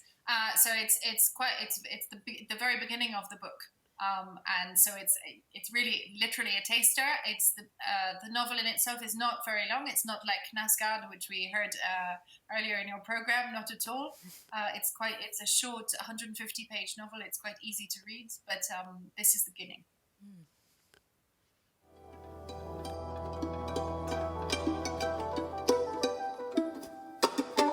Fatima Das, la petite dernière. Je m'appelle Fatima. Je porte le nom d'un personnage symbolique en islam. Je porte un nom auquel il faut rendre honneur. Un nom qu'il ne faut pas salir, comme on dit chez moi. Chez moi, salir, c'est déshonorer. Wasser, en arabe algérien. On dit Darja, Darija pour dire dialecte. Wasser, salir, foutre la merde, noircir. C'est comme se rapprocher en français, c'est polysémique. Ma mère utilisait le même mot pour me dire que j'avais sali mes vêtements, le même mot quand elle rentrait à la maison et qu'elle trouvait son royaume en mauvais état. Son royaume, la cuisine. Là où l'on ne pouvait pas mettre les pieds ni la main. Je m'appelle Fatima Das, mais je suis née en France, dans le 78, à Saint-Germain-en-Laye. Je viens au monde par césarienne à la clinique Saint-Germain, dans la rue de la Baronne Gérard. Césarienne, du latin caedere, tailler, couper, incision de l'utérus. Après ma naissance, à 30 ans, ma mère fait un infarctus. Je m'en veux d'être née. On m'extrait du ventre de ma mère à l'aube. Je ne nais pas asthmatique, je le deviens. J'entre officiellement dans la catégorie des asthmatiques allergiques à l'âge de 2 ans. À l'adolescence, j'entends pour la première fois le mot « sévère » pour qualifier mon infirmité. Je comprends à 17 ans que je suis porteuse d'une maladie invisible. Je m'appelle Fatima. Fatima est la plus jeune des filles du dernier prophète, Mohammed sallallahu alayhi wa sallam, paix et salut sur lui, et de sa première femme, Khadija. Dieu seul sait si je porte bien mon prénom, si je ne le salis pas. Je m'appelle Fatima. Je suis une petite chamelle sevrée. Je suis la Mazozia, la dernière. La petite dernière. Avant moi, il y a 3 filles. Mon père espérait que je serais un garçon. Pendant l'enfance, il m'appelait Wuldi, mon petit-fils. Pourtant, il doit m'appeler Benti, ma fille. Il dit souvent « Tu n'es pas ma fille ». Pour me rassurer, je comprends que je suis son fils. Ma mère m'habille jusqu'à mes 12 ans. Elle me fait porter des robes à fleurs, des jupes patineuses, des ballerines. J'ai des serre-têtes de différentes couleurs en forme de couronne. Toutes les petites filles ne veulent pas être des princesses, maman. Je m'appelle Fatima. Je suis asthmatique allergique. Les médecins disent que je ne prends pas sérieusement mon traitement. Il m'arrive d'oublier mon traitement, de décider d'arrêter de le prendre à cause des effets indésirables, de décider d'arrêter de le prendre pour d'autres raisons. Je m'appelle Fatima Das. Je suis française. Je suis d'origine algérienne. Mes parents et mes 2 grandes sœurs sont nés en Algérie. Je suis rebeu, donc musulmane. Ma mère est musulmane, mon père est musulman. Mes sœurs Dounia et Hanan sont musulmanes. Nous sommes d'une famille d'Arabes musulmans. Je savais que je n'allais pas être ce qu'on appelle une bonne, une vraie musulmane. Ma mère dit qu'on est musulman. Je crois pourtant que je me suis convertie. Je crois que je continue à me convertir à l'islam. J'essaye d'être au plus proche de ma religion, de m'en approcher, d'en faire a way of life, un mode de vie. Je m'appelle Fatima Das. Je suis née par césarienne à la clinique Saint-Germain de la rue de la Baronne Gérard. Césarienne, caïdérée, taillée, coupée, incision de l'utérus. À 25 ans, je fais la rencontre de Nina.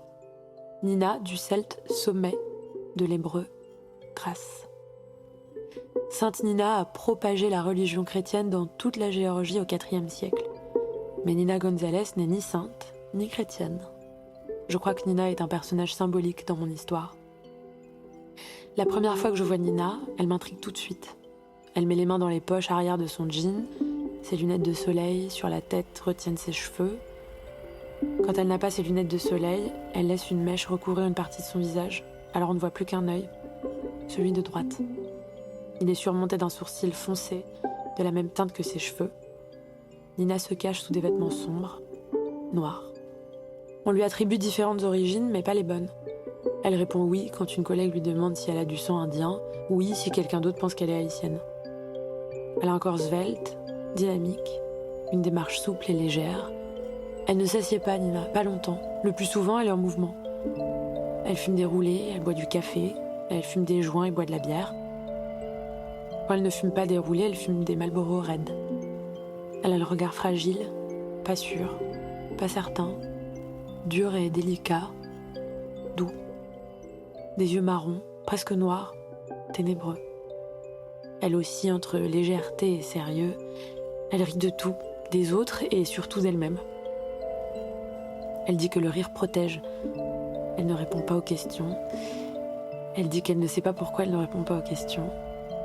Je pense que c'est parce qu'elle doute de moi, des autres et surtout d'elle-même. Nina est la seule à me demander si ça va, plusieurs fois dans la même phrase, à plusieurs reprises dans la même journée. Elle me laissera des souvenirs un peu partout à Clichy-sous-Bois, à Paris et ailleurs. Nina est assise à ma gauche, je suis assise à sa droite. Nous sommes sous un arbre, les branches prosternées nous entourent. Le ciel est découvert, le soleil frappe fort, la canicule aussi. Un pigeon passe. Il attire mon attention, la sienne aussi. Nous nous retournons ensemble, au même moment, comme pour le regarder s'éloigner. Je cesse de regarder le pigeon. Je la vois, elle, le regarder encore. Des coups de vent traversent nos corps. Elle dit « Ça fait du bien » en souriant. Je la regarde. Je répète bêtement « Ça fait du bien ». Je me revois assise au même endroit avec quelqu'un d'autre, un garçon que je ne regardais pas. Je m'appelle Fatima Das, je suis musulmane alors j'ai peur. Que Dieu ne m'aime pas, qu'il ne m'aime pas comme je l'aime, qu'il ne m'abandonne, de ne pas être celle que je devrais. Je m'appelle Fatima Das, j'écris des histoires pour éviter de vivre la mienne.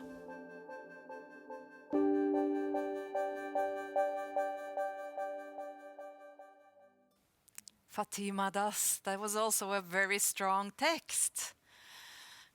Wow, thank you, Lucy. I was, on this journey, we have been collecting words from every literature festival in the cities we've been visiting. And we were wondering, do you have a word for us? So we had to think about this, and I think the word that's most important to us at the moment is the word presence, because this is what's most lacking at the moment. In France, we have the same word to say the present of now, and presence, which is the presence of the physical presence of writers, speakers on stage. And to us, our role at the moment is very much making that physical presence available in other ways, and making sure that in the present, the here and now is actually being addressed by real people in real ways. So thank you, Bergen, for helping us to do it in such a different way, an unexpected way. But it's very important to us that these things are heard and present today. Présent is a perfect and wonderful word. Yeah. Thank you so much, Lucy Campo from the Village Gilet. Assise Internationale du Roman, is that right? Correct, and we are currently programming the next edition, which will be in the last week of May 2021. Yes. But it's also very nice to hear some colleagues around the world. We just heard Nick Barley in Edinburgh a few minutes ago. And all these festival directors are normally people we work with a lot, so it's very nice to hear them. Good to keep you connected. And after 2 European countries, it's time to buckle our belts soon for a transatlantic flight to California. But Mona, I think we're a little bit jet-lagged and a little bit dizzy after traveling so much around the world. So we need to show where we are now, the Norwegian city of Bergen. Here's what that looks like.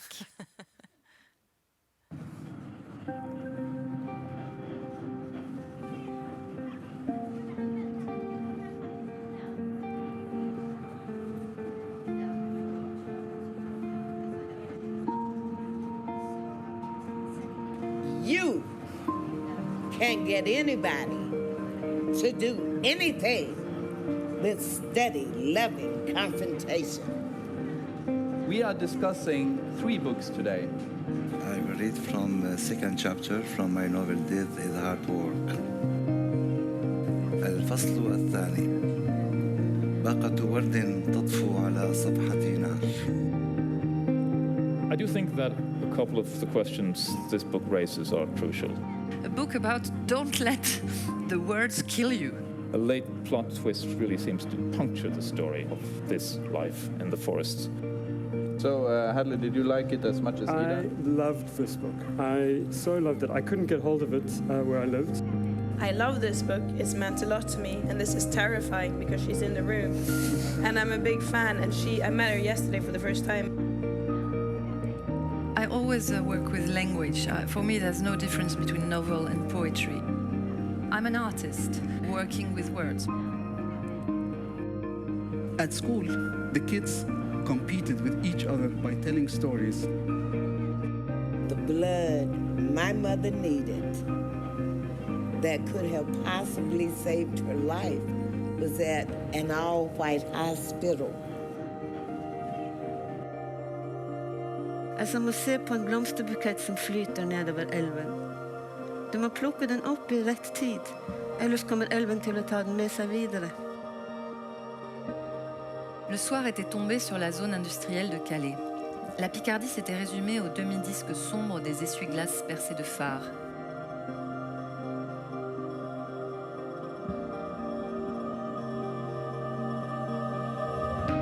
We were not the picture-taking family, although I think I am very photogenic.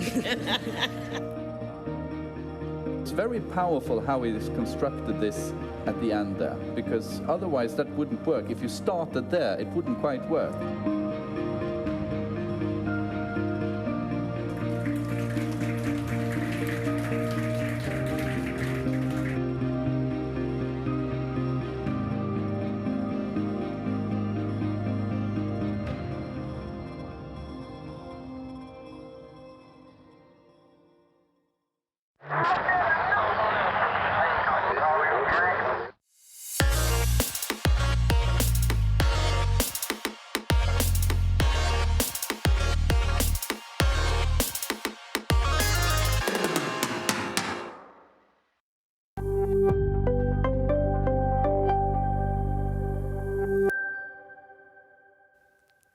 this journey is so amazing. And now I'm just shocked how Siss managed to change her wardrobe in 3 minutes.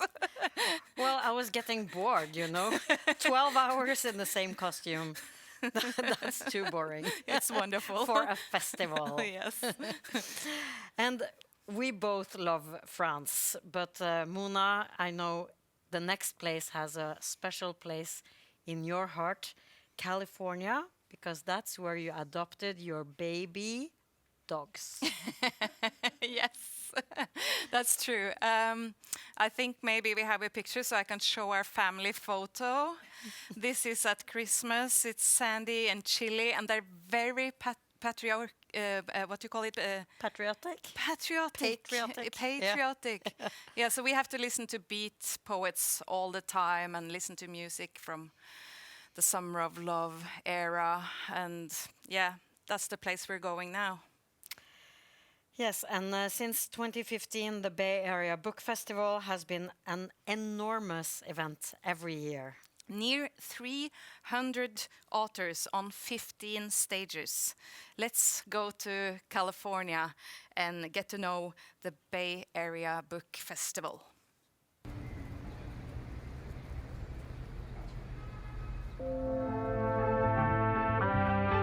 Welcome to the San Francisco Bay Area and its literary community.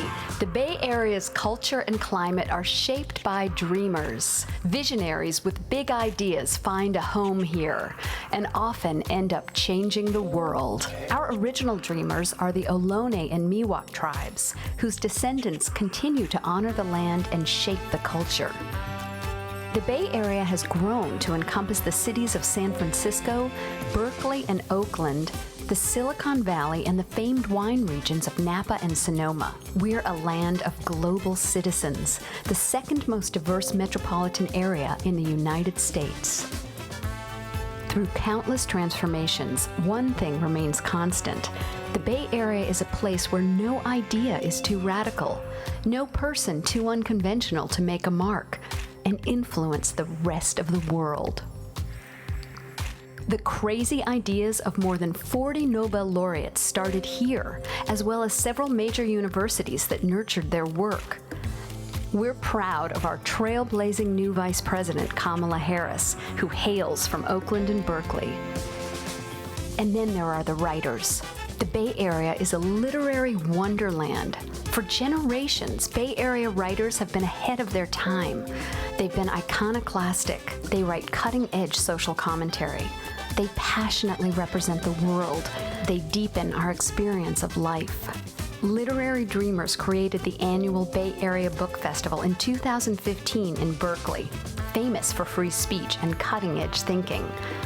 Every year, over one weekend, we present hundreds of authors on indoor and outdoor stages to 25,000 book lovers. Our authors are big names, as well as emerging writers. They come from this region and the world. Ours is one of the most international among American festivals. We're also known for a focus on social justice and inclusion. Our year-round programs include Women Lit, a pioneering series with prominent female authors, and this year, an exciting virtual series called Unbound. With the Bay Area Book Festival, readers discover frontiers of their own. They find favorite authors and new treasures. They leave with inspiration, connections across cultures, and a new sense of possibility. Whoever they are, whoever you are, with whatever differences or crazy ideas, here it's possible to change the world.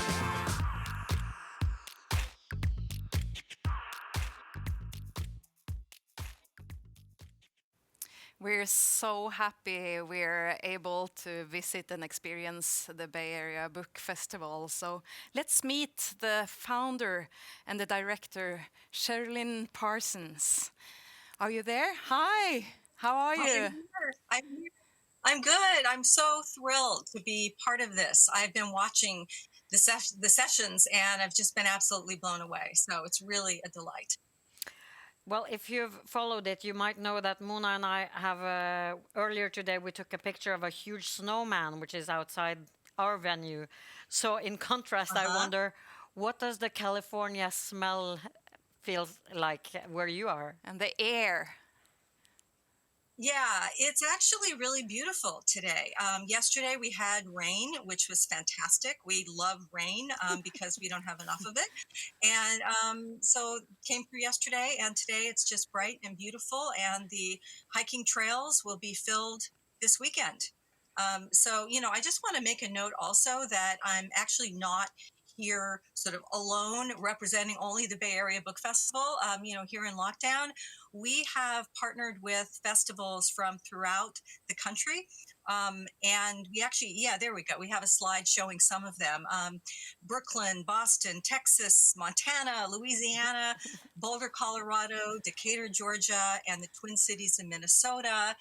And also LitHub, that many of you might know of, it's lithub.com, is a major literary website, I guess you'd say, here. And they also are partnering and live streaming this.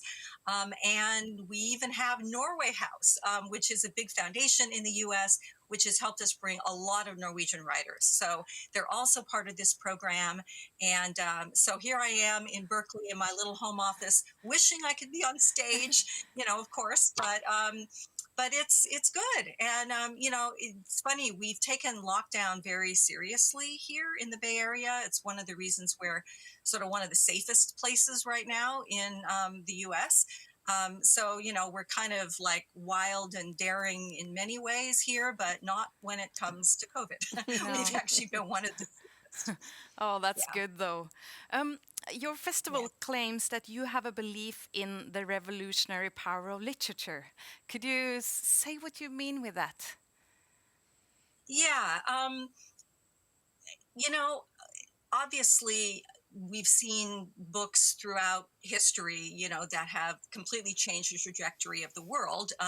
When Gutenberg founded the printing press, it completely changed things. And, there have been many books since then. Even in the U.S., I can think of Rachel Carson, who wrote Silent Spring, which really paved the way for the environmental movement and founded, federal agencies in the U.S. Toni Morrison, really radically changed and opened up literature in this country. There's so many people, but one of the reasons I think that literature does this is beyond just presenting ideas. It changes hearts and minds. We enter the lives of characters. We see through new eyes. We venture, just like we're all doing today, we venture to lands and mindsets that are different from our own. And that is the seed of revolution, I think, is changing human beings from the inside. And that's something that in many ways literature can do, I would argue, even more than other art forms, just because it really takes us into the heart, and it sort of, through language, it's able to be elaborated. And so through that process, we are able to profoundly change. And I think that also, when a writer sits to write, they're doing it because they want some change. They want to express something. And so that's why their writing is to change themselves and the world. And I also think that's why readers read. I mean, they're opening themselves to be changed. So those are some of the reasons I think it's revolutionary on a micro human level, which then feeds into the overall societal level. And that's also why dictators burn books. I mean, it's one of the first things they do. So we all know this about books and literature. Any book or poem or whatever consists of many single words. And as you know, we are collecting words from each country. It's a rather good collection now. And what would be the Bay Area word that you want to contribute? Pardon me. Yeah.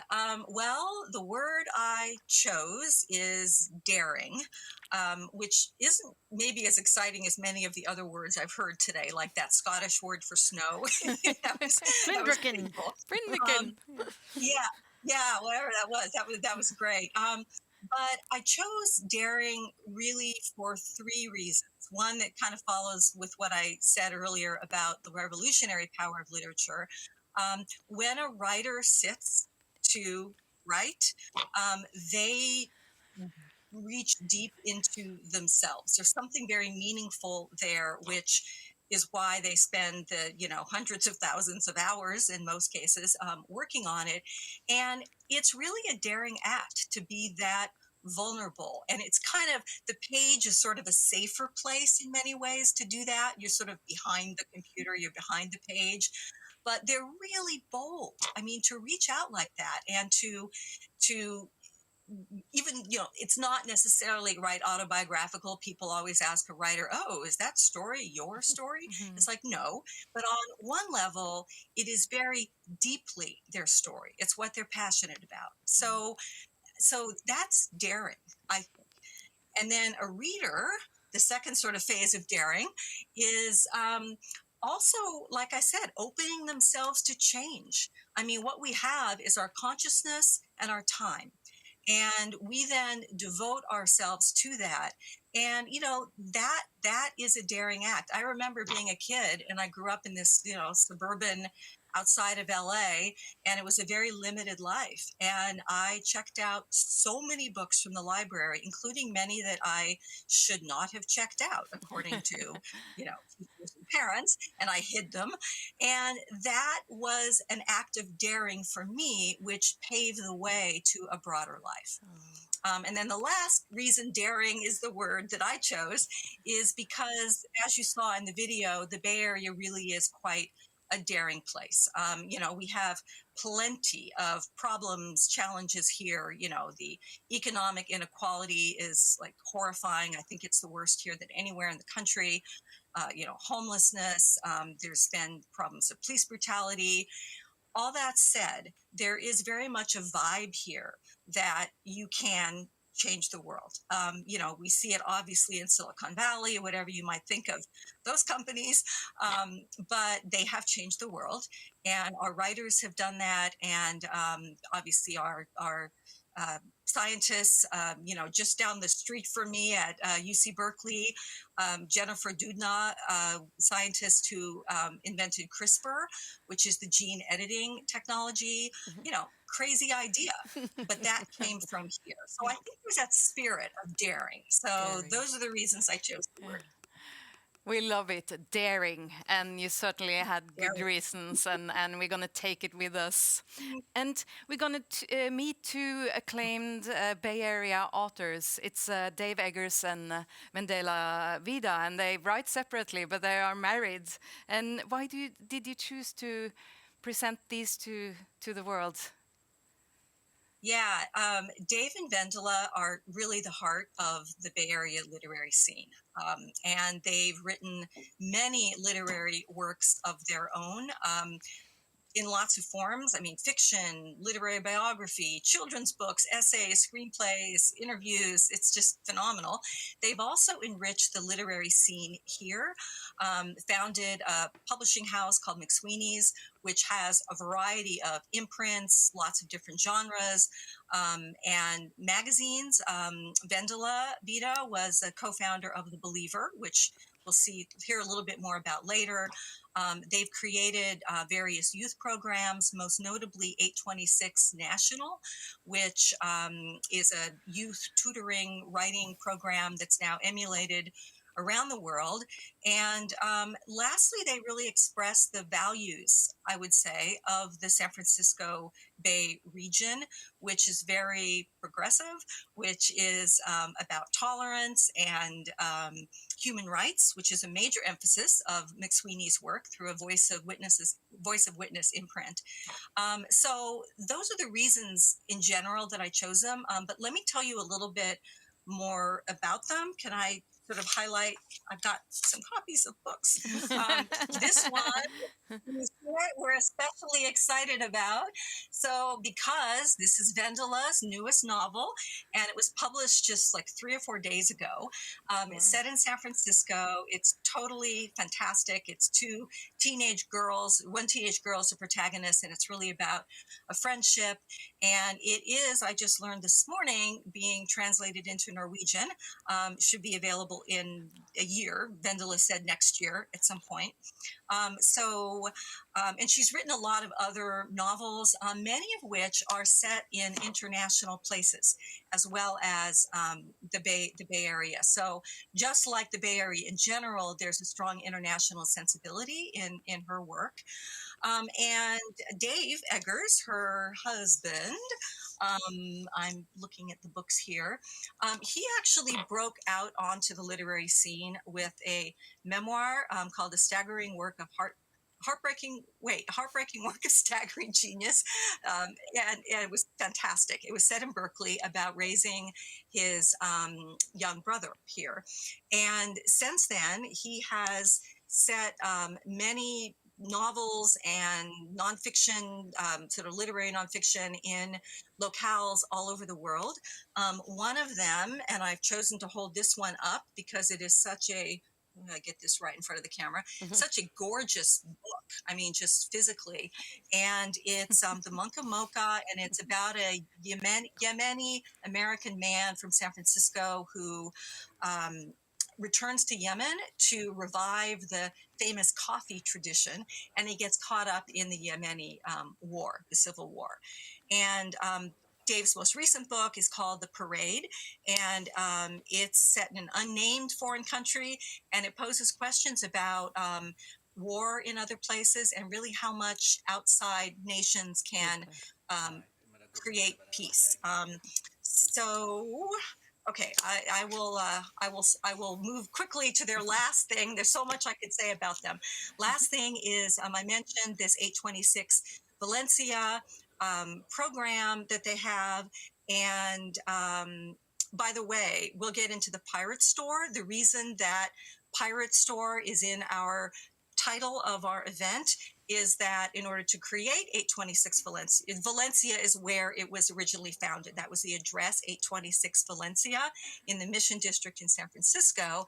And in order to start that program there, they had to create a pirate store as a front on the street. So Dave and Vendela created that, and they can tell you more about it. And joining us to interview Dave and Vendela is a writer named Daniel Gumbiner, and this is his novel, The Boat Builders, which was published by McSweeney's, and he is now the managing editor of The Believer, which is the magazine that Vendela co-founded. And one reason that we decided to bring Daniel in to do this interview is that he is a living embodiment of the kind of work in nurturing literary voices that Vendela and Dave have done. So it just so happens that Daniel met Dave in one of those workshops at 826 Valencia. So should we go ahead and welcome Daniel and Dave? I've talked a lot because there's so much to say. That would be wonderful. Let's start the session now so we can meet them. Great. Hi, everyone. It's great to be with you. I'm Daniel Gumbiner, and great to be with Dave and Vendela here, too. And thank you for that introduction, Sherilyn, and thank you to the Bay Area Book Festival and LitFestBergen for having us. And I wanted to start, I think Sherilyn's intro gave a great overview of all the work you two have done in the community, you know, beyond just being writers, but also editors and leaders of organizations. And as Sherilyn said, that's how I first got to know you, actually. As a young student in Dave's Best American Non-Required Reading class, which was a group of students which met to read over everything that was published in a given year, and then pick their favorites and publish those stories in an anthology with Houghton Mifflin. And then years later, ended up becoming the managing editor of The Believer, which I actually have an issue here to show everyone. This is the Believer magazine, nonfiction magazine, which was co-founded by Vendela and for many years co-edited by Vendela. So you two have, impacted me in so many ways and impacted so many others. And I wanted to hear a little bit about sort of like what inspired you to lead a literary life of that sort that balanced so many other things alongside writing. Was there anyone who sort of served as a blueprint for you in terms of imagining a literary life of that sort?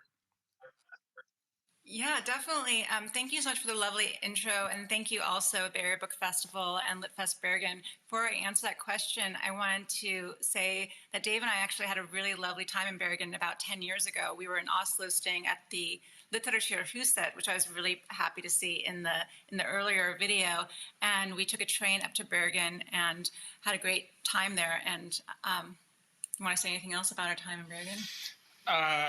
Yeah, we did. It was in the middle of the summer, so it was very festive, and people were enjoying the long nights. So much so that I don't think we slept for a couple of days. But we also we took off from there and had a trip through the fjords with our daughter, who was then 1 year old. Which is why I think we noticed that everybody was reveling at the nighttime. Yes. Yeah. But we loved it. So it's such an honor to be here. In terms, Daniel, you asked who was an influence for me in terms of balancing writing and doing other things as well. And my first job, I was fortunate enough, my first job after college was working at the Paris Review, a literary magazine based in New York. And George was founded by George Plimpton, who is a writer, but also he had this idea of community of writers, and he organizes community of writers around the magazine. And that has always been such an inspiration to me, that as a writer, you don't have to just work alone. You can actually meet with other people and have a magazine that brings people together with words and help publish other people's words and bring out other people, unknown voices, to a larger audience. So that was a huge inspiration for me. What about you, Dave? For me, it was out of sheer boredom with myself. No, I'm kidding. I do think what's interesting, and Daniel, you know this, is that writing is very solitary and sedentary. You are spending most of your time alone. For me, in a filthy garage where I work. It's true. You miss what Saul Bellow called the humanity bath, being among other people, rallying around a cause or a project or something where you can engage with others. And so when we moved back to San Francisco, Vendela and I met when we were living in New York. We were determined to sort of not live isolated lives. I think it can drive you to a kind of madness that's unhealthy, and at least for us, having a public space and being part of a community was key. And here in San Francisco, you have City Lights Books. In particular, for me, that was the model. Lawrence Ferlinghetti creating this beautiful community space that everybody, they published books, they fought for the First Amendment, they fought, against censorship again and again. They broke new ground, and then the space itself in the middle of the city being this public community space with a very political and active and engaged MO. We are all here in San Francisco in the literary world. We all follow, I think, and owe a lot to the examples set by Ferlinghetti and everybody that has worked at and helped make City Lights prosper and survive all these years. For me, that was a model. And I should say, for those watching, we're next to each other. But I think when we look at each other, we're looking the other way. We're in a grid, just the wonders of technology. Yeah, I wasn't sure if you guys had the exact copy of the same painting there, or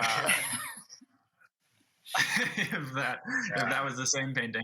But yeah, I think that's a great point. It's actually a print by Alicia McCarthy, who was part of the '90s art movement in San Francisco, and so that's why I have it in my office, because I'm just in addition to a vibrant literature scene, I think there's also just a vibrant history of painting and an artistic scene as well. Oh, great. That's very cool. Very cool. Well, that's actually kind of a good segue into my next question, which is about your new novel, Vendela, We Run the Tides, which just came out. And it's such an interesting, wonderful book. And like Sherilyn said, it's about to be translated into Norwegian. So hopefully most of our audience will get a chance to see it over there. But the book begins with what is either a misunderstanding or a lie, depending on who you trust in the situation. Mm-hmm. And I wonder if you could talk about that inciting incident and how that came to you and how you started to structure the book that way. Thanks, Daniel. I actually started this book the day after Trump won the election in 2016, and it started as a nonfiction book about lying. And I was really obsessed after the election with the work of a Swedish-American philosopher, Siss, who is probably familiar to people in Norway especially, but she talks a lot about the pollution of writing, pollution of lying, not pollution of writing, pollution of lying, and how one lie can actually create other lies. And so I wrote this book as a nonfiction book for about a year, and then it turned into a fictional. I decided to turn it into fiction. I thought, who better to embody the practice of lying than teenage girls? Because I think by their very nature, they are shapeshifters and they are liars. And I think it's part of trying on new identities. I think that's part of being a teenage girl. And the trick is to actually, eventually change and stop lying to yourself and others. And that's my definition of being a grown-up, is actually when you stop lying. Some people say you're a grown-up when you make your own dental appointments, but I don't think, for me, it's when you stop lying. The inciting incident in the book is the girls are walking to school one day and they see a man in a car, and he does something horrendous. He does something, I won't say what he does, but he does something that three of the girls claim to see, and one girl, the protagonist, Eulaby, does not see. And she does not support, she thinks that her friends are lying, and she does not support their lie. And as a result, she's ostracized from the friend group for not going along with their lie. So that was how Trump inspired this novel. That's so interesting what you say too about, the kind of that book living inside another book that it kind of emerged out of almost. And Dave, I know you have another book coming out soon that is a follow-up to The Circle, and that has me sort of thinking about, the idea of the fictional universe as it's being created. And was that I think many people are probably familiar with The Circle. It was turned into a film. Was that a fictional world you knew that you wanted to return to, also set in San Francisco? Or how did that new project arise? The Circle came out in 2013, I think. Mm-hmm. And I started taking notes almost immediately. That was the result of about 10 years of notes that I had taken, just sort of about how the technology in San Francisco in particular, but how it affects the world, had changed from being a utopian, communitarian sort of entity to being more of a tool of control and a consolidation and making possible the world's unprecedented consolidation of power and wealth. And so that was the first book. And then after that came out, I just kept taking notes about how humanity was reacting to this consolidation and how we were reacting to the datafication and numerification of our lives. And it was interesting to me to see, and it's always been interesting to me to see how little we have fought this sort of what I call a radical speciation, where we're really changing from one sort of version of humanity into one that is much more complicit and compliant to these monopolies. And so I'm really, this second exploration of the effect of technology on our lives has a lot more to do with how we cede control, how we embrace numerification, and how complicit we are in giving ever more power to these companies that we recognize as monopolies. We complain about their business practices and the control that they exert, but we do very little to resist. And so that was the starting point for this second book, and that I'm trying to finish as we speak. I have only a precious little time left, so I'm always late and always procrastinating. Vendela, that's interesting that, to think about, I think also where your book is set, your new book, We Are on the Tides, which is, it really takes place in a time, a San Francisco that is, before this time of numerification that Dave's describing there. And you can really feel the kind of like different sense of the environment. And one of the things that I loved about the book was how funny it is. And, I've known you as a funny writer, obviously, but this is kind of like really one of your more comedic books in a way. And I'm curious, was that how you arrived at that? Was that sort of, something that just kind of emerged out of the experience of covering the city in this particular moment? The feeling of the 80s, the feeling of the characters as teenagers, or, did you give yourself more permission to be funny in this book? I'm curious to hear you talk a little bit about the setting of the city then at that time, and comedy as it works in this book. Well, thank you, Daniel. The book is set in San Francisco in the 80s, and I have always wanted to write a funny novel. I've had experimented with humor in some books, but to a large extent, I haven't been able to incorporate humor. And a lot of my books have instances in that after which I can't incorporate humor anymore. In fact, one of my books was set in northern part of Scandinavia, Let the Northern Lights Erase Your Name, which was translated and published by Gyldendal. There was an incident that happened after which I was not allowed to be funny in the book. I even had a piece of paper above my desk that said, like, you can't be funny, you can't be funny. And I really I have to say that I really owe a lot to Dave for encouraging me to write a book that was funny. He's always encouraging me to put my humor, especially in this book. And so I wanted to choose a setting and a palette, so to speak, that would allow me to incorporate humor. And the 80s and an all-girls school in the 1980s seemed just like ripe territory for that. So thank you. Yeah, absolutely. I feel like, Dave, you and I have had conversations about this too as well, along the lines of what Vendela just described, of kind of playing to your strengths as a writer, and that, that doesn't necessarily mean you write the same thing over and over again, or you stay inside a box necessarily, but more kind of an awareness of yourself as a person and as a writer and what you're good at doing, and not kind of forgetting that. And I'm curious, is that something that you kind of came to yourself as a writer over the years of working, or is that a piece of advice someone gave you at a certain point about approaching your own work? No, I still haven't learned that lesson. I continually play against my strengths, I think. I very often try things and fail terribly at them. I think I'm batting about 500 at this point. But I think it's essential that you experiment when you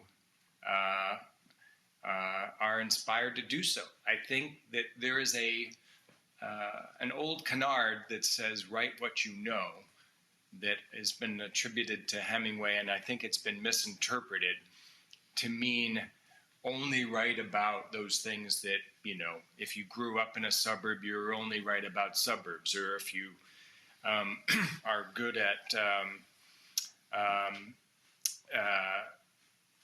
playing tennis, you can only write about tennis, whatever. I think that it has been interpreted to mean that you are stuck inside this box determined by where you grew up and how you have developed. And I think it obviates personal growth. It stunts you artistically. I think that what we should be thinking is, A, the book should be bigger than yourself. So it's sort of the opposite of just write what you know. You should grow. The reader wants to see that. The reader is desperate to have their own minds expanded, but also see that writer's intellect expanded and going into new territory. I think that there's a thrill there for both parties to see something new, and I think for the writer, you know this. Viewers might not know that Daniel wrote a book called The Boat Builder that built on his own research, learning how to build boats, like he did that research and knows how to build a boat and learned here on the waterfront in San Francisco. And that knowledge and research shows in the fluidity and the fluency of his writing about boat building, but it's something that he learned. He didn't grow up as a boat builder, that kind of thing. And so I think that we have to allow for experimentation, allow for growth, seek it out. And if that writer does the work and internalizes that new knowledge and can create some sort of, convincing artistic product from that, then I think that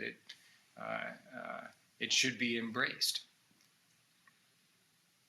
Yeah, I think you can feel on the page, when the writer is really engaged by what they're talking about and really interested in figuring out a thing, learning about a thing. And that is compelling as a reader to read, I think. And part of that process is, like you say, Dave, is kind of like exploring something new for yourself as a writer and kind of like digging in, following your nose toward what is interesting to you. And Vendela, I'm curious, in this book, what were the areas in which you felt like you were kind of like pushing into new territory, research-wise, or in terms of your subject-wise, your own writing? Like, what did you feel like you were kind of like following and learning about through the process of writing this book?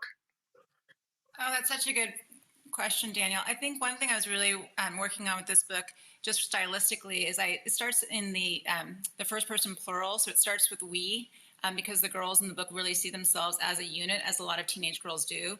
And so the book is written as we do this, we run the tides, we run the streets of Seacliff, the neighborhood in San Francisco where most of the book takes place, much of the book takes place. And so what I was trying to do was, it was a challenge for me to do that, because I'd never written in the first person plural before. And so that's something I always try to do in every book, is challenge myself that way. The other challenge was also, as we talked before, trying to incorporate humor and allow the book to have room to be humorous. But I also wanted to be true to the sensation that you have when you were growing up in San Francisco in the 80s, as I did, that there's a sense that you'd always miss the party. You'd miss what was going on before you. There are all these stories about everything that happened in the 60s and 70s and all the activists and musicians and writers who had been around before you, and you got to the 80s and you felt like the bus already left town and you weren't on it. So I was trying to encapsulate a little bit of that sensation as well.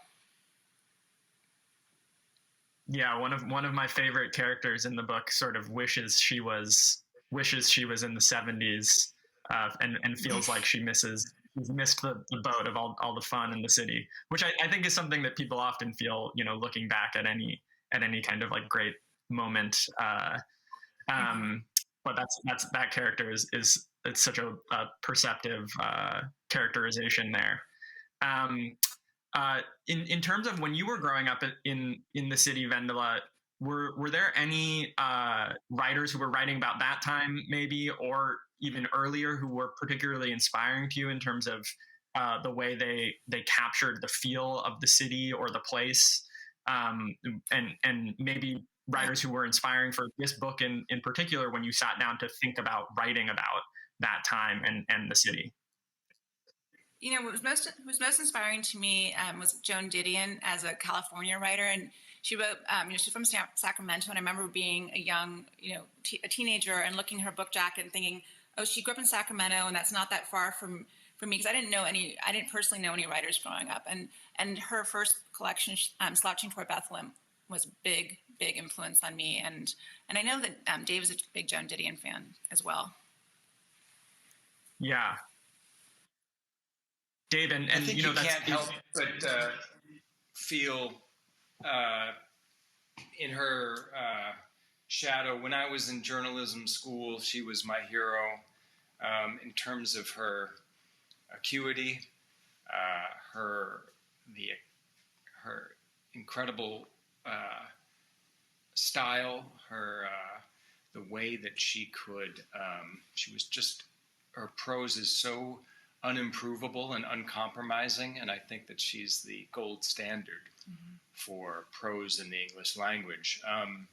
But also, she being able to combine the literary and her journalistic impulses is something that I've always felt. She gave me, I think, permission to veer between nonfiction and fiction, journalism, and other forms. And I feel like, you know, she would go out on the road and learn things and see things firsthand. I think as a journalist, especially at a time like these last 4 years have been so bewildering and so troubling, that for me, the thing that actually calms me a bit and actually makes me generally optimistic about the future of the country is going out and seeing things firsthand. So when Trump was running, the first thing I did to try to figure out how could this maniac, this sociopath, be about to win the nomination, I went to a rally, a Trump rally in Sacramento, Joan Didion's hometown, and I met the people at the rally. And for the first time, I could sort of get myself inside their skin a little bit, understand their mindset. And what I found going to many rallies, including on election night, I was in a rally in Kenosha, Wisconsin. What I found is that the American electorate and even the Trump voters are more malleable than we fear. I am eternally optimistic that we can turn this around, that those that were led astray, those that were seduced by autocracy, seduced by and misinformed by this endless litany of lies and deceptions. I do feel like not everybody, but I do think that a wide swath of the middle can be led back towards some semblance of decency, dependency on fact, faith in the rule of law, reminders of what the Constitution says. I have to believe that we can get back to that. And having met hundreds and interviewed hundreds of Trump supporters, many of whom voted for Obama twice, many of whom were Democrats for years, many of whom favored Tulsi Gabbard before they voted for Trump. There's a lot of malleability there that I think that we have to just remember that people do change their minds. People, and I think that we can, and if we continue the media and internet purveyors, if there is a concerted effort across many different levels, including at the educational level, and I think teachers have a huge role to play to restore democratic norms, faith in institutions, a new era of critical thinking about what's factual. I think that we can get back to some semblance of decency and normalcy, but that's my eternally optimistic and very often wrong way of thinking. I can't help but be optimistic. Otherwise, what can we do? Well, I think that's a really optimistic, positive note to wind down on. We actually have a couple questions, I believe, from viewers. I don't know if Sherilyn is ready to come in with those.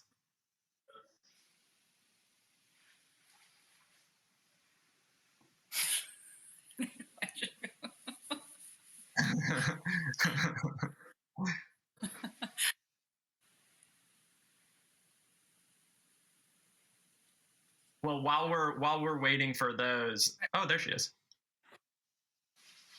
Could you guys hear me a minute ago? Oh, no. Now we just started hearing you. Okay, got it. Yeah. So there's two streams of chat coming in, and so I've been sort of toggling between them. There is a person whose handle is Ready Go Read from way north Norway, who's read everything he or she says that Dave and Vendela have ever written, which is a lot. And one question is how, writing humor is hard. And so this is to Vendela. What does she find the most challenging in writing humor? And actually, Dave also writes humor and satire. So maybe if you both want to respond. The biggest challenge, I think, first of all, thank you for reading my work and Dave's work. And I will say the biggest challenge for me writing humor is making sure that it's not just something that's funny to you. And I do feel like one thing that's Dave and I have been married for 20 years now, and one thing I really appreciate is if I'm showing him my work and I print it out for him and I go into another room and I pretend I'm not listening, but I'm really listening to see if he's laughing. I kind of have like my ear against the wall. And I think that's always a sign. If someone's laughing and you hear them laughing, you know you're doing something right. And but it's hard. So it's hard to know when you're being funny because sometimes I'll write something and I like to wake up really early and write in the morning. And sometimes I'll write something at 5:30 in the morning that I think is really funny. And, but by 11 a.m., it's not as funny. And I just think I had too much coffee that morning or something. So I think you have to really test it out on people too. And it's like what comedians do. And I'm not saying I'm a comedian, but I'm saying comedians, like, they test their material and they see what makes people laugh and what other people respond to. And so I think that's something I try to do with writing. I'm a big believer in showing my work to a lot of people. And really, I think I started doing that because I wrote one book that I wrote the whole book. And I didn't show it to anyone. It's very protective. I felt like, no, I don't want anyone to see my work. And when I finally finished it, I read it, and it was so boring. It was so boring. I kept falling asleep. I was like, honestly, I was like drooling like on the manuscript.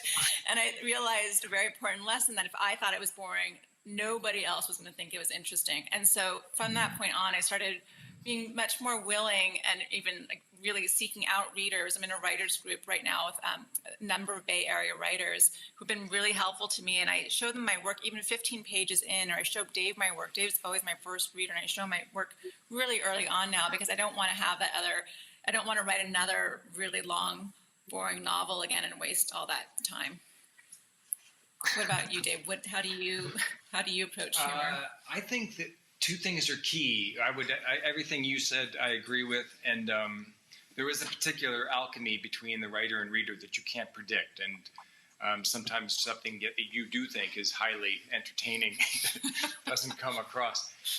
So you do have to sort of trust that alchemy is sometimes out of your control, and you'll be surprised. One way or the other. I do think that economy is really key with humor, saying it in as few words as possible. And you need to get as quickly and as possible to the joke, to the point of delight and surprise. The joke has to surprise you. If you see it coming, it's not funny. So I think that economy of words is so key. And that's why stand-up comedians spend so much time reducing to as few words as humanly possible. And I think that's part of it. And then I do think that sometimes you can just sort of, if you make yourself laugh, chances are somebody else, maybe in northern Norway, will laugh too. So even that one reader that gets the same joke is important. So sometimes you do have to allow yourself those inside jokes that you hope somebody halfway across the world might laugh to.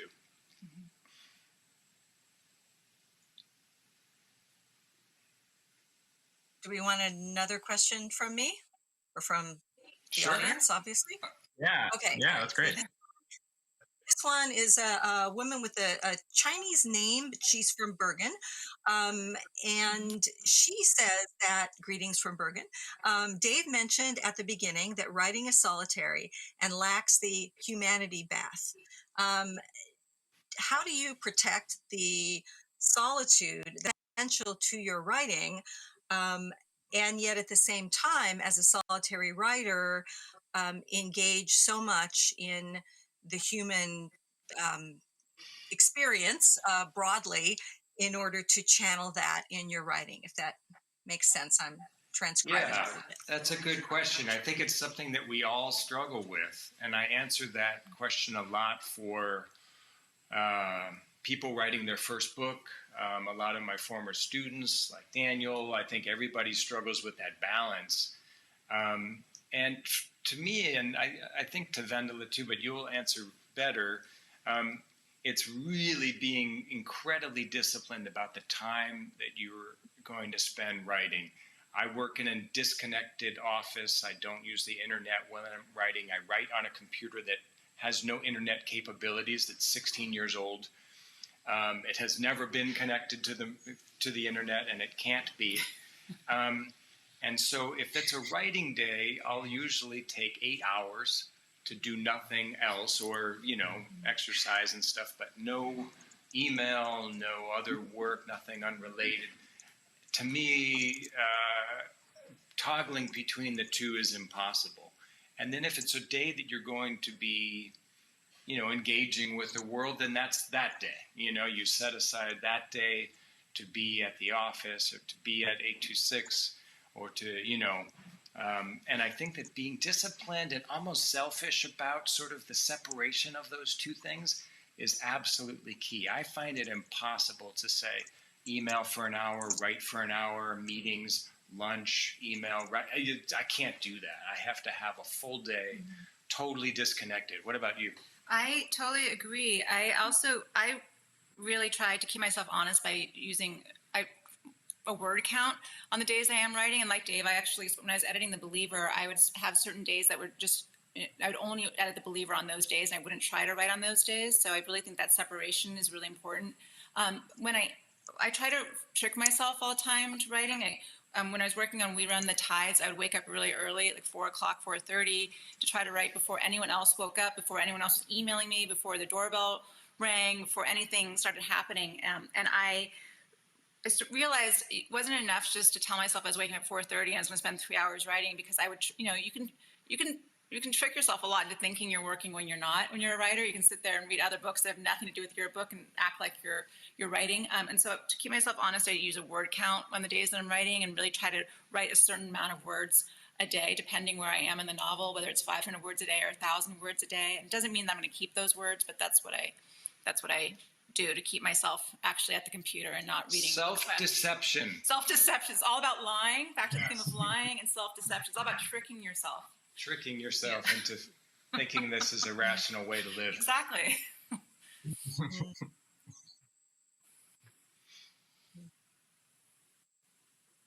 Another question? Okay, how about one more? This one comes from California. Maybe one more, yeah. Okay, great. One more. This comes from California, and this is about PTSD in the Trump era. Boy, can we relate to that. Did the last 4 years of political PTSD affect your work? And I can just say that with the Bay Area Book Festival, the night Trump won, I was like, how is a book festival even relevant right now in terms of all of us just needing to respond? I thought, well, of course, a festival is more relevant than ever, given, some of the stuff that I said earlier. So Dave and Vendela and Daniel, how did this affect your work? Let me start. I think I lost a couple of years minimum with my brain on fire, unable to form linear thought because I was so outraged and dismayed and disappointed in my compatriots. But there were a lot of writers that created brilliant work during this period and necessary work, that will stand the test of time. And so I think that these periods of incredible trials bring out very, forged in the crucible of a time like this, they bring out very good and important things. But I do think that so many of us were paralyzed, not knowing what to do, how to spend our time, how can we be useful? And so there was a lot of activism. I tried to get at it from a journalistic point of view, but I know that there were so many other people out there that did much more essential and I think important work. But let's face it, most of the most important work was done by lawyers, the ACLU, other legal minds that were fighting the draconian and inhuman policies of the Trump administration. What do you think? Well, I was going to talk a little bit about being a reader, Sherilyn, and how you were saying in your introduction about how literature can really save us in certain points of time. And as a reader, I found myself turning to the works of like Herta Mueller and other people who had lived under really difficult times, and just feeling I've never been so I wouldn't say. I was just so happy to have those works to look at and to read, and to know that we weren't alone in what we were going through. Because I think that's part of the reason I read as a person anyway. I think that's why a lot of us love reading. We like to read to know that we're not alone in the world. And I really found a lot of salvation. And I'm not even using that word, I'm using that word seriously in reading other people's works who had lived through other similar, really difficult time periods. Daniel? Well, I think that's a wonderful note, that idea of salvation to think about. I definitely relate to that, and I think too, just trying to figure out how to address this huge situation that also seemed to kind of like metastasize and take over everything that it touched, and kind of like maintain a sense of like to address it, but also maintain a sense of like being connected to yourself and your own values and salvation by virtue of that too. I think was something I was trying to balance in terms of thinking about it. But on that note, I think we've run out of time here. But I want to thank you both so much for sharing all of these insights and thoughts with us. And it's been great talking with you. And seeing you from afar. We haven't seen each other in such a long time because of the COVID. Yeah, but, nice beard, Daniel. I know, you've got a beard. Thank you. Yeah. Where's yours? That's a serious beard. That is that's no joke. We're very proud of you for everything, including your beard. Especially your beard. Especially your beard. Thank you. Thank you, Sherilyn. Thank you, Bergen. Thank you, everybody. Thank you. Always interesting now to see people after the lockdown, and there's a lot of beards. How long can the beard get? Yes. Thank you so much, Daniel and Dave and Vendela and Sherilyn, of course, as well from the Bay Area Book Festival. Yeah, and on this journey through 12 cities in 12 countries in 12 hours, we are staying on the American continent. But we need to get on a long flight from the west coast to the east coast and a little bit north to Toronto, Canada. So it's time to fasten your seatbelts once again.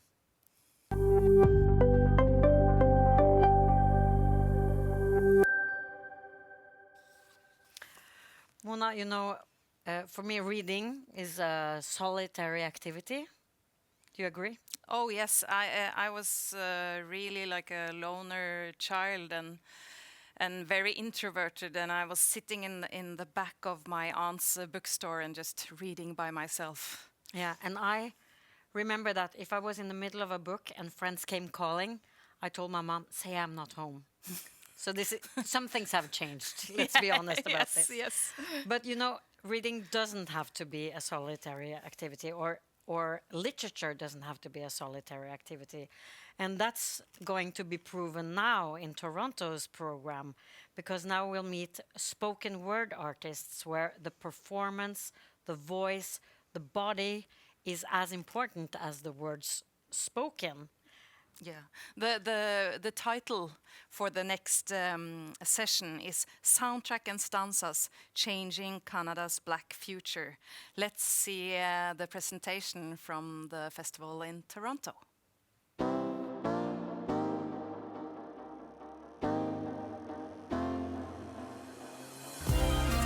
The Toronto International Festival of Authors inspires and empowers readers and writers with a breadth of bold, ambitious and accessible literary experiences. As Canada's largest and longest running literary festival, bringing book lovers together is what we do best.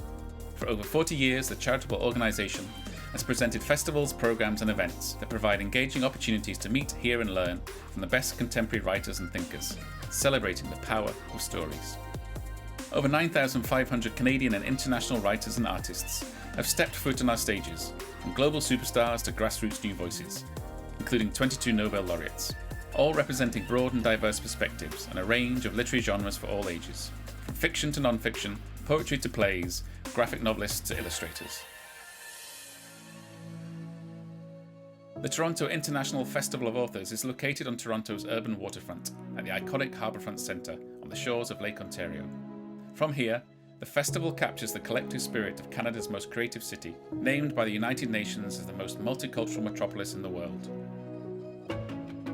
Our creative programs continue to adapt to changing times, capturing the most innovative and enlightening forms of storytelling on stage and online. We focus on generating crucial conversations across communities, in the city, the nation and the globe, to foster new thinking and understanding, and to ask what does it mean to be living in today's world. Our events and activities forge pathways for emerging talent and championing the best that publishing has to offer, to support a vital industry and introduce readers to new, exciting art, ideas and stories.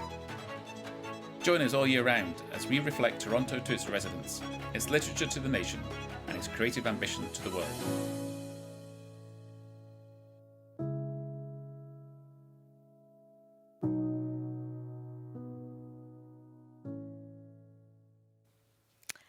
You know, in the middle of Joe Biden's inauguration to be America's and United States of America's new president, we had a huge Zoom meeting for this festival as Amanda Gorman was performing her poem. And we missed it, but she stole the show. Oh yes, she made people cry all over the world, even my husband, which is rare. And it was just, something about the hope and the kind of desperation in the hill we climb, but definitely hope as well. Yeah, and we think she might have been inspired by our next host, MC and poet Britta B. Hello, Toronto. Are you there? Yes. Hi. Hello. Good evening from Bergen. Good afternoon in Toronto. Afternoon. Yeah. How are you? I'm so delighted. Today has been a great day. I've been loving the outfit changes from the both of you. So much to celebrate today. Good riddance. You're still awake too. These have been long hours, but really engaging hours. Yeah. Yeah, absolutely. That's a lot of coffee. And Britta B, we noticed that you disappeared suddenly from our Zoom meeting because Amanda Gorman was on television. And what did that poem do to you? Well, you know what? As a professional, that doesn't look good on me if I'm leaving the Zoom meetings. But as a poet, yes, my husband was calling me to the living room. There's a poet on stage at the inauguration.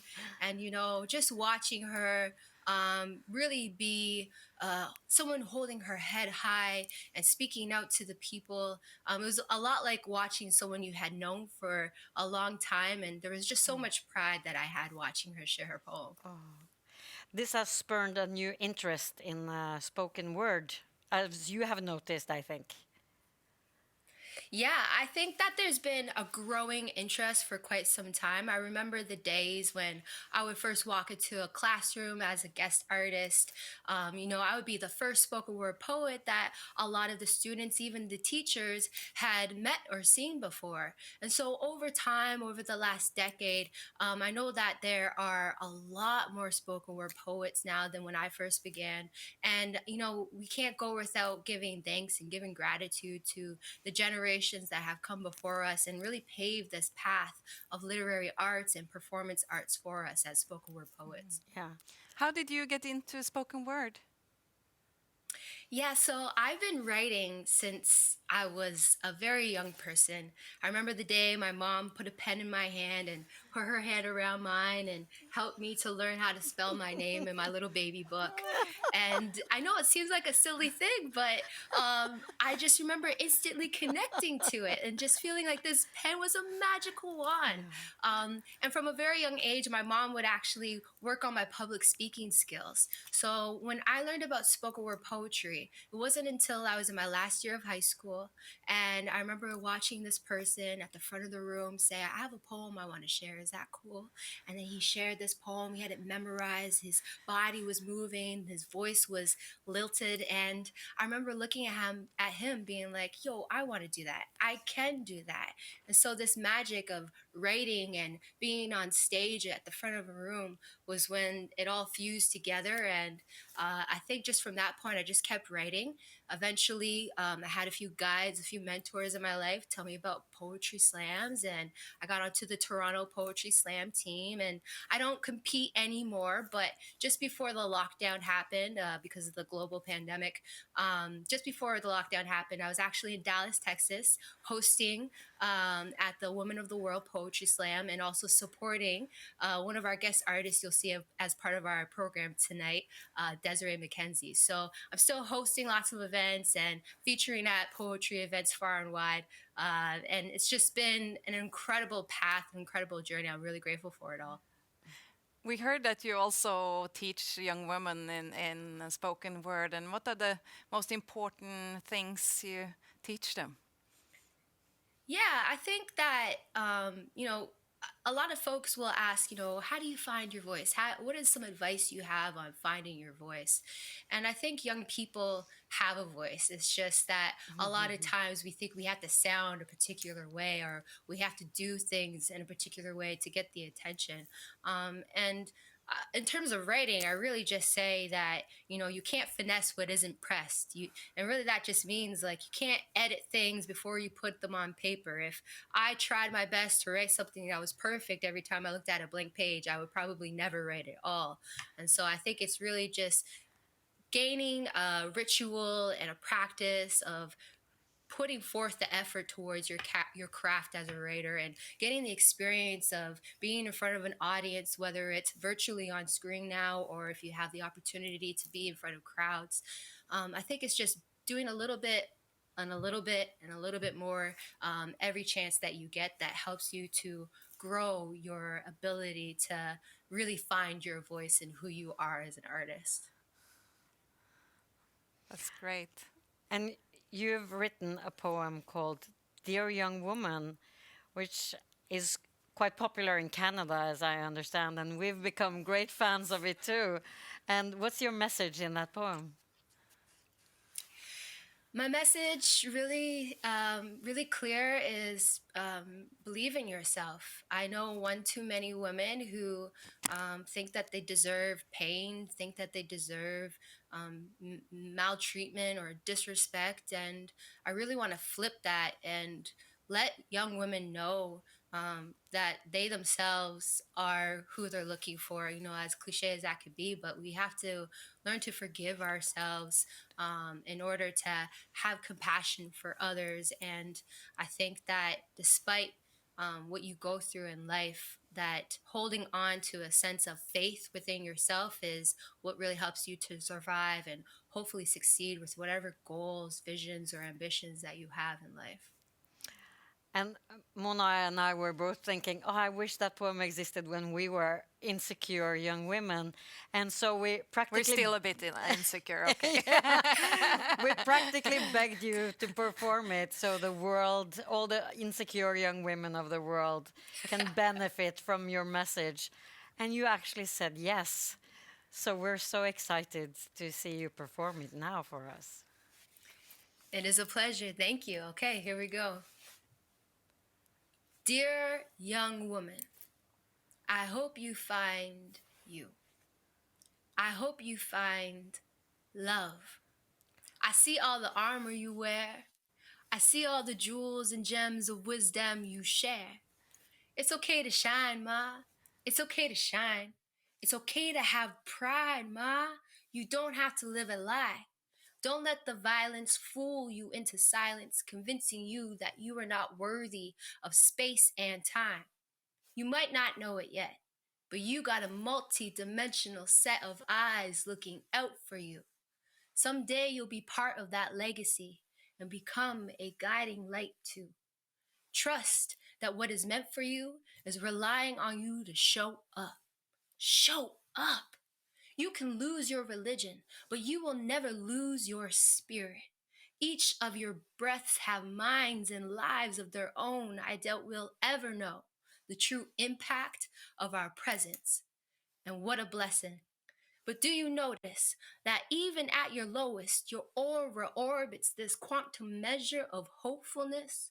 The more inner kindness, the less the focus is of brokenness.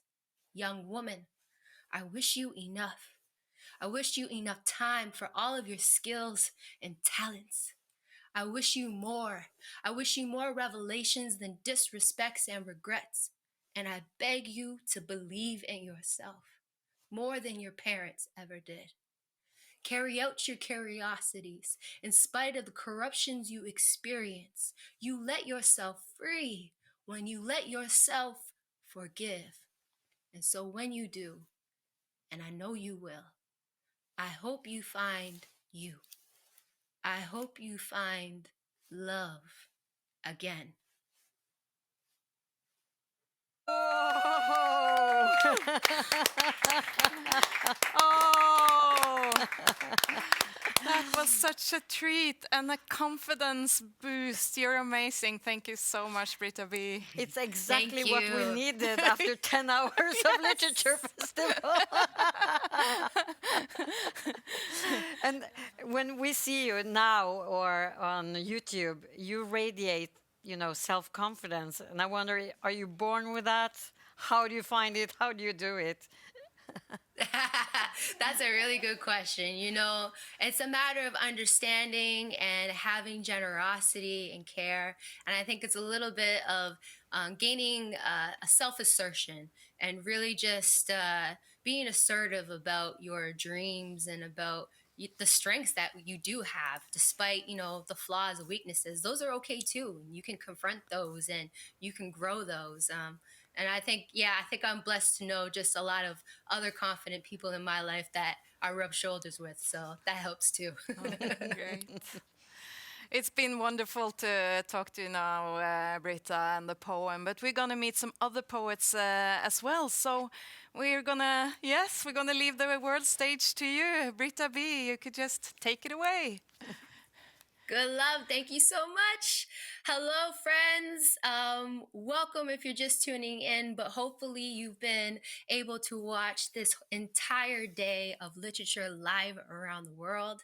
My name is Britta, better known as Britta B. Yeah, you know me. And I'm very pleased to welcome you to Soundtracks and Stanzas, Changing Canada's Black Future, presented by the Toronto International Festival of Authors and Jayu as part of LitFestBergen and Kumba 2021, which is also presented by TD.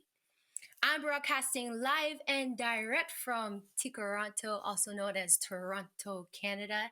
And today's performers are streaming in from all across Canada. For thousands of years, words and ideas have been shared on these lands, and as well as the land that you are on today. I'd like to take a moment to acknowledge those who have occupied the lands before us. The land where Toronto International Festival of Authors operates has been occupied by the Anishinaabe, the Haudenosaunee, the Wendat, and the Mississaugas of the Credit. This land, known as Turtle Island, is part of the Dish with One Spoon territory, a treaty to peaceably share and protect the land through friendship and respect. And this land is still home to many Indigenous people. I am very grateful to have this opportunity to connect with people from here and far and wide in the celebration of stories.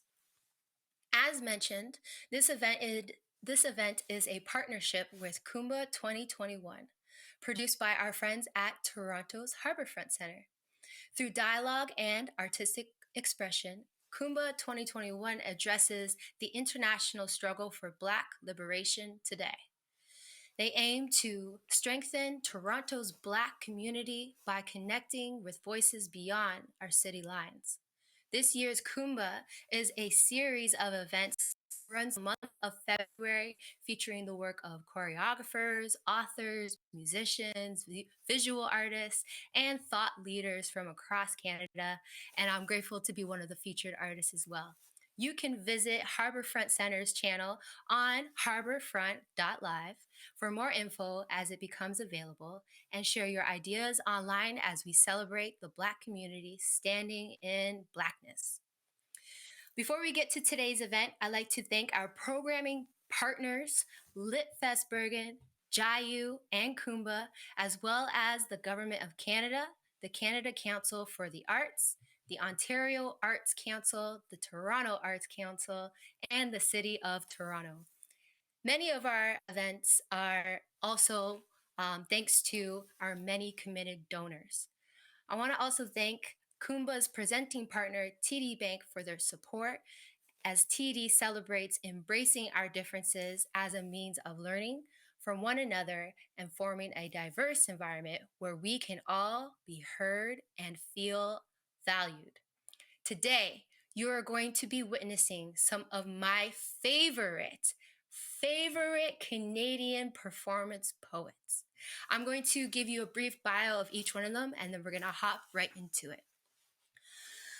She is a queer Afro-Caribbean writer who has won numerous Grand Poetry Slam champion titles. She is the first Canadian to perform on the final stage at the Women of the World Poetry Slam, and is the author of this beautiful book called The Gospel of Breaking. She is Jillian Christmas.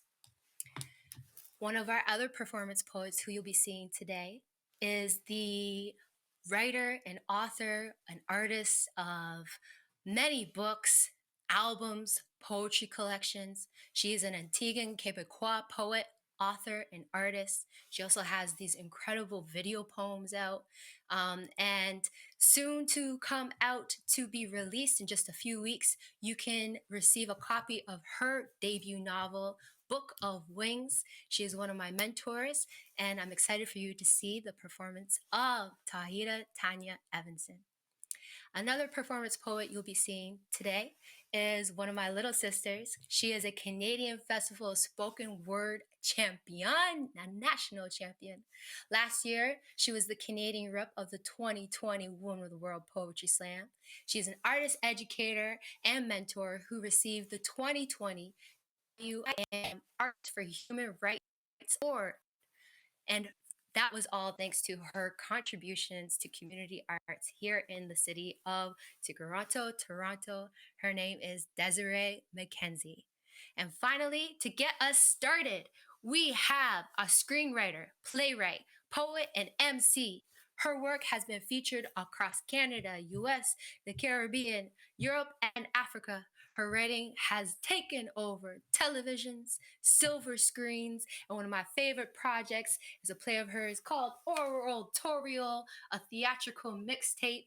Please help me welcome to your screen, Motion.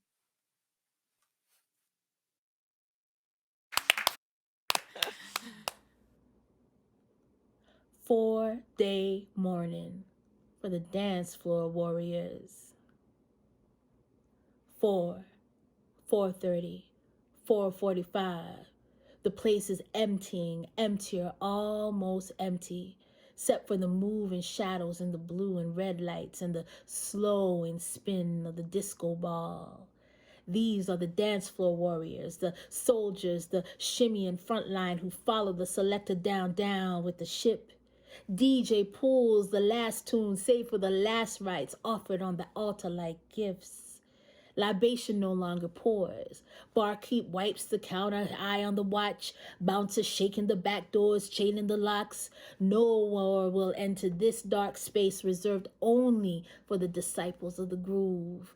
Packed body heat wanes, but sweat still clings to their backs. This is ritual. These apostles must see the rise of the house lights, the broom in the corner, the pull of the plug. These souls will not abandon the service till the very last decibel dangles and fades. Out, out, down, down, away, holding on and gone is the amen in the prayer. The final flicker pricks weak on the EQ, disappears, and the last square goes black. Moment of silence ensues. 4 pairs of hands clap, pulsation of praise. 2 arms raise, another back bends low in the direction of the sound booth. Palms to the floor. Eyes blinking, the fluorescence shining in the ceiling. Interior of the temple now exposed. The scratchy floors, the uneven walls, declothed and raw in the absence of the magic and lights. But my skin... Our skin still buzzes. The white noise lingers. The throne goes black. The power pops, rings and dies in the speakers. The true silence. Time for the donning of coats. The perilous step over the floor, sticky with spilled drinks forgotten at the height of the revelry. For those who left at 2 and 2:20 and 3. Now it's 5. The slow stroll to the exit. The final push, the rush of wind, bluing sky and lungs still filled with mist and maybe a little smoke, expelling that white breath into the frosted air that receives our satisfied souls reborn in the on and on and on till the break of dawn.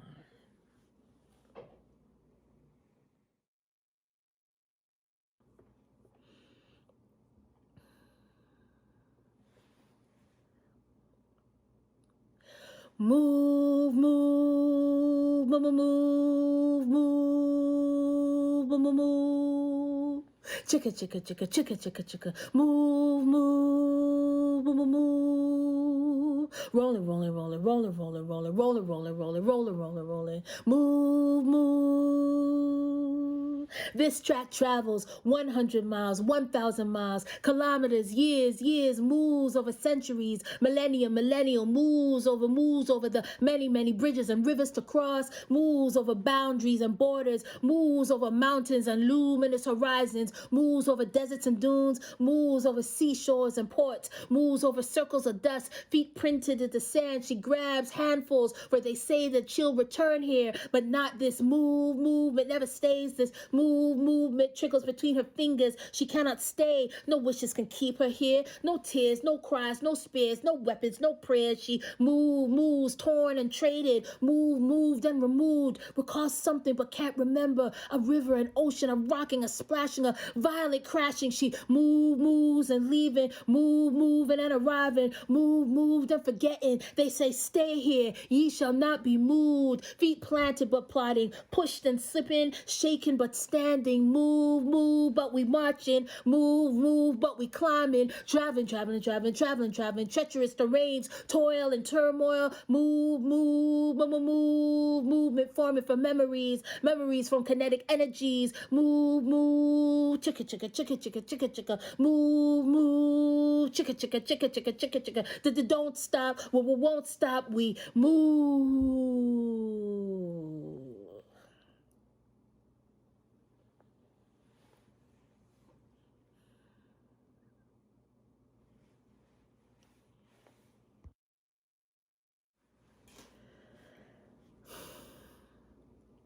When I think of artists and mentors who have inspired me with a method or a lesson or a skill that impacts my work, I'm going to keep it close to home. A quartet comes to mind. First, I'm going to start with family. My mother, Kieran Brathwaite, who from the very first book to my very first journal and beyond inspired my lifelong connection to words, from writing to reciting. Writer, novelist, out there Prince, sharing the power of words, how rich and real characters and stories connect to our human experiences as the hardest story. Lillian Allen, through the sound of words, the dub, using the voice and the body to echo as an instrument. Dion Brand and the poetic potency of words, multi-layered, pushing boundaries of genre and form to tell our stories. These are just a few who have shared elements that have impacted my work, whether on the stage or the page or the screen. And my love of sound and story and poetry, roots, resistance, and passion for the power of words from time.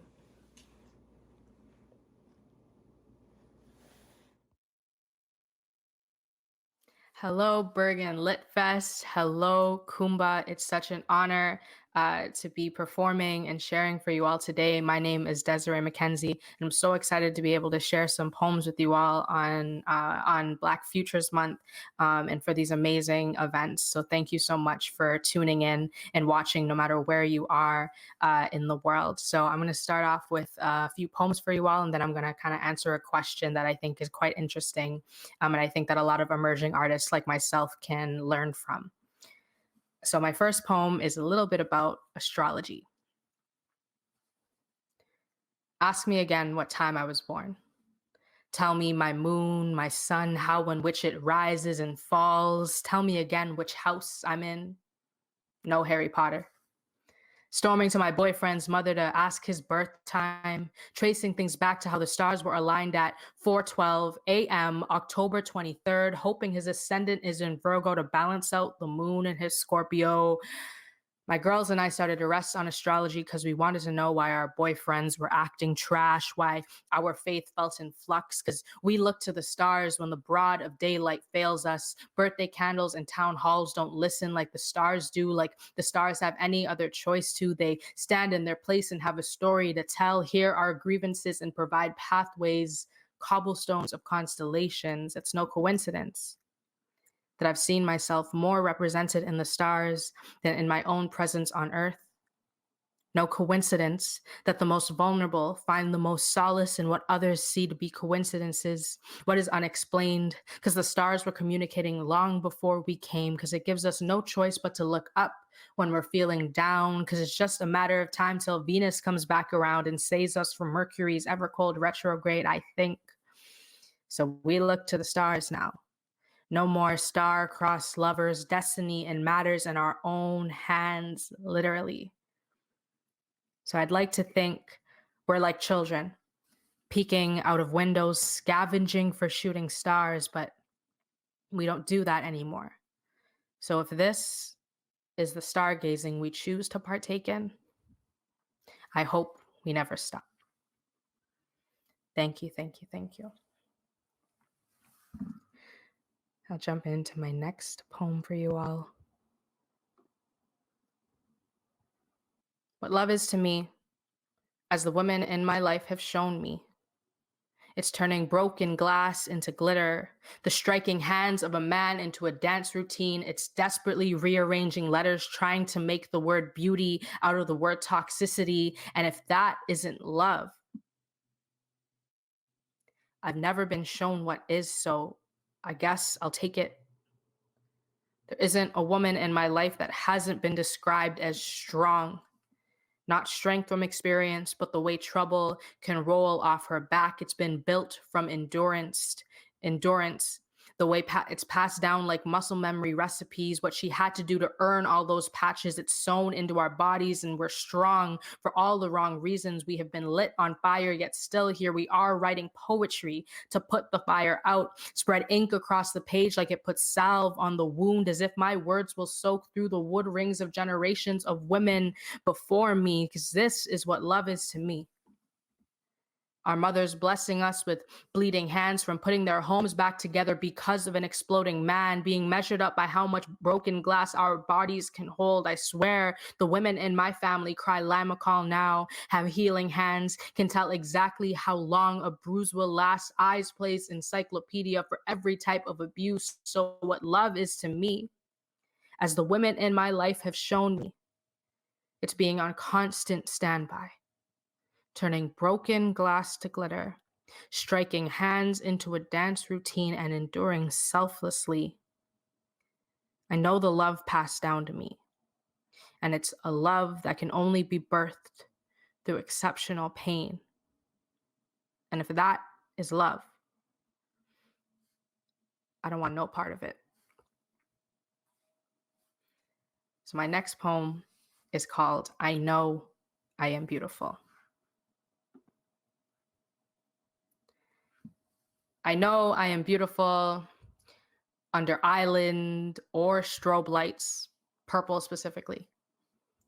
I know I am beautiful with my face plastered in Fenty Beauty foundation, Pro Filter shade 345, NARS highlight bringing my cheekbones to life, Anastasia eye makeup lending my eyes electricity right now. I am visco invigorated. I am beautiful under certain circumstances.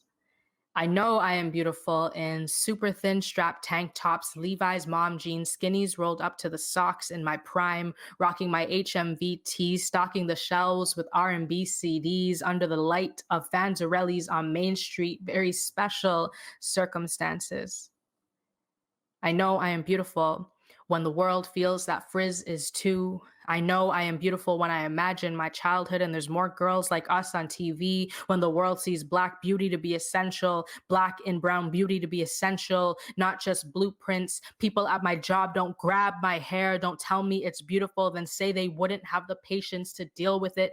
Don't say it looks better straight. I know I am beautiful under filters of specificity. How the world has carved what beauty is into me. But sometimes I'm a stray puzzle piece. I know I am beautiful under special circumstances. Very special, so special. I hold them close like my biggest dreams, and the biggest ones are always the ones we're never sure will come true. But this is how I know I am beautiful. And a girl's gotta live. Thank you.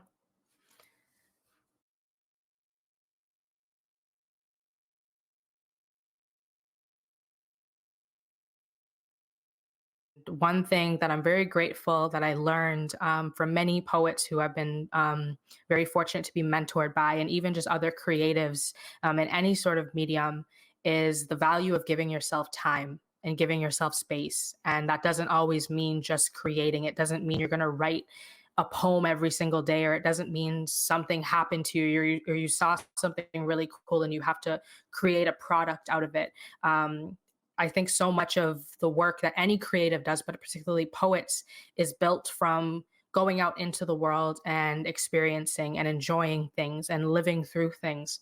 Naturally, depending on where you're watching from, the pandemic has probably shifted what that can look like in a lot of ways. But for me personally, I found something that has been great in terms of keeping me inspired and keeping me building those experiences is by engaging with the art as much as I can.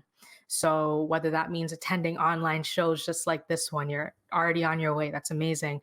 Reading or just indulging more in the particular craft that you're interested in.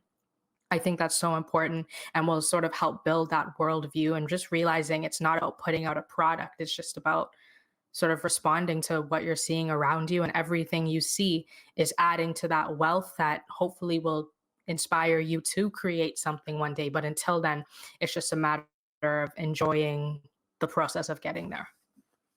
But thank you so much. I'm so grateful to be here, and I hope you enjoy the rest of the festival, the rest of Kumba, all of the amazing things happening this month, and I'm so grateful for you tuning in.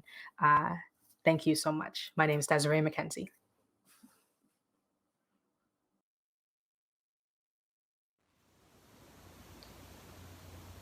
Temple exercises.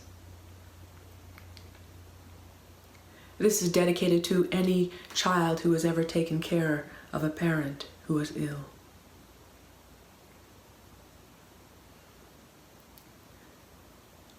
Physiology flutter. Atrial fibrillation, brother. Repetition rhythms, extra beats, we all have it. We all have it. I see my father's heart green on a black ultrasound screen. He been up to Montreal from his girlfriend Caribbean. He crossed the Quebec hospital cystine system and still sick of it. Dad's knee tried to get itself together in the thick of it. Stiff knee swollen, broke. But it was the heart that needed attention. As oldest child in the family, I was given dervish duties in the temple and training began in the kitchen. Meditating on knee for days. Food was brought, requests were made to relieve the bowels. Clean it, cook it, move it, doctor, pray, wash, sweep, repeat. Clean it, cook it, move it, doctor. Pray, wash, sweep, repeat. Physiology flutter. Atrial fibrillation, brother. Repetition rhythms, extra beats, we all have it. We all have it. We all have it. We all have it. Now that day my father lay on his left side shirtless, elbow to hand, hold head up, hospital bed. Ultrasound machine, running jelly clean across his black nativity chest. Nonchalantly breathing, silenced by it all, but never missing a beat. Dad, the doctor, became a very patient.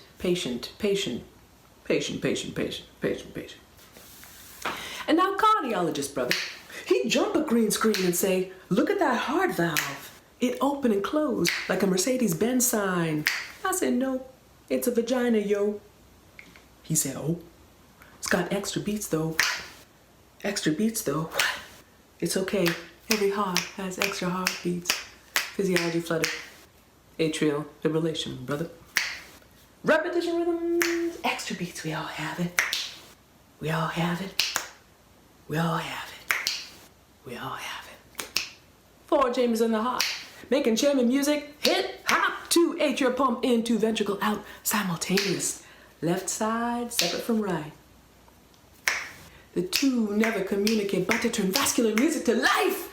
Flight, wind, wave, nothing constricts at once. The heart contracts and relaxes like a dog fist getting things done. Even from stem cells in a petri dish. Heart cells beat on and on and on and on. Physiology flutter. Atrial fibrillation, brother.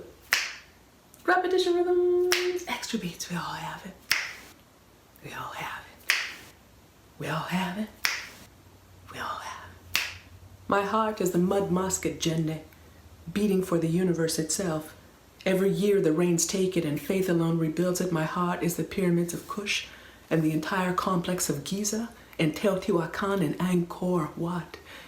And my heart is the very Uluru, the original dome of the rock. And Mecca at Hajj is just us dancing around our own soft, black stone. The wailing wall says lean in and kiss me. Lhasa is a mountain gym. And the Ganges say get naked and swim.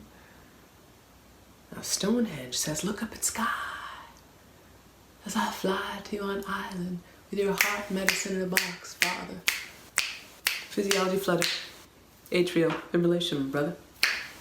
Repetition rhythms, extra beats, we all have it. We all have it. We all have it. We all have it. We all have it. Out of all my temples on earth, visit my grave at Giza and ask for Mat, the mother of truth. She will weigh your heart against a feather. Father, physiology flutter. Atrial fibrillation, brother. Repetition rhythms, extra beats, we all have it. We all have it. We all have it. We all have it. We all have it. We all have it. We all have it. We all have it. A repeat retreat to the most sacred point, the most sacred point, the most sacred point, the most sacred point, the most sacred point, the most sacred point, the most sacred point, the most sacred point. The heart, the heart.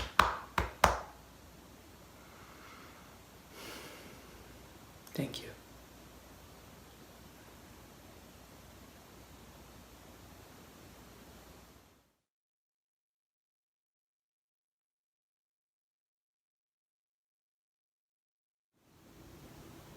Hello, my name is Tauhida Tanya Evanson, and I'm coming at you from Tiohtià:ke, Montreal, Canada. I've been asked to answer a question about my arts practice, and the question is, what is something you want more people to understand about spoken word and performance poetry? Spoken word is vast. In its modern iteration, it encompasses all artists working in the oral tradition, from dub and sound poets to storytellers and rappers. And we are artists working in language and rhythm and sound and music and beat. And some of us are published conventionally, some of us make albums or short films, but in our essence, we are live. Spoken word is meant to be experienced live. We're embodied in sonic. This is the human book in action. This is epitomized by one of the most fantastic aspects or historical aspects of spoken word, which is that it predates literature. Consider the African jellies or griots. The griot is a French word that refers to the traditional West African keepers of oral history. A griot's job is storyteller, poet, genealogist, historian, advisor, mediator, translator, musician, composer, teacher, entertainer, warrior, witness, praise singer, and ceremony participant, all. A single label doesn't work here, the way a single label doesn't apply to my own arts practice either. Now, you can connect to the legacy of Homer. You can connect to the legacy of Shakespeare or medieval troubadours, but for me, the griot is the OG African multimedia artist. And so when I combine word with sound and music and movement or even ceremony in spoken word, I feel grounded in my African ancestry and by extension, all of humanity. This is what I want more people to understand about spoken word. Bless and thanks.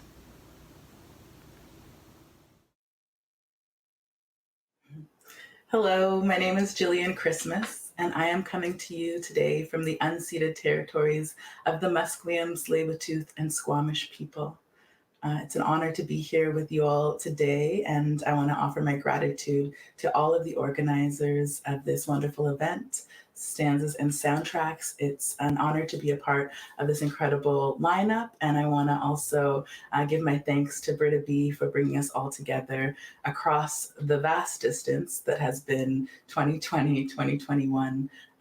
It feels really good to know that folks are still receiving and connecting with poetry and music despite the circumstances that we're in, and maybe because of.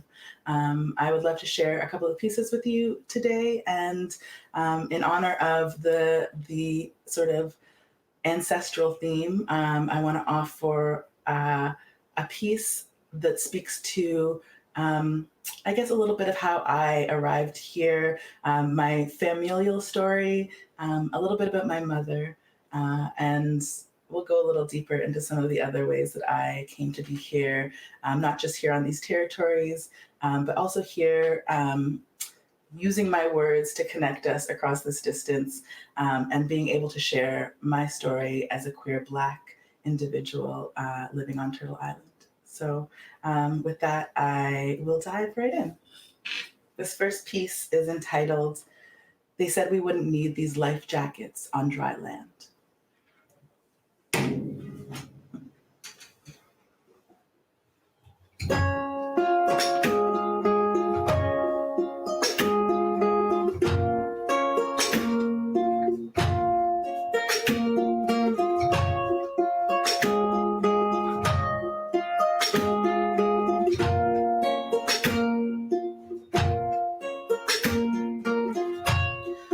Mama remembers herself, a little girl, turned away from a birthday pool party. Mama remembers herself, a little girl, turned away.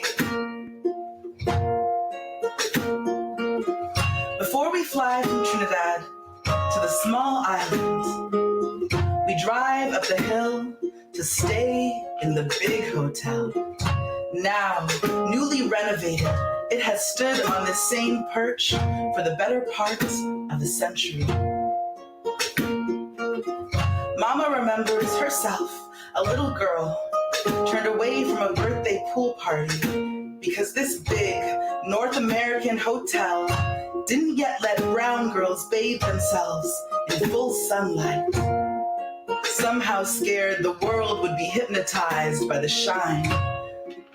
Probably even Mama didn't know. She was a diamond in a pool of glass, the way they treated her.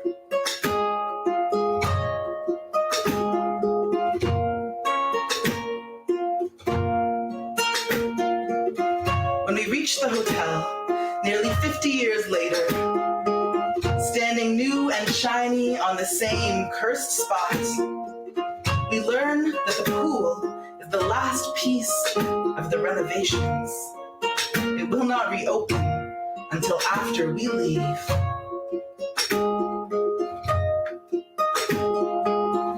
Today, I saw a small, blonde-haired girl drift back and forth. Impossibly buoyant child, carried upward atop a weightlessness so deep and vast that she could not touch her feet to the bottom. The big blue stretched out around her, a clean white tile framing the scene in its perimeter.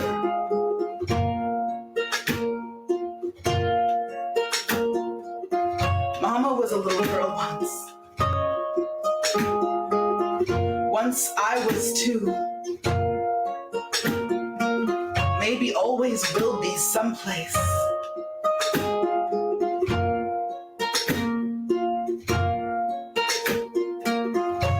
After hours of travel, I pull the tiny computer from my pocket. I, each blue image pouring from its screen, everyone erupting new color.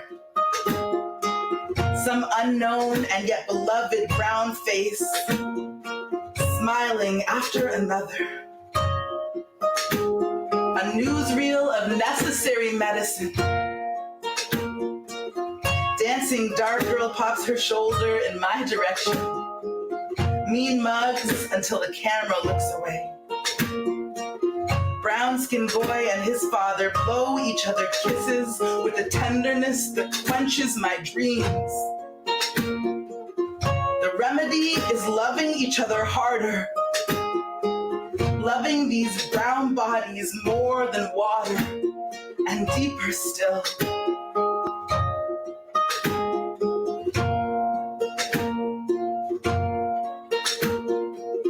Mama remembers herself. Mama remembers herself. Mama remembers.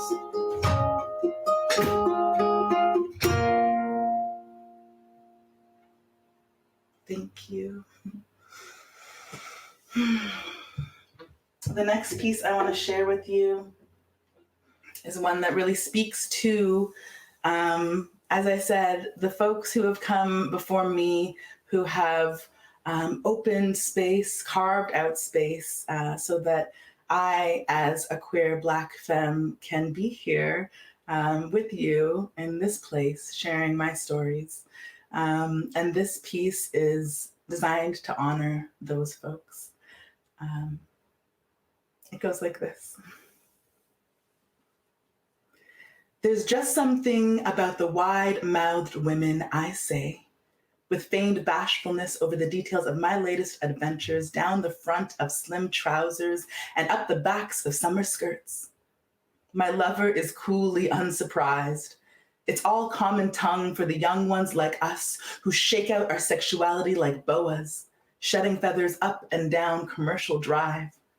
But back in Harlem, when the blues were all there was between a big black bull dyke and a wooden box, wandering hands in restricted places, landed some of the greatest voices of the day behind bars, barely thick enough to hold any of their wailing.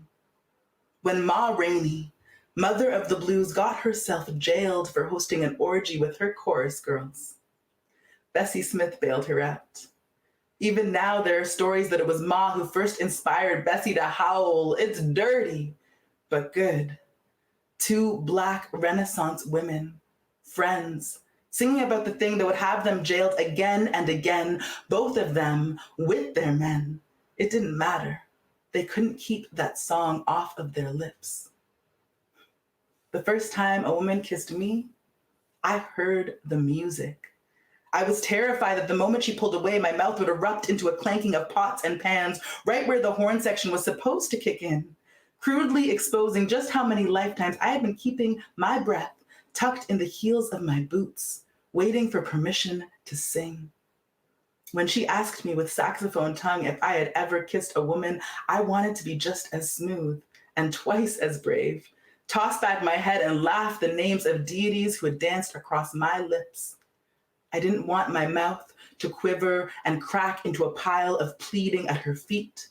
I didn't want my hand to tap out an SOS as I reeled it back from the steady blade of her jaw. I hoped that my arms didn't flap like mad, untethered sails as she dropped me back into my seat in that moment. I wanted to be the even anchor of some badass blues fire bass line. I wanted to boom bop strut my way back into my whiskey throne with the ghost of Ma Rainey riding my tailbone. And Bessie Smith lyrics burned across the lids of my freshly opened eyes.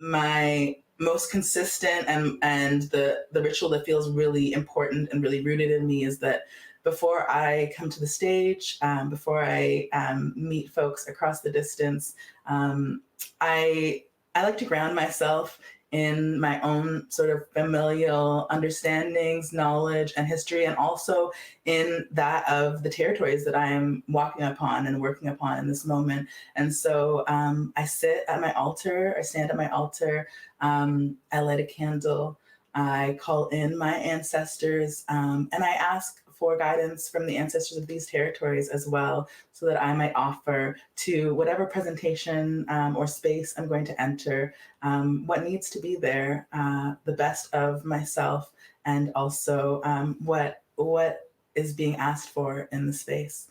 So that is my ritual, or at least one of my rituals, and it has helped me show up in ways that feel really important. And I'm grateful to be here with you. I'm grateful again to Britta and all of the organizers for putting this together and allowing us to share our skills in this moment that so needs them. Thank you all. And I hope to see you again soon.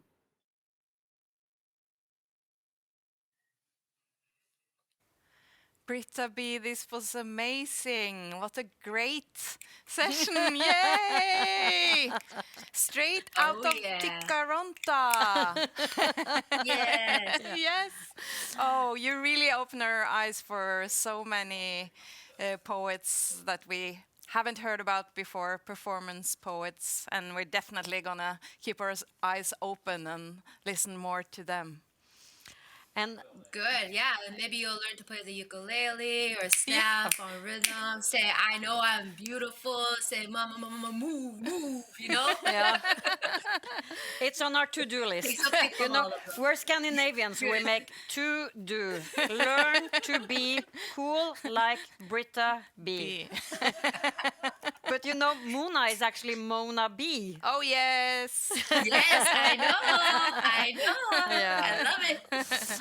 Already there. And Britta, you know, we are really nosy, curious people, and we want to see what you're like in your home environment, because, I mean, now you're home, but we want to see you in Toronto City. And you've given us 2 photographs, and what will we see? Well, let's see which one we get first here. Yeah, see which one. Yay! Oh, what is okay. this? So this is a very popular coffee shop in Canada, actually, especially in my hometown in Kingston. There's like one on every block. Tim Hortons. Everyone, when you go to Tim Hortons, when you come to Canada, you go to Tim Hortons, ask for a double-double or a triple-triple. That's 2 coffees, or sorry, 2 creams, 2 sugars, or 3 creams, 3 sugars. But I personally drink the decaf.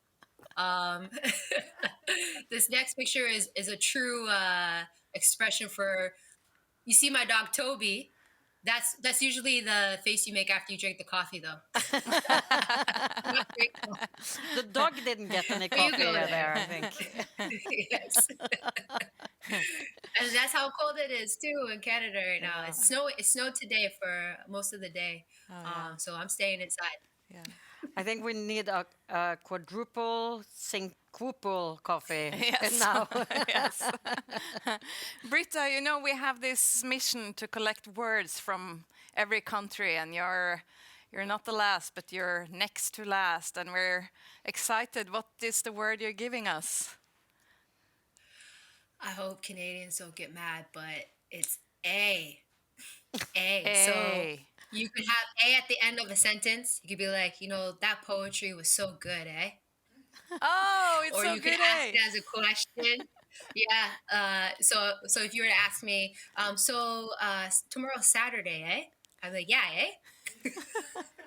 And of course, you know, you can't spell Canada without C-A-N-A-E-A-A.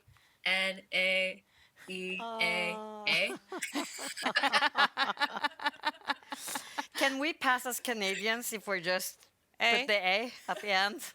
A? Yeah. Never know it. And Tikaronta, that is Toronto from now on. Perfect. Yes. Well, not from now on. It's been Tikaronto. I believe it's Anishinaabe. Comes from is an Anishinaabe word. So yeah, Tikaronto, Toronto. You know, it's been anglicized. So we give our respect and we give our acknowledgement of, you know, those who come before us, those who were here before us, before we arrived. Yeah. Thank you so much for this session, Britta B. It's been amazing. Give our love My to everyone. pleasure. Thank you, and all the best. Thank you, eh? Thank you, eh? Yeah, eh? Yeah, eh? Yeah, and Teresa Grøtan, boss, visionary, crazy woman who dreamed a dream about a literature festival that could last for 12 hours. How do you feel now? 1 hour left to go. 1 hour left, one destination. Yeah, I'm happy we do. I'm not done yet. I don't feel I'm ready yet. We need the 12th hour to complete this. But I feel, more than anything, I feel humbled and I feel honored that so many people and festivals and places have put the trust in us here and put so much effort into making these wonderful programs. And it's been such a variation in themes and people and places and atmospheres and language. It's been such a variation. It's been far more than I expected. So I'm just I think honored and humble is the main words to express what I feel. You had kind of a vision that we talked with you about in the opening that came from your background. And could you repeat that mission, and how do you feel about the approaching of... Yeah, I talked about how as a teenager, that my mother gave me a book by the South African author André Brink, and how that taught me about one thing, the ills of apartheid, about injustice, and the power of literature, and how literature can awaken you and teach you so much. Both, you don't have to read a history book, you can read a novel and you get pure insights into the real lives of people on the other side of the globe. And that is something I feel we really have seen today. So that connection that we all miss so much now when we are separate, I have felt it. Yeah. I felt it today. Motherhood has been one of the themes today. And I think we should give a big shout out to your mother, Sissa Grøtan, for giving you the right book and starting this whole thing. Yes. You realize what you did?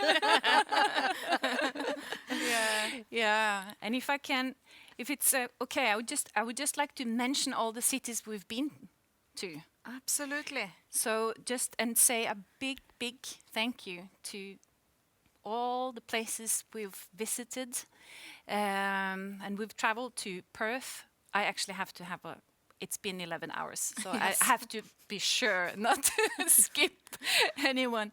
But we started in Perth, been to Kabul, Jaipur, Dubai, Lagos, Buenos Aires, Edinburgh, Lyon, Berkeley, Toronto, and we have one left. Yes, Yeah. we do. And we do. Yeah, and if I can also take the opportunity to just thank our financial contributors. So we have, for this particular event, we have from Bergen Stiftelsen, Vestland County, and we are at the Bergen House of Literature, which is a, as you see, a wonderful place to be. And Fritt Ord. And for the festival in total, we have a few others. I would like to also mention the municipality of the city of Bergen as well, who is a main contributor to this festival. So thank you all so much to them as well. There must be many or some people that hasn't been able to follow every hour from 12 this morning Norwegian time. Yeah. Would it be possible to watch it again in any way? Yes, I'm glad you ask about that, because it's possible to watch this for another 10 days. So from around noon tomorrow, Norwegian time, that is CET +1, and for another 10 days, everybody can watch it. So how many times can you watch it until it's off? Are we just going to do it in a loop? Yeah, let's do some math now. 20 times more. 20 times more. Yes, We're going to do it. Great. We'll start tomorrow morning. And Teresa, although Bergen is a great, beautiful, lovely city, right now it's cold and dark. And I think we need to move to, again, travel halfway around the world to a warmer place to finish your festival and your vision. Yes. Yeah, and I have to say a big thank you to the two of you as well before we travel to Jamaica, because I couldn't have imagined anyone better to host this event than the two of you. I'm very happy that you came. Are we ready to go to Jamaica? I'm so ready. Yeah.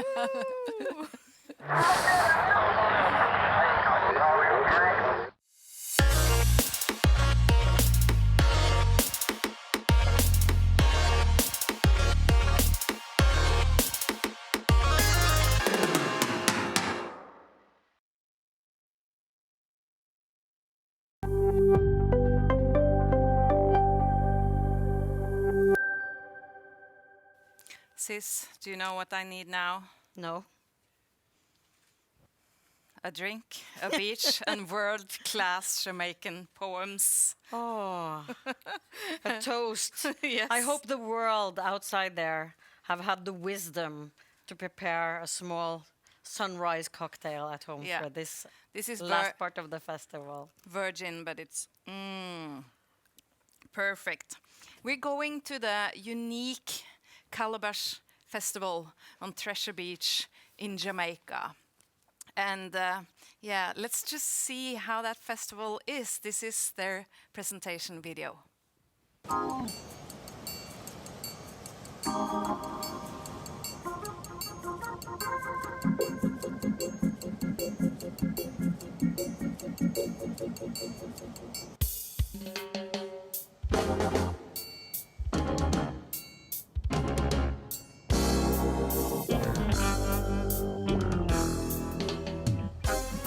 Before the crowds, the coast murmurs. We're drunk with peace. A pile of clouds shadows the hills. Still, no rain. Just the lick of a soft, cooling wind, making the acacias rustle. The fishermen look seaward. Before the crowds, a congregation of egrets lines the black water river. A company of poets and writers heads inland from the sea. Fingers smelling of crab and Scotch bonnet peppers. Throats slaked with red stripe, skin smart with sun. Before the crowds, words carry like prayer at sunset. Desire is easy here. The crowds arrive casual as a wedding party, hungry and giddy. The compound hums with a babel of voices. Someone reaches to touch the mic with fire. Let's the flambeau of language ignite this gathering of bodies. Living fuel for a common art of stories. For a sweet interim, the island forgets the bloodletting, the quarrels, the hustle, the hunger at the door.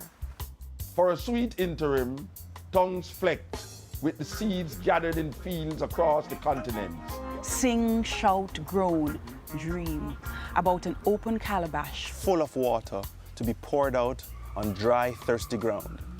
It is easy to pray here. It is easy to desire here. It is easy to make poems here.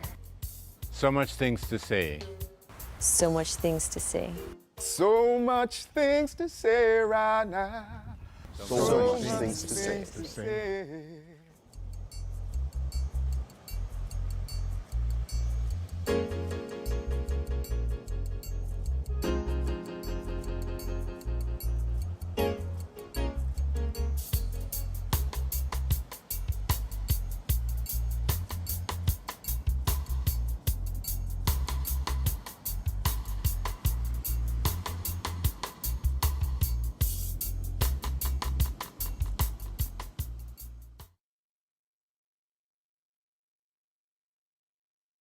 Oh, that looks so great.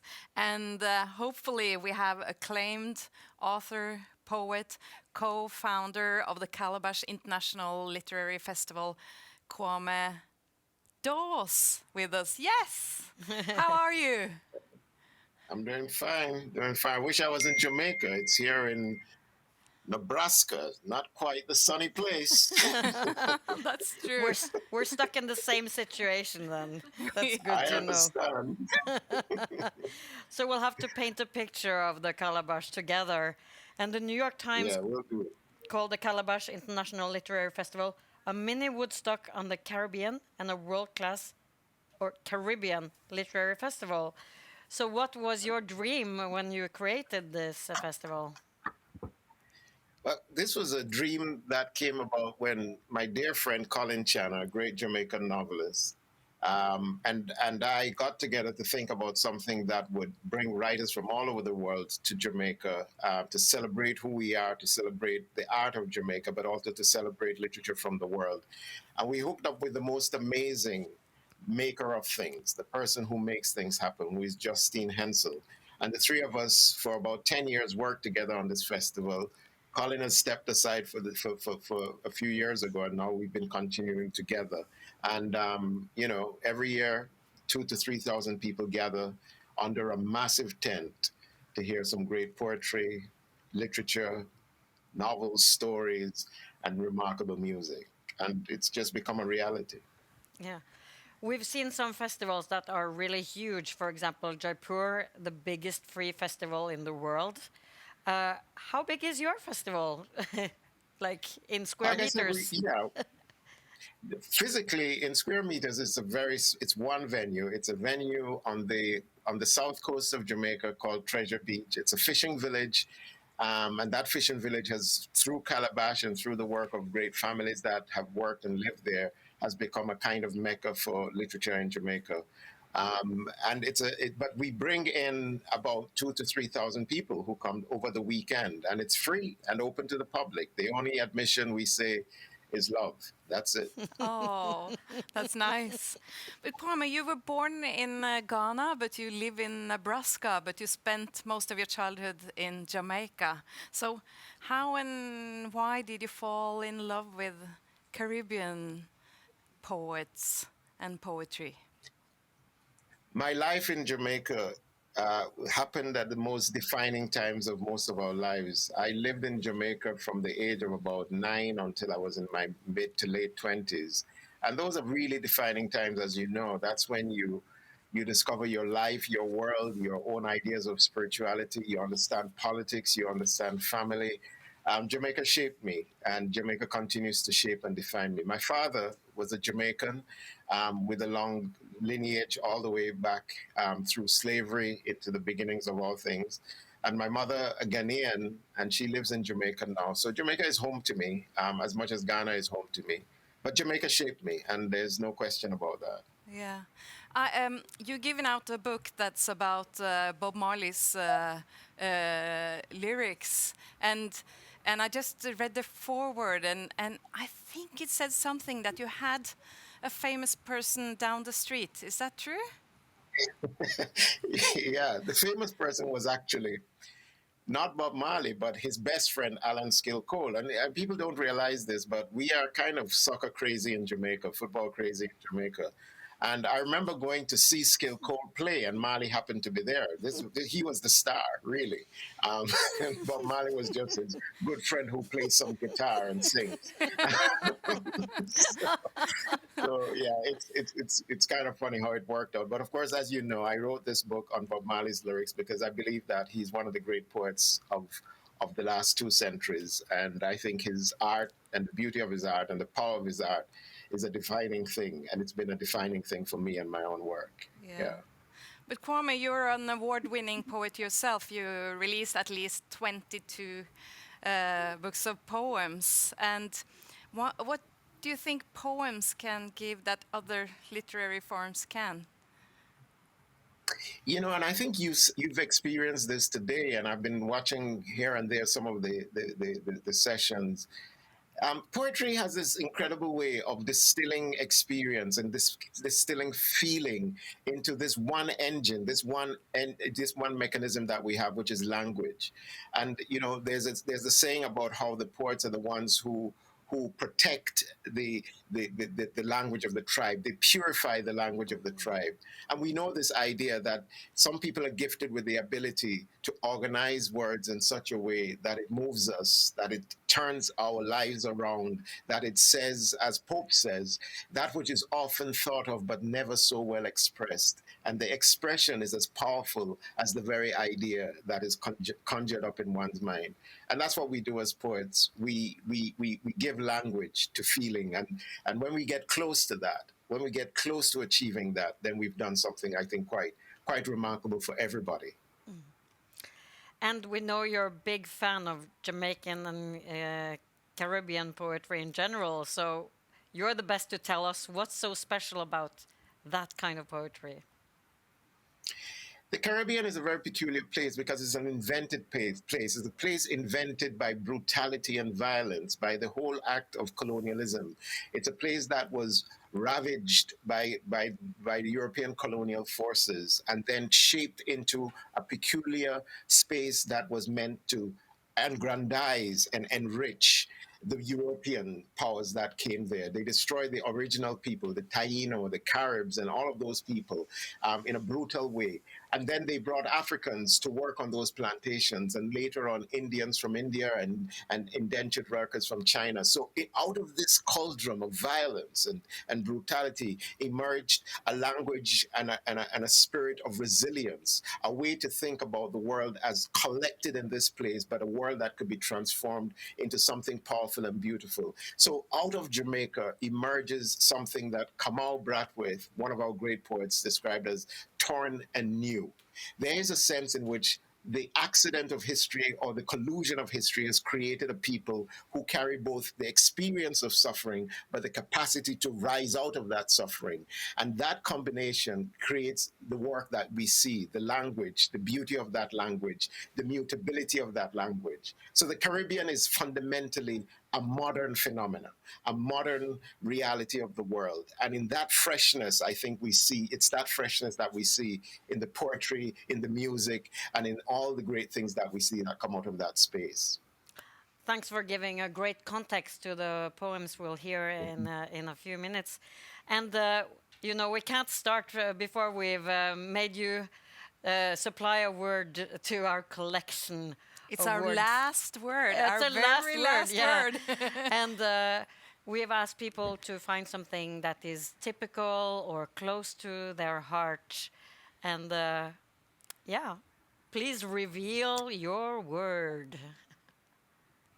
One love, one heart, let's get together and feel alright. So you all know the word. It's one love. It's the unity of people. It's a collection of people. And the great Bob Marley used that word out of the Rasta spirit of Jamaica to talk about our unity. If there's a word that conveys what has just happened over these hours, it is one love. And so our word is one love. Oh, thank you. You made me One cry love. now. Mona, you take the rest. I'm just crying here. That was you just have to say Marley and everybody gets going. Isn't it? Kwame, you picked 8 amazing poets. Is there something we should know about these poets before we go to Treasure Beach? I like the word poets, but you know, there are several of them that are also fiction writers, Yes. novelists and so on. Listen, we got this wonderful occasion where these writers who are currently in Jamaica have come together to do this reading, and they're Calabash people. We call them the Bashical people. And what you're going to get is youth, writers who are writing in the younger voices, and then you're going to get some of the mature, most powerful voices. Mutabaruka. You're going to hear people like Olive Senior. You're going to hear the wonderful novelist Erna Brodber. To me, I've reviewed this performance, and it's one of the most moving ones that you'll see today. And I just can say that they tell the story of Jamaica in its complexity, in its range, and its immediacy. It's in the now. So, and then the other poem, the other artist that you'll see displayed in the most splendid way is Treasure Beach. It's this venue of Calabash, the sea, the landscape, which is its own poem and its own moment and its own character. So I think you're going to enjoy this. It's wonderful. Oh, yeah, this is what's kept us going, you know, through now 11 and a half hours. This, you know, you dangle a carrot in front of a donkey. Your Treasure Beach is our carrot. Yeah. So it'll be worth it. Don't worry. It will be worth it. From snowy and now dark Bergen, we are so excited for our final destination. Thank you so much, Kwame Dawes. Thank you. Thank you. One love. One love. Afternoon, everyone. The first poem that I'm going to read was inspired by Sonia Sanchez. She was right here some years ago when I was at right here, Calabash. It's called Mamba Muntu Reads Poetry in the Caribbean, and it's for Sonia Sanchez. This is what she said. The sea greets me, but I feel too the pain. Let me turn my back instead of a face to the sea of the Caribbean. And this is the poem that came from that. And the sea echoed and swelled as she read. It pounded and exploded. And as her eyes clouded, a poem trembled in my skin to know the black pearl eyes, deep and calm and agitated as the sea, drowned with this woman who swallowed the ocean. And when time comes, she appears with black pearl eyes, seaweed locks, and a balm of deep sea poetry for the kin scattered like shells on the beaches of the Caribbean. The Festival of Wild Orchid is what I'm going to read next, and it's from the Festival of Wild Orchid. 1. It was death riding the ocean in a tomb of bodies, so she howled an ancestor waking howl to her grandmother spirit in the trees, who stripped bare, begged the West Indies to fit her granddaughter with wild orchid leaves and the hardiness of a tree. 2. A tree stands bare, naked, like the first African woman to stand on this island, with a swelling ocean for a tongue and a cry that stripped the trees of all the leaves. Mark it. It is a festival of wild orchid. Next poem is Dear Fibber. There's this diary written by a slave master way back when in Jamaica. His name is Thomas Thistlewood, and one of the women that he had was Fibber. And this is my response to Fibber, and it's found in Kingston Buttercup. Dear Fibber, your name half rhymes with Siver, the dance move that's in. So when I think of you, I say Siver, Siver, Siver, like in the song. And you know, Fibber, it's not a bad comparison. For when women Siver, they squat for takeoff, spread wings and fly. When they Siver, Fibber, their feet remember the wheels and tons you did at fellow slaves' wakes, singing, when I die, hallelujah, by and by, I'll fly away. And the takeoff, when the body comes fully into play, is the throwing off of shackles. And I sing, Siver, Siver, Siver, and think of you, Fibber, in miserable slavery, how you suffered through each infection Thistlewood gave you as he combed every skirt it crossed his mind to. How you must have wailed when your son, his mulatto child, died. It wasn't in the diary, he kept it dignified. And as the women releasing Siver, Siver, Siver, their hands like albatross wings, I think, Fibber, in which moment did you hatch your freedom plan on this confounded man? The other one, the second to last one I'm going to do is Menelik. Menelik, if I close my eyes and concentrate, erase a pencil on the page that says you die, like rain washes off the chalk children mark on driveways, maybe you would not have been murdered at the junction, the blasted bus stop of young black men's lives. Maybe you'd still be Menelik, the boy with the dreads and ancient spirit I lifted across the rocks in the river at Caymanas years ago when I was young, and your death already written and my curse already proven. Last one is Mango Thief. I should warn you, I perform necromancy on those mangoes you touch. I spell their seed to shoot Bombay germ down the snatcher's throat through the purple nuts of the guts, to mate enzyme and swim the red stream, scattering chlorophyll. Depending on your make, it should take days to weeks to sprout some leaves amidst your earthy film, to begin to feel strange eyes and stranger skin. Calabash, woo!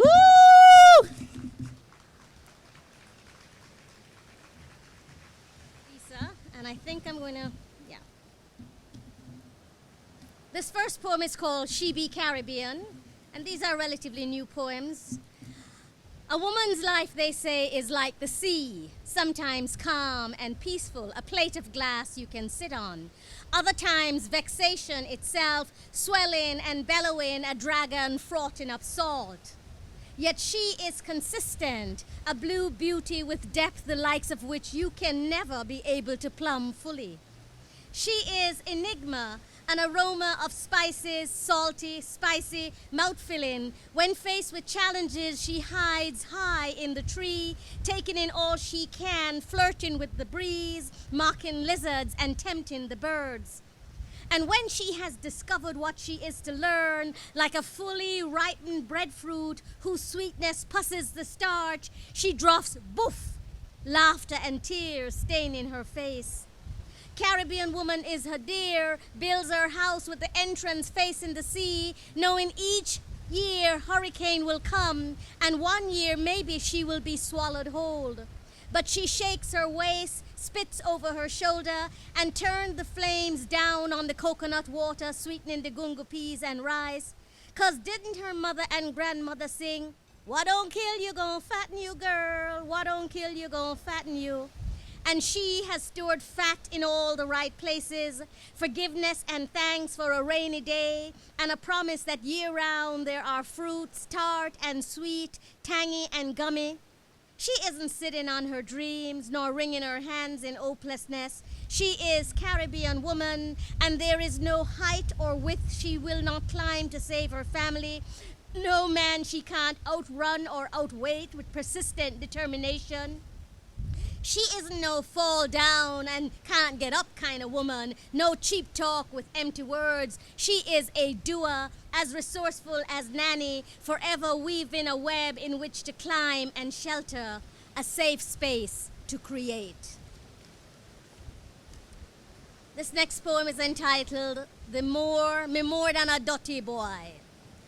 Look pan me say, look pan me, see me the one you call dirty boy, the one at the stoplight you screw up your face and roll up your car window from, the one you call walkless no good, me the throwaway boy, the one you want throw away, but you can't cause you need me to do your dirty walk.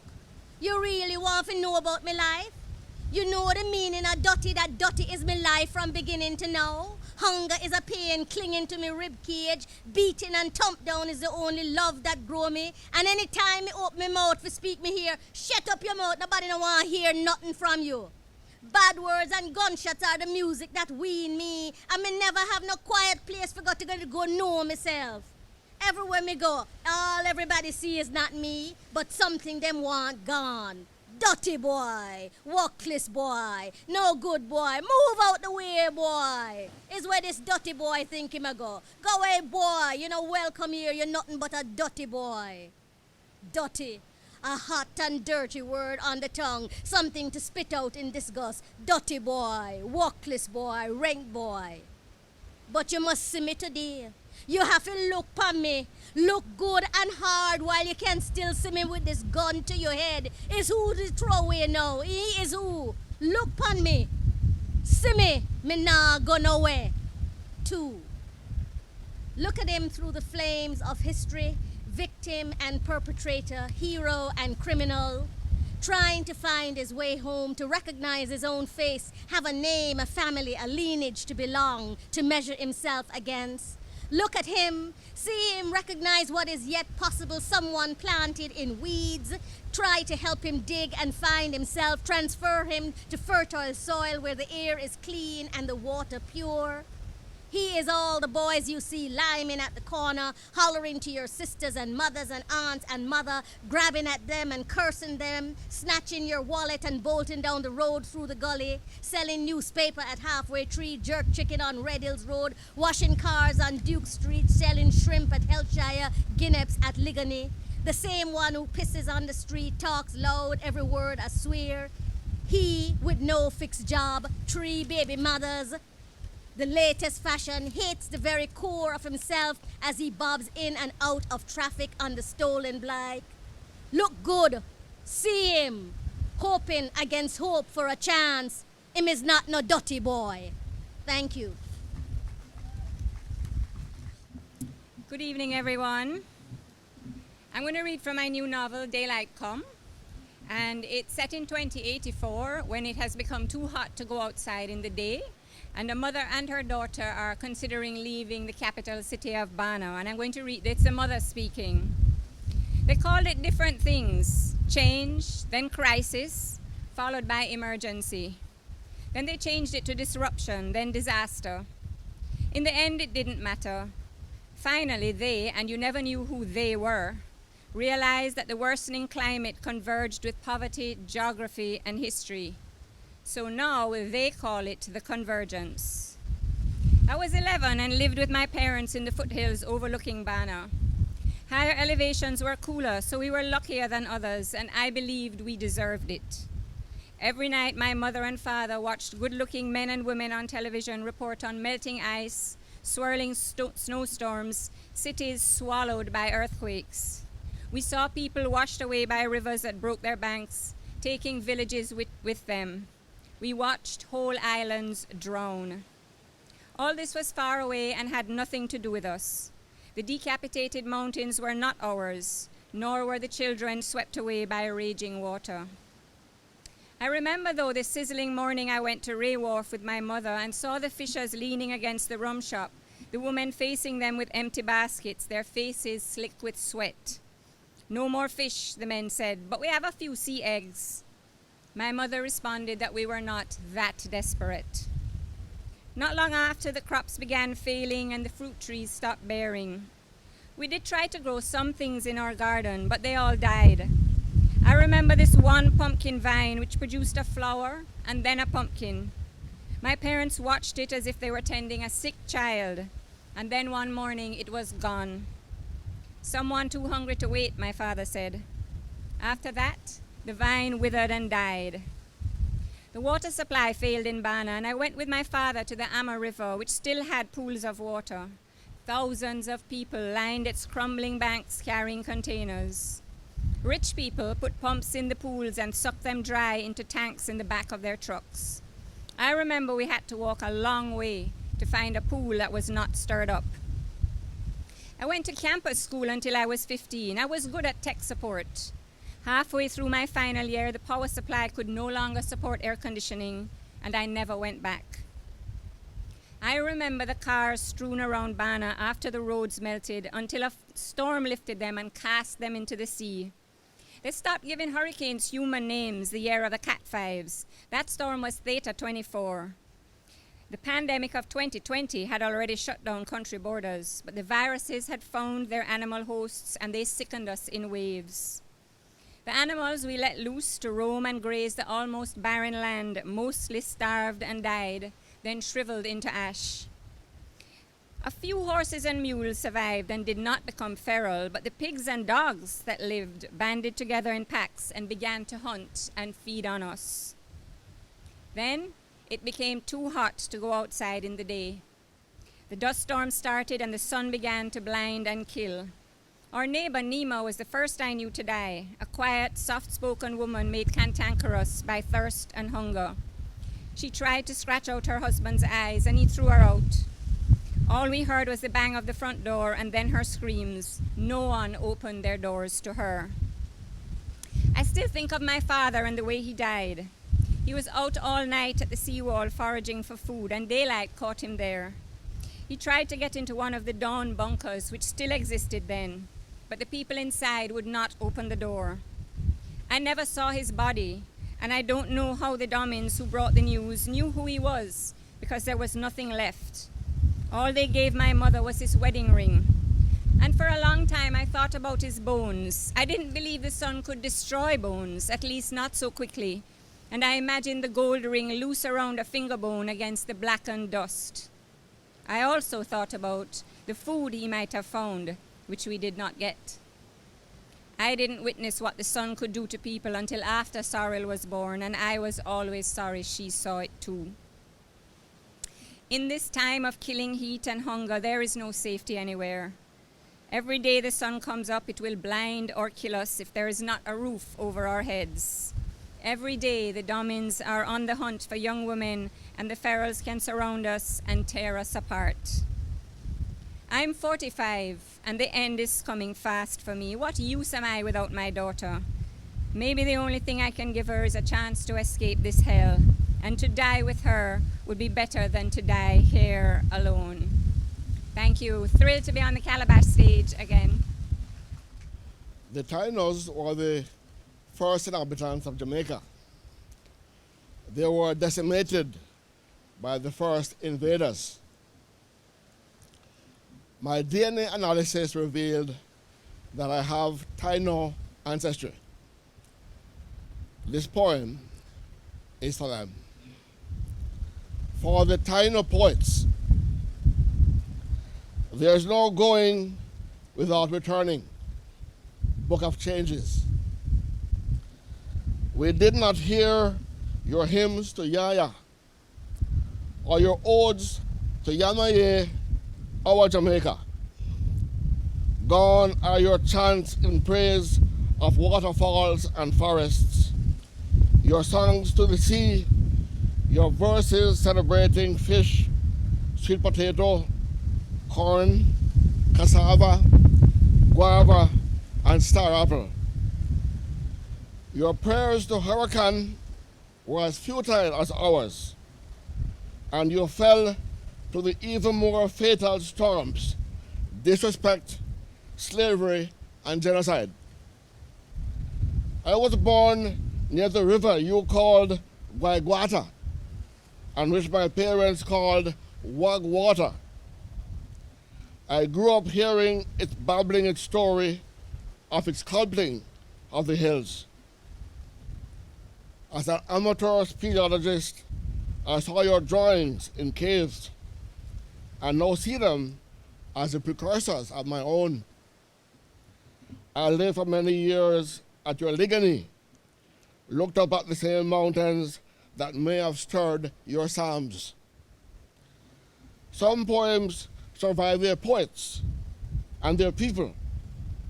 Yours were genocided into the wailing silence of non-being.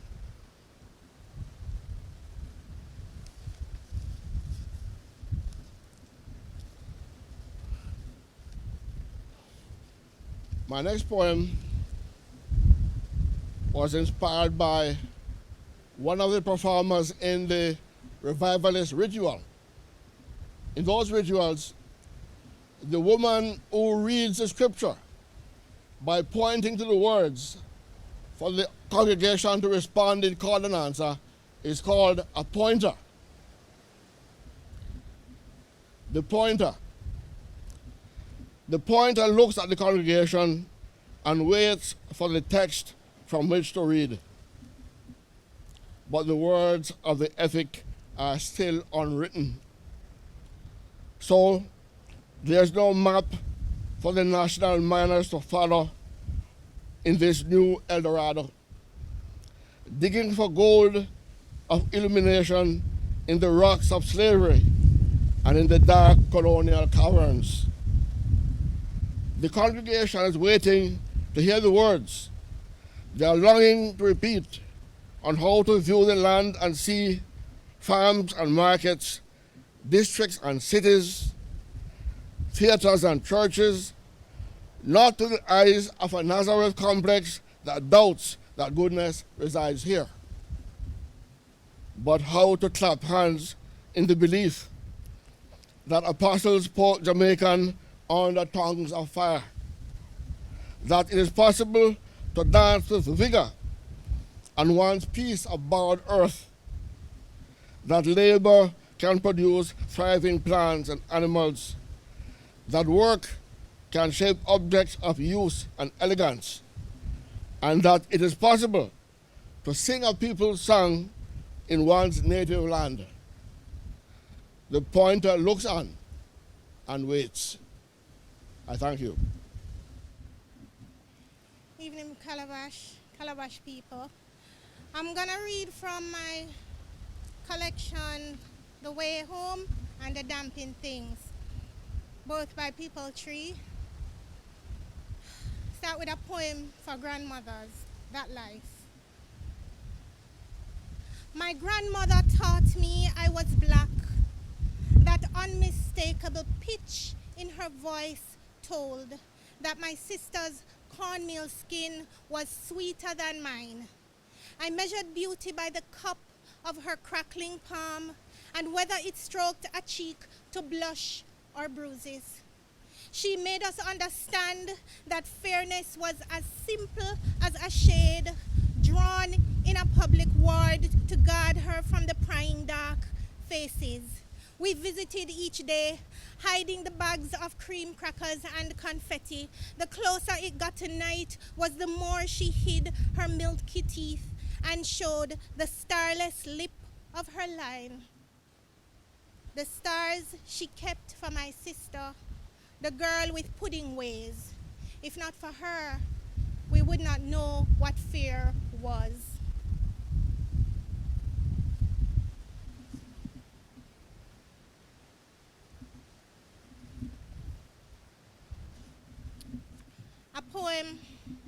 A poem for staying home, the yard. We live our lives among things that decay. In the yard, the carcasses of deportees became our refuge when we were afraid. Inside their rust fatigue is where we'd be, watching the emerald dragon dart its tongue to stab the diamondback spider that spun its silver in the hollows of the frame. We learned the normalcy of death and shame of sitting by powerless, worse, reluctant to intervene. Trapped in that web, we glimpsed darkness through the bangs of a flapping door. We felt dread forming from its metaphor and our hearts grew giant. How memories seem to jab away at us, even as we live inside their rust. A poem to the dead. Today is a day of death. Some wake but none suppose that every mortal breath is looted from its chest. To every rubied face that never flints at cold, today is a day for death, so bring its sting inscrolled. The women come in tears with handkerchief and shirts turned inside out. They wear tape measures round the waist to tell the spirits who are lingering in air, you cannot live the two, love and eternity.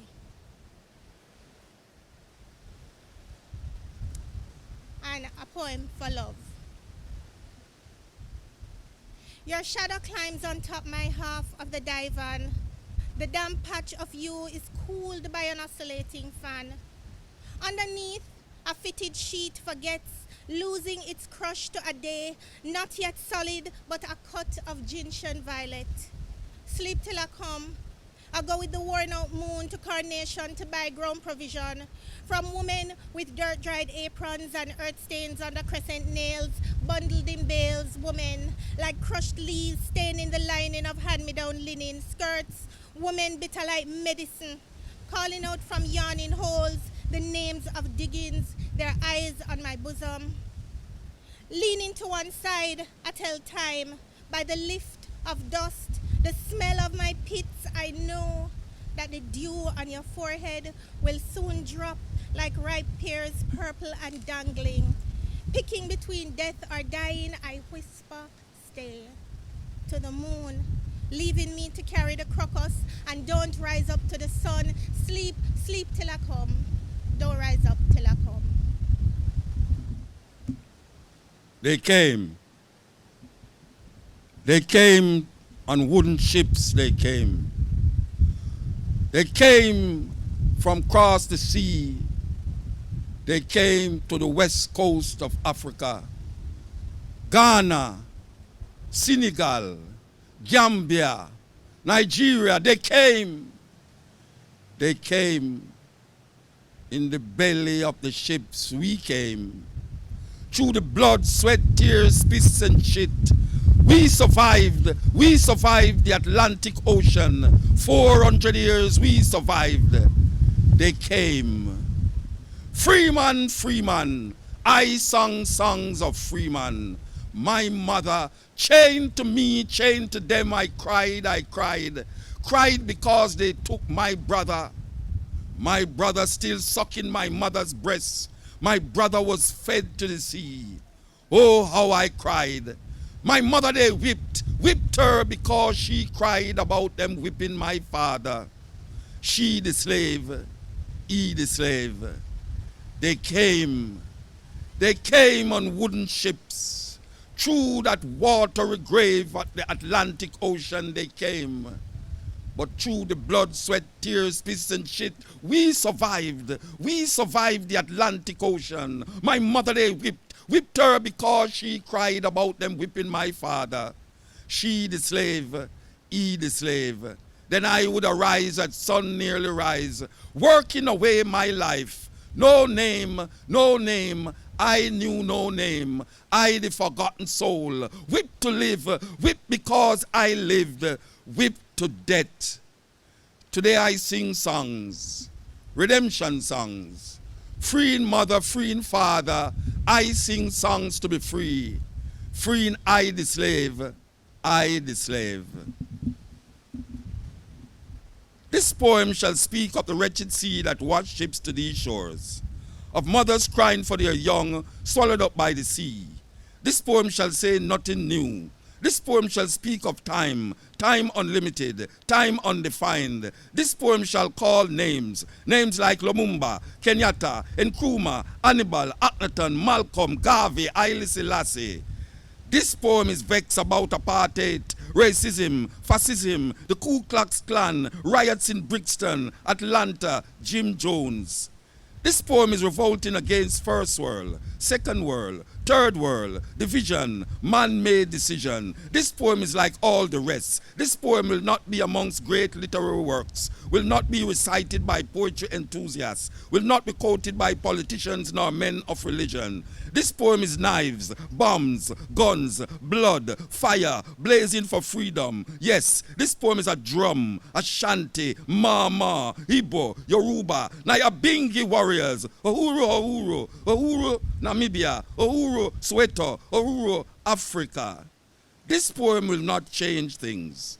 This poem needs to be changed. This poem is a rebirth of a people, a rising, awakening. This poem is speaking, I've spoken. This poem shall continue even when poets have stopped writing. This poem shall survive, you, me. It shall linger in history, in your mind, in time, forever. This poem is time, only time will tell. This poem is still not written. This poem has no poet. This poem is just a part of the story. His story, her story, our story. The story is still untold. This poem is now ringing, talking, irritating, making you want to stop it. But this poem will not stop. This poem is long, cannot be short. This poem cannot be tamed, cannot be blamed. The story is still not told about this poem. This poem is old, new. This poem was copied from the Bible, your prayer book, Playboy magazines, the New York Times, Reader's Digest, the CIA files, the KGB files. This poem is no secret. This poem shall be called boring, stupid, senseless. This poem is watching you trying to make sense from this poem. This poem is messing up your brains, making you want to stop listening to this poem. But you shall not stop listening to this poem. You need to know what will be said next in this poem. This poem shall disappoint you because this poem is to be continued in your mind, in your mind, in your mind, in your mind, in your mind. Give me this, give me that. Give me back me everything you got. Give me philosophy you carry to Greece. Thief, Homer and Socrates. Give me historical masterpiece. Give me back my name. Give me back my calendar. Give me my books you thief from Alexandria. Give me my queen like Cleopatra. Me no want to hear about Queen Victoria. Give me my language I know so well. You mix up English confusing no L. Give me back my maths, you Pythagoras. Give me my symbols you thief from us. Give me this. Give me that. Give me back me everything you got.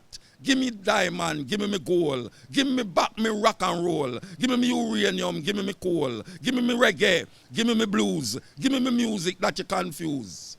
No spiritual concept originated here. So who I praise, you shouldn't care. You say steal not, you thief me land, sex not, you rape my mother, keep the Sabbath. We work 7 days a week. You build a nation from the sweat of my back. Now you want come give me crack. Give me my herbs, make me make some tea. Give me back all my fruit tree. Give me the remedy that make blind see. Give me everything that you take from me. Give me this, give me that. Give me back me everything you got. Give me a space, I can run my own life. Respect is due, the time is now. No more turn cheek, this time we not bow. Good evening.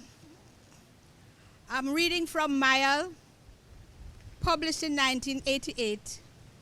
It is set in Jamaica, and the time was late 19th century, but the time is any time. A fit of singing came upon the Reverend Simpson. It was midday Friday, and he had already done some visits. The Spirit was preparing him for his Sunday sermon, and it wanted to coming through song. It led him to Let My People Go. The Reverend had a fine baritone voice. When Israel was in Egypt land, let my people go. Oppressed so hard they could not stand, let my people go. And the meditation started. The words were coming quietly to the Reverend Musgrave Simpson. That fellow in St. Anne, fellow that started up the Sabuka Institute, is a good man. Here he is trying to get the king to give him land in the Congo to begin some sort of return home. Fine, I endorse that, but that is not what go means to me. That is go off. And it cannot be go off, for they will follow you. What my go means is take your hands off my shirt. His voice was rising higher and higher. What my go means is take your collar from my neck. Is take your vice from off my head. He stopped sitting on my lungs and let me breathe. The spirit was in flight now. It was taking its voice with it, higher and higher, clear through the ceiling. Let me go. Let my spirit soar until it rises to the skies. Let me see the burning bush. He clothed Adam and Eve disgrace. He will clothe ours too. Had it been Sunday and he was in the pulpit in the church, he would have clutched the rails till the knuckles of his stretched membrane, and his neck in his collar would have jerked repeatedly as he turned his mouth to the ceiling, and the vibrations of his voice would have turned the V-shaped roof trembling. Then he would have simmered down to a whisper as he did now, Lord, give me the laws, the new covenant for these people. It wasn't finished. He was still very warm, and the blood was still pumping in starts through his body. He hummed. Then, I have seen them take gold from the bowels of the earth to lock it in their museums. I've seen them take men's golden stools that God has taught them to carve and lock it in their museums. How much did Napoleon take? How much did Drake and Hawkins take? How do you measure men? In liters, pounds, in quarts? How much to sweeten, how much tea? How much to make a garland for my lady's neck? Napoleon said to George, you see the stones in this necklace? And George said to him, you see the jewels in my crown? People strung together in a chain. And the Reverend shook his head, separating people from themselves, separating man from his labor. Should be preparing to meet their God instead of stringing chains for aging queens. Spirit thieves! Your outburst tired him. There is too much anger in me, he said. I have to deal with that before I can be ready. He was walking around the room and massaging his neck and shoulders to calm himself, to join the spirit back to flesh peaceably. But Nadine Brassington brought his eye to the fore again, off to her stout, pretentious walk to Grovetown again. He had rightly guessed her destination, and there was some pretense in her business. He wondered what was going on. There was pretense. Nadine told herself that she needed a bit of air, and since she wanted to walk out a little bit, why not just walk down to Grovetown? And since it was midday Friday, why not just go down into the village and take Ella up? It would be a bit early, and since it would be a bit early, why not just stop at the teacher's cottage and see if things were right with Nadine Brassington's kitchen? Cook didn't get much of a time to go out, so old African said to her, the half has never been told. See here, Cookie, what a thing in this place, see? If she had asked, she would have got an edited version. Nadine wanted to be on spot to feel and to see the things with her own senses, and that was why she was on her way to Grovetown. The spirit told the Reverend Simpson to gird up his loin, put on his hat, jump on his steed, ride through the shortcut and get there before her. His telephone was working well, for he was just about to get off the road and onto the shortcut when he saw the boy running towards him and waving. Master Levi sent him a message, and the message said,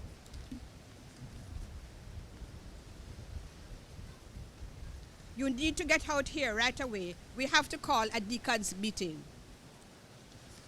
Thank you very much. Hello world, from the best place to be right now, the Calabash stage at Treasure Beach, Jamaica. I'm going to read some poems from my forthcoming book, Pandemic Poems, which I started to write at the start of the pandemic last year as a way of keeping myself grounded. And I think it worked to some extent because I'm still writing pandemic poems. And each poem is derived from the lexicon that's been thrown up by the pandemic, all the words and phrases that were once new to us, but which have become part of our vocabulary throughout the world. And the very first one that I wrote is F for flattening the curve. We have beaten nature down, exalted straightness, but somewhere are things we can never control, wildness always trying to break in. When and where, unnoticed, for how long, did this bump in the road emerge, this curve that so urgently needs flattening now? This is M for mask, and I wrote this in the early days when most of the people masked were healthcare workers. Masqueraders know the protective power of masks assumed in carnivals each year to placate the spirit death, embody the supernatural. Now death is here, Masks for everyone is streetwear, except in this theatre. No wild carnivalesque disorder, no summoning the supernatural. Here, mask wearers offer silent intercessions in communal rooms, wrestle death for life in choreographed routines, calm, concentration, skill, compassion, order. Only when the masks are off do they reveal the traces, the daily struggle with death imprinted on their faces. This is called F for Flag, and it's based on a news report that in some countries, poor people were flagging down motorists, waving scraps of cloth in different colors to signify their need. Showing the flag in some countries has taken on a desperate new meaning. No longer asserting a claim to territory or a symbol of victory, flag waving is now the signal of surrender to hunger and need, an iconography of individual misery.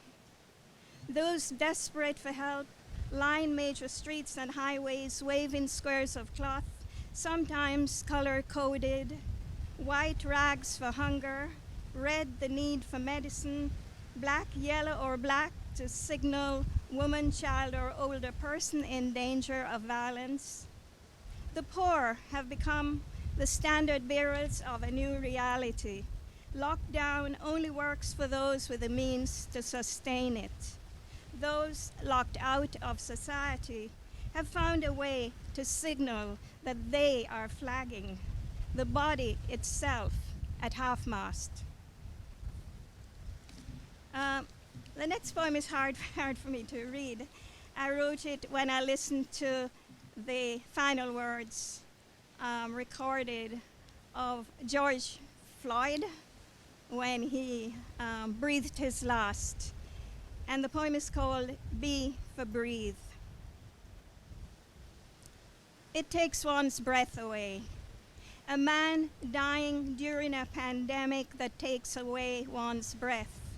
No ventilator, but one brave spectator recording his last breath, his need. Please, somebody. Taking the knee on the neck from men who from birth breathed in tainted air, imbibed of foul history, burning crosses still smoldering. I can't breathe. Like the hot breath of anger consuming the cities, we have breathed this before, this white heat, this burning sensation in the throats of the numerous ones held down, and mama, mama, I can't.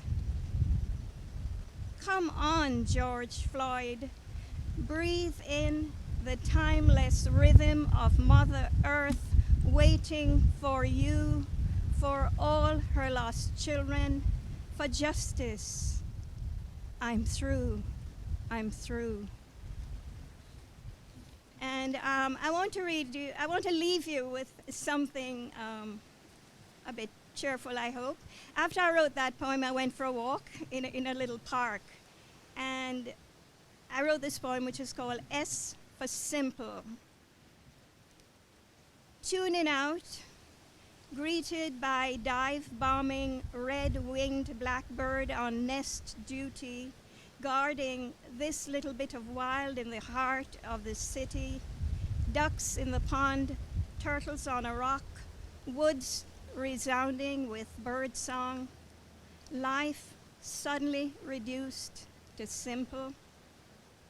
Our world of sorrow has forced us to close our door, but there is this other world out there, forever open, carrying on as before. Thank you.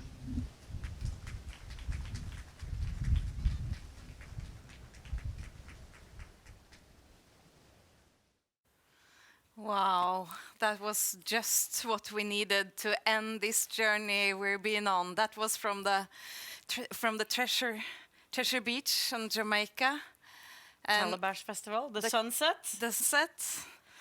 This has been amazing. What a journey. Yeah, and you know, if Jules Verne were alive today, we would have to tell him that Around the World in 80 Days, yeah, that's a great title, but it's a little bit outdated, Jules, because we have traveled the world in 12 hours.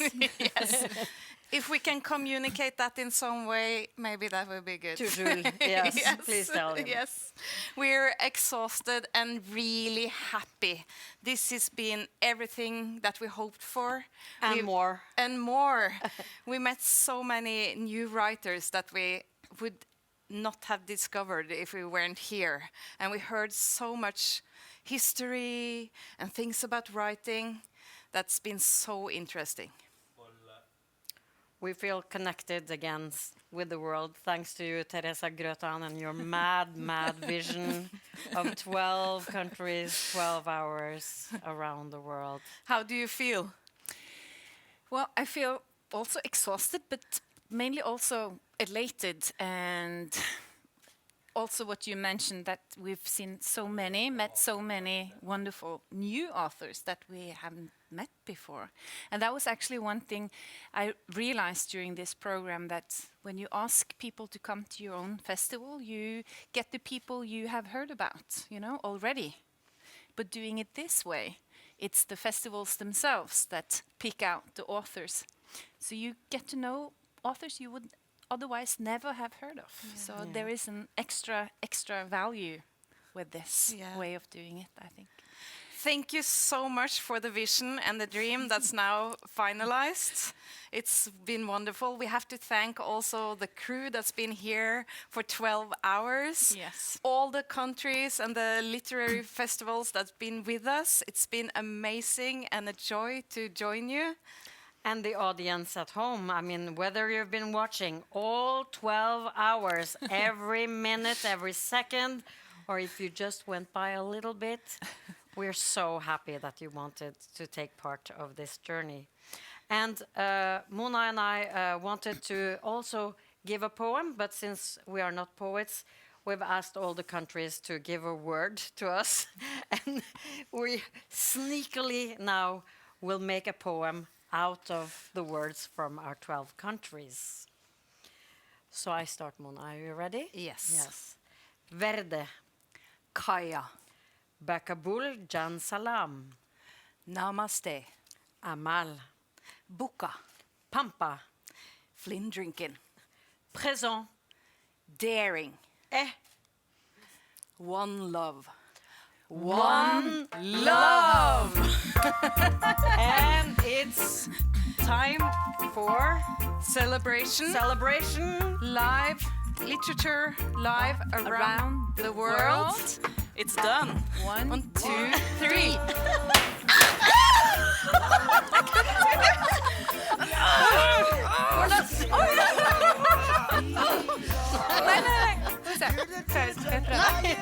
Let's try.